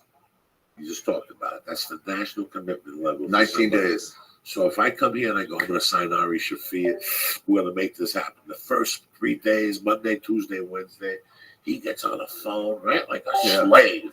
He's calling everybody. As soon as he signs you, We love Ari. Oh, we love Ari. He probably will get you a tremendous audition. The last 2.5 weeks. You know? And I mean, 19 everything days. will happen in like 2 weeks. And then the first no or the 2 no's he gets, if you don't get that big audition, Nah, my heart's not then in you're it in the anymore. middle. But they don't just drop you there. They don't drop. They don't drop you there. They just go, well, wait, we'll see what else comes. And then they just hold you for like a year. And you're like, oh, come on. Just say, look, I gave it a good push. I'm not getting a good response on you. It's kind of a fucked up way to make your living. It to get is. commission. They can, Because then it's like, why wouldn't they work on people who are making them more money? yeah, I get it. And then the worst is when you 'Cause bump you have- into other clients Because you have some. and they pull you aside and go, hey, has Nick been working for you? You're like, no, you haven't heard from me neither. He sucks, bro. I'm going to get somebody else. And he'll tell you a story about another client. Did you hear what he did to Whitney? Yeah, he told Whitney he had that. All of a sudden, 3 clients are talking about him. Yeah, I know. Because that's how small the community is. We see each other. So all I got to do is go up to him and go, come in for a second. Did he call you with that? Yeah. What the fuck's he thinking? Did you hear what he did to Lee? He told Lee. He was Right, messing. right. Yeah. And all of a sudden, that's it. Now you got 3 motherfuckers. Now you got John Gotti all over again. They're going to shoot you. They're going to shoot you. And they're all talking. Your heart's They're not all in it. talking. You used to do it all the time. It's like, why am I saying, did I have an audition today? Did I have an audition this week? Then why do I keep seeing you on Facebook between the hours of 9 and 5? Why are you updating your status on Facebook when I don't have an audition? Plain and fucking simple. I don't get that shit. Pick up the fucking phone, call somebody, make a connection. Remember at the old Origin? They couldn't even get us into the fucking casting director that was in his hall. It was Upstairs. down the hall. Right on Laurel Canyon there. Yeah. It was down the hall. They were both on the 4th floor. They couldn't even get you an audition on CSI Miami or the other one that was cast out of there. And they're like, come on, you can't get me just for sheer embarrassment alone of having to piss next to you every day. Wasn't the lady really a bitch then? I don't know. Origin, yeah, that's Yeah. what Lawrence was. She Uh-huh. was a bitch. She was another one that She didn't was nice enough, pleasant enough. But then when they like split up, she was like, "Are you gonna stay here?" I'm like, what are you talking about? You've never gotten me any. You've I've never never said given a hello. chance. They don't even say hello. Well, and you know I'm friends with him, and he's changed my life. And you've never done it. Like, why would you even make this call? What a cunt you would have to be to accept me coming over there. You should be like, no. You're his friend, and he, you pretty much only made money over there. No, you shouldn't come over here. But going out of the way to call, we want your money. We want your money. Please. Tell me better, cocksucker. What was remember when they had like those yellow books? Oh shit, they have those yellow books and you can send packages away. The Yellow agents. books. Oh yeah, the Samuel French. $10. You gotta get it. It's the only way you get an agent. Send out 80 envelopes.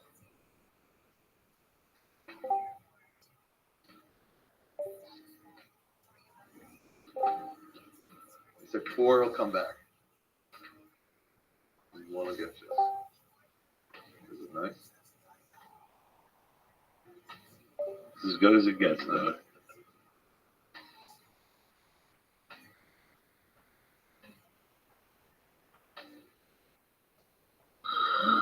How many do you guys have? How many stars do you have? I had 2 and a candy. Oh my gosh. With the soldiers, unfortunately, you know what I'm saying? I've been trying to tell you that shit. So you had these yellow envelopes. Yeah. Oh yeah. And you went to Samuel French. You paid $10. Then you went home. Yeah, the agent envelope. They also had a manager envelope. They separated it. They separated double their income. But then some smart motherfucker had the labels. The Already labels. that Already mail order Already to William mail Morris. order to. 2 Gersh. 2 this place. 2 this place. So I would go in there, buy the book, but shoplift the labels behind the book. Shove them in. Because the labels were $19.95. So I would shoplift the manager labels, but steal the. They would tell you which ones would accept submissions from non-SAG, which ones were SAG only. They still have it. I have like an old. Some were like looking for comedians specifically. So is that just before the internet? Wait, yeah, before the internet. Like, I was like, why would that even be a business? It was before the internet operated. The internet was around, but it wasn't like that. That's crazy. Yeah, people still had maps in their cars. That's right.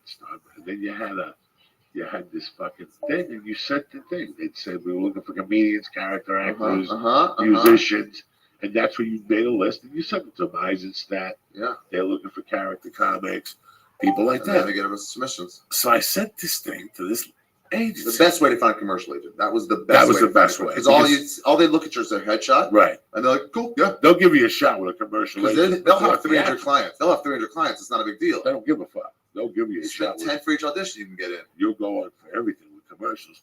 So I sent like 20 packages, and I got a call from 3 people. And one of them is a lady. She goes, "I'd love to meet you."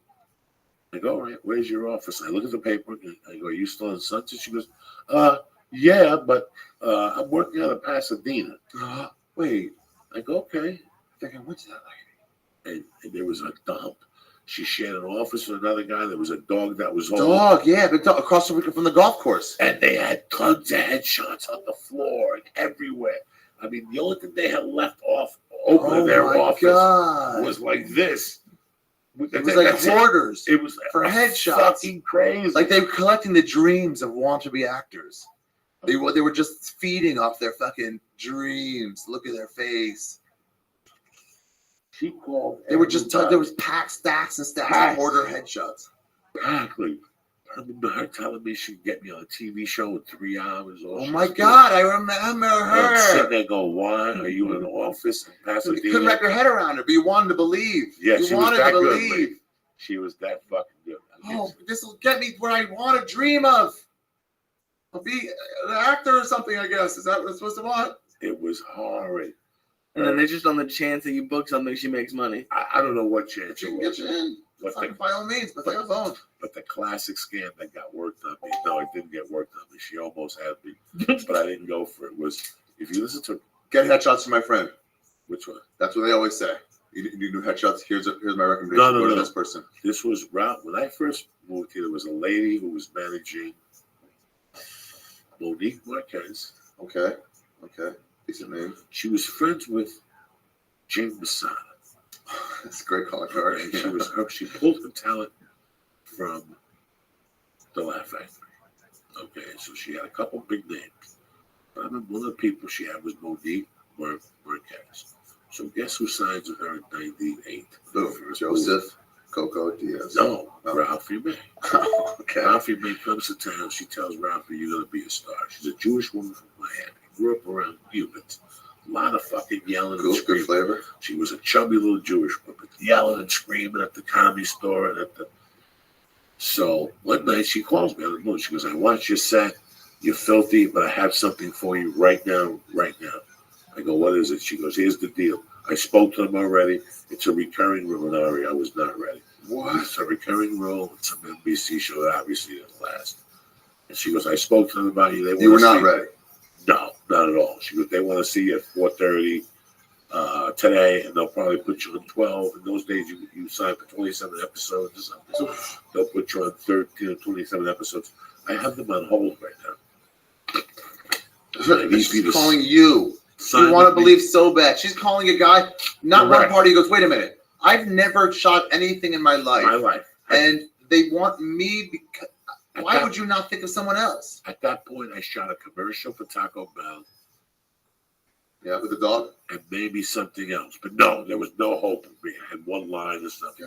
And so she said they're on hold right now. She goes, I got them on hold right now. All I need is your commitment. Fax me. I'll fax you a contract. You sign it and fax it right back to me. That's so scammy. Oh, my God. And I will get you on this show today. You will be shooting by next week. You'll be making $15,000 to $12,000 or something. I'm going, something's not right. Ralphie's been with her for a month and nothing's happened. All right. Like she had like a little livestock of people. So I said no, and you don't know what you're missing. And then about a month later, I started hearing fucked up shit about it. She would charge her clients money for postage. Oh, so at the end of the month, you got a bill from her. That's part of your 10%. That was part. She was that Jewy, guys. At the end of the month, she would send you a bill for the phone call she made, office cost. So you would get like $100 bill from her every fucking month, which when you're a starving comic is a lot. I'll never forget that Ralphie comes up to the store one night really depressed. This is how I met Ralphie. This is the conversation that changed our life. When Ralphie moved to Los Angeles, he was a complete different person. Let's get this out of the way. He was completely different. He was from the South. He was shy. He didn't say much. But when he went on stage, he was a ball of energy. But he was big and fat. He was 700 pounds when he moved to LA. You see this old picture of him? It's right. It's amazing.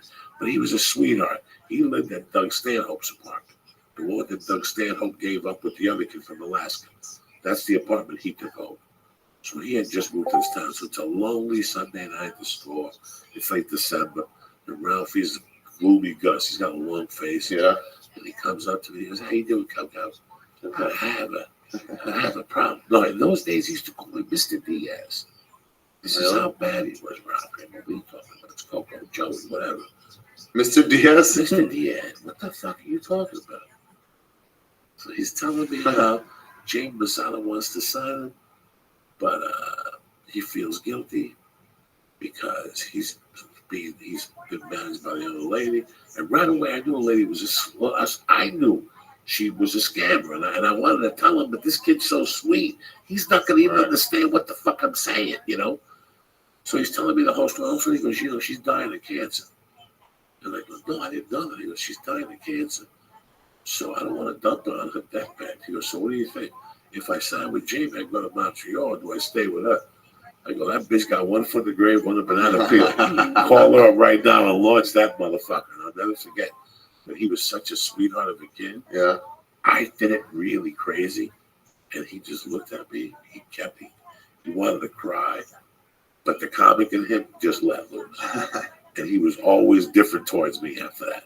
Coco, that was crazy when he told me. Did you find These her? guys come when they're young and they're also religious and like, well, I've never even seen or heard anyone talk like this. It was crazy, guys. He fired her and signed with Jamie. Wow. And then you thought you're supposed to be like, well, she died. Lady.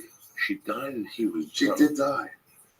And now Ralphie sent the money to the family today. No way. Ralphie bought her something. I know if you pull Ralphie aside, Ralphie bought her a tombstone, something. Ralphie did something because she was Ralphie's first manager. She didn't do anything. But she put him in front of something. Okay, well, then she did do something. She did do something. She did something. Maybe. You know Ralphie. Ralphie's dying to give you his fucking money. Yeah. So Ralphie gave me a nug once the size of a fucking. It was the size of one of those scented candles for your place. What? Yeah. And he goes, look at this. And I was just getting into weed. And I was like, wow, that's like a really big nug, man. And I was like, cool. And I gave it back to him. No, it's for you. What? No, take it, man. I can't do the impression. He's taking care I'm of like, me. why? He goes, because Joey Diaz gave me a nug once. He only had 2. So I'll always take care of him. I'll take care of everybody. He's taking care of me since the figure. She's never been that weed. She never had that weed. Since that conversation, Ralphie May has taken care of me one way or another. dead serious with you people right now. He took care of me till, I gotta say, 5 years ago. And he's still, all I gotta do is call him. All I gotta do is call him. My tires blew up. It's like, call him up. I go, Ralphie, I'll go on the road for 3 weeks. He's like, don't need to. Call me from the gas station. Just put the guy on the phone. It was 2 tires that blew. Ralphie bought me 4, got the suspensions fixed. You know, Ralphie's one of those motherfuckers. He ain't just gonna stop at 2 tires. You know that. There was a year where Ralphie would get off the road, get in the rental car at LAX, drive to my house. Before he'd even go to his house, we'd go to the pot store. You can buy weed. And he'd buy a quarter-pound of Matt's OG, a quarter-pound of Quarter-pound? Quarter-pounds. In their prime, Ralphie May was like the Michael Jordan of weed. He was like, in his prime, it's arguably the biggest tolerance of any comedian of all time. He was smoking 8 before breakfast every day. Could you hang with him, Joey? Yeah. Oh, yeah. We used to sit there. Just have sessions. And then he'd cook. And then he would cook. He cared so much about cooking. Both you guys. Whenever you gave me a food recommendation, we asked how I was going to move to Poinsettia, he goes, you got to go to the Walk. Gigantic portions, really delicious. Yeah, and I looked at you, that's when you were fat. And I was like, I'm going to listen to this guy. On this subject, I will be at that Which was the Walk? Hoy's Walk. Yeah, it was right on the corner of Poinsettia. It's gone now. It's gone now. I think it's a falafel place now. Yes. That was the place I turned you on. You could order a single combo, a double combo, or a triple combo. And if you order a triple combo, it was 2.5 meals for $13. It was crazy. It was like going great. What was the place? Good noodles and good rice. Rice and noodles, both please. Thank you. What's the Chinese place next to Big Wang? Oh, Panda Express. This place was like a fucking family-owned Panda Express type deal, and they didn't give a fuck. Wait, where place were we just talking about? The Chinese place on Melrose. Oh yeah. Oh, fuck. We used to get soup. Yeah, it was good. Everything was good there. It was spicy. They give you the spicy right. I ate as much as I could there, then take the rest on the 1 block walk. Yeah, take a look. To 916 North Poinsettia. We had a back alley, and I had neighbors next to me that would fuck, and I put my glass to the wall, and I would listen to them fuck right by my bed. You eat Chinese food? Yeah, and I pretend to go take trash out to the alley where the garbage cans were, so I could look in their window and look at them. I got too scared. I never got to go look. They fucked all those guys. That guy told me he used to book a lot of commercials. I booked my first one while I was there, and he was like, I used to book a lot of commercials. And I was like, oh, cool. It's like, you still doing it? I go, nah, I work at like a wine cellar now or something. Like, I can't run out of money. And I was like, ooh, all right, listen. Don't spend your money. Do you have to like take acting classes to get commercials? Fuck no. You got to get some glasses, grow a beard. In the old day, wear a wristband. That's it. Yeah, that's it. And you gotta look the part, bro. I was gonna tell you, you were interested in it last week. Be yourself. I'm like, maybe I should. You should. Let's call Aqua. Let's take it down to Aqua. Get you a little. You got any roly-poly categories left? Maybe. Yeah. They'll love you though. You'll do great. You'll do great. You know what? A guy like you will shoot 3 commercials a year. I knew some Asian kid who would just crash auditions and book them. And because he was so goofy, he would go in there and be like, we love that guy. You're going to book 3 commercials a year. I know for a fact. Make $7,000 on each commercial. You're going to get SAG insurance. You get insurance. I just qualified to get after insurance. I don't know what their insurance is like. What's it like? I don't know. I don't know. Fuck with you. That's amazing now. See, I thought they joined the unions. Why am I not getting the joint? Fuck! Come on, man. Guys, why you make it harder? I don't want to get started on another fucking topic here, but this is what's going right now. Used to be $13,000. You get Plan 1 insurance, no charge, free, 100% free. I love $13,000. Open you made criticism. I love open criticism. I appreciate it. I take them all like a champion. I think about them, and I'll give you my explanation or my apology or my agreement on what subject we have. Yeah. A couple weeks ago, my wife and I were talking.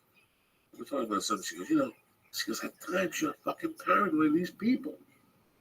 And I go, you're talking about the people who fuck. I go, we just finished a conversation about how you told me that you have to check your doctor bills now. Because they'll just charge you more. Always check your doctor bills. You've billed me 3 times for this. The last time you said that's the last charge, and now you're billing me again. Why am I dealing with this again? She was just telling me this in a casual conversation. It's not like I made this up. I go, you were just telling me She goes, yeah, but that's They just have dumb one thing. bookkeepers. I You go, ever one met the thing. girls when you check in? You think they're great at fucking Excel? I go, You think they're awesome at it and they don't make mistakes ever? Well, somebody's, excuse me, I've been here for 35 minutes. Well, no, when you go to American Airlines and you put your suitcase down, you want another $100. Yeah. For it's non-stop. People don't understand. If you just call, I'm not even saying nothing bad. If you call AT&T today and go, listen, I found a better deal or whatever, they want $1.25. We're always. I just had to pay $160 to leave DirecTV. To leave them. You're like, are you kidding me? Your shit never worked? And I So I'm know leaving, you're billing me? It never feel worked. That as an American consumer, I get fucked at one level or the other.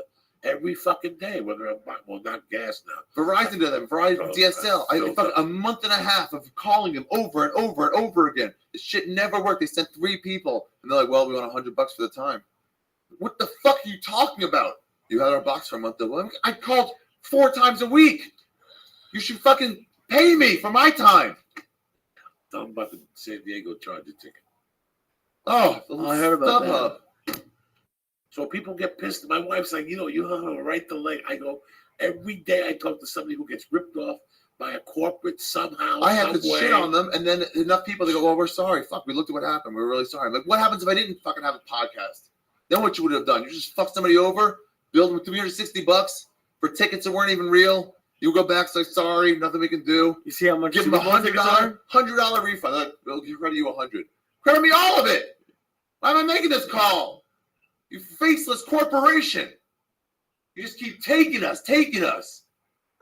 We're going to fight back. Hoard your guns. You're going to need them. Hoard those guns. My wife gets mad at me. And then what about the ticket company that charges like a $19 service fee? $19, but you see what the Rogan tickets are.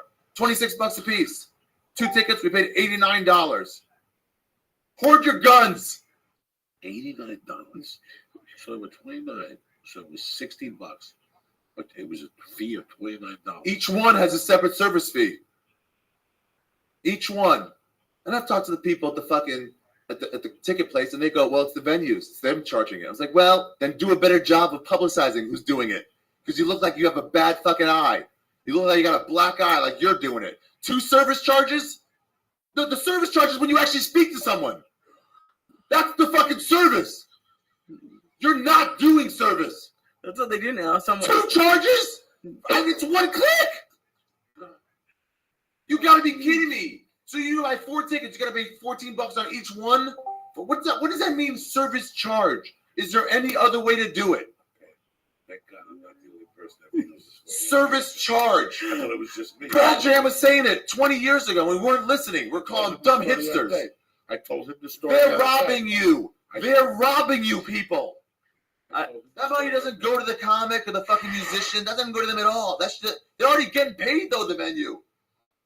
They're selling alcohol. They're selling posters. They're selling service. What service? When we go in there with a T-shirt, if they sell a T-shirt, they want 15%.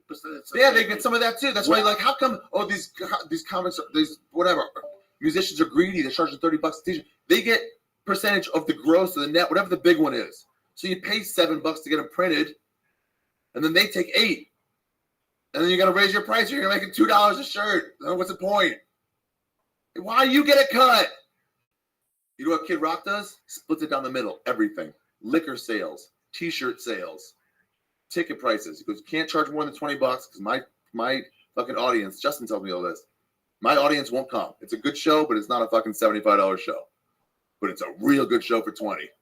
But I know they're drinkers, and I know that's more valuable to you than fucking, Tori Amos that doesn't sell any booze, sells fucking Depends, and that's it. Not Depends, Tampax. So he goes, I'm on a 50-50 cut. And they're like, all right, it's worth it. But what the service charge? That's just them taking it. We add more. Why 14 and not 12 sometimes? It's just a random charge? What the fuck are you talking about? You didn't do it. I just had to pay because there are no more seats on a flight, and I had to sit in row 4. I had to pay $30. Because there are no more seats. You have to pay extra. To sit in, like, not even first class, just like higher up. Or they cram you in the back. You ever see that? Empty in the front and the economy plus empty. We're all crammed in the back. Like, can we just spread out? There's no one in any of those rows. Nope. No, it wouldn't be fair to the people who paid. But nobody's paying. Why is there classism right now? Why are you forming classism? Fine, if somebody's in a row, let them have the whole row. But the empty rows, let us go there. It's like Hotel Rwanda here. Come on. You're like Moses of the year. Set us free. Hoard your guns. We're definitely going to Hoard your guns. The more they need, the more they fucking get in business with the government. Those corporations, you know what? I can make another $100. Get the government to fucking look the other way. I'm surprised They changed laws. Knock on the fucking door right now. Hoard your guns. The other day during a Josh Wolf's podcast, a black lady did knock on the door, and I almost panicked because I was still high from the podcast with you or something. So did you open the door? Yeah, and she just wanted to go to the bathroom, but it was a black lady. I was like, oh, because Felipe Esparza went crazy one day, and a black lady got us kicked out of our last office. How high are you, Lisa? Pretty fucking high. You want to smoke some more hash? Not really, I know they're so dry. because I'm super high. I got a little bit more hash left in this fucking thing. We should pound this. I got some blunt hash. That's what was in the joint. A little blunt hash. Really? That's what's in the joint? You motherfucker. It tasted funny. Sure. Toast What the me. fuck you think you're dealing with? Little blonde hash. I got it so hot. Look at it. Check it out, people. Vaya azúcar. Oh my God, my nose is so jammed I can't even smell it. So I'm gonna take a whiff of this. A little blonde hash, a little platinum motherfucking. It's platinum. It's platinum Girl Scout cookies. Oh, Girl Scout cookies are always good. This is It's tremendous. always good. Now listen, that weed over at Sunset Herbal Center where I go, it's great weed, but it's a little moist at times. Yeah. So I gotta go home and put it in computer paper and hide it under the fucking printer. Yeah. And let it dry a little bit. Like sometimes if I got a lot of weed, it dries overnight. So when I wake up in the morning, it's nice and puffy. It's like a fucking bomb. Like this morning, that shit was dry. I put it in the bomb. I put it in the pipe. Bam! I was gone. I ate eat Cheerios and motherfucking an egg and a piece of wheat. Well, like, you told me, like, the names don't really matter. Like, one place someone can call something, and Right. it can be different. Like, shouldn't they make it so it's the same everywhere? Like, so you actually know what you're getting by the name? She ain't fucking there. Who's yelling? Sounds like it. It's just a Russian lady who makes clothing. No, that's what we think as I can be humans. soundproofing this That's what we place. think. That's how we think, but it's not really like that. People sell it according to their market. So what? Weed names. So if they have a lot of weed, like whatever Enigma OG is in the Valley, Yeah. Enigma OG at your favorite store Yeah. in Hollywood was going to be two different stores. Yeah, that should be the thing. No, Maui Wowie is always the same. It might be different grows of the same, but it's the same type of high. Listen, man, I've talked to a lot of these owners. A lot of these owners will say that this comes in, but people won't buy that name. People just won't buy that name. Oh, really? So they just So rename it they'll something give they a like. name that sells for their market. Whatever's in Santa Barbara is different than somewhere else. Yeah. So, they got the TV on. I don't She care. put her TV in and drown us out. I don't know. Don't She put worry her TV about in and drown us it. out. That's all right. Yeah. The police are probably coming because hoard your guns. We're not that far from the police station. ATF is gonna bang on the door. Let me give some shout outs here. Rock, Mastrangelo, Is the office under Diaz? Aaron Blood, Corey Moe, Corey Leiter, Spooky Spooky, David Spooky. Cyans, Ashley Sotelo, and Kyle Arolano. I love you motherfuckers. As you can tell, we're a little stoned to the gills. Spooky's in We Austin. smoked, She's really cool. We smoked hash joint. We did some 50 milligram edibles. What were they? Here are the best stories I have for the year. What You, Ali Sadiq is a really good one. Miss Pat crushes it. Pat crushed it. Kreischer, that was Comedy Central's favorite one. They all love that album the most. Zisi did a really good one. Cordry. I did a couple good ones. Cordry looked funny. Yeah, he was. He was handling really well. He really prepared really hard. He's one of the non-comics with that. He really fucking worked hard at it. Now, was that show Children's Hospital his? He's on it. I don't know if it's his completely. I don't know. Might be his. Yeah, I think might it's not. his because he wrote. He was very. That's the first time ever somebody sent a note to my agent. With Children's Hospital? Yeah, he sent a note to my agent. Like, listen, man, Joey came in prepared. Blah blah blah. It was Really? impressive. Yeah, it was one of those jobs. I was like, I don't want to do it. The money blows, but at the end of the week, the money was great because it's all overtime. The initial is the deal right. they have is a weird deal. They go, it's $2.99 for 3 days, and you're like, $2.99 for 3 days? That's not even you. He goes, yeah, but after 8 hours, it's all overtime. So the second or the third day, it's all great. If you shoot 3 days, you get 20 hours of overtime, which Right. I ended up getting like 92 hours of fucking overtime because you're there from 6 in the morning to 12 at night. Yeah. That's cool. For a 15-minute show. But that's what we're saying. How like you need your agent to believe. They believe in you for 2 weeks and it's over. You get a call from someone saying, "Hey, this guy's really good. You should fucking, you know." Well, they're more likely to like keep helping you. That's really helpful. Listen, the agents that suck are the ones that Oh my god. are the ones that don't believe in you. Are the ones that don't believe. Look at these red. Are the ones that. I mean, where's the Israeli flag? It better not be on the fucking floor. People have died for an Israeli flag, and it can't be on the I'm wearing fucking it. floor. I would never let that happen. We'd never let that happen. I forgot I had it on now. I like these little afternoon podcasts. You know what I'm saying? How do you normally do it? At 8 o'clock at night. I'm not an Israeli spy this way, and I'm pulling my Uzi. I like that. It's fucking insane. So what do you got this weekend? You home this weekend again? Home this weekend. Feel good to be in LA? Weather nice? Yeah. So Benji had this dog. He left me this dog. So it's like, you know what? Do you have to take care of it? Yeah, but I've always wanted a dog, but I couldn't have it because one, I don't have a backyard. You almost kind of have to, sort of. And then two, I go on the road a lot. What am I going to do? But this is just for 3 months. So it's like a rental dog. All right. And he's got a little backyard with a doggy door. So you're going to take it on the road? No, I'll just give him to someone else on the road. Oh, okay. Do you like him? What's his name? I just call him like dude and stuff. Is he cute? Yeah, You pretty take good. him for walks? Yeah. It's nice. A different Yeah, living. he's great. He gets, oh my God. Every time I walk towards the door, oh my God, they get so excited. When I come back, they're excited to see you. I miss having a dog. Doesn't do shit though. Benji hasn't trained him to do fuck all. Won't fetch. Won't do anything. He barks at other dogs, small dogs. He goes crazy, angry. But it's pretty cool when he's inside. He's on your lap and shit. Girls must like it. Yeah, I don't know if I've seen it yet.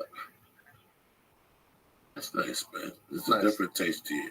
I mean, I know you like New York, but I gotta tell you something. New York But this time of the yeah. year. No, that's what I was gonna say. I've It's been tough. walking the dog with my Right. shirt off in fucking middle of January. I told my Shorts, buddy on Saturday, I told him it was 82 degrees. He didn't believe me. He said it was full of shit. shorts, and no shirt. 82 degrees on Saturday. It's pretty beautiful Were California. you watching the football games yesterday? Seattle Oh and, yeah, like it's so and then New rainy. England. You want to be there? No, and that was No. just rain. It wasn't even snow and hail How and cold sleet. was it in New England? It was 50. No, it but wasn't bad. It got it down to was- like 40s later in the That's game. still cold when you're sitting out there for 3 hours. It doesn't get like that here. Low as it gets here is 50s at night. And that's I had to turn my heat on. 40, 30 in Burbank 2 weeks ago. Yeah, we had like 2 weeks. Oh, And look how everyone talks about it. Oh my God. I had to turn my heat on. 2 weeks ago it froze. I never turn my heat on in I LA. put my the heat on. greatest. I put my heat on in the mornings for a couple of days. It was just freezing. Oh, fucking freezing. But no, it's Yeah, I'm so glad to be back here now. Fuck yeah. the East Coast in the Can't winter. wait to start seeing the pictures of the blankets of snow and slush and just start When do you go back? April. Okay. Because And it'll still be cold. It was this year. It was still cold. They hadn't had cleavage day yet. It was still fucking, oh fuck. It was like coat weather. it is like, kind of like the perfect arrangement because I miss the East Coast. Great. East Coast from like end of March until I want to say maybe early August because it gets super hot, but you can even stay through August into October. They got this broth place now that Tate told me about. It's fucking bone broth. They boil it down. Where?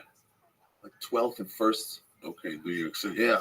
Brodo. He said it's like the healthiest thing. I fucking, they get so much fun shit there. And you can go to so many cities like really close. Like you go from Boston to New York to Philly to Washington D.C. Oh, yeah. By train and shit. 2-hour buses that cost like $15. All right, relax. We're not Mexicans.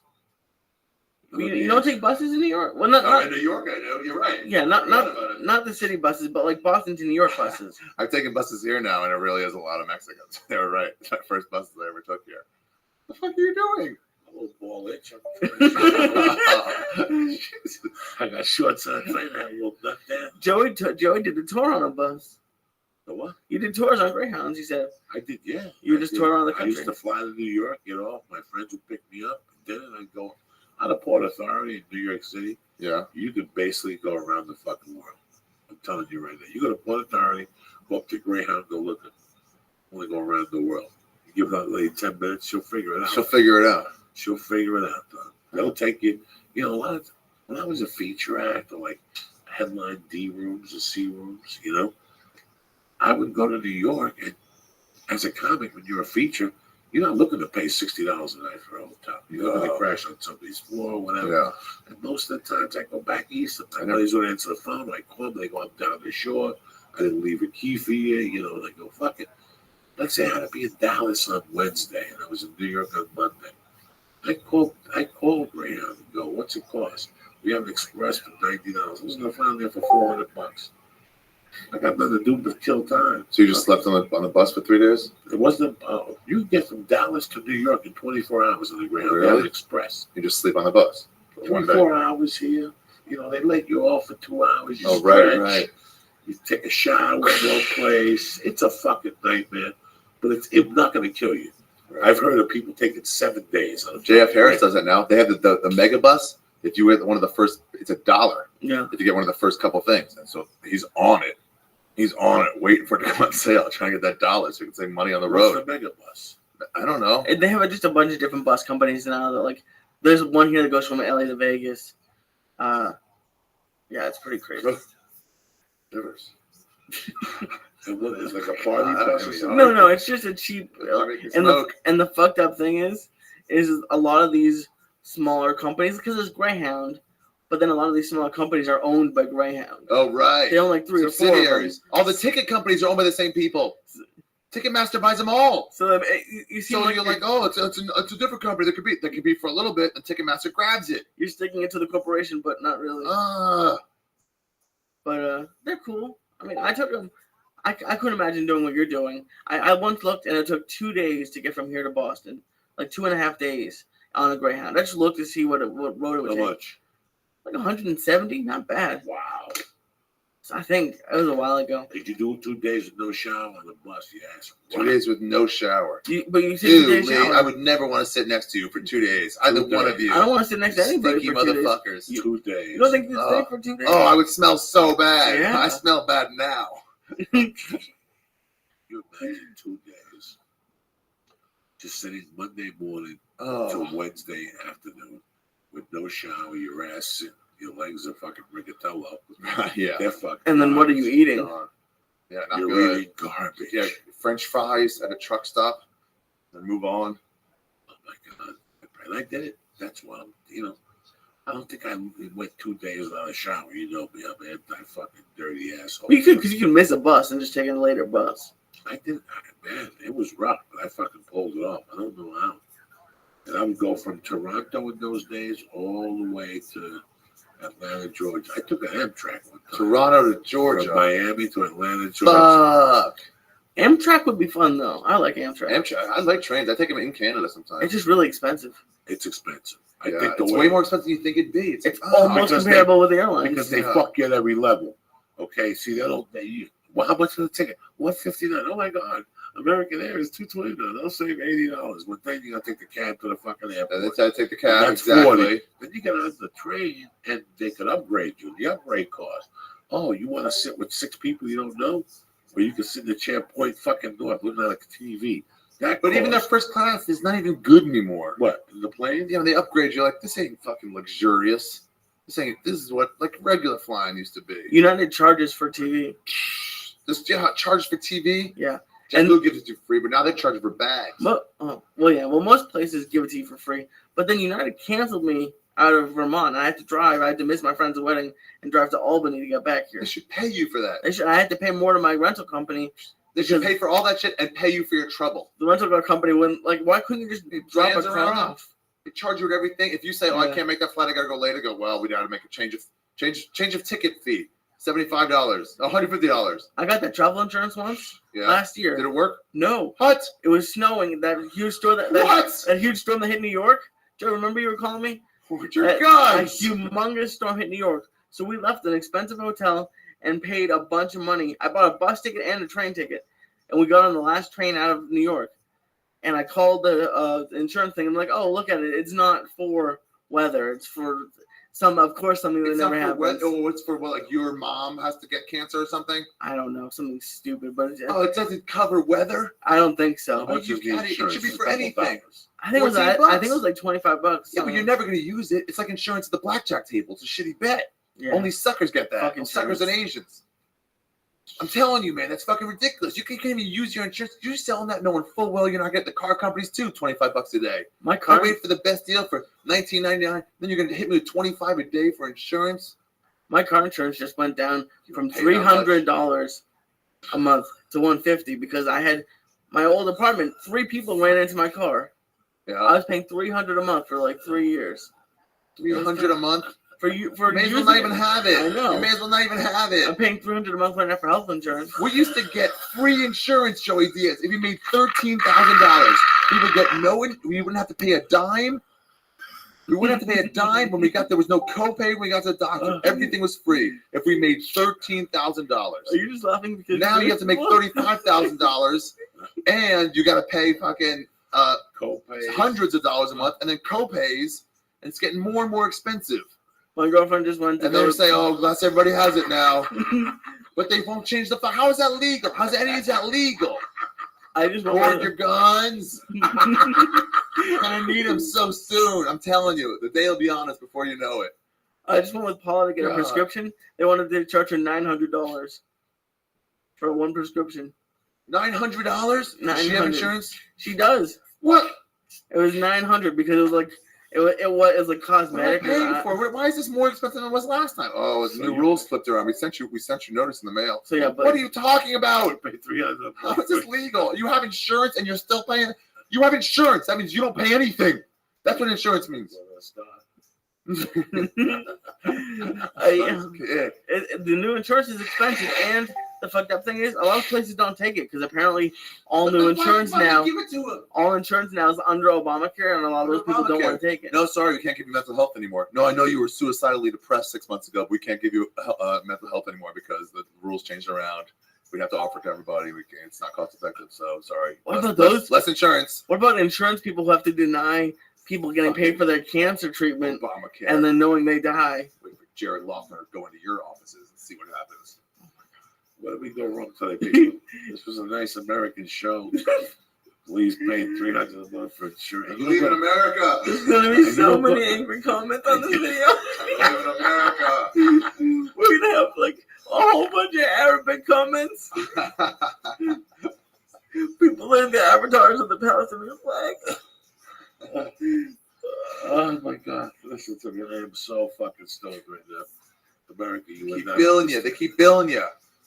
Or we can step in. These fucking stars ain't bad. You know what I'm saying? Stars are good. You're right. Yeah. Cool high. Yeah. How you doing, Lee? What are you thinking about right now? What are you gonna go eat? Nothing. I ate before this because I know it's gonna be really high, So and it kind of helped. But you didn't go to the gym today. Not yet. Not yet. Not yet. I go every day. Did you really? Yeah, I've lost 81 pounds. Let me go Good with for you, Lee. Let me go with You you. leave Right it. Small not flying. Huh? Let's go after this. I can't go like this. Why Why not? not? You can go for hours like that. Oh no! I tried doing it once and I almost fell Let's off. go and let's tape you. Let's tape you. Let's tape you. Me and Ari will tape you. We'll be your guest today. Yeah. Pay the fee. Oh, We'll go with a tape and put it on YouTube for the fucking beautiful people at home. that would be Can I terrible. tell you people happy Martin Luther King Day? Happy Martin Luther King What Day. the fuck happened? Nobody even mentioned black people in this conversation. Oh yeah. ESPN was kind of fucked up. They have a Martin Luther King Day game, and it's Atlanta versus Detroit. They were like selling it as a special game. What do you mean? A Martin Luther King Day NBA basketball? game.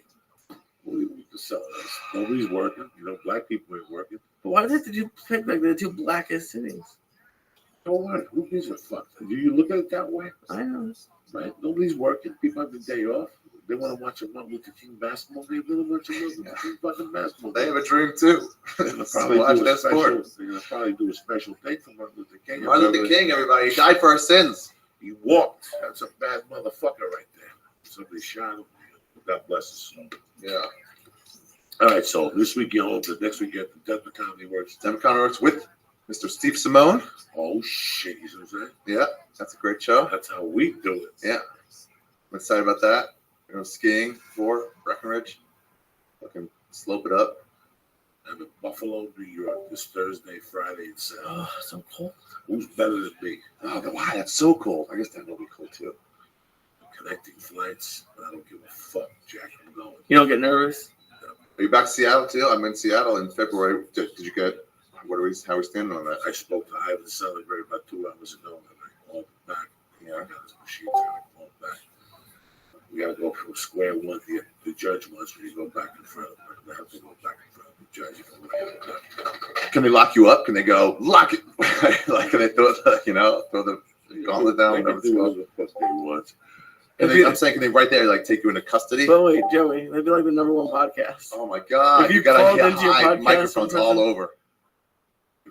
If you called into the podcast from prison and Face Seattle, your charges.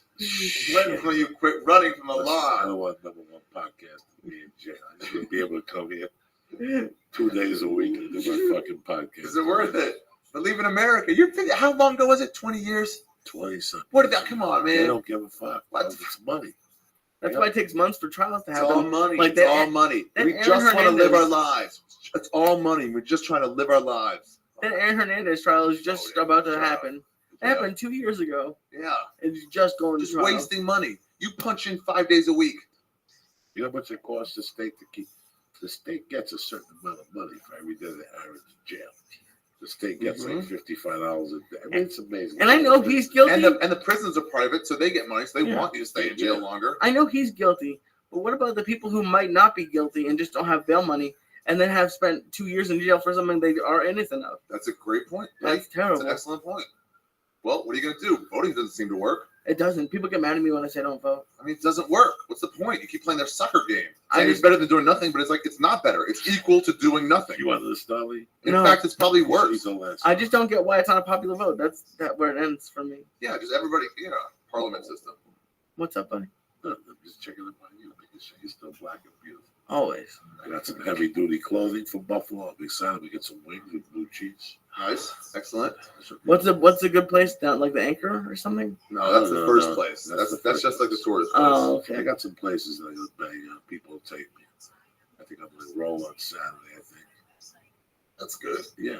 I'll go around all day. Come back Sunday morning. I'm ready to rock. Are you gonna roll right after the wings? No, I'm going to roll before. I'll Okay. probably roll on Good Friday idea. and shit like that. You know, so what's with the questions? What's with the questions? What is the Ten Commandments? The questions is shit, cocksuckerini. You looking good, Lee. Well, sorry, Shafir. So You can what get my time special if Thursday? you missed it. You can buy it online. You can still buy it. That's how Lee did it. Lee Yeah, said he it's like got I cut cable. How was so the process for real? it was 2 seconds. Great. Yeah, you get bonus features, The right? one- You get 2 bonus features. It was a little hard to figure out where I was gonna download it from, but I found it. Okay. But I was pretty high when I bought it. What was it down? What was the bonus feature? A little tour of the comedy store, like me, of all the shit I've done around the place. This is the phone room. I would sleep here. That's pretty cool. They would show up, yeah. And then the Q&A. We did that Q&A. We embarrassed all the comics did it. Yeah, that we did it right after the show. Did your As soon parents as see the that? show ended, man, I don't know. I would hope not. Yeah. As soon as the last show ended, I was like, thank you very much. Everybody's clapping. And then Don just come, you could hear with the brains, go, sit down. Did you tell this guy? So the crowd that you were a Jew? Did they know? And did that happen organically, like before, not Over on the time, special, yeah, but over yeah? time, yeah. And then people just start asking fucking ridiculous questions. It's great. Yeah, I'm happy with it. And 30 more. Yes, go to Ari Shafir if you want to get it. And it's on demand too. The podcast version on demand. But it's like 7. It's I don't like know how to use that. double the time for $5. What did It's you like got? more than double the time. Yeah, because the TV version was how long? 40, 44. 42, and this was like 72, 73. Yeah. And then all that extra shit. What did they take out? A few bits. Okay. A nice public service announcement. You should watch with your girlfriends and a couple fun bits. That's cool. Yeah, we didn't really chop the bits up much.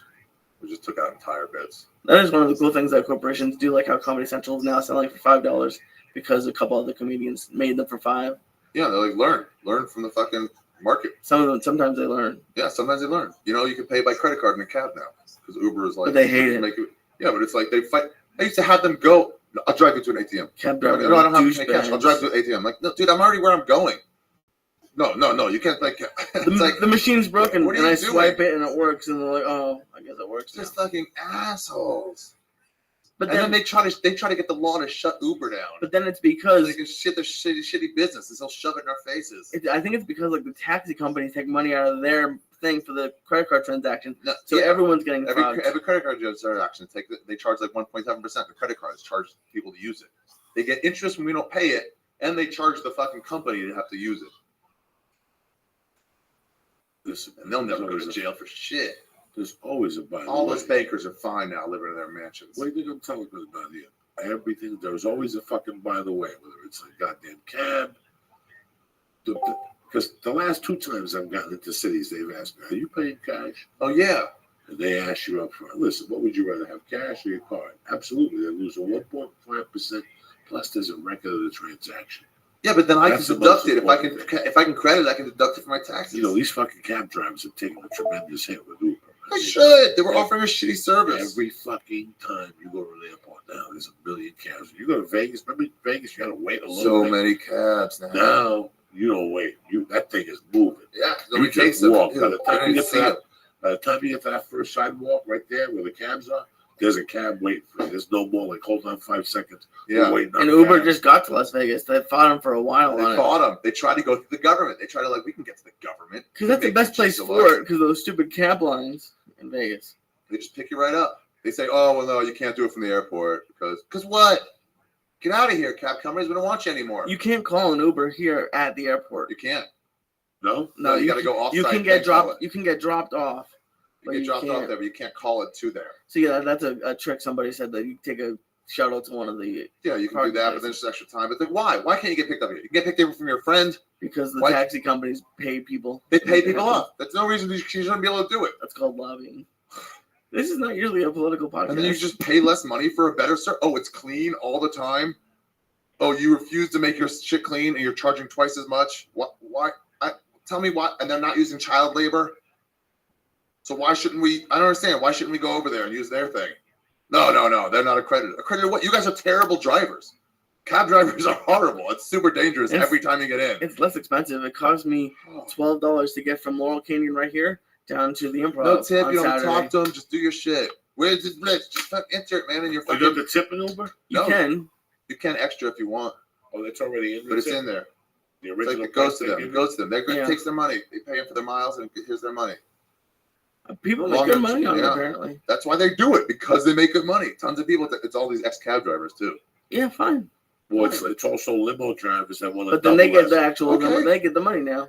Yeah, they get the money. Yeah, why do you go to your boss now? I can just work for myself. No one should be unemployed if you have a car. Exactly. Why should you? If you want to use what you have to make money, and here's the deal: if you're a bad driver, you get bad reviews, and they say we don't want you anymore. Then they're like, you're no longer an Uber driver. Do you guys review every driver? I tried to. I made a mistake. Because before they bring up the next one, when you try to order the next one, they go, boop, boop, what'd you think of this guy? For the last one. So then you go right there, you're like, oh, that guy's terrible. But they Or didn't the do guy that was to me really last good. time. They emailed it to me, and I hit the wrong star. I thought I was just clicking on something to go to where I would rate them, Yeah. and I clicked on the 4-star by mistake. And I think I went back and tried to give them a 5, but Usually it's 5. If they have like shitty seats, you're like 4. I haven't even told Joey. I'm not sure if I'm going to do it, What? but I have some free time. I looked into becoming an Uber driver. No, why not? I went down there today. Comics do it. A lot of comics do it. Yeah, There you was- just have a nice car. There was a line down there today A line to get in. To where? to be an Uber driver. I looked online. I was like, I don't know if I'm going to do this or not, but someone told me they made a bunch of money. So I went down. It was a parking lot in West LA, and every 30 seconds, 3 new cars went in. They had 5 people doing inspections, Really? making sure your Yeah, blinkers. they should be getting the keys and shit. No. What a nice car. BMWs. Well, they have that, Yeah. but they were making sure the blinkers and the horn worked, and you had seatbelts. And then Oh, really? you went, and then they gave you because they give you a background check, but they went and they give you some Uber stuff, and I don't know. I might do it if I have some free time. Do it. Why not? Make a couple $100 a And week. people are like, it's dangerous. You don't know who you're getting your card with. And you're like, yes, you do know, because you ordered it through the fucking device. It keeps a record of that. Yeah. You don't know with cabs. Yeah, so I don't know. If you lose something, you can tell, I know what it was. You can contact someone. I gotta pee so fucking bad. You want to go? Yeah, something. Fuck, I'm dancing here. Oh, I thought you were just dancing to be Ah. to dance. Yeah, I mean, obviously the rhythm is in my heart and stuff, but like, got me for sure. It's gotta get me, and it got me. It's out to the left. I'll be right back. I love it. I didn't know you had to pee. We get fucked. Oh, I know. Let's do the sponsors right now, just in case. Let's give a shout out to the main people that keep this show motherfucking rocking. On it. I mean, there's not much I can say about these savages. I just went on my alpha brain fucking regimen last week. I had great sets this week. I slept great. I had some lucid dreams, but you know what? I feel good.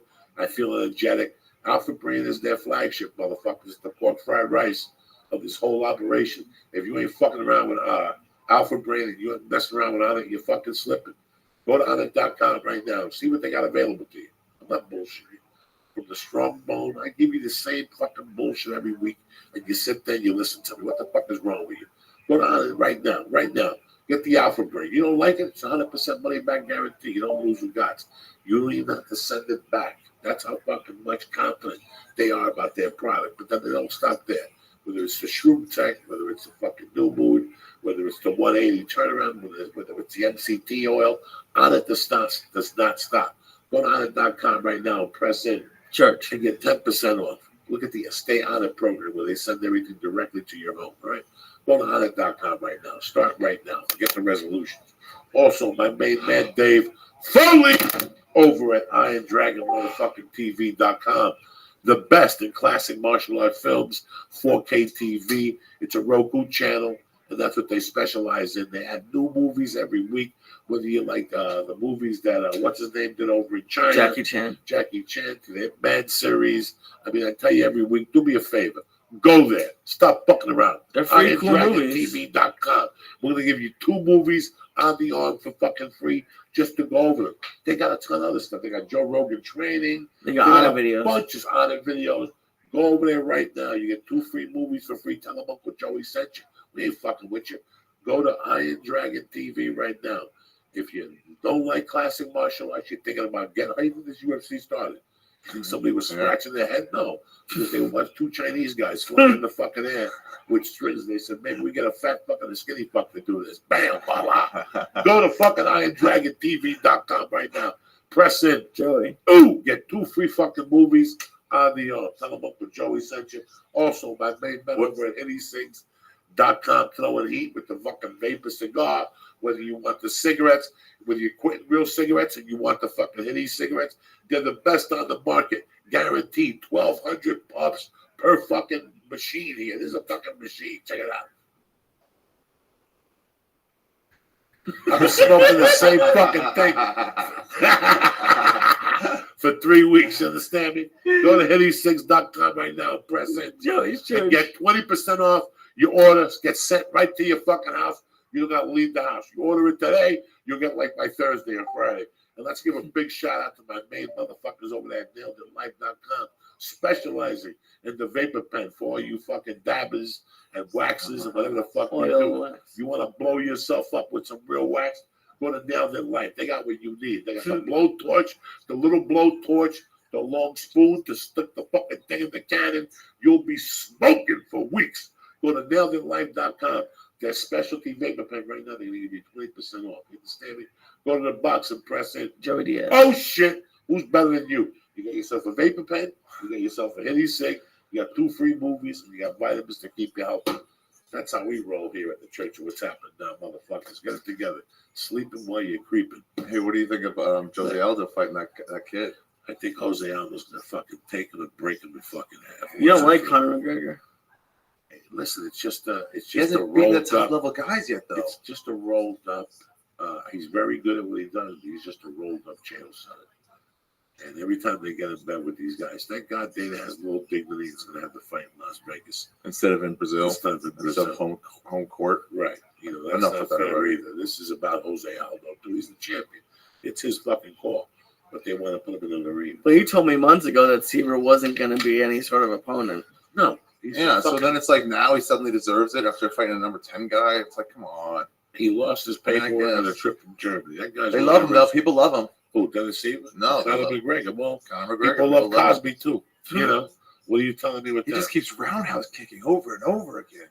He's And then very punching. good. It's He's like, very good. what's he like in the ground? He's 26. That's what we'll see. We don't really know, huh? Nobody knows. If you watch any of the Jose UFC, Aldo has 9 TKOs. I mean, I guess some of them were from getting on top and stuff, working position. his fucking leg kicks. Jose Aldo come at you. Like, this is so good. Listen, if Conor McGregor's not in the gym today, starting the training for what the wrath he's going to go into, he's also pulling that chair something where he's picking at the beat. That was WWE. He knew he was going to do that. You know why he knew he was going to do that? Because Dana's bodyguard was there waiting for him. They knew that was WWE shit. If you're at home going, Conor's so cool, that was all planned. Oh, yeah. It wasn't You think it was planned. planned? You think it was? Yeah, it wasn't planned in Jose Aldo's world. I don't think Jose Aldo looked surprised. Yeah, Jose Aldo lit was- him up like right he, there. Like he stood up. He's like, I'm not going to just sit He down while you're went doing there, this. but he I'm didn't like, really want to I'll go laugh there. it off. But Aldo went there. The other guy went there, but he didn't really want to go there. So for you fucking Gentiles, He was just that loud, got but he impressed. wasn't gonna get. Yeah, for you Gentiles that got impressed, he went for it, but he made sure there was 10 people there before he got there. yeah, If like you he see, stopped. He jumped when he got over, to the table, stopped on the table, he and then hugged the waited till guy. people go, Yeah. and then he stepped then down. he stepped in. So for you people who were impressed and jumping up and down, you people were fucking overtaken too quickly. I could say you're a fucking bridge, you fucking idiots. What do you think about? And here's Donald why else Cerrone? it was planned. Why was Jose Aldo there? They don't come to all the ones. Why they all the there? way from Brazil, from Rio de Janeiro, where To he's drinking coconut juice and getting his And they dicks up. haven't come to certain ones, To especially if it's like Boston. it's the same weight class. Well, yeah, they always do that. That's the next fight, but yeah. oh, Prep leave a guy. Jose Aldo Boston, alone. He don't even January. give a fuck. You know, now the most interesting thing I Like like he that, didn't leave. in the that middle. Joe Rogan kept saying to him, What? Jose Aldo, are you ready to make more money now that you're going to fight in the arena? And Dana was like, why is he saying that shit? Like, just because we're fighting in the arena, don't get me. He's getting more money. That means we're getting more fucking paper. You know what I'm saying? Wait, he fought in an arena in Brazil, didn't he? Where was the tickets cheap or something? I don't know. That place went crazy. Did you go to that one? The one where he jumped into the stands? Yeah, He that jumped right by me. Oh my god, dude! He jumped off. He wins. They didn't even wait till I fucking interview him or anything. Fucking jumps out, runs and hugs the fucking broadcasters that he knows, the Brazilian, and then runs into the stands. Starts hugging all his friends and family and shit. His yardies. I was fucking crying. Wasn't even high. We didn't even get weed till later. I was crying. It was so nice. It was such a magical moment. That place was going crazy. I don't know. The only other time it was going that crazy was, were you in Columbus when Randy beat Tim Sylvia? No. Oh, that was like from the first fight of the first night, the very first fight of the night, the place was packed. It was like 10 Columbus seats. was always a good fight place. I don't know what happened. I was there when Anderson fought Rich Franklin. Oh, yeah. That's the one we went to for the bodybuilding thing. Yeah. It's the Arnold Classic. So the UFC's in town. All these big bodybuilders are walking around because it's an Arnold Classic. I'll be The there Arnold this Classic, week for that's this. right. I'll be there this You going? week for. Yeah, I'll be in there Super Bowl weekend. Oh, that's cool. Really fucking excited. I've been there 2 years. You know, the first time I went there, What, to the Funny Bone? to the Funny Bone in Columbus, the first time I went there was with Justin. It was, so last year was 2014, so this was 2013. I think Mercy was just born. It was the first week of the road after being home for 8 weeks or 9 weeks without the Comedy Store. I had like the Ha-Ha, and I had like Flappers, you know, like shit like that. You know, I went to Columbus, guys. I gotta tell you something. I hated 5 fucking shows. Just bombing. Really? Oh, I got laughs, but you know those laughs you get anywhere? Mm-hmm. It was those laughs where it wasn't nothing put together. Like I got shocked from doing 15 minutes at Flappers to 47 and 48 minutes at Columbus. Thursday, I remember doing okay. But Friday and Saturday, I just started to slow down. They didn't bring me back last year. Oh, really? But they renovated the place, but I didn't do that well. In Columbus? So I called him back and told him the truth, and he fucking brought me back. He goes, no, I thought that, you know, your set was a little rusty, you could tell. Yeah. And that's why, we worked hard this fucking off season. Because you gotta, I was home for a few weeks. You know, I did that show in Vegas. But 45, you gotta get warmed up. Yeah. You gotta get warmed up. So I've been warming up the last couple of weeks. It's been fun at the Comedy Store lately. Really, it's bringing me back, you know. Full people. It's great to be up there. There's a certain freedom at the Comedy Store. You can go off. You can do whatever You the can fuck go you off. want. And it's here's how it is. Let's say you go to the YMCA every day. Yeah. And you go to Ari's house and you lift weights. And every day you lift weights with Ari at the YMCA. You push about 2 1/4 4 cents a 10. For some reason, when you go to the comedy store, you can push 265. Yeah, it's one of those kind of gyms. It's one of those type of places. I used to not like 15-minute sets as a Why? viewer. Too short? Yeah, because I used to like longer. I used to only prefer like the hour-long sets. Yeah, and the alt world they do 7s and 8s. But then Everywhere. going with Joey to the comics of the last few months, it's crazy to see how good he's gotten. But then when you're really good, and anybody who's really good, it's crazy to like be a part. Like I don't think you could hold that for like 60 minutes, but for 15 minutes you could like handle What's it. a different? Yeah, it's a You different don't have to energy. stop. Sprint I too. know. I got 18 minutes. I know I could condense 32 minutes into 18 minutes, which means danger. And just killing Which means, nonstop. you're just gonna have little sentences out at them, and they're gonna suck each one up. But there's no setup. There's no put. I can eliminate everything. I'll eliminate the segue if you let me. I'll just say punchlines like a motherfucker and say it my way. Because as a consumer, Maya Asuka. This is a special podcast. You got a fart, and a burp. You got a fart and a burp in this one. We got to get the fuck out of here, guys. Ari Shafir, so you're at the Denver Comedy Works next week. Denver Comedy Works. And then where else in February? The parlor, the new downtown parlor. In Seattle, where else? Seattle. Brea, Portland. So you're in Portland in February. I think on March. Where are you in February, cocksucker? Parlor and In Brea. 2 weeks. 2 weeks. Yeah, where are you the next 2 weeks? Oh, Denver. All right. This weekend. Super Bowl weekend. Super Bowl weekend. Then 2 weeks after that, Seattle. Okay. I think that might be until the very end of February. Yeah, you're like me. You're just going out very limited. Yeah. Limited time. You're here. Yeah. We're trying to put it together right here during pilot season. Yeah, Portland. Brea is like in townish, you know. Brea is good. Might go to San Diego, maybe. I don't know. Go to a little store. We'll figure it out and get back to us, all right? Asuka. Asuka. I love you, cocksuckers. I'm going to be in Buffalo this weekend. And next week, I'll be at the Columbus motherfucking Funny Bone. And that's it, guys. Thank you very much. Happy Martin Luther King Day to all the black people out there. We got to end this with some fucking black music. Yeah. What do you think, guys? Sam Cooke. No. Let's do something. Let's do a little Michael Jackson. Oh, yeah. Remember the time, Michael Jackson. In honor of being overcome by Bill Cosby on the We Don't Want to Believe It tour. Thank you, Ryan, for coming on today. Yeah, man, this is a lot of fun. Those stars are great. All your success. I'm telling you. Thanks. We watched it at the Comedy Store. Everybody's in the patio of the Comedy Store. Yeah, I watched it on the way out. I just couldn't get in there, so I just. Yeah. And I got it at the house. Me and the wife watched it last night for a little while. I love the piano thing. I really fucking around with Jeff. That's what I wanted to show. Just like a regular set at the awards. Yeah, I fucked around the crowd a little. Yeah, the stuff with Jeff. Was it cool seeing it on TV, like seeing your name on TV, guy?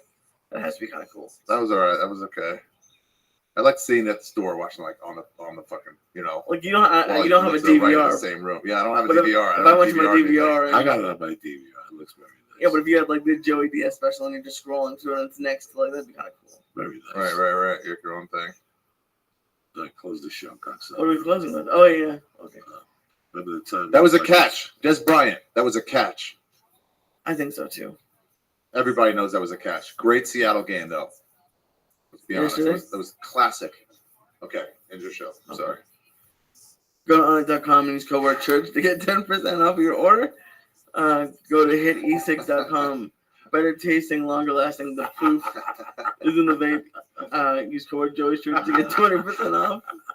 Go to Iron Dragon TV and use code Joey to get 2 free rentals. I am fucked up. Yeah. And go to nailtlive.com and use code Joey to get 20% off the premier rate for print on the market. You guys are crazy.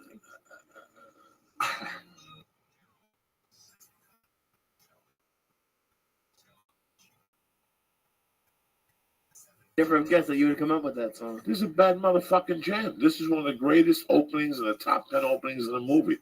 When whatever name is Tracy Lords takes a good-looking dude to the dude from Sons of Anarchy to the fucking, he got blown up, that dude, before you start telling me, no, he's not. That's the dude from Sons of Anarchy. He was in season 3 or 2 or 1. Fucking blonde guy that used to go to Marie ETC over there. Okay. She takes him to the dance, the vampires fucking They turn into Donald Logans in the scene getting his dick sucked right at the club. You see the chick sucking his dick, and he's sitting next to another one, and all of a sudden she comes in with the and these Asians jumping up and down. They're all dancing to rave, and all of a sudden the faucet and everybody's where? on the fucking pipes in the ceilings Oh and shit. shit! It's like a meat plant Oh, upstairs where they kill cows and stuff, but that's where they drain the blood probably. Who the fuck knows? But it's tremendous. And it's the fact that infuriates me. why? Because you're into all that shit, dragons. All you young kids are into dragons and demons and black vampires and shit. People coming back from the fucking dead. You know what I'm saying? Who wants I never understood that. People sitting at home every fucking Sunday watching the show about people coming back from the dead, and everybody wants to be in an apocalypse, and people going down to the shore and dressing up like zombos and walking around. Get together. Don't eat your wife's pussy, will you? You don't believe in dressing up like a zombie? Yeah, I do it every fucking weekend. That's me. That's what I do. I want to dress up like a zombie and walk around like, get the fuck out of here, right? Go watch a Romero movie. Get the full effect. That's what Dawn of the Dead and all those movies. How long did you dress up for Halloween? Until what age? Like I did it for like a year and a half. You're like 3, you know, like nah. Fuck you. I just put on a hat. What? Trick or treat, bitch. I swear to God, I'm not into none of that shit. I wasn't into dress up, but no. People dressing up like fucking, what do you call those people on the weekends? They dress up like Vikings and have fairs and shit. Oh. And they stab each other with rubber swords. Really? Yeah. You're not into that? Oh, yeah. I can't. When I quit this career, that's when I'm going to get into fighting people every fucking weekend with rubber swords and making believe I'm an English boy speaking with a fucked up accent. You haven't been to Comic-Con yet? Oh, yeah. I go every fucking year and walk around with Comic-Con. I got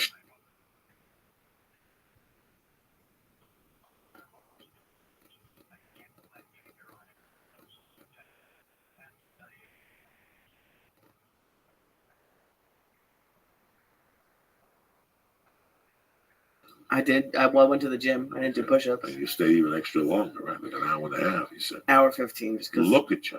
Because I always kill it when we have the munchies. What movies did you watch today? Today I'm watching Dark Knight, the one with Heath Ledger. Just something mindless. It's a good movie. You're on the treadmill, huh? My mind goes off, and then I focus too much on the time with the music. With the movie, you're down. With the movie, I just get distracted. Amazing how much I'm starting to dislike my gym just because of the people who go there. Every day there's at least 3 or 4 people with scripts on the elliptical with them. And then today, this dude turned it up to a speed that no one can ever run at. It was like he was trying to run like a superhero, but he was banging. Here upstairs would have to notice him. And it bugged me. He did it for like 20 minutes. I've never liked that kind of trying to get attention. Now you know why I don't go to those fucking gyms. Especially at the gym. Now you know why I keep it simple at the YMCA. Now you know. And the YMCA in Hollywood was a good gym, but they had their fucking moments too. Don't get confused. Great gym, great staff. You know, they opened up at 5 in the fucking morning. You go in there at 10 to 5. Mm-hmm. You jump in the fucking heated pool, and then you go in the steam for a little while. You go in the sauna. You take a little schwitz. Very nice. But every once in a while, there'd be an asshole that would come in naked and lay towels everywhere and just spread out like this was his fucking living room. And you had to sit there like, you know, like fucking, you got a cold in the corner. You're like, fuck you. You know, you got to pick up your towel, guy. There's other people that, you know, it was kind of rude. But for the most part, 70% of the time, it was a great gym. Mm-hmm. I don't want to be a part of a gym where I got to dress up and see chicks and fucking tight, like their suits are fucking proportioned, their socks are on perfect, their sneakers. They're not, and they go to the women at those gyms because they go to the gym and if they go in a pair, they do 20 minutes and they leave. It is the fucking most pathetic thing in their life. Then they go get a coffee and it's like they did this fucking thing. They didn't do shit. They do curls, they look around, they walk around. It's a fucking nightmare. So there's a lot of guys who I saw a guy who was doing spurts of 10 seconds on the elliptical, get up, he would go wipe it down and do it and blow his nose, and then he would look out because it overlooks the weight room, and then he would I love junk food, but I would never be with Hostess donuts, those powdered donuts, and a soda from 7-Eleven. Just eating it at the gym. And what was he doing? Was that an elliptical? No, he was just sitting down in front of the elliptical, chilling. And this gym is amazing. It's hysterical to watch. And then even the people who work there aren't that cool. They're cool when they're taking my money. Like when I signed up there. Now I go in and ask for a towel, and I'm lucky if I even get one or get an answer. It's Really? yeah. I don't know what it is. I don't know if it's because I'm chubby or something, but they're not very customer oriented there. I think maybe they just don't like being at the front desk. Maybe it's a shitty place to That's work. a fucking job you took. You gotta enjoy some type of fucking Tao, you know? Yeah. Like I said, years ago, Christy Miller, a dear comic friend of mine, gave me a free year when I was falling.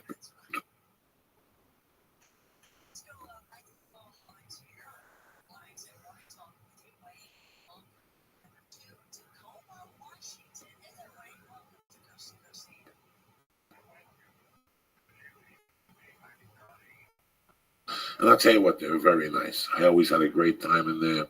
The guys were gay, but they didn't bother me at all. Great gym, but it really wasn't. Right. When 24-hour fitness opened, I thought about it. And I guess the pool is open 24 hours. You Right. go at night. So I caught myself and I said, I don't like those type of places. I know I'm not going to like it.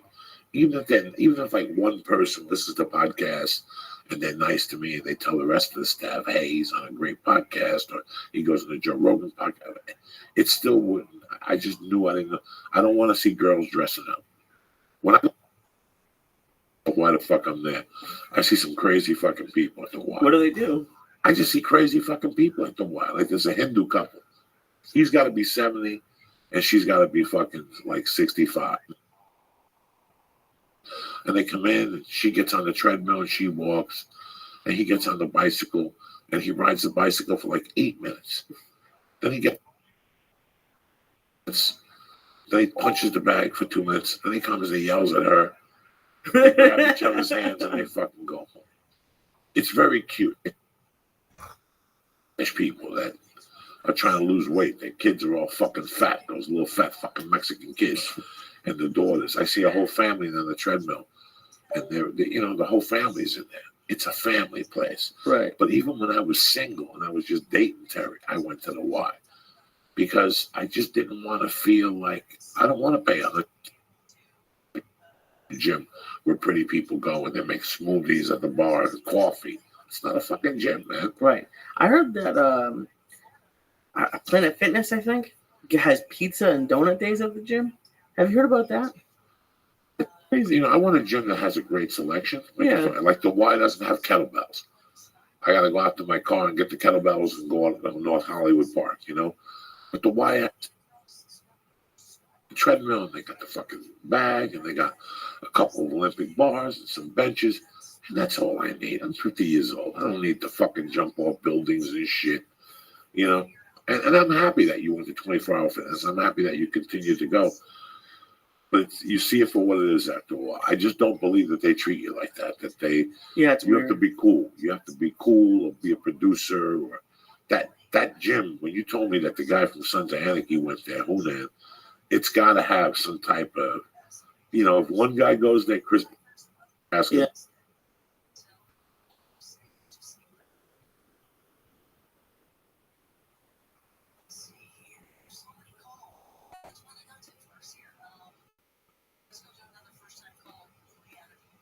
Saw him but this Hollywood Y where I go, it shocks me. Like I said, it just fucking shocks me sometimes. I can't believe I'm in there. A lot of old people. Nobody's hot, you know. There's very seldom a chick. And I think I've seen chicks that have gone like the first week and get dressed up and there's nothing in there for them and I never see them in there again. I think so. I mean, I'm not complaining when the girls dress up. They look.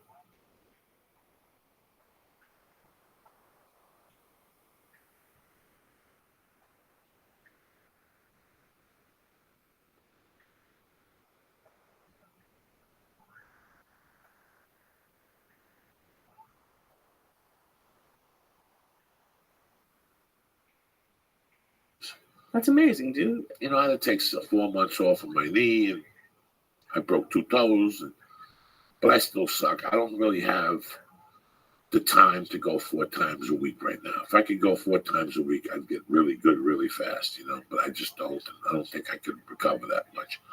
4 days of jiu-jitsu, you know. But have you seen it improve other parts of your life, even if you're not? Absolutely. I've done a lot of. Every time I go to jiu-jitsu when I walk out, I feel really good about myself because it's the hardest thing I'll do. I've said it 1,000 times. So it changes my day. And I'll tell you what, let's say I have jiu-jitsu. I have an opportunity to go to jiu-jitsu, and I can't go because I have an audition. I don't feel bad. But if I don't go because I don't go, I feel bad. Like if I have an opportunity to go and I don't go, I'm like, I don't feel like going today. I feel better about myself. But as soon as I go to jiu-jitsu and I walk out of there, I'm a different person. I'm a different person on stage. I'm a different animal when I'm writing. I'm a different animal towards my wife, towards the baby. I can feel it. It does. It calms me down a little bit. I enjoy it. Even though I'm not good at it, it's amazing. I enjoy it. I enjoy just getting thrown on my back and trying to get out of the fucking situation and thinking. And, you know, if you run out of breath, you just tap out. And that's it. That's it. You know, I learned these little exercises so I don't have anxiety no more and I panic. If you have fear, fear is in your breath and you control the fear through your breath. Okay. So there's these exercises I do now, and it's helped me fucking dramatically, man. Yeah, I mean, just the fact of sticking with it. It's all about showing up. You know, I see it in comedy. I see it in people's actions. You know, people start things and then they just fall off to the side. And even if you can't go 8 times a week, you know, you do it 1 time. That's why I tell you all the time. When I call you, you do a push-up today? I always do a push-up every fucking morning at one point. I can't do a push-up, but I try to do 2, 3, 4. And eventually I can get up to fucking 20 again. You know, at 300 pounds, you lose a fucking 100 pounds, you're fucking tremendous. You can do 2,000 push-ups. So it all starts with 1 and just keep showing up, man. I see it with comedy. I see how it affected. You know, I got a weird way of thinking when it comes to comedy. And I don't share my views. People always say to me, why don't you tutor people in comedy? Why don't you? Because I have to have a talk with them before I would meet them. Like I would have to have like that talk that Andre Carter's father said to him, are you sure? Are you sure? Because this is what's expected of you when you make the jump into comedy. And if you don't jump into it that way, it's not going to pan out for you. It might take you a little longer. You might get to the process, but this is how it needs to be attacked. And a lot of people, when I talk to them about that type of stuff, they look at me fucking weird. Like, did you take days off? Don't you have a social life? It depends on what you want. You got to look at your social life and go, oh, what time's the party from? Oh, till 3. Lee, I'm going to go do a spot first. Yeah, but they cut the cake at 9:15. That's great. I'm 50 years old. Who gives a fuck about your cake? You know, I got to go do a spot first. And then you make deals with yourself, you know. But sometimes, for me, the spot overruled everything. It overruled everything. No matter what you had going on or somebody else going on or what I wanted to do, if I had a way to do stand-up comedy that night, it was going to overrule all this shit I had fucking going on that somebody else had going on. A lot of people get fucking pissed off at me. They still do. They still do, you know. Eddie Bravo did 2 tournaments. I didn't show up to either one of them. You know how bad I feel? So I didn't book that week. I'm definitely going to EBI. It's March 22nd, I think. Oh, in downtown, yeah. Yeah, so I'm going to stay in town for that. But it's, we talk about it a lot, about people's work ethics. And it's not just in LA, but it's, even, I still struggle with it more than I did even a year ago. But it's hard because you think you're supposed to do all these things. Like, we say Friday night is dick night, but if you had a gig or if there's a podcast, you have to work. It's not. Most people think they need Fridays and Saturdays. It's still dick night. It's always dick night? It's always dick night on Friday night. When you get home, you just give mom a stabbing. Right. But growing up, I don't know. I always felt that there was this pressure on you that you had to go out on Friday and Saturday nights. Right. And in high school, I took that away. I used to just not go out on a Friday night just to see how it would feel. Just to see what, and it was like I would wake up the next morning and make a call and see what I missed. And I would get the report, oh, you missed this guy, you threw a bottle at this guy, we went to this bar, we went to this place and ate. And you know what? But I realized I didn't miss a fucking thing. Right. When you're young and you're trying to budget, you can't go out 7 nights a week sometimes. So I would go out 3. You know, when I went out, I did coke, there was pills, there was cars, there was clubs. It wasn't, $10 to go out. Right. You dropped 200, in those days. Now you drop 400. I'm just saying, 200 kid when you're just in the street, you do 3 nights a week. That's $600 fucking dollars. That's $2,400 a month just going out. I was doing that, Mm-hmm. But still, I was still budgeting. Like, I'll go out on Sunday and get fucked up. I'll go out on Thursday and get fucked up. Maybe Saturday and get fucked up, So I was always. And people think they're entitled to it. Like, if you told somebody, oh, you have to work Friday night, a lot of people say, oh, I have to go out Friday night. What made me think about it was it's snowing so much in Boston right now that the college I went to had to cancel all classes. And they're scheduling remake classes on the weekends for a little bit just to catch up. And some kids are signing a petition not to do classes on weekends. And I'm just like, and when I was in college, I probably would have thought the same way. But just looking at it now, I've had to work so many weekends. Like, it really doesn't, like, just because you don't want to take a class because you usually go out Saturday night, it doesn't mean anything. I had I think if I wouldn't have lost my parents, I think that I would have watched more sports on Sunday. But because I lost my mom and I had a different mindset, and sometimes I had to sacrifice. That's one of the sacrifices, To some people, I don't put it down. I just don't understand it, but they don't understand my way of life. So that's what makes life interesting. I don't understand how, if you have an opportunity to make money on a Friday night, doing something that you love. That's the other thing we got to discuss. Doing something that you enjoy doing. Let's say you had to work. Let's say your boss came to you and he goes, you got to work Friday and Saturday.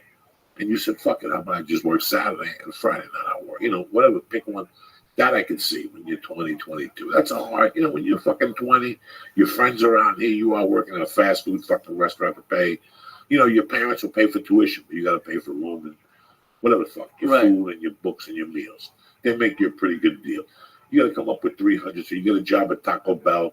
You make 600. You have 300 for you to party with, and 300 for you to pay for you. To justify your fucking existence. Right. Yeah. A lot of those jobs when you're in college are Friday fucking Saturday nights. Yeah. You're either bartending, you're working the fucking door, so you sacrifice that already. I wouldn't. When I was in high school, that September, that August for like 2 months, I had a job that you worked Friday nights. And when they told me what I was going to make and what the job was and the benefits, I didn't even think about it. I still got out at like 10 o'clock if I wanted to. I still had the whole fucking night. But some people, wow, how the fuck are you doing? My friend Glenn, who is still at UPS, he fucking gave up Fridays and Saturdays in high school, Friday nights, because he had that job 11 to 2. Okay. Where you go in at 11 o'clock and you load trucks till fucking 2:30 a.m. Do that when you're in high school, and that eliminates that whole fucking lifestyle. But he had to do it for a reason. There was a need. Right. There was a need. There was a need for that money, So I don't know if you could say it's a Jew thing, but I've had a job since I was 15, and I can't tell you how many 4th of Julys I worked, how many holidays, how many my birthdays. So it's surprising. Just another fucking day, guy. Right. And I understand. I sympathize. Some people like to party. Some people like to jump up and down and fucking giggle and go out and whatever. I liked all that shit too. But if it's between fucking eating and, what are you going to do? Mooch off your fucking friends? Right. You have to make some sort of a living. You have to do something, whatever it may be. I just eliminated Fridays and Saturdays from my life. And at this point now, I'm a stand-up. I work on Fridays and Saturdays. Last week it was pissing me off. What? Because everybody kept coming and going, she's not going to watch the fight. Like it was the end of the world. You know what, man? Sometimes, again, if it's between a fight and me doing comedy, I fucking do comedy. I don't give a fuck if it's a $15 spot or I'm working a weekend at one of my favorite fucking clubs. If they call me from the comedy store on a Saturday and they go, hey, you have a spot at 10:45, and that's when the fight starts, so be it. I'm one of those guys, and I've always been like that. Again, because there was a need. Right. I was either a junkie, I needed the money, you can't focus on it. I love sports. I grew up on sports. I don't ever want anybody to think that I'm misinterpreting myself when I say I only watched 2 plays in the Super Bowl. I mean, when I was a kid, somebody told me, you gamble basketball? Yeah, just watch the last 2 minutes. That's all that matters if you gamble basketball because it's all the way to the end. You never know if a guy just gets fouled and he makes three free throws. It doesn't affect the game, it affects the point spread. You get killed up the ass. Right. They win by 7 instead of 10, and you got a 7.5. You get caught by that fucking hook in basketball. Yeah, that sucks. They're always great. I heard they only made like $3.5 million on the Super Bowl. Who did? The Vegas casinos. Is that what you heard? Yeah. Good. You bought that fucking line. All these junkies, $3.5 million. They made money. That's their biggest day of the year. What about the illicit fucking? See, listen. Let's pretend you're, I don't know, some fucking rich celebrity, right? Who's the public eye.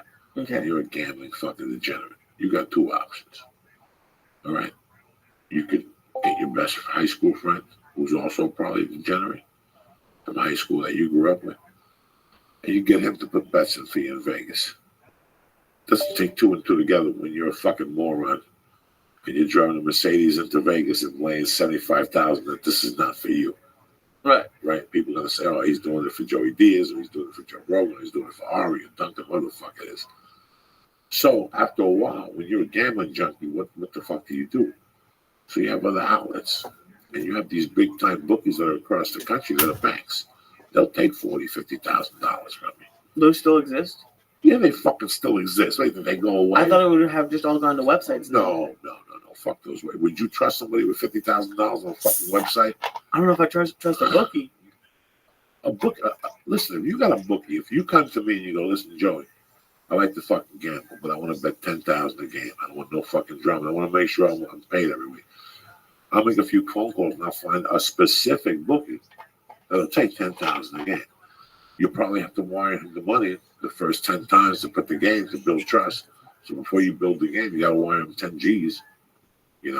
But they're out there. They'll take 10,000. Who the fuck are they? If you came to me right now and said I want to put 10,000, how do you know? How do I know you're fucking good for it? Right. So I come with a reputation. You want to bet 10,000. You also want it to be discreet. You're Brad Pitt. You don't ever want me to fucking say nothing. So you're also looking for somebody who's very discreet. You're looking for all these things, Lee. So the other way to do it is to bet with books in Ohio, Cleveland, Cleveland, Ohio, Youngstown, maybe a big bank in fucking Miami, a big bank in Louisiana. They got a couple big banks in Louisiana. And you could call them up and say, I'm putting $250,000 down. I don't want nobody to fucking know this shit. Wow. I didn't even know that world still Wait, existed. those people, you're going to go to if let's say you got a fucking wife and you got kids. You think you're going to call Vegas and put $250,000 down and gets taxed? Everybody knows your fucking business. What do you think? I don't know. I'm just saying. If you want to be discreet. How do you, maybe just because I was never in that at all, but even with like drug dealers and now with bookies, how did you know? I would never know where to go to start to find one. You go to a bookie.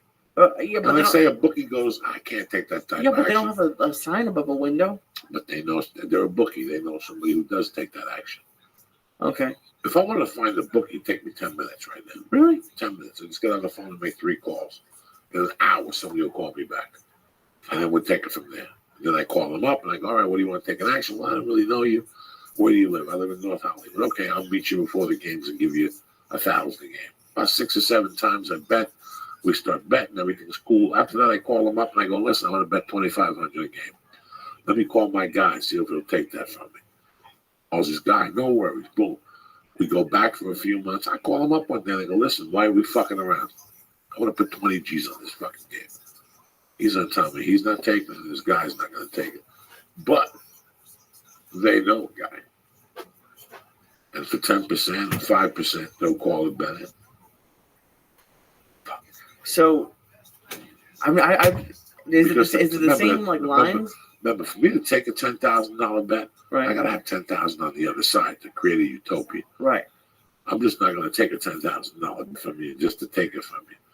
I got to have a $10,000 bet on the other side. So if whatever happens, I get the VIG. Oh, okay. That's how I make my money. I get the VIG. So when you put a $10,000 bet, if you lose, you pay me $11,000.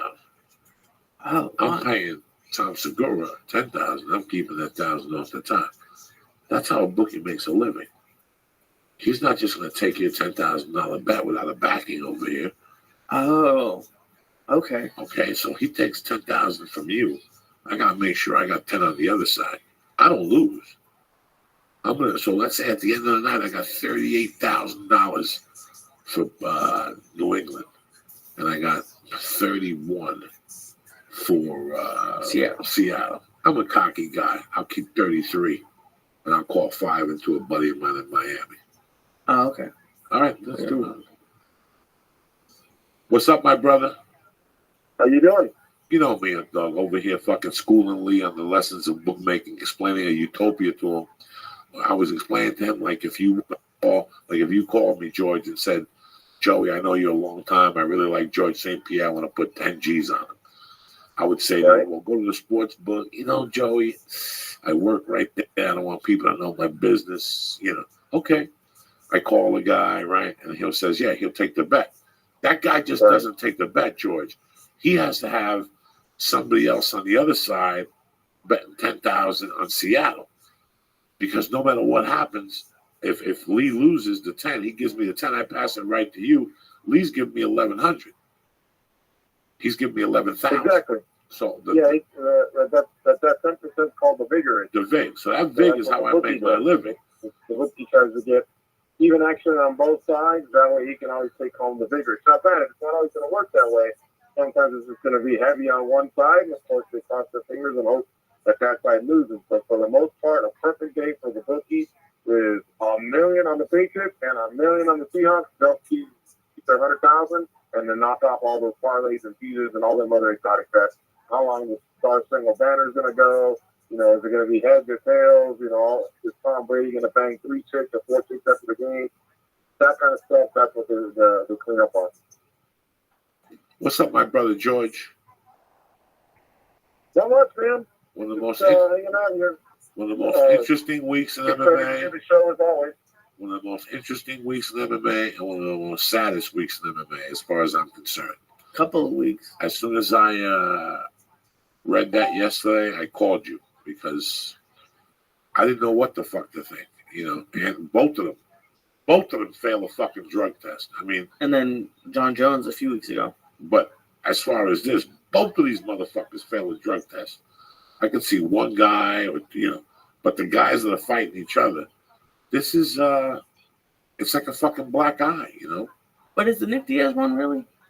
Who didn't expect Nick Diaz to test positive for that?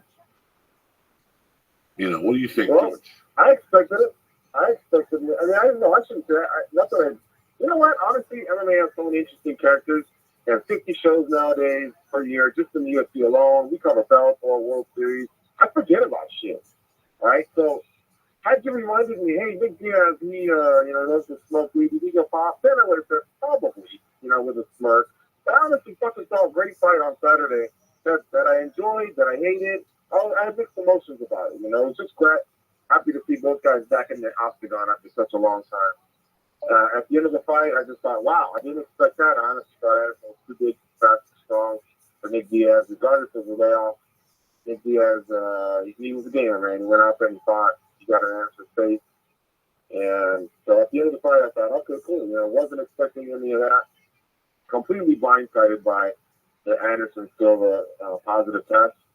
The Nick Diaz, once I heard it, I thought, well, shit, what was I thinking? Of course, he kind of always does that. The third time in Nevada, where's the shocker there? But Anderson Silva, that took the wind out of me. I just don't even, and it's funny because I called Ed Suarez early in the day just to talk to him, just to say hello out of the blue that morning. I got up and I go, I haven't talked to Ed since the fight. I meant to call him before the fight. And I left a message. I don't want him to think that I was calling him to ask him stupid fucking questions now I feel bad. But I never expected, and hey, listen, you got to do what you got to do. It's a tough sport to train for. It's 5-6 days, 3 or 4 different disciplines, strength and conditioning. who knows what goes on? I don't know how to break down what gets you stronger. I don't know. My heart goes out to him. My heart goes out to Nick Diaz. He is, in my opinion, this is not the pot calling the kettle black. He's fucking crazy. He's just fucking crazy. Like, we are definitely related. Somewhere along the line, our bloodlines are definitely How old is he right now? I'd put him around 32. That's what I was at 32. He's 31. He turns 32 in August. Are you fucking kidding me? They're giving that lunatic $500,000 a fight. His rent is $800 a month. He has a bicycle. He doesn't go out. He doesn't really. I don't think he drinks. He smokes pot and he throws those fucking nunchucks around. And he goes to jiu-jitsu and he swims and he runs. How much weed will $500,000 last him for? They give him pounds of weed at that fucking store up there in Stockton. They give it to him.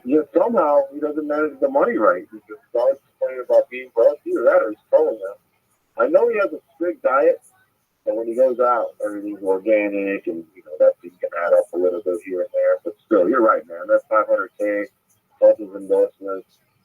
It's gonna last him a long time. Well, this time it's gonna have to last him a long time because this is the third offense.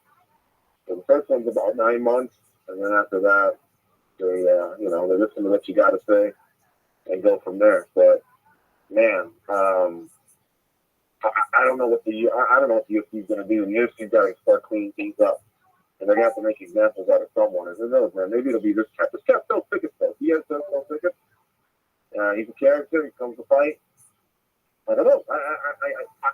To speculate would be foolish on my part because I know I'm going to be way off.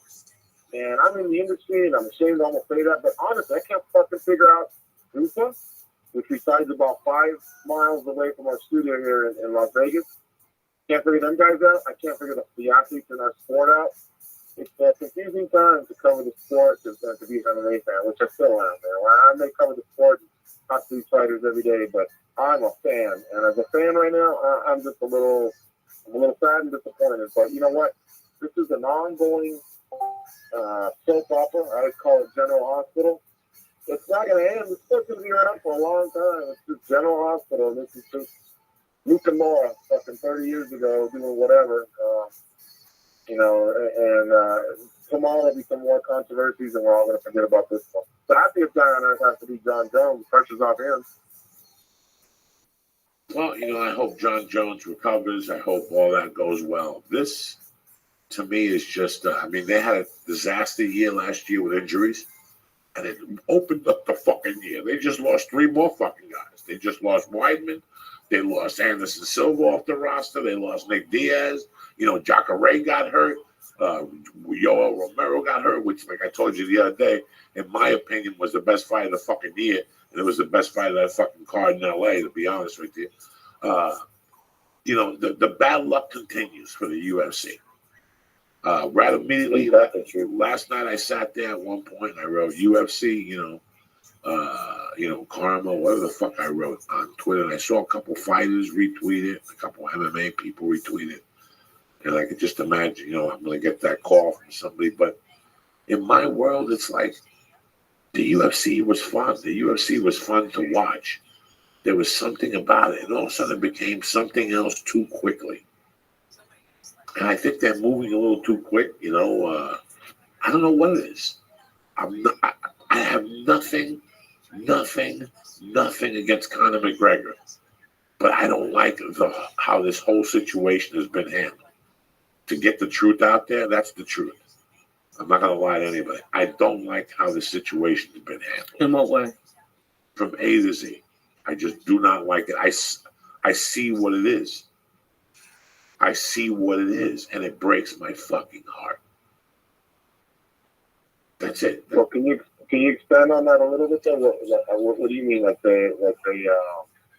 You don't like the way he has opened his mouth and gotten opportunities as opposed to other people that he could maybe have to win more fights to get to the position he's in? I think this whole thing started with Chael Sonnen.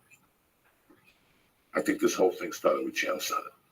that when he was talking stuff about Anderson Silva, and going a little deeper than what should have been, and calling the Noguera brothers names and stuff like that. I think right there, Dana White should have stopped that. It became something else to me. And this is a guy that I love and respect, but he was talking too much. He wasn't really covering the spread. He was not covering the fucking spread as a UFC fighter. He was talking, he was selling tickets, but it was like a fad diet. And then look what happened. Boom. He fucking tests for PEDs again, and he's gone. And he created this whole fucking bad taste in the mouth. So now you get this fucking bad taste in your mouth. And now you have Conor McGregor, who's a great fighter. He's exciting. He's got Ireland behind him. He fills stadiums. You know what? There's not a person in the fucking world that if I took him in a room and quizzed him, said they wanted to see him against Dennis Seaver. You've been saying that for a while. It pissed me off. The fight that I wanted to see right then, there was only one fight. He gets the winner of Cub Swanson, Frankie Edgar, and the winner of that fight got Jose Aldo. That's me as a fan. That's me as a fan. That was the right move right there. When they put him out, and okay, Dennis Seaver's tough, and he destroyed Dennis Seaver in a tremendous fashion and all this shit. I still have a bad taste in my mouth. And I know Conor McGregor's working on his jiu-jitsu. I know that he's doing a tournament in April. And it's like they're buying the kid time. And I get it. But I look at the gates.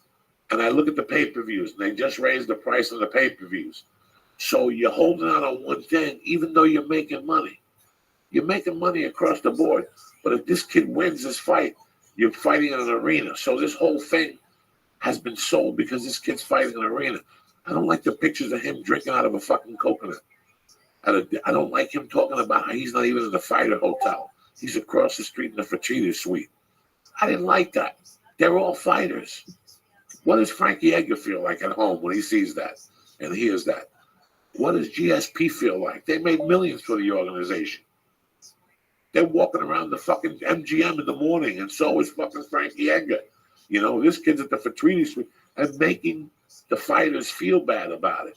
I saw the interview with Chad Mendes when he told him he was going to have his ball sack on his face. It's just becoming something else. And if for some people, too much close to pro wrestling, I don't know. Like the storylines, the outcomes. Well, not the storyline. It's not the storyline. There's nothing fake about getting knee to the fucking head and getting body slammed and getting arm bars and shit. I just don't like the path they're taking. That was it. That's my whole fight right there. I wanted to see Frankie Edgar against Conor McGregor. That's it. I didn't like when Conor McGregor jumped the fence and went after him.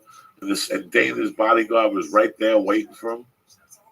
And he held him. I just didn't like all this. It's disrespectful all over again. It's what we learned with Chael Sonnen all over again. I'm not saying that this kid's going to get popped for steroids. I'm not saying these things. Again, I'm not saying nothing negative about Conor McGregor. I'm just letting you guys see the situation that I see. So, all right, so let me ask you something here. Going back to Anderson Silva, you guys think he's done? I didn't see the whole fight. I'm not going to lie to you. But the mood I got from people was that he was done, or that's it. We want him to go out like this. That's it. You prove your point. Your leg healed. Come back. Beat somebody. Get a payday. Say goodbye. Nod your head. Go back to Brazil. Spend your fucking McDonald's money.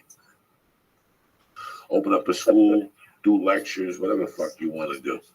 But to go out this way, we're never going to see him again. They're going to suspend him for 6 to 9 months. He's pretty much done. I was 50-50. I thought before I heard about the PEDs, I thought, okay, maybe he's going to go off right here in days ago. He's talking about his family, want him home.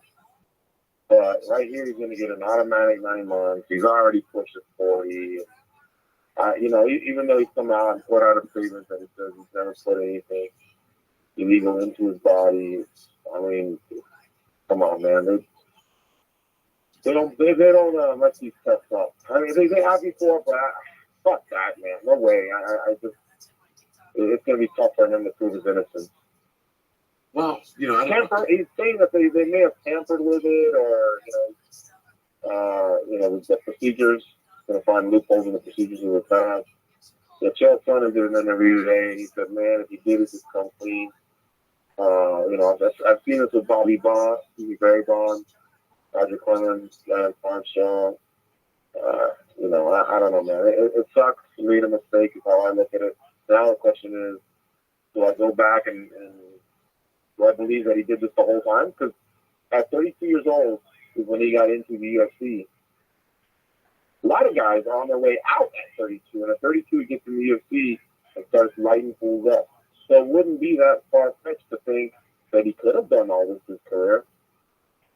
But he passed every single time, so we got to believe that he didn't. And in this instance, he did, and maybe it was the trauma coming off the broken leg. He needed something to recover. He's fucking with him mentally, who knows? He slipped up. But I guess that's the next thing we're going to have to try and figure out and see how forthcoming he is.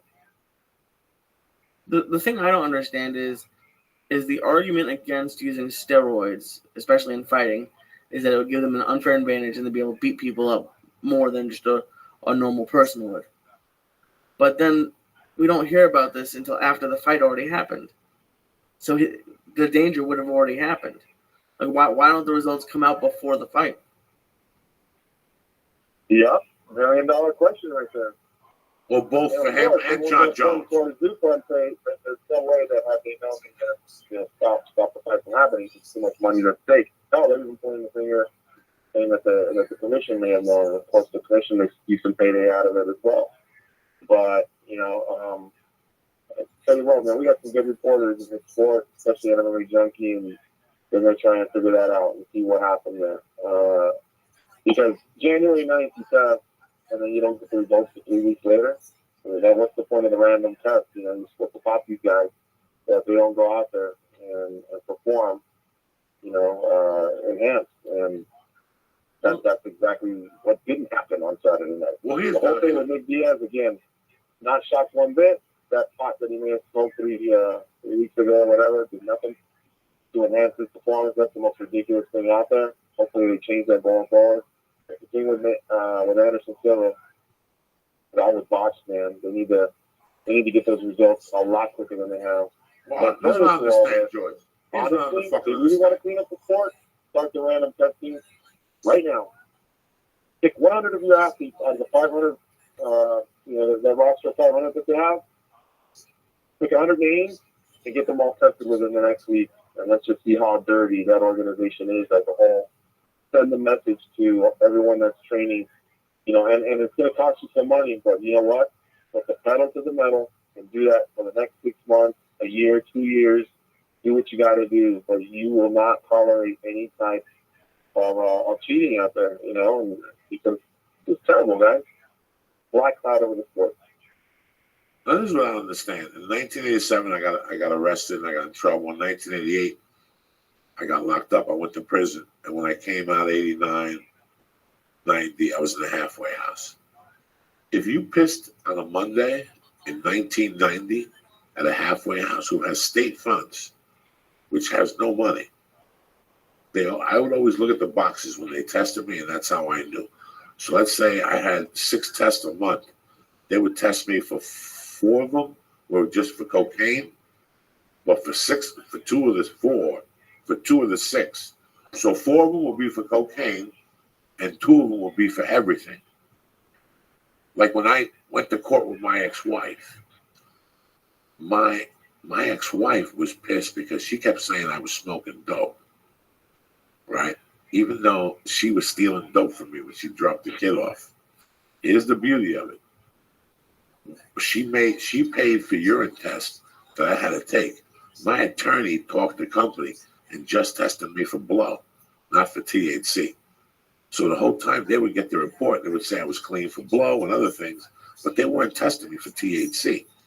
My point is, the tests were coming back in 2 fucking days. That's what I was going to ask you. Why are these fucking tests coming back 3 weeks later? The UFC has money. These people have tests. When you got a job in Vegas, they pull a strand of hair out of your head, and they tell you everything you fucking did, every dick you sucked, every pussy with a yeast infection you sucked for the last year. Did you know that, George? You do know that. Yeah. You got a job as a fucking valet at the MGM Grand. Right there, what before you could say, I'll be back, they go, oh, bing, they take a fucking strand right out of your hair, and they come back and they go, on November 28th, you had 16 martinis, and you took 3 of your mother's sleeping pills. That's how good the fucking tests are. That's how good the fucking tests are. All right, that's one thing. Number 2, let's talk about John Jones. I love John Jones. I don't give a fuck what happened. I don't give a fuck about the blow. Listen, he's 26 years old, all right? The same with Nick Diaz. They're 30 fucking 1 year. You know what I was doing when I was 31? Do you have any fucking idea, George? No, I was fucking acting just like Nick Diaz. Even crazy. You know, here's this kid who, when did John Jones piss in a bottle? December 4th or something? Yeah, December 4th. December What 4th. happened was, I'll chime in on that other thing you were saying. So, Anderson Silva and Nick Diaz, the random testing that they had, called the water testing, that one's blood. Okay, it's random, and they know that throughout the camp, it's probably a good chance they're going to come because the UFC's been doing that for about a year now. And that one's blood. That's the one where I have to go through a procedure, and then they go to, I think there's one of the agencies is in Salt Lake City, the other one's in LA. It takes a while, man. It's got to be faster than what it is, but that's what happened. The one that you after the fight, where they found out about the marijuana metabolites, that one they can get back to quickly within 24, 48 hours. So that's why we got the result on Nick Diaz right away. But it also explains why the John Jones one took about 2-3 weeks, and the Anderson Silva one took about 2-3 weeks. The difference was with Anderson Silva, the commission saying that they didn't know until yesterday. And then with John Jones, they knew about a week before the fight. The difference was they weren't supposed to test for coke. And WADA, the World Anti-Doping Agency, says that cocaine, when it's out of competition, meaning I guess within 12 hours of the event, they shouldn't be testing for that. So it's kind of like loophole stuff, you know, but it doesn't make any sense at all. That's why the UFC was able to find them, because it was a code of conduct policy thing, and that's why they had to come down on them. And they did find them, but that's why they couldn't stop the fight from happening, because it was out of competition, and that's not against water regulations. But why did they let him fight then? Because he technically didn't do anything illegal. It didn't, but it didn't even come out. Like, why didn't it come out a week before the fucking fight? Like, I don't know. There's something there that's not right. You and I both know that. I don't know about fucking water. They could have went to Daniel Cormier and said, hey, look, this happened. You know, it's up to you whether you want to take the fight. But I think Daniel Cormier's already stated he would have taken the fight regardless. But that's basically what it is it was out of competition. Therefore, let's say they found the cocaine metabolites after the fight with the urine test, like the way they talked to Nick Diaz, and we probably have a no contest. But because it's happened out of competition, there was nothing they could do. So what do you mean? So after the fucking weigh-in, I go back to my room and I snort fucking 3 lines of coke. So the next night when I fight, after the fight, I come up positive, and that means I did the cocaine in competition. So you're telling me 12 hours? It would be a no contest, and technically what you said would probably be out of competition, because they say 12 hours before the event. So that would be Saturday morning on of a pay-per-view. That morning if you did something within the 12 hours, then that's called in competition. But like you said, after the weigh-in, it would still come up on the test. And if you beat me, Joey, then you would get a no contest. But technically, like you said, yeah, you're right. It might be out of competition as well. It's all stupid, isn't it? The dumbest thing is because I'm very confused. So because I'm confused, in my mind, I smell a rat. Like, when I get confused and I can't figure it out after I beat it up for a couple of weeks. And again, I'm still a fan of the sport.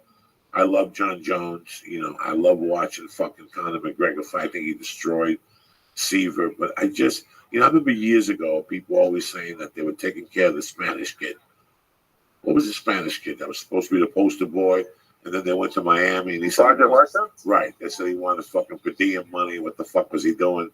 and they got insulted. I don't know what the story was. And then afterward, when he left, they said they were coddling him. There were people that said that, the UFC even said that they were, promoting him to be a huge star in the Spanish market. So they were giving him like kind of easier fights. Is that true? Right. Or am I fucking making this up or something? Well, no, you're not making it up. And many fans have felt that way, not only about, I'd have to go back and look at it. Like, I didn't do the same thing. I'd have to go back and look at the competition he had. I remember he had some pretty tough cats. Fuck yeah, well, Leonard Martinez fight. Leonard whatever. The kid who retired was one of the best fights. Leonard Garcia. When they yelled at each other in Spanish. I tell them, what's their way? Yes. Frank Rita was pretty tough kind of a bitch at the time. So, I don't know. I mean, yeah, I'm sure the matchmaking helped out a little bit. And I'm sure that they do that. And a lot of people said the same thing about Conor McGregor. Yeah, that's what happened against the wrestler. It's a big name, and you want to get him to the finish line. So it's the Aldo fight. So you're definitely not crazy to think of that, Joe. But, some people would also say it's smart business on the UFC's part, because those guys need to create big fights. Too many guys are getting injured. Too many guys are getting in trouble. So on the one hand, do you say, wow, the UFC shot for creating some of these matches and protecting some guys and getting themselves into some big fights so that they can start selling a ton of pay-per-views and drawing big ratings and keeping the sport going. Because it's goes through hills and valleys, and right now it's going through a valley. So, like I said, some people would look at it that way. Others would say, no. That's too much. It's not being fair to all of your athletes, the ones that are earning the shot. It's supposed to be more about putting the best versus the best, as opposed to shortcuts for certain fighters. I love journalism. I love reading. The internet. The good thing about the internet that you become fans of different blog writers and you write. And what I've read the last 2 days, the things I've read, and it's like right now people are down on the UFC, and I think they're. A couple blogs I read were like, all the drugs and this and this. What these motherfuckers don't remember is up in the 80s when fucking the San Diego Chargers were a cocaine-fueled fucking team. And I was telling somebody a story.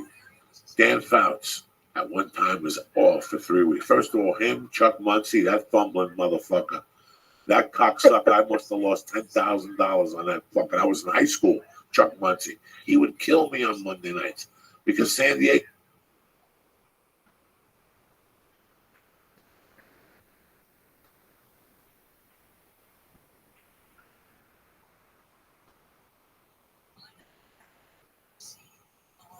basing motherfuckers, and nobody really knew what was going on. And then a couple of years later, some guy wrote an article.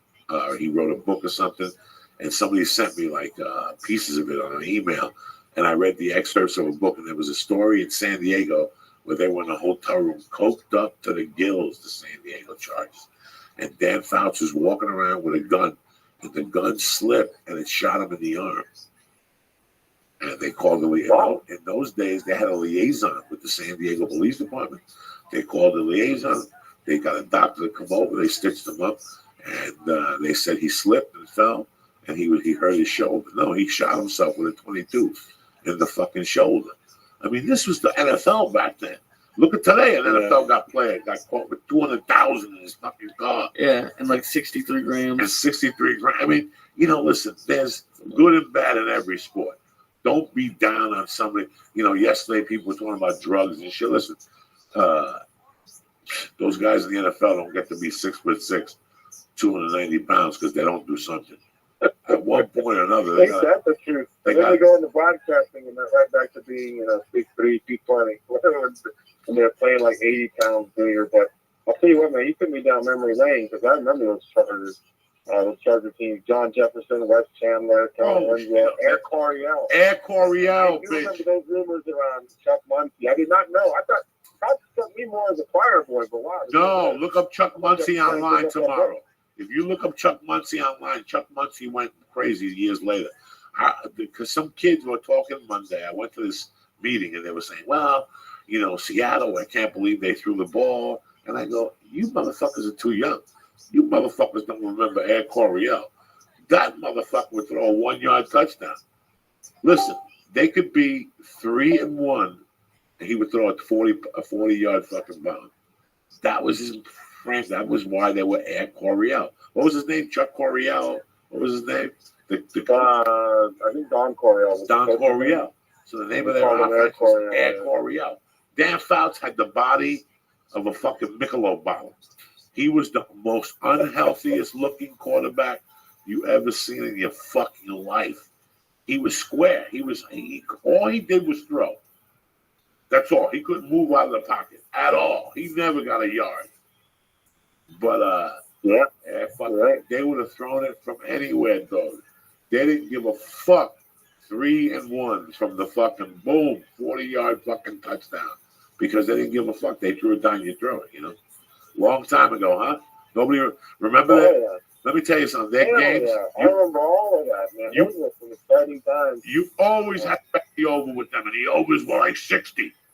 Who fucking bets an over when it's 60? And I remember going to bed one night on Monday night, the final score was 58-52. Like, that's the type of games they played. 54-48, 48-40. They had no defense. They had no defense. Their offense was everything. Their game strategy was, listen, we're just going to bomb these motherfuckers to death. Don't worry about defense. Do what you guys do. Just make believe you're doing what you're doing. But you're right, man. There's problems in all kinds of sports. Yeah, there's fucking problems. And every fucking... Everybody's not immune to it. We're just all waking up right now. The UFC, again, it's a term I use constantly. Because when I see somebody slipping in a personal view or a business view, it's the law of diminishing returns. It happened to me 2 or 3 times in my life. I learned my lesson, and I never did it again. You could only do so much, George. You could only... Did you guys hear that Anderson Silva's still going to be allowed to coach Tough 4, Brazil 4, whatever they call it? Yes. They're filming here in Las Vegas. Him and Shogun, who are the coaches, and the UFC decided to stand by him and to let the process play out. He put out a statement saying, nope, they want to tamper with the testing or whatever because I've never put anything illegal, like I said earlier. But they're going to stand by him. That surprised me, honestly. I thought they were going to replace him and get another coach. But that's going to disappoint a lot of people. If you do want to make a statement, and if you do want to project to your fans that your athletes are clean and you won't tolerate anything, then I would have believed that if they are going to let the process play out, they could have done it without him being in a coach's role. When it comes to that stuff, I don't know. I don't want to cut somebody's legs off because of a mistake. I've made tons of mistakes. I wouldn't want somebody cutting my legs off. If he can't fight, maybe he's a good coach. But I think if it was anybody else, if it was a lesser fighter, they wouldn't have had any problem because I was thinking about it when you guys were talking about all the rules. The UFC is a business, and then all the athletic commissions rule that just general fighting sport, so they're not connected at all. The NFL has its own rules, and it's kind of governed within itself, and it's just crazy how much input they have, and all the UFC really cares about at the end of the day is money. They don't care if they're doing drugs. They don't. They want more exciting fights. It's like if somebody with a lesser name was in that same position, I honestly think they would have cut them from that coach. Yeah, he's not going to be around. When you project too much, you're only going to protect everyone at the top, and you're trying to let everybody know that when you see all your athletes the same, it's fair across the board, this guy, whatever. And then you do something like this. It doesn't sit well, man. You see all the other athletes stuff that they were, the way the John Jones situation unfolded, and granted, it was kind of out of your hands a little bit because of the fact that they couldn't penalize them. The commission couldn't do anything about it. So I kind of get that. But still, until the athletes kind of got all the facts and all that, they were attacking people. A lot of them did not like what did. And they didn't like... But, the thing with Anderson Silva, man, it's not done. I'm sure we're going more. They grew, guys. They're going through growing pains. I was just sitting here going, when they were just regular, they didn't have all these problems. So when they started reaching out to Macau and doing all these cards and doing, Fox Sports and Fox Sports 1, and you don't know what, the prelims on the fucking computer. And I think that they have a lot on their plate. And I think that they're going to hopefully, I don't know. It's just the law of diminishing returns. You can't sell T-shirts and open up different markets. And, it's just too much. And now they added women to fighting, to the sport. So they're getting adjusted to that. That's a complete different thing they don't know about. What the rules are. They can't fight with a tampon. Who the fuck knows? You don't fucking know. You don't fucking know. It's a fucked up rule. Next thing you know, you get karate chopped and a tampon comes out of your pussy on national TV. Who the fuck knows? I don't know this shit. So, but then the Reebok thing is kind of fucked up too, when you think about it. That they're not going to let people wear like non-approved uniforms and cut all that money because they're not paying. When you look at boxing salaries or whatever the purses are, like they're millions of dollars, and then the people are getting like at most a couple $100,000 at these fights, and then you're cutting a big major way from that for them to make money.